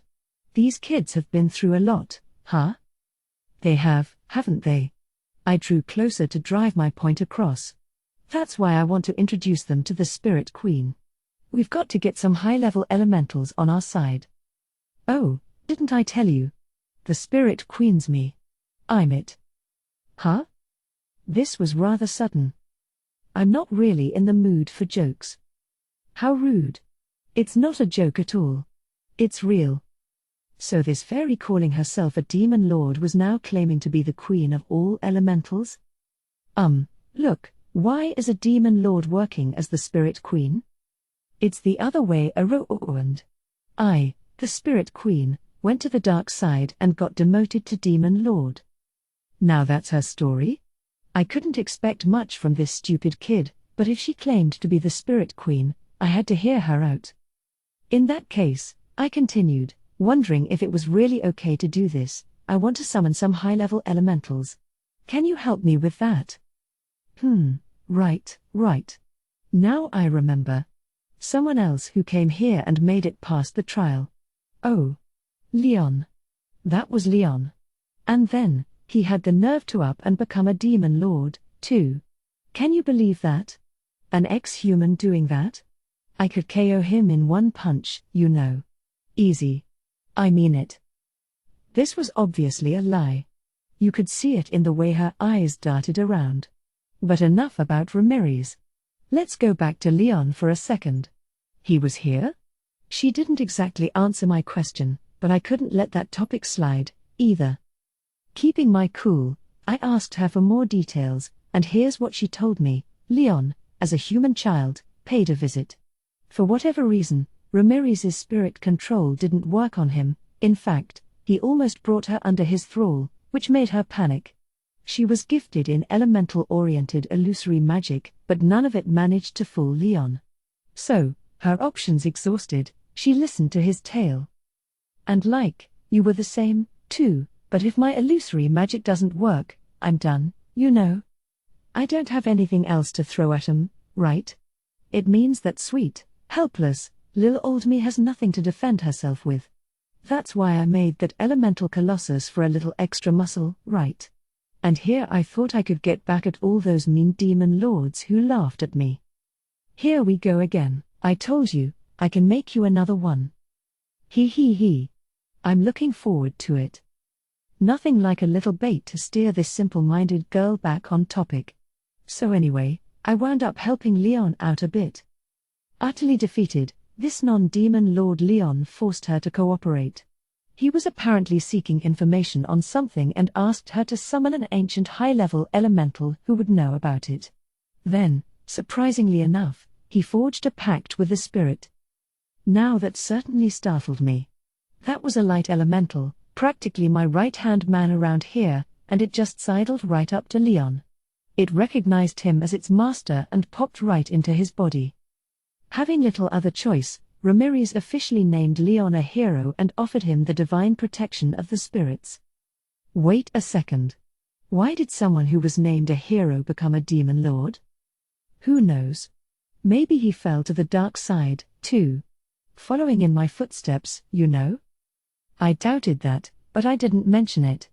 Ramirez apparently didn't have much idea how Leon became a demon lord. I'd have to ask the man himself about it. This world, though. Heroes could become demon lords, just like that. Heroes here were bound by fate, granted astounding powers in exchange. If anything, it made me worry that Leon was an even more formidable foe than I gave him credit for. If you give it a little thought, it looks like I might be the one who pays for it when we ever meet. Maybe I'm lucky I got to learn about this facet of him here. Better brace myself for anything with him. I can't let my guard down. Ramirez's story continued. She had hoped that would be the last of Leon she'd see, but it proved not to be the case. Even with the high-level elemental's knowledge, the man still didn't find any of the clues he needed. This angered him so much that, out of spite, he went back here and stripped away a high-level fire elemental. That shameless young man was being so unreasonable. He wanted me to summon a certain person from another world. He knows I can't do that. How stupid can you get? Then he gave me a look like he was about to cry. In fact, he did cry. Yeah, it's not lying to say he cried. Not only was he a crybaby, but so self-centered, too. What a doofus. The memory was getting Ramirez worked up. It must have been frustrating for her, but to me, it sounded more like she was just being a sore loser. Milim was a handful herself, but at least she exuded real presence as a demon lord. At first, anyway. Is this fairy sure she should say all this, though? If certain people find out about her complaints, they could make her disappear, no? If I discovered people were talking about me this way, I could easily vaporize them. Hey, you aren't thinking about something really rude right now, are you? No? Not at all. Her eyes doubted me, but she was too ditzy to see through my ruse.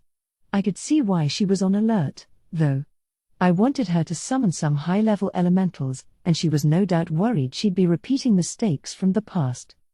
Well, I promise I won't do anything like that to you, so don't worry about that. For real? For really real? I promise. That was the key that finally made her agree to help out. I wasn't without my concerns about this, but I decided to just believe in her for now. All right. Could you take us over to the dwelling of the spirits, then? Ramirez gave me a serious and thoughtful look. Then she flew over toward the children, peering intently into their faces. I had no idea she could express herself this way, actually, with that kind of real and very non-demon lord affection. You know, I'm a demon lord, but I'm also a guide for the holy. I am a fairy resident of this labyrinth, and I was also the spirit queen. My job is to instill the protection of the spirits into heroes, just as I did with Leon. So don't worry. I always play it fair with people. Because I am the one who maintains the balance in this world. The other elementals flitted happily around in the air. Blessed light filled the chamber. It was a very solemn, very divine series of events. Her ditziness was now gone and replaced with true dignity. Ramirez turned to each of us and smiled. All right. Let me help you with the summoning. Let's see if we can get a bunch of nice ones for you, she declared. She began by giving me a crash course on elementals, helping me understand what they were a lot more. Higher-level spirits had sentience, summoning them successfully was more dependent on their own whims. One way around this, however, was to siphon some energy off one of the greater elementals, creating a new high-level elemental with it.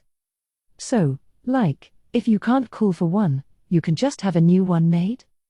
Ramirez gave me a broad nod. Birthing a new spirit, as she put it, eliminates a lot of unknowns from the equation. She thought she'd be able to pull that off before she ran out of time. It wouldn't be easy. There was the issue of compatibility with each of the children. Ideally, it'd be better to find elementals that volunteered to join their bodies, but we'd have to do what needed to be done. I looked at the children.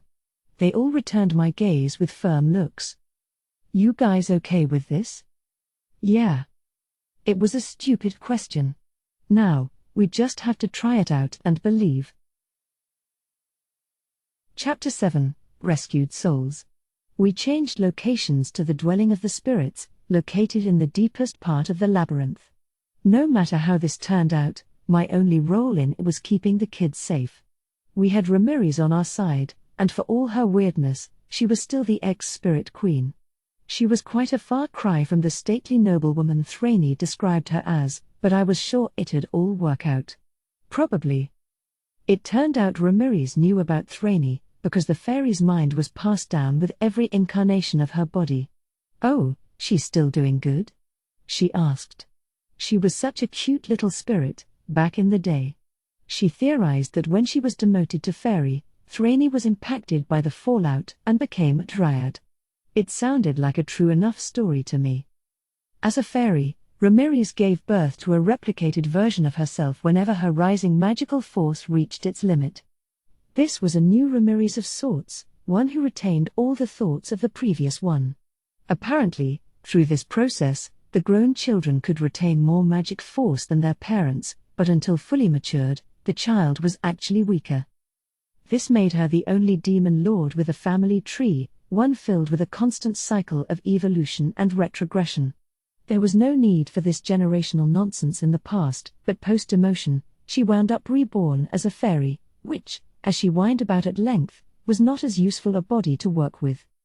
Ramirez was still a child at the moment, which was part of why I was so anxious about entrusting her with so much, but it beat nothing. We reached our destination as we talked this over. On the other side of the door was a large, seemingly empty chamber. This was the oracle chamber, connected directly to the dwelling itself. A corridor of light extended from it, about 3 feet wide and 60 or so feet long. At the far end of this was a round platform, around 15 feet in diameter. I don't know what it was made of, but it appeared to be floating in thin air. All right, so listen, I want you to go up on that platform and call for the elementals.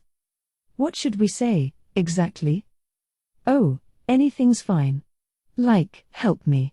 Or let's play a game. Or whatever. If you capture the interest of a spirit, it'll come over, and you'll have succeeded. They'll come for us. Of course they will. You'll join us up there, right, Mr. Rimuru? Yeah, will you? They were getting butterflies now, no doubt. Well, that's fine. If worst comes to worst, I'll make the resulting demon or whatever bow to my will. Muhaha. Hey, did you just make a really evil face? Ramirez was sharper than I thought. I ignored the question and spurred the children forward. It'll be all right, okay. We'll figure it out. I needed to go up there, too, just in case no elementals showed up. Don't worry. I'll be up there with you, sure? That works for me. You can have as many people as you want up there, but it's a pretty tight space, okay? I'll be there, too, so maybe one kid at a time. Makes sense. No need for more than one spirit at a go, either. We may need to negotiate, depending on how this goes. I'd like to avoid letting my skills do the talking. Right. We'll each go in order, then. Who's first? We worked out who would go when. Gale, the oldest, would be first up, followed by Alice, Kenya, Ryota, and Chloe last. It took a while to argue it out, but that was what we came up with. The air in the room was serene. There was no sound and only a dim light. It reminded me of the inside of Veldora's cave, the way it was bursting with natural energy. Our footsteps seemed to echo forever. Mr. Rimuru, if anything happens to me, take care of those guys, okay? Sheesh, Gale, you don't have to be so serious. Chill out. I said nothing as I patted him on the head. We were at the disc-shaped platform now. It felt very much like we were floating in space. I set a foot out to walk forward but hurriedly stopped. I couldn't see any floor in front of me, but magic sense told me one was there. Was this transparent glass? Some kind of acrylic? I walked forward, surprised. It's fine, I told Gale, who was clearly scared. There's a platform here. No matter what happens, I'll help you out. It was enough to coax him on. Slowly, carefully, we headed for the center of the disc. Okay, Ramirez cheerfully shouted, you're in position. I can't wait to see what's gonna come out. I gave Gale another pat.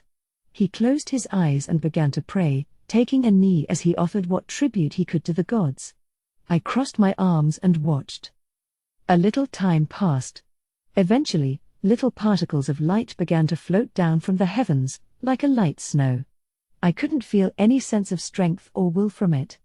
Gale failed to notice any of this and continued praying. His prayer had been answered not by a high-level elemental but by low-level ones with no sense of self. Fragments of natural energy. Sort of like magicules, but not really.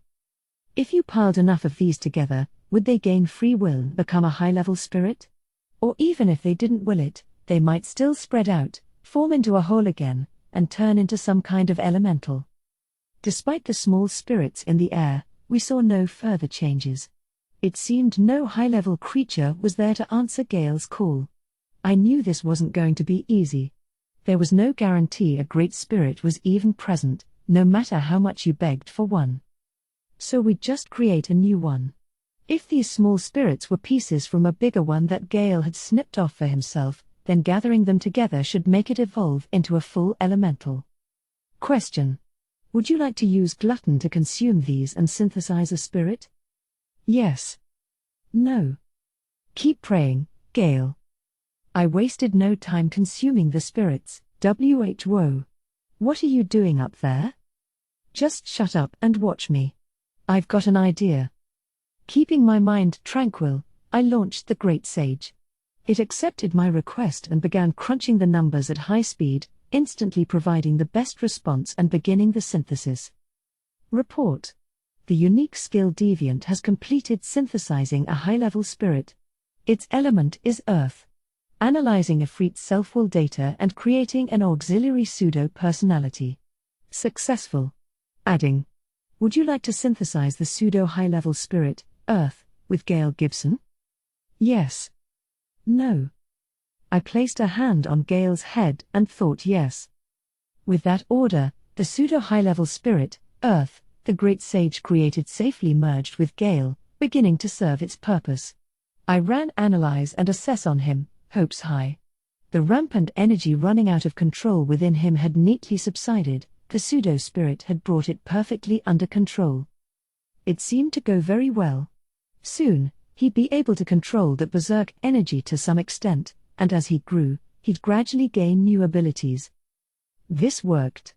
I mentally shook hands with the sage, not that it cared very much about how I pictured it.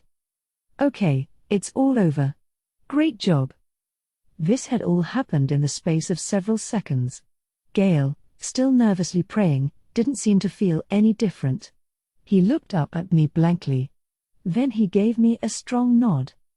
It's all right now. The destruction's all gone, I promise. Tears began to form in his eyes. He might act all tough, but a kid's a kid. The sheer sense of relief made it impossible to hold back, I'm sure. Thank you, Mr. Rimuru. Hey, no problem. It's my job to keep my students safe. I patted him on the head again, kind of hiding my embarrassment as I took him back down. They all cheered joyfully for us. But it wasn't over. I had to make that work 4 more times, or else it'd be meaningless. It's too early to celebrate yet, guys. Let's save that for when we're all cured. They nodded at this, but the concern was starting to clear from their eyes, replaced with the color of hope. Time for number 2. Next up was Alice. Climbing that narrow pathway was too scary for her, so I decided to carry her up myself. She and Chloe had been talking to each other about something, some final words of encouragement? I dropped a thought from my mind as I picked her up and took her to the platform. Hopefully this works again. No, I know it will. As we watched, Alice closed her eyes as if in prayer, clutching at her skirt hard with both hands. The same thing happened as it did with Gale, a few moments, and those particles of light came streaming down once more. Ramirez looked at me, debating whether to say something, but I ignored it. This was the second time, and I was starting to get used to it. Report.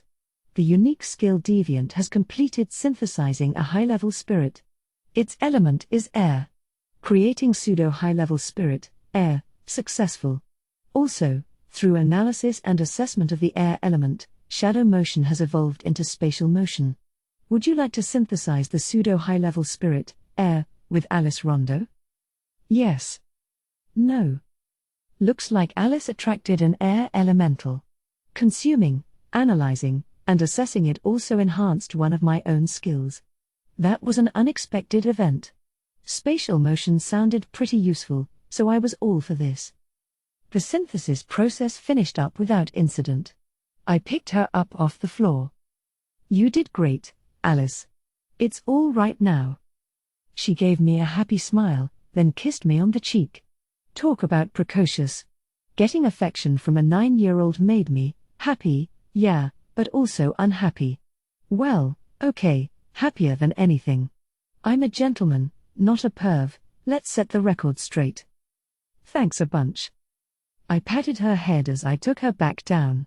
She immediately started chatting and carrying on with Chloe again. Nice to see they're good friends, at least. Now I was back on the disc, with Kenya this time. I was starting to feel more confident. Everything was going great. 3 more kids. I was thinking I'd have to force through a summon, whip whatever spirit showed up, and cram 'em inside each one, but it looked like that wouldn't even be necessary. It might have actually helped, though, because synthesizing all these low-level elementals took up a hell of a lot more magic force than I thought. Still, just 3 left. Gotta hold out. The moment Kenya began to pray, light began raining down on the platform, even before he could close his eyes. I felt a pressure upon me like none before in this chamber. Whoa. This guy's on a whole other level. In another few moments, there it was, on the altar in front of us, a single spirit. A boy, it looked like. "Hey there. How are you doing?" "'Cause I'm doing fine. I figured I'd come on down for some fun today." Kind of an informal way to greet us. But there was no doubting this was a high-level spirit. What are you here breaking into my house for?" Ramirez pressed closer to this boy's spirit, looking up into his face. "Guess they knew each other." He is?"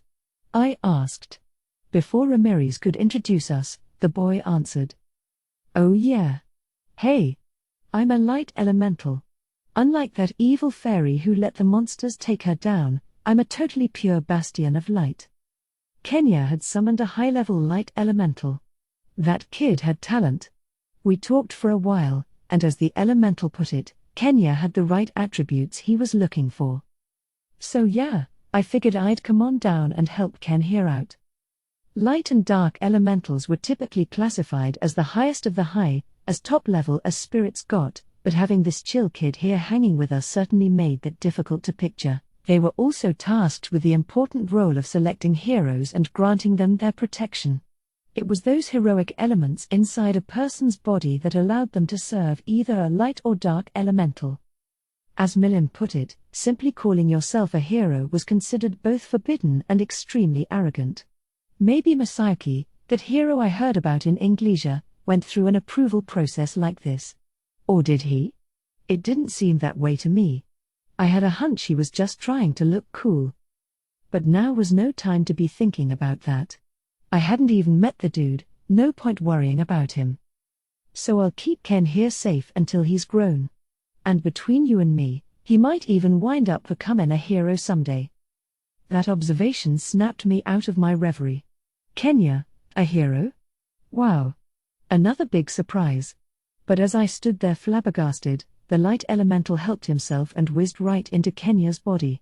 So quickly and easily, the magic within him grew tranquil. "Mr. Raimaru?" "Oh, you're fine. Just like I planned it." "Like you planned what, exactly?" I couldn't help but scold myself over that. But it'd be silly to dwell on. Hey, these things happen with elemental summoning. Just gotta accept it and move on. Kenya seemed a little dubious, but even he could tell his body was better now. So he accepted it, asking no more questions, then walked back down and told everyone what happened. That kid really has it together. So Ryota's up next, I guess. Since he was a bit of a wimp, I couldn't help but wonder what kind of spirit he'd summon.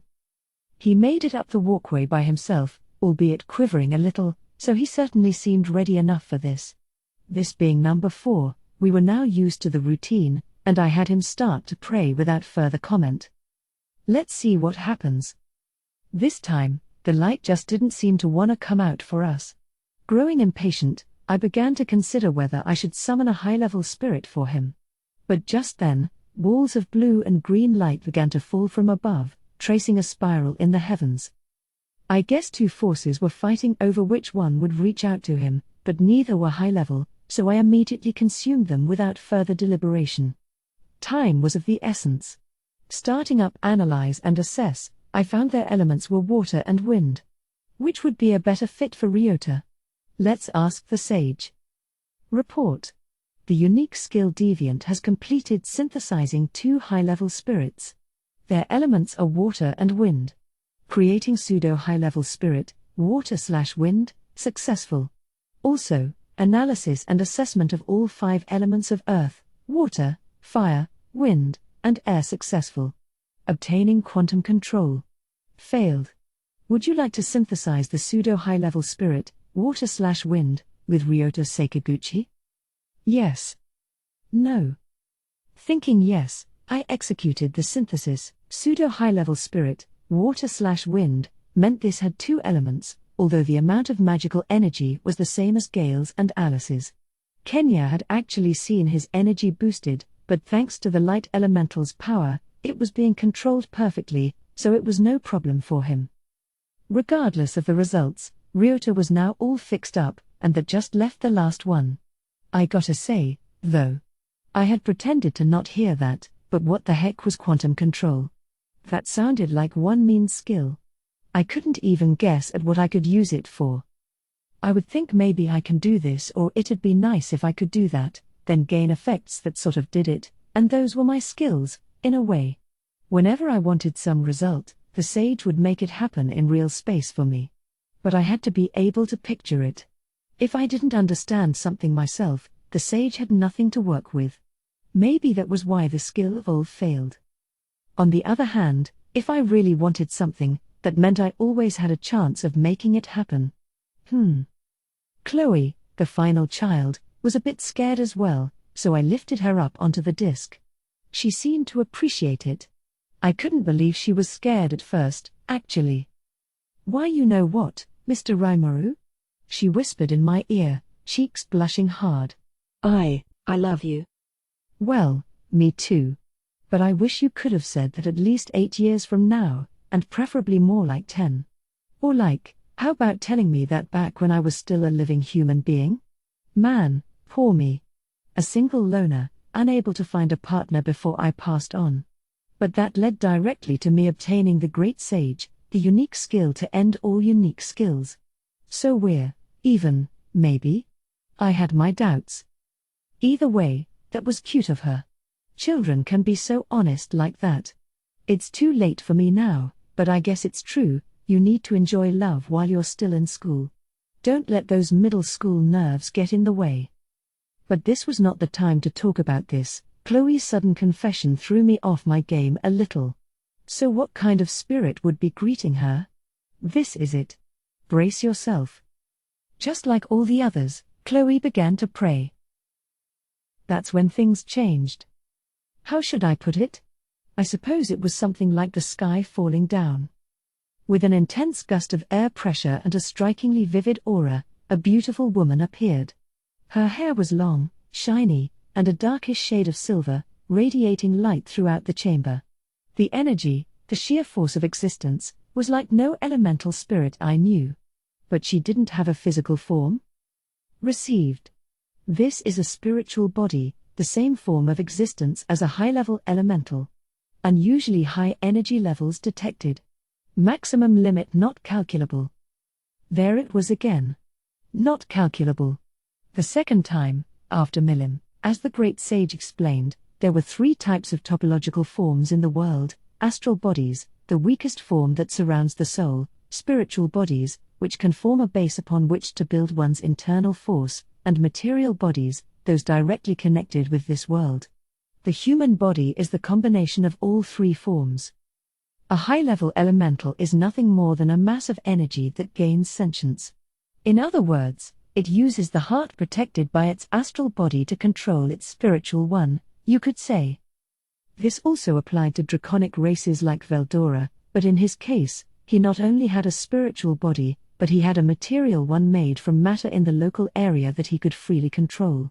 High-level elementals didn't have that kind of power, so when they left the spiritual world, their energy would disperse, and they would disappear. This is the fate that awaited any type of spirit-based life form in the physical world, including angels and demons. To keep their energy from fading away, they must either find a physical receptacle to form a pact with or a way to physically incarnate themselves. That, in essence, was what made the material body so important in this world. This silvery-haired woman who appeared before us was clearly not human. She was something like a high-level spirit but with more energy than even the sage could reckon. She did not, however, have a material body and would normally fade away before too much longer, but the dwelling of the spirits was so laden with energy, she didn't have to worry about that.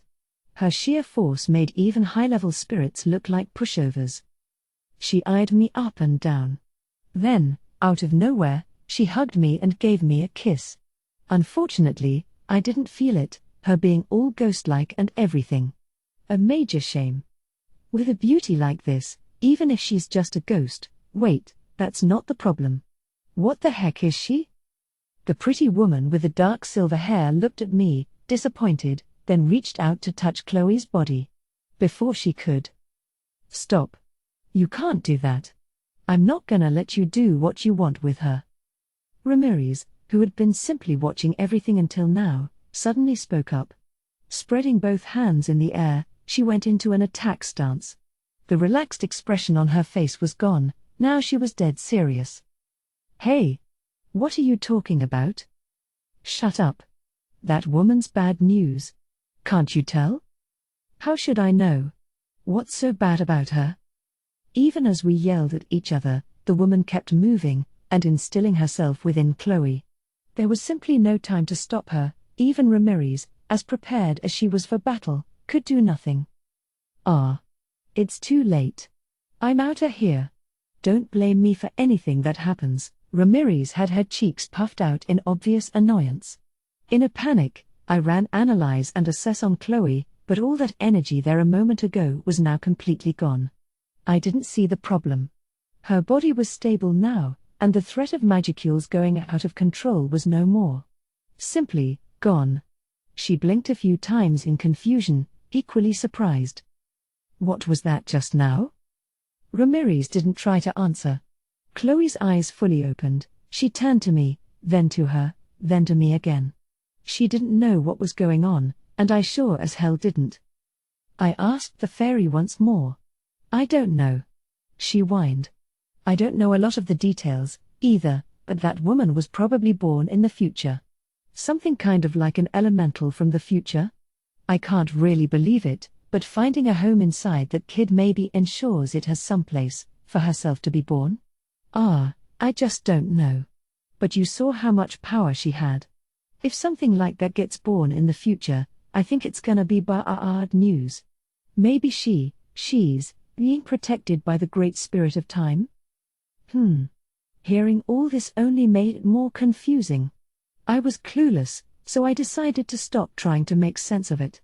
I'm a results-oriented man, and everything turned out all right. If Chloe was okay, it was all good. Who cares about the future? That stuff wasn't set in stone anyway. "Well, isn't that great, Chloe? Everything went just as planned.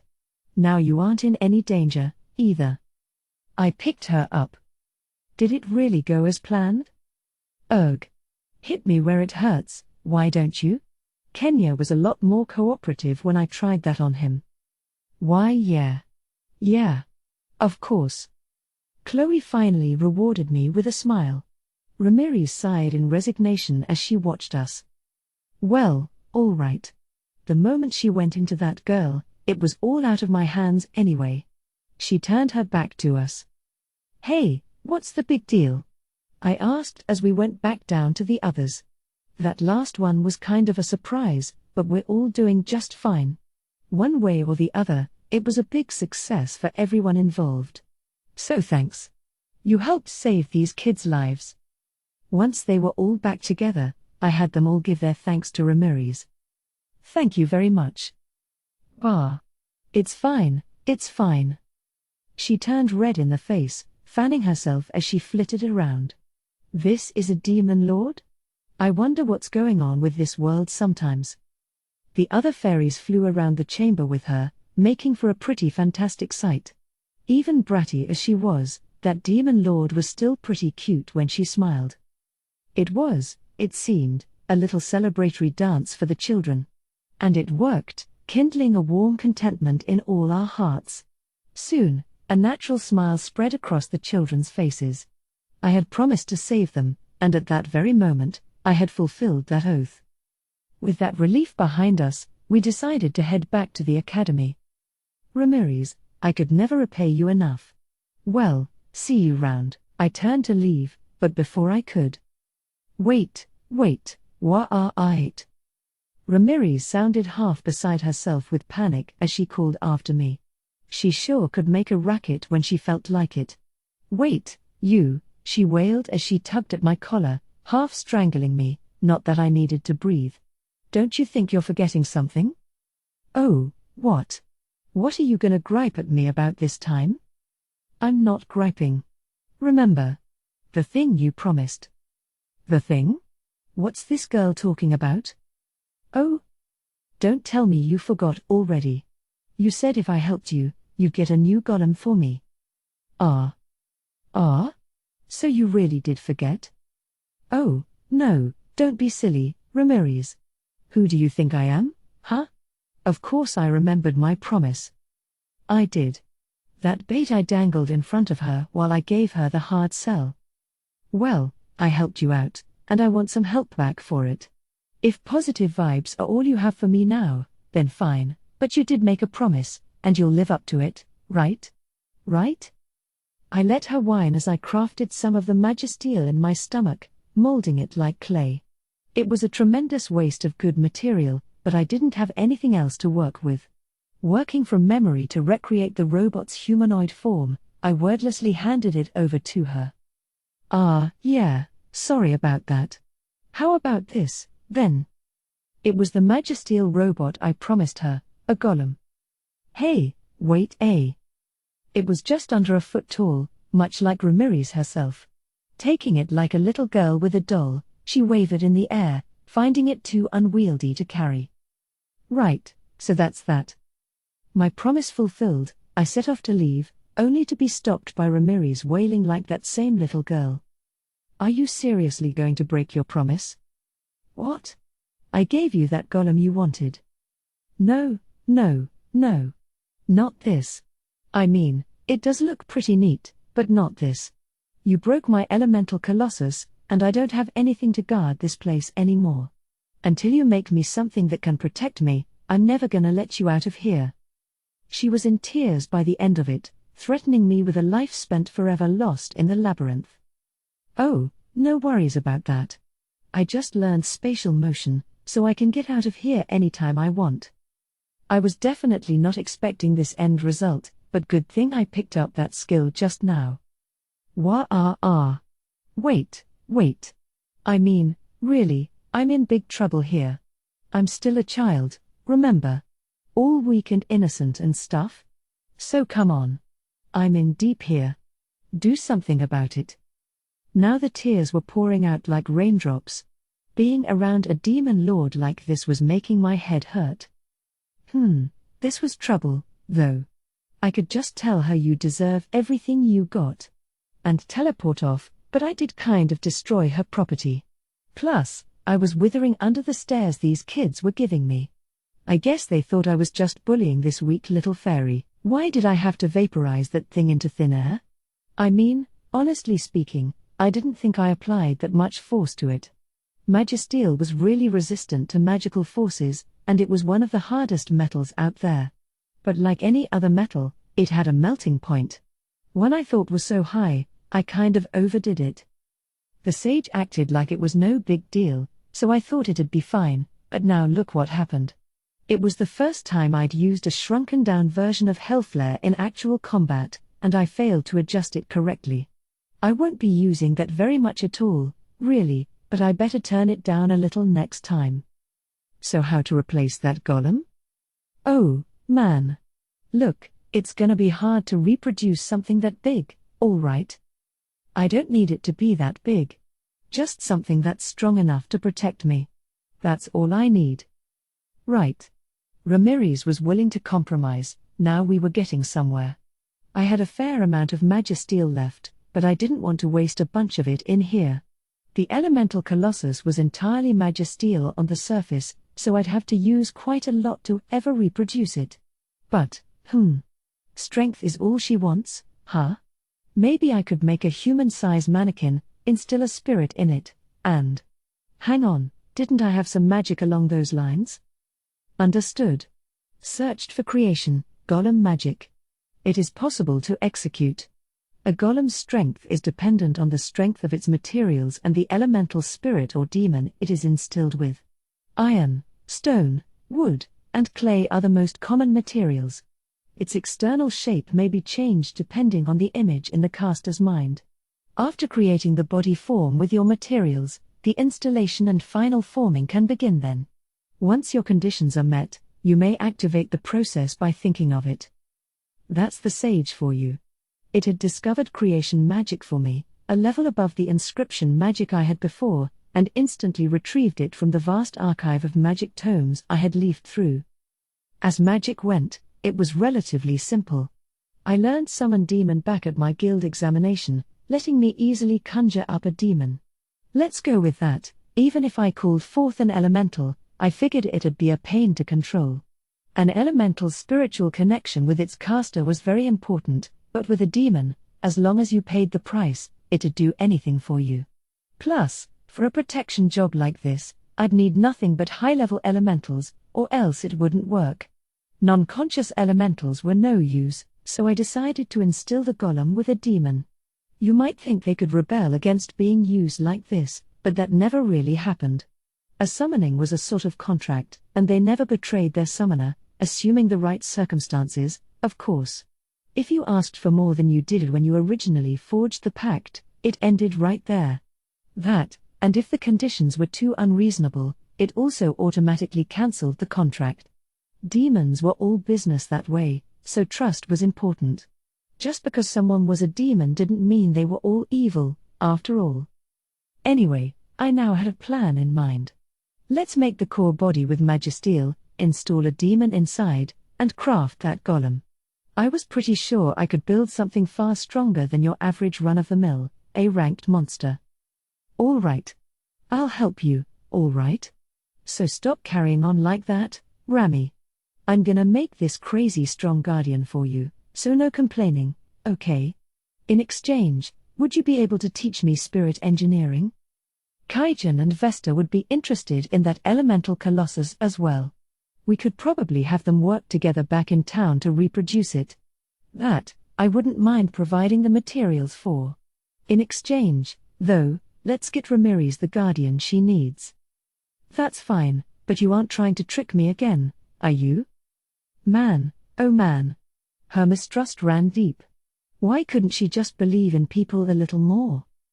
I'm not trying to trick you. I have some dwarven craftsmen in my city, you see, and they were involved with that magic armor soldier project, too. I thought we might be able to conduct some research over there. I wanna research that, too, Mr. Rimuru. Me too. The kids were certainly enthusiastic about it. Armored soldiers with human pilots inside? Sounds pretty ambitious. Are you gonna make it look like this? Ramirez asked, thrusting the doll I made at me. Well, that'd look pretty cool, don't you think? Let me ride on it first, Mr. Rimuru. I wanna ride, too. Even the reserved Ryota was up for the idea. I'll definitely have to try to make that happen, I thought as I reached out to take the doll from Ramirez. She whisked it behind her back, handing it over to several servants, who struggled to carry it to parts unknown. That's mine. You can't have it back. How selfish can you get? First, she wants a guardian from me, then she won't give me back that doll. A lot of demon lords, I was starting to realize, were really damn self-centered. I won't name names, but I'm talking really self-centered. Well, you will help me with this, right? Sure. So what kind of guardian will you make for me? Oh, I was just thinking of a stronger version of the guy I defeated. Really? Wow. You're really a super nice guy, aren't you? And so, I took on the job of making a new, improved protector for Ramirez's domain. Beginning with the prep work, I burped out some magisteel from my stomach, lining up the pieces. It was some of the finest quality out there, enriched with magicules to make it easy to apply magic to. The children watched, intensely curious. Hey, where did you get all that stuff? Oh, never mind. Ramirez gave me a look of utter exasperation. Whatever she thought about it, she kept to herself, so I got straight to work, processing each piece of magisteel I had taken out. If we were gonna make a humanoid figure, it had to have ball joints. That was non-negotiable for me, and it actually surprised me how much it turned out the way I pictured it. Carefully, I put together the movable parts, adding a few original elements of my own. I had a friend back on Earth who was really good at assembling and painting anime figurines. I was so jealous of that, given I was just dexterous enough to maybe put together simpler robot models. Now, things are different. With the great sage backing me up, I could craft things exactly the way I imagined them in my mind. The former Spirit Queen was looking at my work with great skepticism, no doubt wondering what the hell I was doing. Along the way, though, She started to get visibly excited. Wow. Wow, this is amazing. Oh, my goodness. This is incredible. I can't believe you can make it move so freely like that. She couldn't wait for it, and really, I wasn't expecting this to be nearly as precise as it turned out to be. The fact that pure magisteel could bend itself to better meet the maker's intentions helps, no doubt. Before long, the job was done. It was basically human in shape, slender, a little under 6 feet, and a facial covering on its head that matched my mask. I felt proud. Right. All done. Now I'm gonna summon a demon and put it inside this, but promise me you aren't gonna do anything bad with it, alright? I'm gonna put a master lock on it to make sure it can refuse anything weird you tell it to do. Okay. No problems there. But I can play with it all I want in here, right? Sure, yeah, in the labyrinth. Just don't be a bother on other people, okay? Also, I'm guessing that this guy's gonna pack a real punch, so make sure you don't get hurt, either. With Ramirez's permission, I applied the finishing touches. First, the Master Lock, a spell with orders from the original maker, outlining a few simple ground rules. Then, the demon. As much trouble as I was going through with this, I was sure the results would be several times stronger than just whipping up a golem with a spell. Spreading my arms wide, I pretended to chant a spell to that effect. We were still by the altar from before, although I had the children kept away from it in case of danger. Only Ramirez was behind me. It'd be great if this worked, but if I didn't apply enough force, the demon might fall out of control. Then I'd have to either make it bend to my will in battle or cancel the whole summon. Let's just pray that doesn't happen. All this continual work has pretty well sapped my physical and magical energy, so I'd really like to avoid any more unforeseen snags. As I cast this pretend spell, a magic circle drew itself on the floor. There was no need to cast anything for it, but I thought it'd help create a little atmosphere. I was trying to call forth a greater demon, tougher than a lesser demon and around an A- in rank. Pretty high for a monster, but I didn't want some newborn without any sense of self, so I prayed for an older, more intelligent demon as I carried out the summon. And the results certainly did produce a greater demon for us. Its eyes had the spark of wisdom in them, unlike your typical lesser demon who'd go into a murderous rage without the caster magically shackling it. The difference was clear in its behavior from the start. It immediately kneeled before me, its head reverentially bowed down. You called for me, Master. Looks like I pulled it off. The greater demon was pledging its allegiance. It was larger and more muscular than its lesser brethren, its magicule-formed corpus already starting to dissipate over time. Its skin was jet black, covered in clothing made of a sturdy but torn fabric. Looking at that, I could tell it had been alive for quite a while. Its gender, I couldn't tell you, although the horns that jutted out both sides of its head looked pretty stately to me. Do demons have, real muscles at all? It probably doesn't matter. The greater demon kneeling before me certainly fulfilled all my conditions anyway. Right. I called you here in order to create a golem. I shall grant you this figure of magisteel to serve as your physical body, so I want you to fill it with your spirit. In exchange, I will provide my magical energy. This contract will last for, I looked at Ramirez. Hurriedly, she began counting on her fingers. I want 100 years. She replied. I'll be fully mature in 100 more years. This contract will last for 100 years. Once it expires, you may retain this figure as your body if you wish. Well, contracts like these that veered off the beaten path were always risky. If it was something like beat up that guy in front of you, it'd be accepted in an instant. Long-term orders like this were harder for demons to swallow. If I simply wanted this demon to stick by Ramirez's side, a regular supply of magicules would do the trick, but without that physical corpus to support it, it'd suck up way too much magical energy. Plus, once you summoned one creature, you couldn't immediately summon another, although there were loopholes around this. Right now, I wanted this demon to be Ramirez's guardian, and I had to be sure the contract covered all of that. I would wish for nothing else, my master. And I have already received your energy as payment. Well, glad it's up for the job. The contract was complete. Honestly, I wasn't expecting the magicules I used for the summon to cover the whole tab. It absorbed a ton, sure, but I still had enough inside me to work with. Good thing I was clever enough to give it more than I thought I needed. No wonder it was so respectful to me.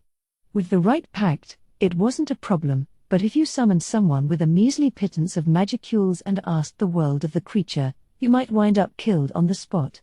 The only way to play it safe was by summoning the right monster and providing a reasonable pact.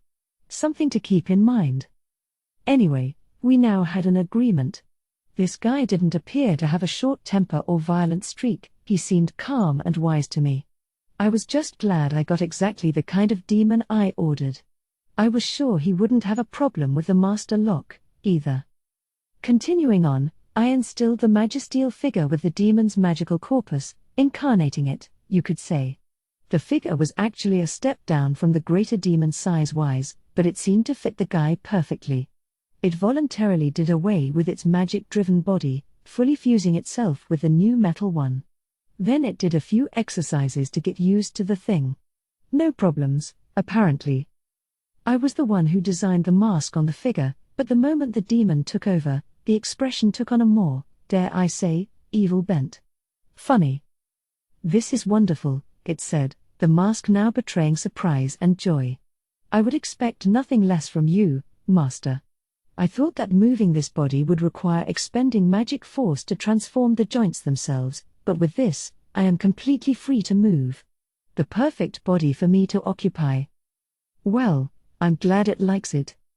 I then proceeded with some minor adjustments to satisfy Ramirez and the greater demon's requests. Before long, though, the fairy had its new guardian on watch. How does it feel? Yes, it is simply wonderful, it said, moving its limbs around to get used to them. Its physical intervention levels are showing very high numbers. Compared to incarnating in a human or magical beast, my offensive strength goes without saying, and my physical defense is simply incomparable. Wonderful. This is truly an astounding body. In order to have a physical presence in this world, demons needed to incarnate themselves within something else, usually an animal or monster. A magisteel puppet like this, however, worked just as well. Being pure metal, magisteel, for that matter, the toughest in the world, it would naturally be a defensive powerhouse. There were some rare metals out there with a melting point of over 900 degrees, but magisteel topped out at upward of 18,000. Between that and its self-healing abilities, there wasn't a better metal out there. All in all, it'd be a Herculean task to break down this guardian with any physical weapon. After it stretched its new legs out a little, the greater demon turned to me. I swear upon this body that I will fulfill my role, master.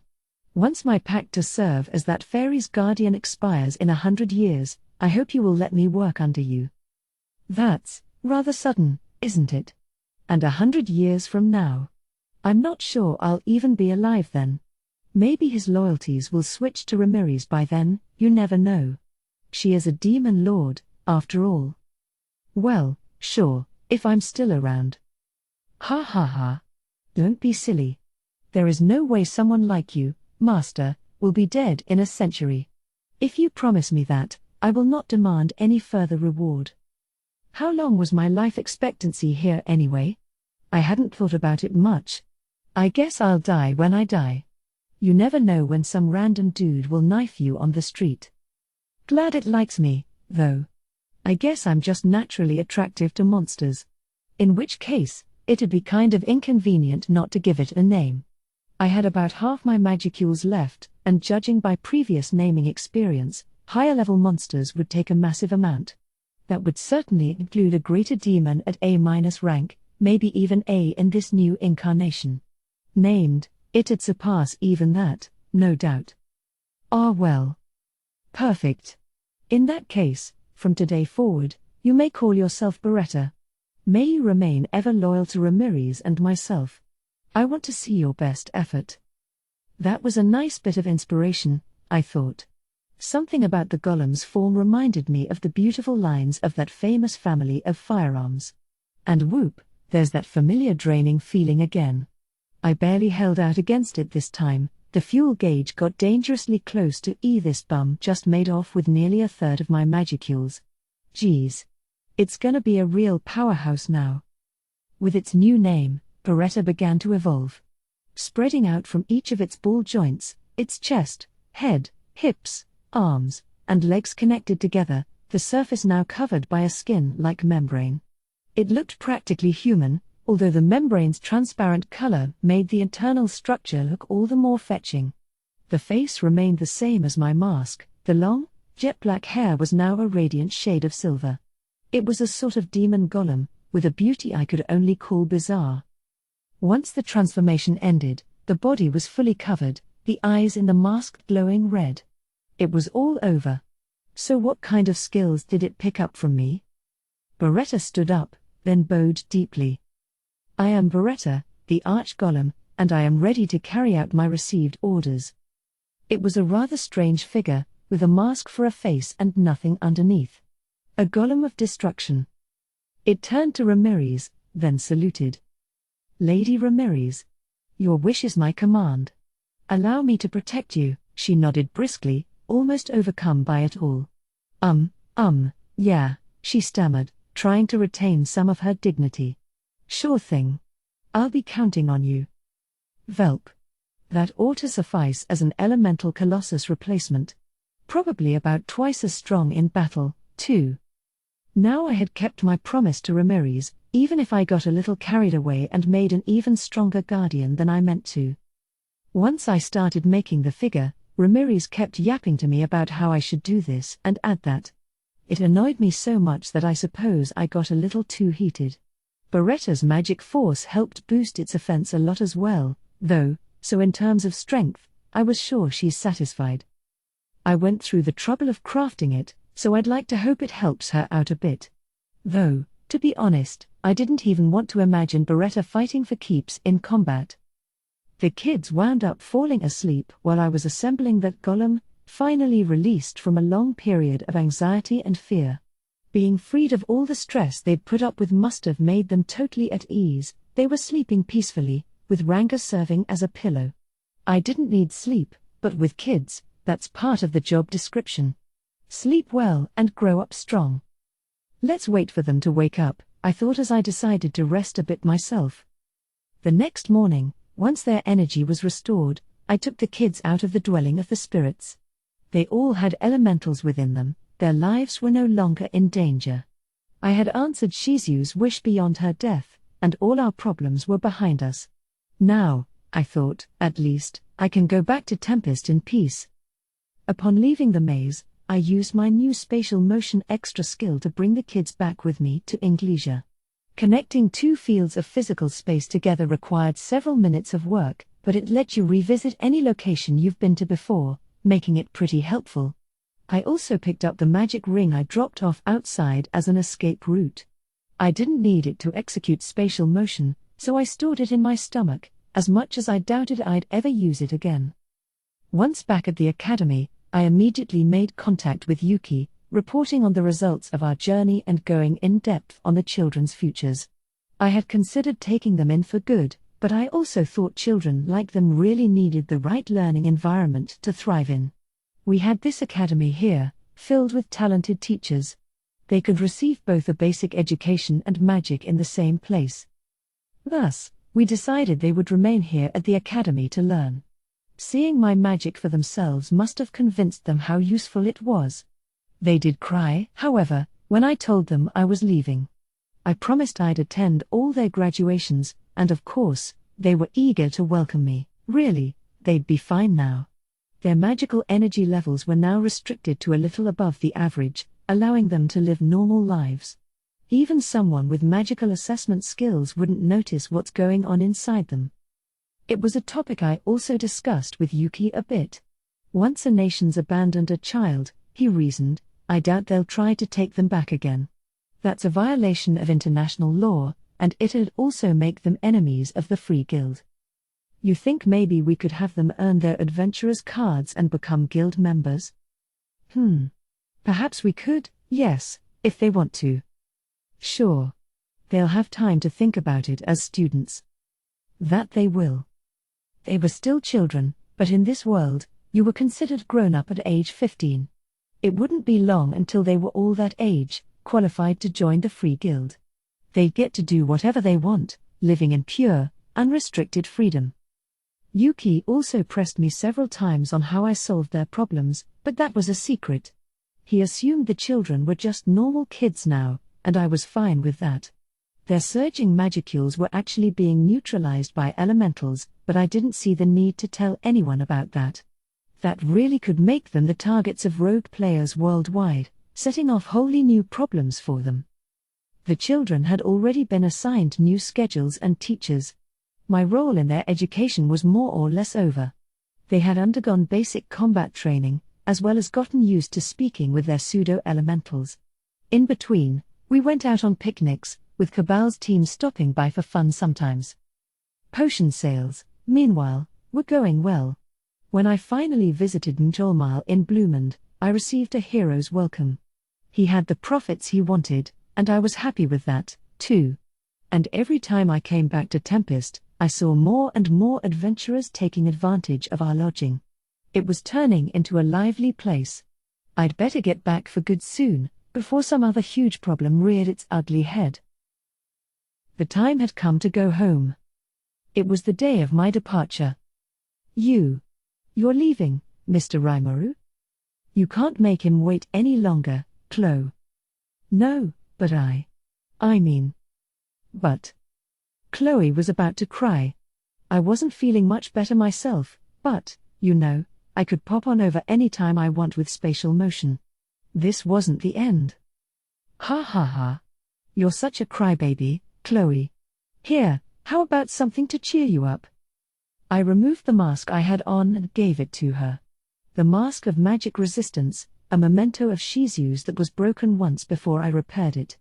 I wasn't sure what drove me to give it to her, it just seemed like the natural thing to do. She accepted it without hesitation. Or, I wanted it, too. He. It's all mine now. It cheered Chloe up, so I was happy. For the crestfallen Alice, meanwhile, I had a school uniform schooner prepared for her. Are these for us? I had outfits for Kenya and Gale, Ryota, too, of course. They looked the same as all the other uniforms in the academy, but they were sewn with sturdier custom cloth. The children all gleefully accepted them. Now listen, I want you guys to keep studying, all right? It's hard to say goodbye like this, but it's not like I'll never see you again. Come over to my town once you're on break, okay? Okay. The children saw me off, their teary eyes turning into smiles.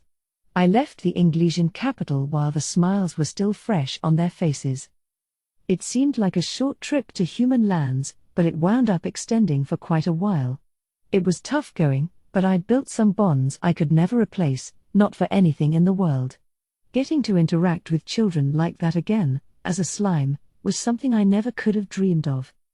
Everything seemed to be going great. Or perhaps, a little too great. In a world like this, negative emotions like jealousy and envy can unknowingly fester in the hearts of your peers.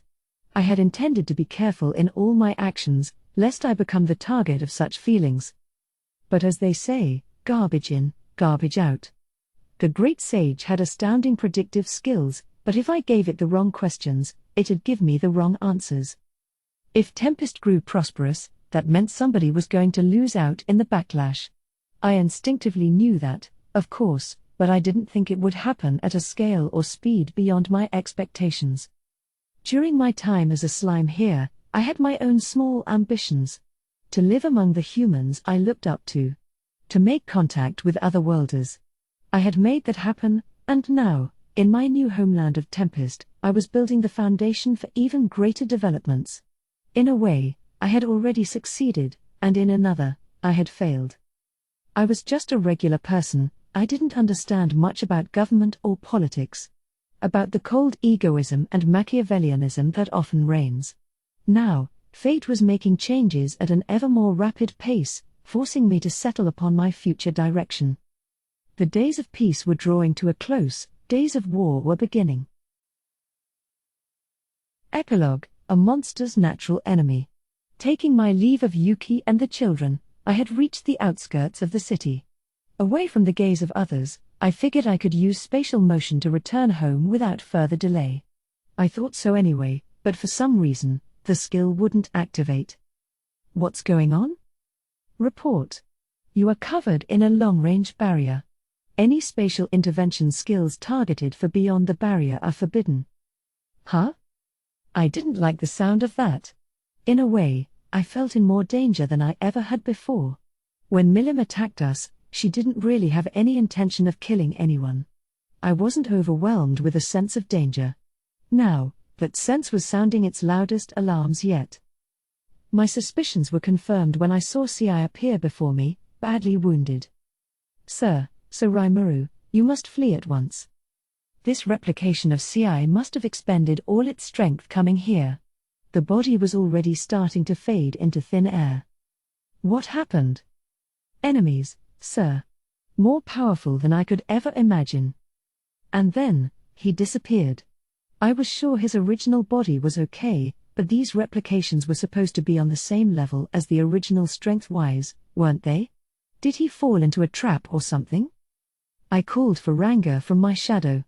No reply. Just as the great sage warned, I was so shut away from the outside world that not even Ranga could intervene from beyond. This barrier must have been the spatial division type, fully isolating me from beyond its borders. I could neither call for help nor run away from it. The bad feeling I had was now pushing me into a panic. Just in case, I put out some insurance. Fortunately, there were no restrictions on my skills within the barrier itself, I didn't think, but then I heard another warning. Report. You are covered in a long-range barrier. Any skill usage within the barrier is forbidden. Resistance succeeded. However, restrictions are in place on all magic-oriented skills. What? What's going on here? Magic-oriented kind of describes, like, all my magic and everything that involves controlling magicules. Things like Dark Flame and Dark Thunder were similarly restricted, as well as control-based skills like Sticky Steel Thread. This kind of barrier wasn't in place even during that Sky Dragon attack before. If there was someone capable of deploying a barrier like this, there was no way CI wouldn't have noticed. And if I was caught in this before he could warn me via thought communication, it had to be spread out across a vast amount of terrain. It felt safe to assume it wasn't meant for someone else. This was an attack targeted squarely upon me. For what purpose, though? I waited for my foe to make itself known, steeling myself against the potentially lethal threat surrounding me. Even if I wanted to release this barrier, the sage needed time to analyze it. I could begin the process immediately, but with such a broad range to cover, I'd need to wait a while. All I could do right now was wait for the enemy. This was really bad. For the first time, I thought I felt my heart tremble with anxiety. It wasn't an emotion I had experienced very often since coming to this world. Becoming a slime had changed the structure of my mind, yes, but the biggest reason for that was because the great sage could always predict results for me in advance.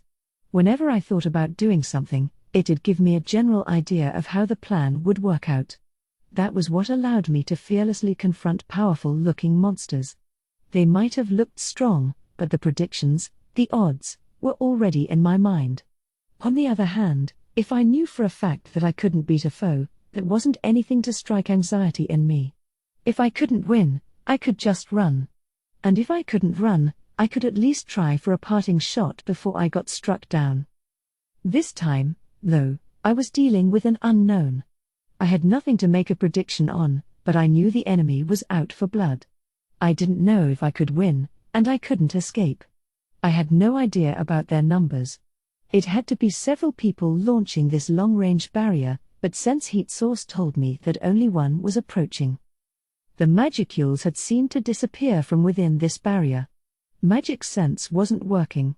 If I was booted out of human form, I wouldn't even be able to see. Without that all-purpose vision, it'd be that much harder to grasp the situation around me. From the moment I was caught in here, my chances of winning plummeted. But sealing away your foe's abilities before the battle even begins. Yeah, that's another way to fight, I guess. Get into range without being noticed, then deploy a barrier before the opponent can recognize it. The work of a professional, one well seasoned in monster combat. If I had to guess, this barrier extended over at least a mile-long radius. It caught me completely off guard.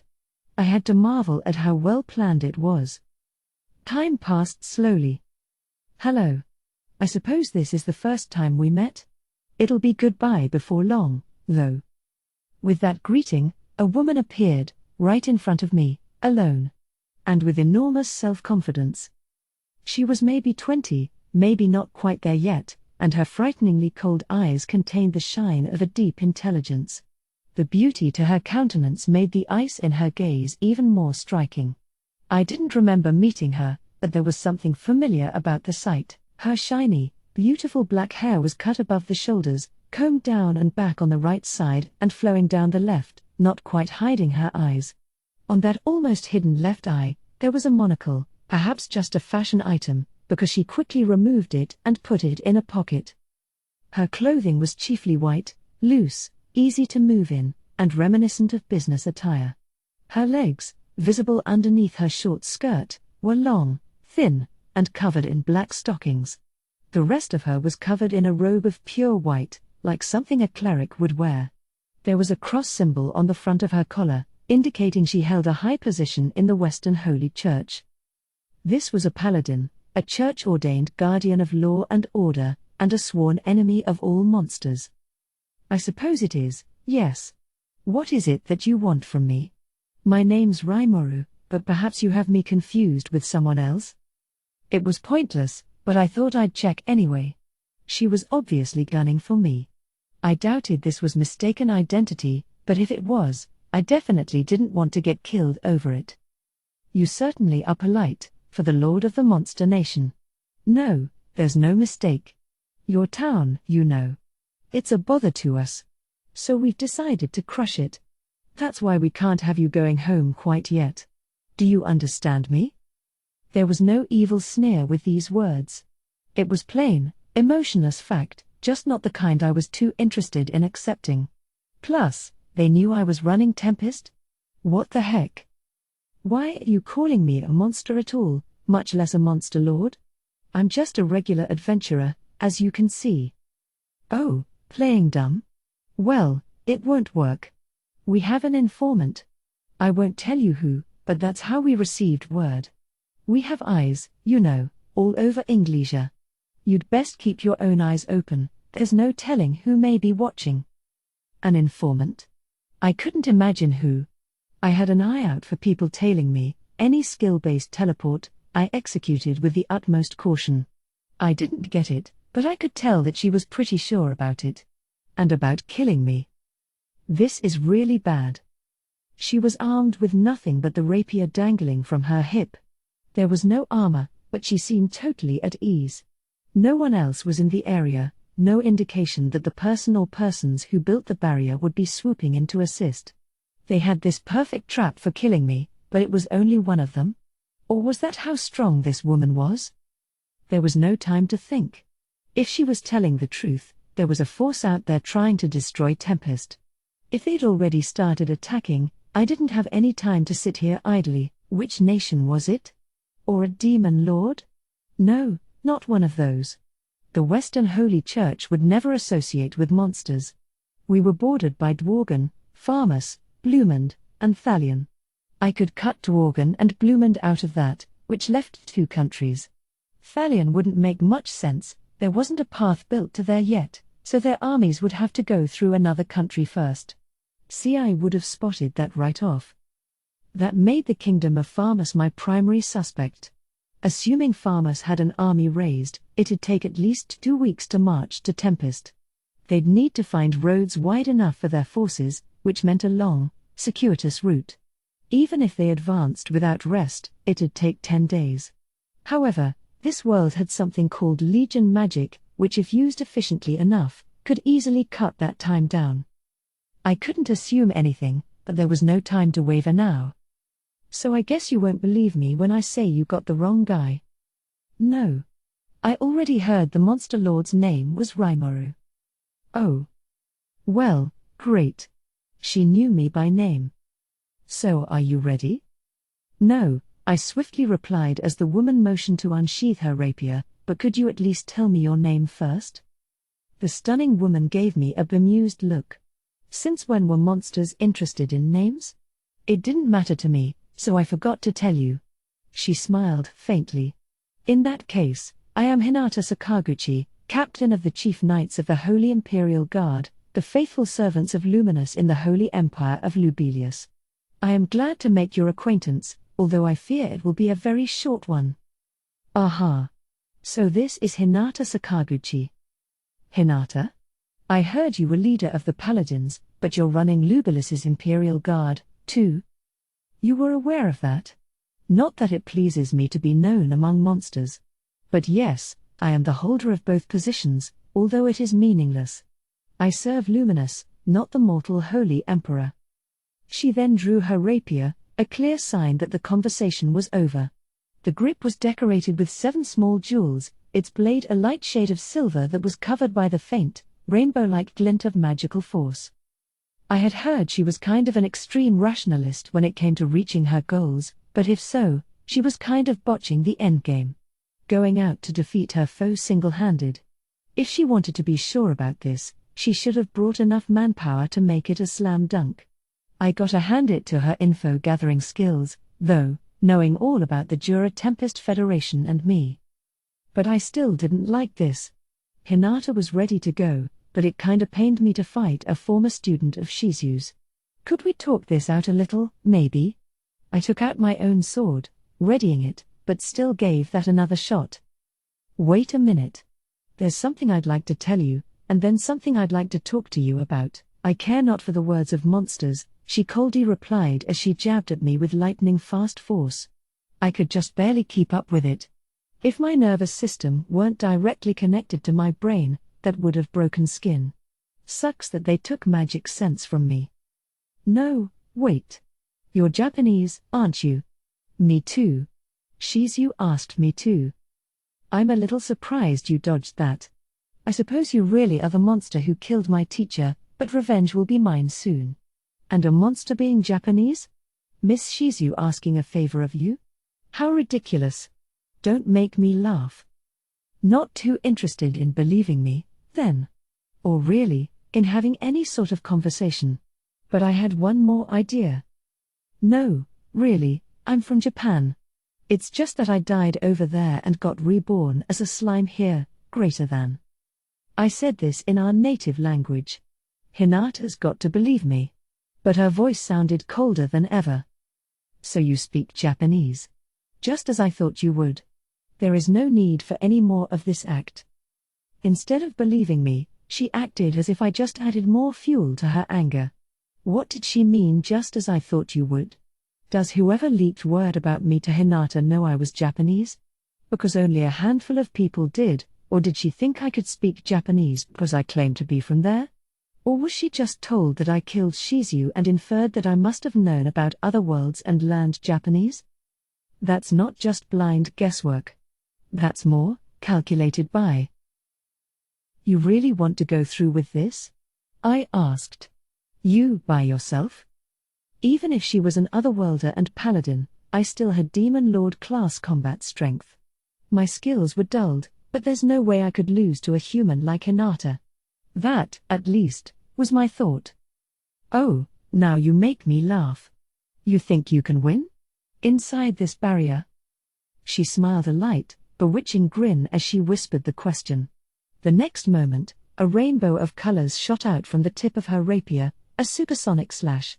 The afterimages of the jewels looked like a rainbow. I took evasive action, but my body felt heavy and my physical skills weakened.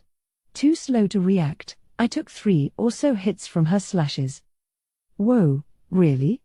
I started to worry as searing pain raced across my body. Pain? Don't I have cancel pain for that? Just 3 strikes? Maybe I underestimated you. She may have said it, but her expression indicated she was in total control. Perhaps this pause was another part of her plan, because she kept striking, giving me not a single moment of rest. Holding my katana forward, I attempted to deflect the blows. But it was like she could slip right past it, letting her stabs and slashes work their way toward my body. Driven by the instinctual realization something bad was happening, I reared back. That was the fourth strike. I felt like any more would be dangerous. Have you noticed the danger behind this skill? She gave me another quizzical look. There are some fools who confidently let themselves be struck, only to die completely helpless. You have some intelligence, I see. Thanks for the compliment, but I'd be a lot happier if you'd be willing to hear out my whole story. Understood. This arts-based skill is believed to be a direct attack on one's spiritual body, not the material one. So the sage says it's directly affecting my very spirit? No wonder it slipped right through my sword. There was no way to defend it at all, and the lack of blood and slash wounds on my skin proved it. Plus, if what the great sage then told me was right, I would lose my life in 3 more strikes. My body wouldn't die, my spirit would. Unbelievable. I didn't know if this was a skill or some effect of that magic sword, but if anyone underestimated their foe here, it was me. I knew Hinata had to have a unique skill or two, but as of right now, she didn't even need to show them off to overwhelm me. Without knowing any of her skills, and with mine sealed away, I was at more of a disadvantage than I ever imagined. Trying to run would have been the correct answer here, although that was a gamble in itself. All my initiative was gone. I had been trying for a while, but Dark Flame and Dark Thunder still weren't working. Neither was Universal Shapeshift, not without magicules to drive it. Simply maintaining my current body was enough of an ordeal, and with Hellflare similarly offline, I had no ace in the hole to rely on. But I wasn't helpless. Trying to buy time, then? Don't bother. You are cornered. This holy field prevents monsters ranked below A from even taking action. It is the ultimate anti-monster barrier, the pride of the Western Holy Church. Not only did she see through my plan, she dropped quite a bombshell. This holy field was affecting me, making my body weak and my spirit weaker. If it was slowing me down this much, it'd probably kill any monster who didn't merit a C rank. My hobgoblins would hardly be able to move and would become ripe for being mown down. The realization upset me even more. Do you understand? All magicules inside this barrier have been purified. Even higher-level monsters like you find most of their energy taken up simply by continuing to exist. Your latent powers have left you. I didn't need Hinata to spell it out. Experiencing this for myself, I could tell right off how dangerous a barrier this was. If I had to guess, it was crafted to hunt down monsters ranked A or higher, the so-called hazard class. A sort of ultimate weapon for these monster-reviling crusaders. Simply deploying it made conditions ripe for victory, and I was sure Hinata thought victory was hers. Now she was egging me on, trying to make me panic. Even trying to speak with her could be lethal by now, no way she'd let me buy any time with conversation. I suppose you were unhappy I approached you solo, but normally, I wouldn't even need to show up for jobs like these. There is one reason, and one reason alone, why the captain of the Paladin Corps is personally handling this. I kept my distance from Hinata, trying to gauge that Rapier's range was a dangerous game, and the moment I thought that, I felt a pain on my left leg. She got another strike in. 2 left. And that's because I heard you killed Miss Shizu. I told you, I want revenge. Revenge, with your death, by my own hand. Revenge? I mean, all right, I did sort of kill her in a way, but that was... In a way? It doesn't matter. The end result is the same. She was the only woman who showed me a shred of kindness in this world, and now she's gone. I don't really understand this feeling myself. Her voice fell to a whisper as she looked at me. Her eyes were emotionless, she saw me as unworthy of even being her prey. She just stood there, showing how little I troubled her. Hinata had come because she was absolutely confident she could kill me. That confidence didn't stem from the barrier. Was it from her own skill, which I still hadn't plumbed the depths of? Maybe Hinata alone was overkill, even. She was treating me like a total wimp, but I had nothing to counter with. Inside this barrier, my chances at victory were close to nil. If I didn't step up and do something, I was sure to lose. But who told this woman Shizu was dead? Someone had turned me into the villain of this story. But I couldn't worry about that. My heart went out to the residents of Tempest. You worry about your friends? I'm sure you do. If you idle for too long here, you won't have any home to return to, will you? Not that I intend to let you. If they use a barrier like this to attack, we'll be wiped out. I had no time to waste dealing with this woman, but she was huge trouble. Major trouble, and the only skills I could count on were those that didn't rely on magicules. Either my sword moves or my own unique skills. Hinata had me beat with her rapier. Even without the damper on my physical abilities, I could tell from the moment we crossed blades that she wasn't giving her full effort yet. It was hardly believable to me, but only Hakuro had this sheer, overpowering force. So that left unique skills. My secret ones. I hesitated to use them, but well. I used Battle Will to improve my physical skills, launching Steel Strength and Strengthen Body alongside it. Just as I thought, skills or magic that activated my own internal magicules were still available to me. I think it's a little early to start boasting about that. Holding my katana straight forward, I struck down hard with a renewed force. Through my training with Hakuro, I had gained some fairly decent sword skills for myself. If she had assumed this battle was already hers, then maybe this strike would. Hinata, perhaps surprised by this, immediately took a defensive stance. Or maybe just cautious. And there were those eyes. Those freezing, mathematician's eyes, devoting themselves to pondering over some logical proof. There was no surprise there, no indication her guard was down. There was also no pride, just a dispassionate woman doing her work. She observed my movements, coldly searching for a weak spot. Her words were driven by the predictions she had calculated for herself. It must have been obvious to her that she didn't need to be here. She hadn't underestimated me. She was still observing my movements, predicting how I would act next, calculating my increased speed, and replying with suitable speed of her own. It was like fighting against my own great sage. The moment my powered-up katana strike was deflected by her rapier, it made me fully understand where this overwhelming difference in power came from. My sword strike, its edge traveling at nearly the speed of sound, was softly, lightly deflected, and it didn't damage her own blade at all. She had perfectly read my katana's path, speed, and force. Only someone at Hakuro's level could pull off a feat like that. Then, as I went off balance, she added a return blow of her own. It's over. I'm impressed you can move that well inside this barrier. To be honest, I underestimated you. But you can't beat me. Because it'll take one more blow to kill me? Oh, you know that? This sword is infused with a special ability known as Dead End Rainbow. On the 7th strike, it is guaranteed to leave its opponent dead, even if they only exist in spiritual form. You put in a noble effort, but haven't you had enough yet?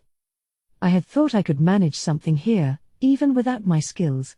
But my opponent was just too much. An opponent with no weak point, no pride, and who always used the best move possible to bring her to victory. With the ability to observe and analyze everything about me. Even though she was absolutely sure of victory, she never stopped analyzing. There was nothing I could do. I had nothing to take advantage of. I really didn't think victory would be so hopeless. No, I replied, I'll keep on struggling. I'm not enough of a sucker to just lie back and die, thanks. So I tested out everything I could. Recognizing my opponent was above me, I reached out for anything I was capable of. If magicules weren't around, how about spirit magic? That worked on a different type of energy, maybe the holy field wouldn't affect it. I couldn't summon elementals, not if I'm separated from the outside world. But I did have a certain deviant spirit inside me. Report. Using the unique skill Deviant, the higher-level elemental Efreet has been separated into a pure elemental. Efreet, transformed into a half-monster, returned to full spirit form. I could use him to harness elemental magic, but I doubted it would work. Besides, a little ruse like that wouldn't save me. I needed something huge, something that'd throw my opponent for a total loop. Oh Efreet, greatest of elementals, defeat my enemy. Then I released him. The force of the elemental, going far above A rank, was tremendous, containing a massive amount of heat force. Elementals had to run on the magical force of the summoner, but Ifrit and I had a channel of magic running between us, so that was no problem. My energy converted itself into elemental force, flowing freely into the spirit. Ifrit began attacking Hinata. She probably assumed this was my last trump card. But Ifrit was just a plant. My real aim, my winning move, was elsewhere. Fully preoccupied with fighting off Ifrit, Hinata could no longer fully focus upon me. I could be killed in a single stab. Ifrit was far greater of a threat, and he took priority. Exactly the situation I hoped to make. Leaping behind her back, I attempted to land an enhanced strike, as punishing as I could possibly make it. But as I did, you can harness a high-level elemental while isolated from the outside. I didn't expect that. But that still isn't enough to compete against me. Whipping around, Hinata turned her sword toward me, completely ignoring Ifrit. He stopped. Not being a monster, the holy field didn't bother him at all, and yet, reality could be cruel. Before my eyes, Ifrit was curled up into a ball, grabbing his head, as if struggling under the command of two diametrically opposed orders. What did you do? I'll tell you, if you'll tell me what you were just trying to do. As if. That's one of the last cards in my hand. Come back, Ifrit. Upon my words, Ifrit disappeared back inside me. I immediately launched Analyze and Assess to figure out what happened. Understood. Ifrit appears to have fallen under the effects of force takeover. It is believed that the magic channel connecting you prevented the takeover from succeeding. Force takeover? Does it let her seize other people's skills, or was that her unique skill? This otherworlder, Hinata Sakaguchi, was more of a monster than I had ever guessed. Apparently, I had the wrong idea all along. My attention was focused on the barrier, the thing I assumed was her ace in the hole. I thought that was what made this battle so tough. But I was wrong.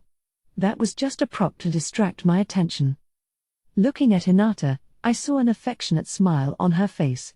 She was one scary lady, let me tell you. She must have been totally sure of victory, barrier or not. Did you try to take Ifrit from me? I'm shocked. How did you know that? But if you noticed it, I might as well tell you, you're right. I tried, using my usurper unique skill. Usurper? You can use that to seize servant demons and spirits? Or skills themselves, even. Sounds a lot like glutton, then. Talk about the ultimate battle skill. And no wonder nations treated otherworlders as so special, just like Yuki mentioned.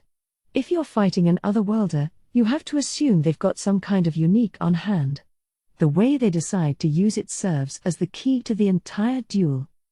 If I had relied too much on my own force without realizing what my opponent was packing, the results would have absolutely been my fault.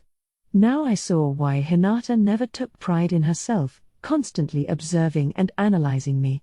It was like a textbook model battle. I could see what the difference in fighting experience in this world had done for her. I couldn't say exactly how superior her unique skill was, but the difference in sheer power between its wielder and me was blatantly obvious. I needed to resolve myself to this. If I wasn't prepared to die, I'd never win. But one more strike, and I was dead. I thought I could use ultra-speed regeneration to heal most damage. That was a tactical error. Ifrit, my final weapon, was easily defeated. That just left one more thing to work with. I was hoping I could catch Hinata in a surprise attack, without killing her, but there was no hope for that now. I didn't know what unleashing this at full force would do. I might not even live long enough to see the results. But I had to do it. Hinata. Shizu asked me to look after you, but I don't have time for that. I apologize, but I can't go easy on you anymore. I'm gonna decide this with my next move. Hee. Are you telling me you still haven't given your all yet? Well, all right. I'll give you some of my all, too, so I hope you're ready. This blow is going to make the pain you felt before seem like child's play. We exchanged glances. Then we went on the attack. Die. Dead End Rainbow. Awaken, Glutton. Understood. Order accepted. Executing at once. Just as I gave the order, I felt my consciousness sink into darkness, before losing it entirely, as if drifting off to sleep.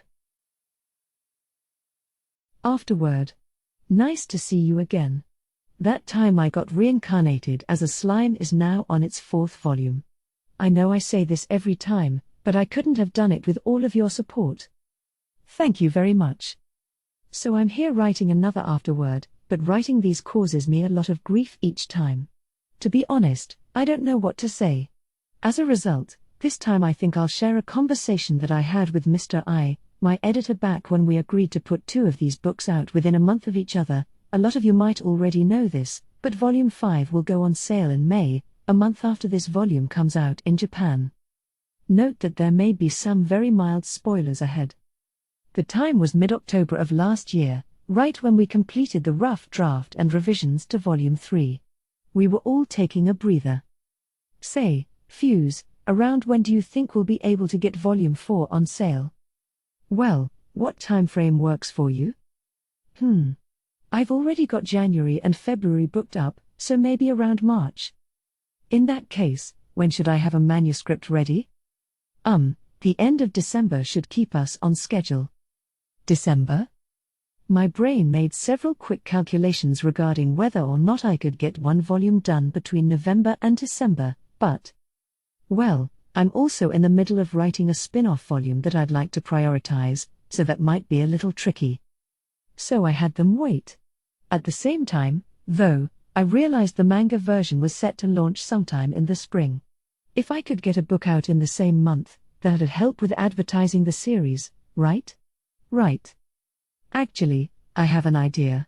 Why don't we release 1 volume each in April and May to go with the manga? You mentioned that's due to start in the spring, so that'd be perfect, right? Huh? One after the other? Oh, that's fine if it's not plausible. In that case, let's go with April or later for Volume 4. So we left the conversation at that. A while later. By the way, Volume 4's been scheduled for April, but will that be a problem for you at all? Oh, no, April should be fine. I want to extend out the ending scene a little, so if it's possible for you to slot Volume 5 in the schedule sometime soon, that'd be great. Okay, so how about the following month? Are you sure? Well, I guess I should ask, are you sure, Fuse? That's gonna be a lot of work for you to handle, isn't it? We were still at the end of October at this point. If Volume 4 was coming out April, my deadline was the end of January. That meant a May release needed to be submitted by the last day of February. November, December, January. 3 whole months is more than enough time. Or so I thought. My original story plan called for a fair amount of original content in Volume 4 of the printed novel. Meanwhile, I figured Volume 5 would mostly be modified material from the web version. Looking back, this was foolishly optimistic. April and May's no problem at all. Great. Let's do it, then. So as in my first idea, we plan to release slime novel volumes in April and May. However, my side story for the web update took longer than expected. Then I got a cold. Then I got busy with my regular job before New Year's. Then I went over to Tokyo for meetings and other errands. I'm out of time. I began, realizing what a desperate situation this was all turning out to be. About that consecutive month release, I was wondering if Volume 5 could. Oh yeah. Volume 5's all set to launch in May. Yeah, that's not exactly what I meant. I got Mitzvah all scheduled out for that time frame, and the company's ramping up for it. Oh, crap. This is not the kind of atmosphere I can ask for an extension in. Okay. Well then. I'll just be hard at work getting that all written up. Unable to make the request for an extension, I wound up falling into a daily cycle of frenzied writing. A trap of my own creation, no doubt about it. The lesson I learned this time around: never make over-optimistic predictions. I swore to myself, right then and there, that I won't create schedules that serve to do nothing but tighten the noose around my neck. And so, Volume 5 will be coming out next month. Right now, as I write this afterword, we've just wrapped up the first draft, so I think I'll be all right. In that case, I would be delighted if you could all make it to Volume 5 as well. Changing the subject for a moment, the manga version of Slime debuts in the Kodansha magazine monthly Shonen Sirius, the issue going on sale March 26th. This'll be last month's issue by the time you read this, but you'll still be able to check out Chapter 1 anytime you like on the web. That way, if you read it online and like it, you can grab the June issue and pick up the story from there. Check it out if you're interested. Thanks again to all of you for supporting that time I got reincarnated as a slime.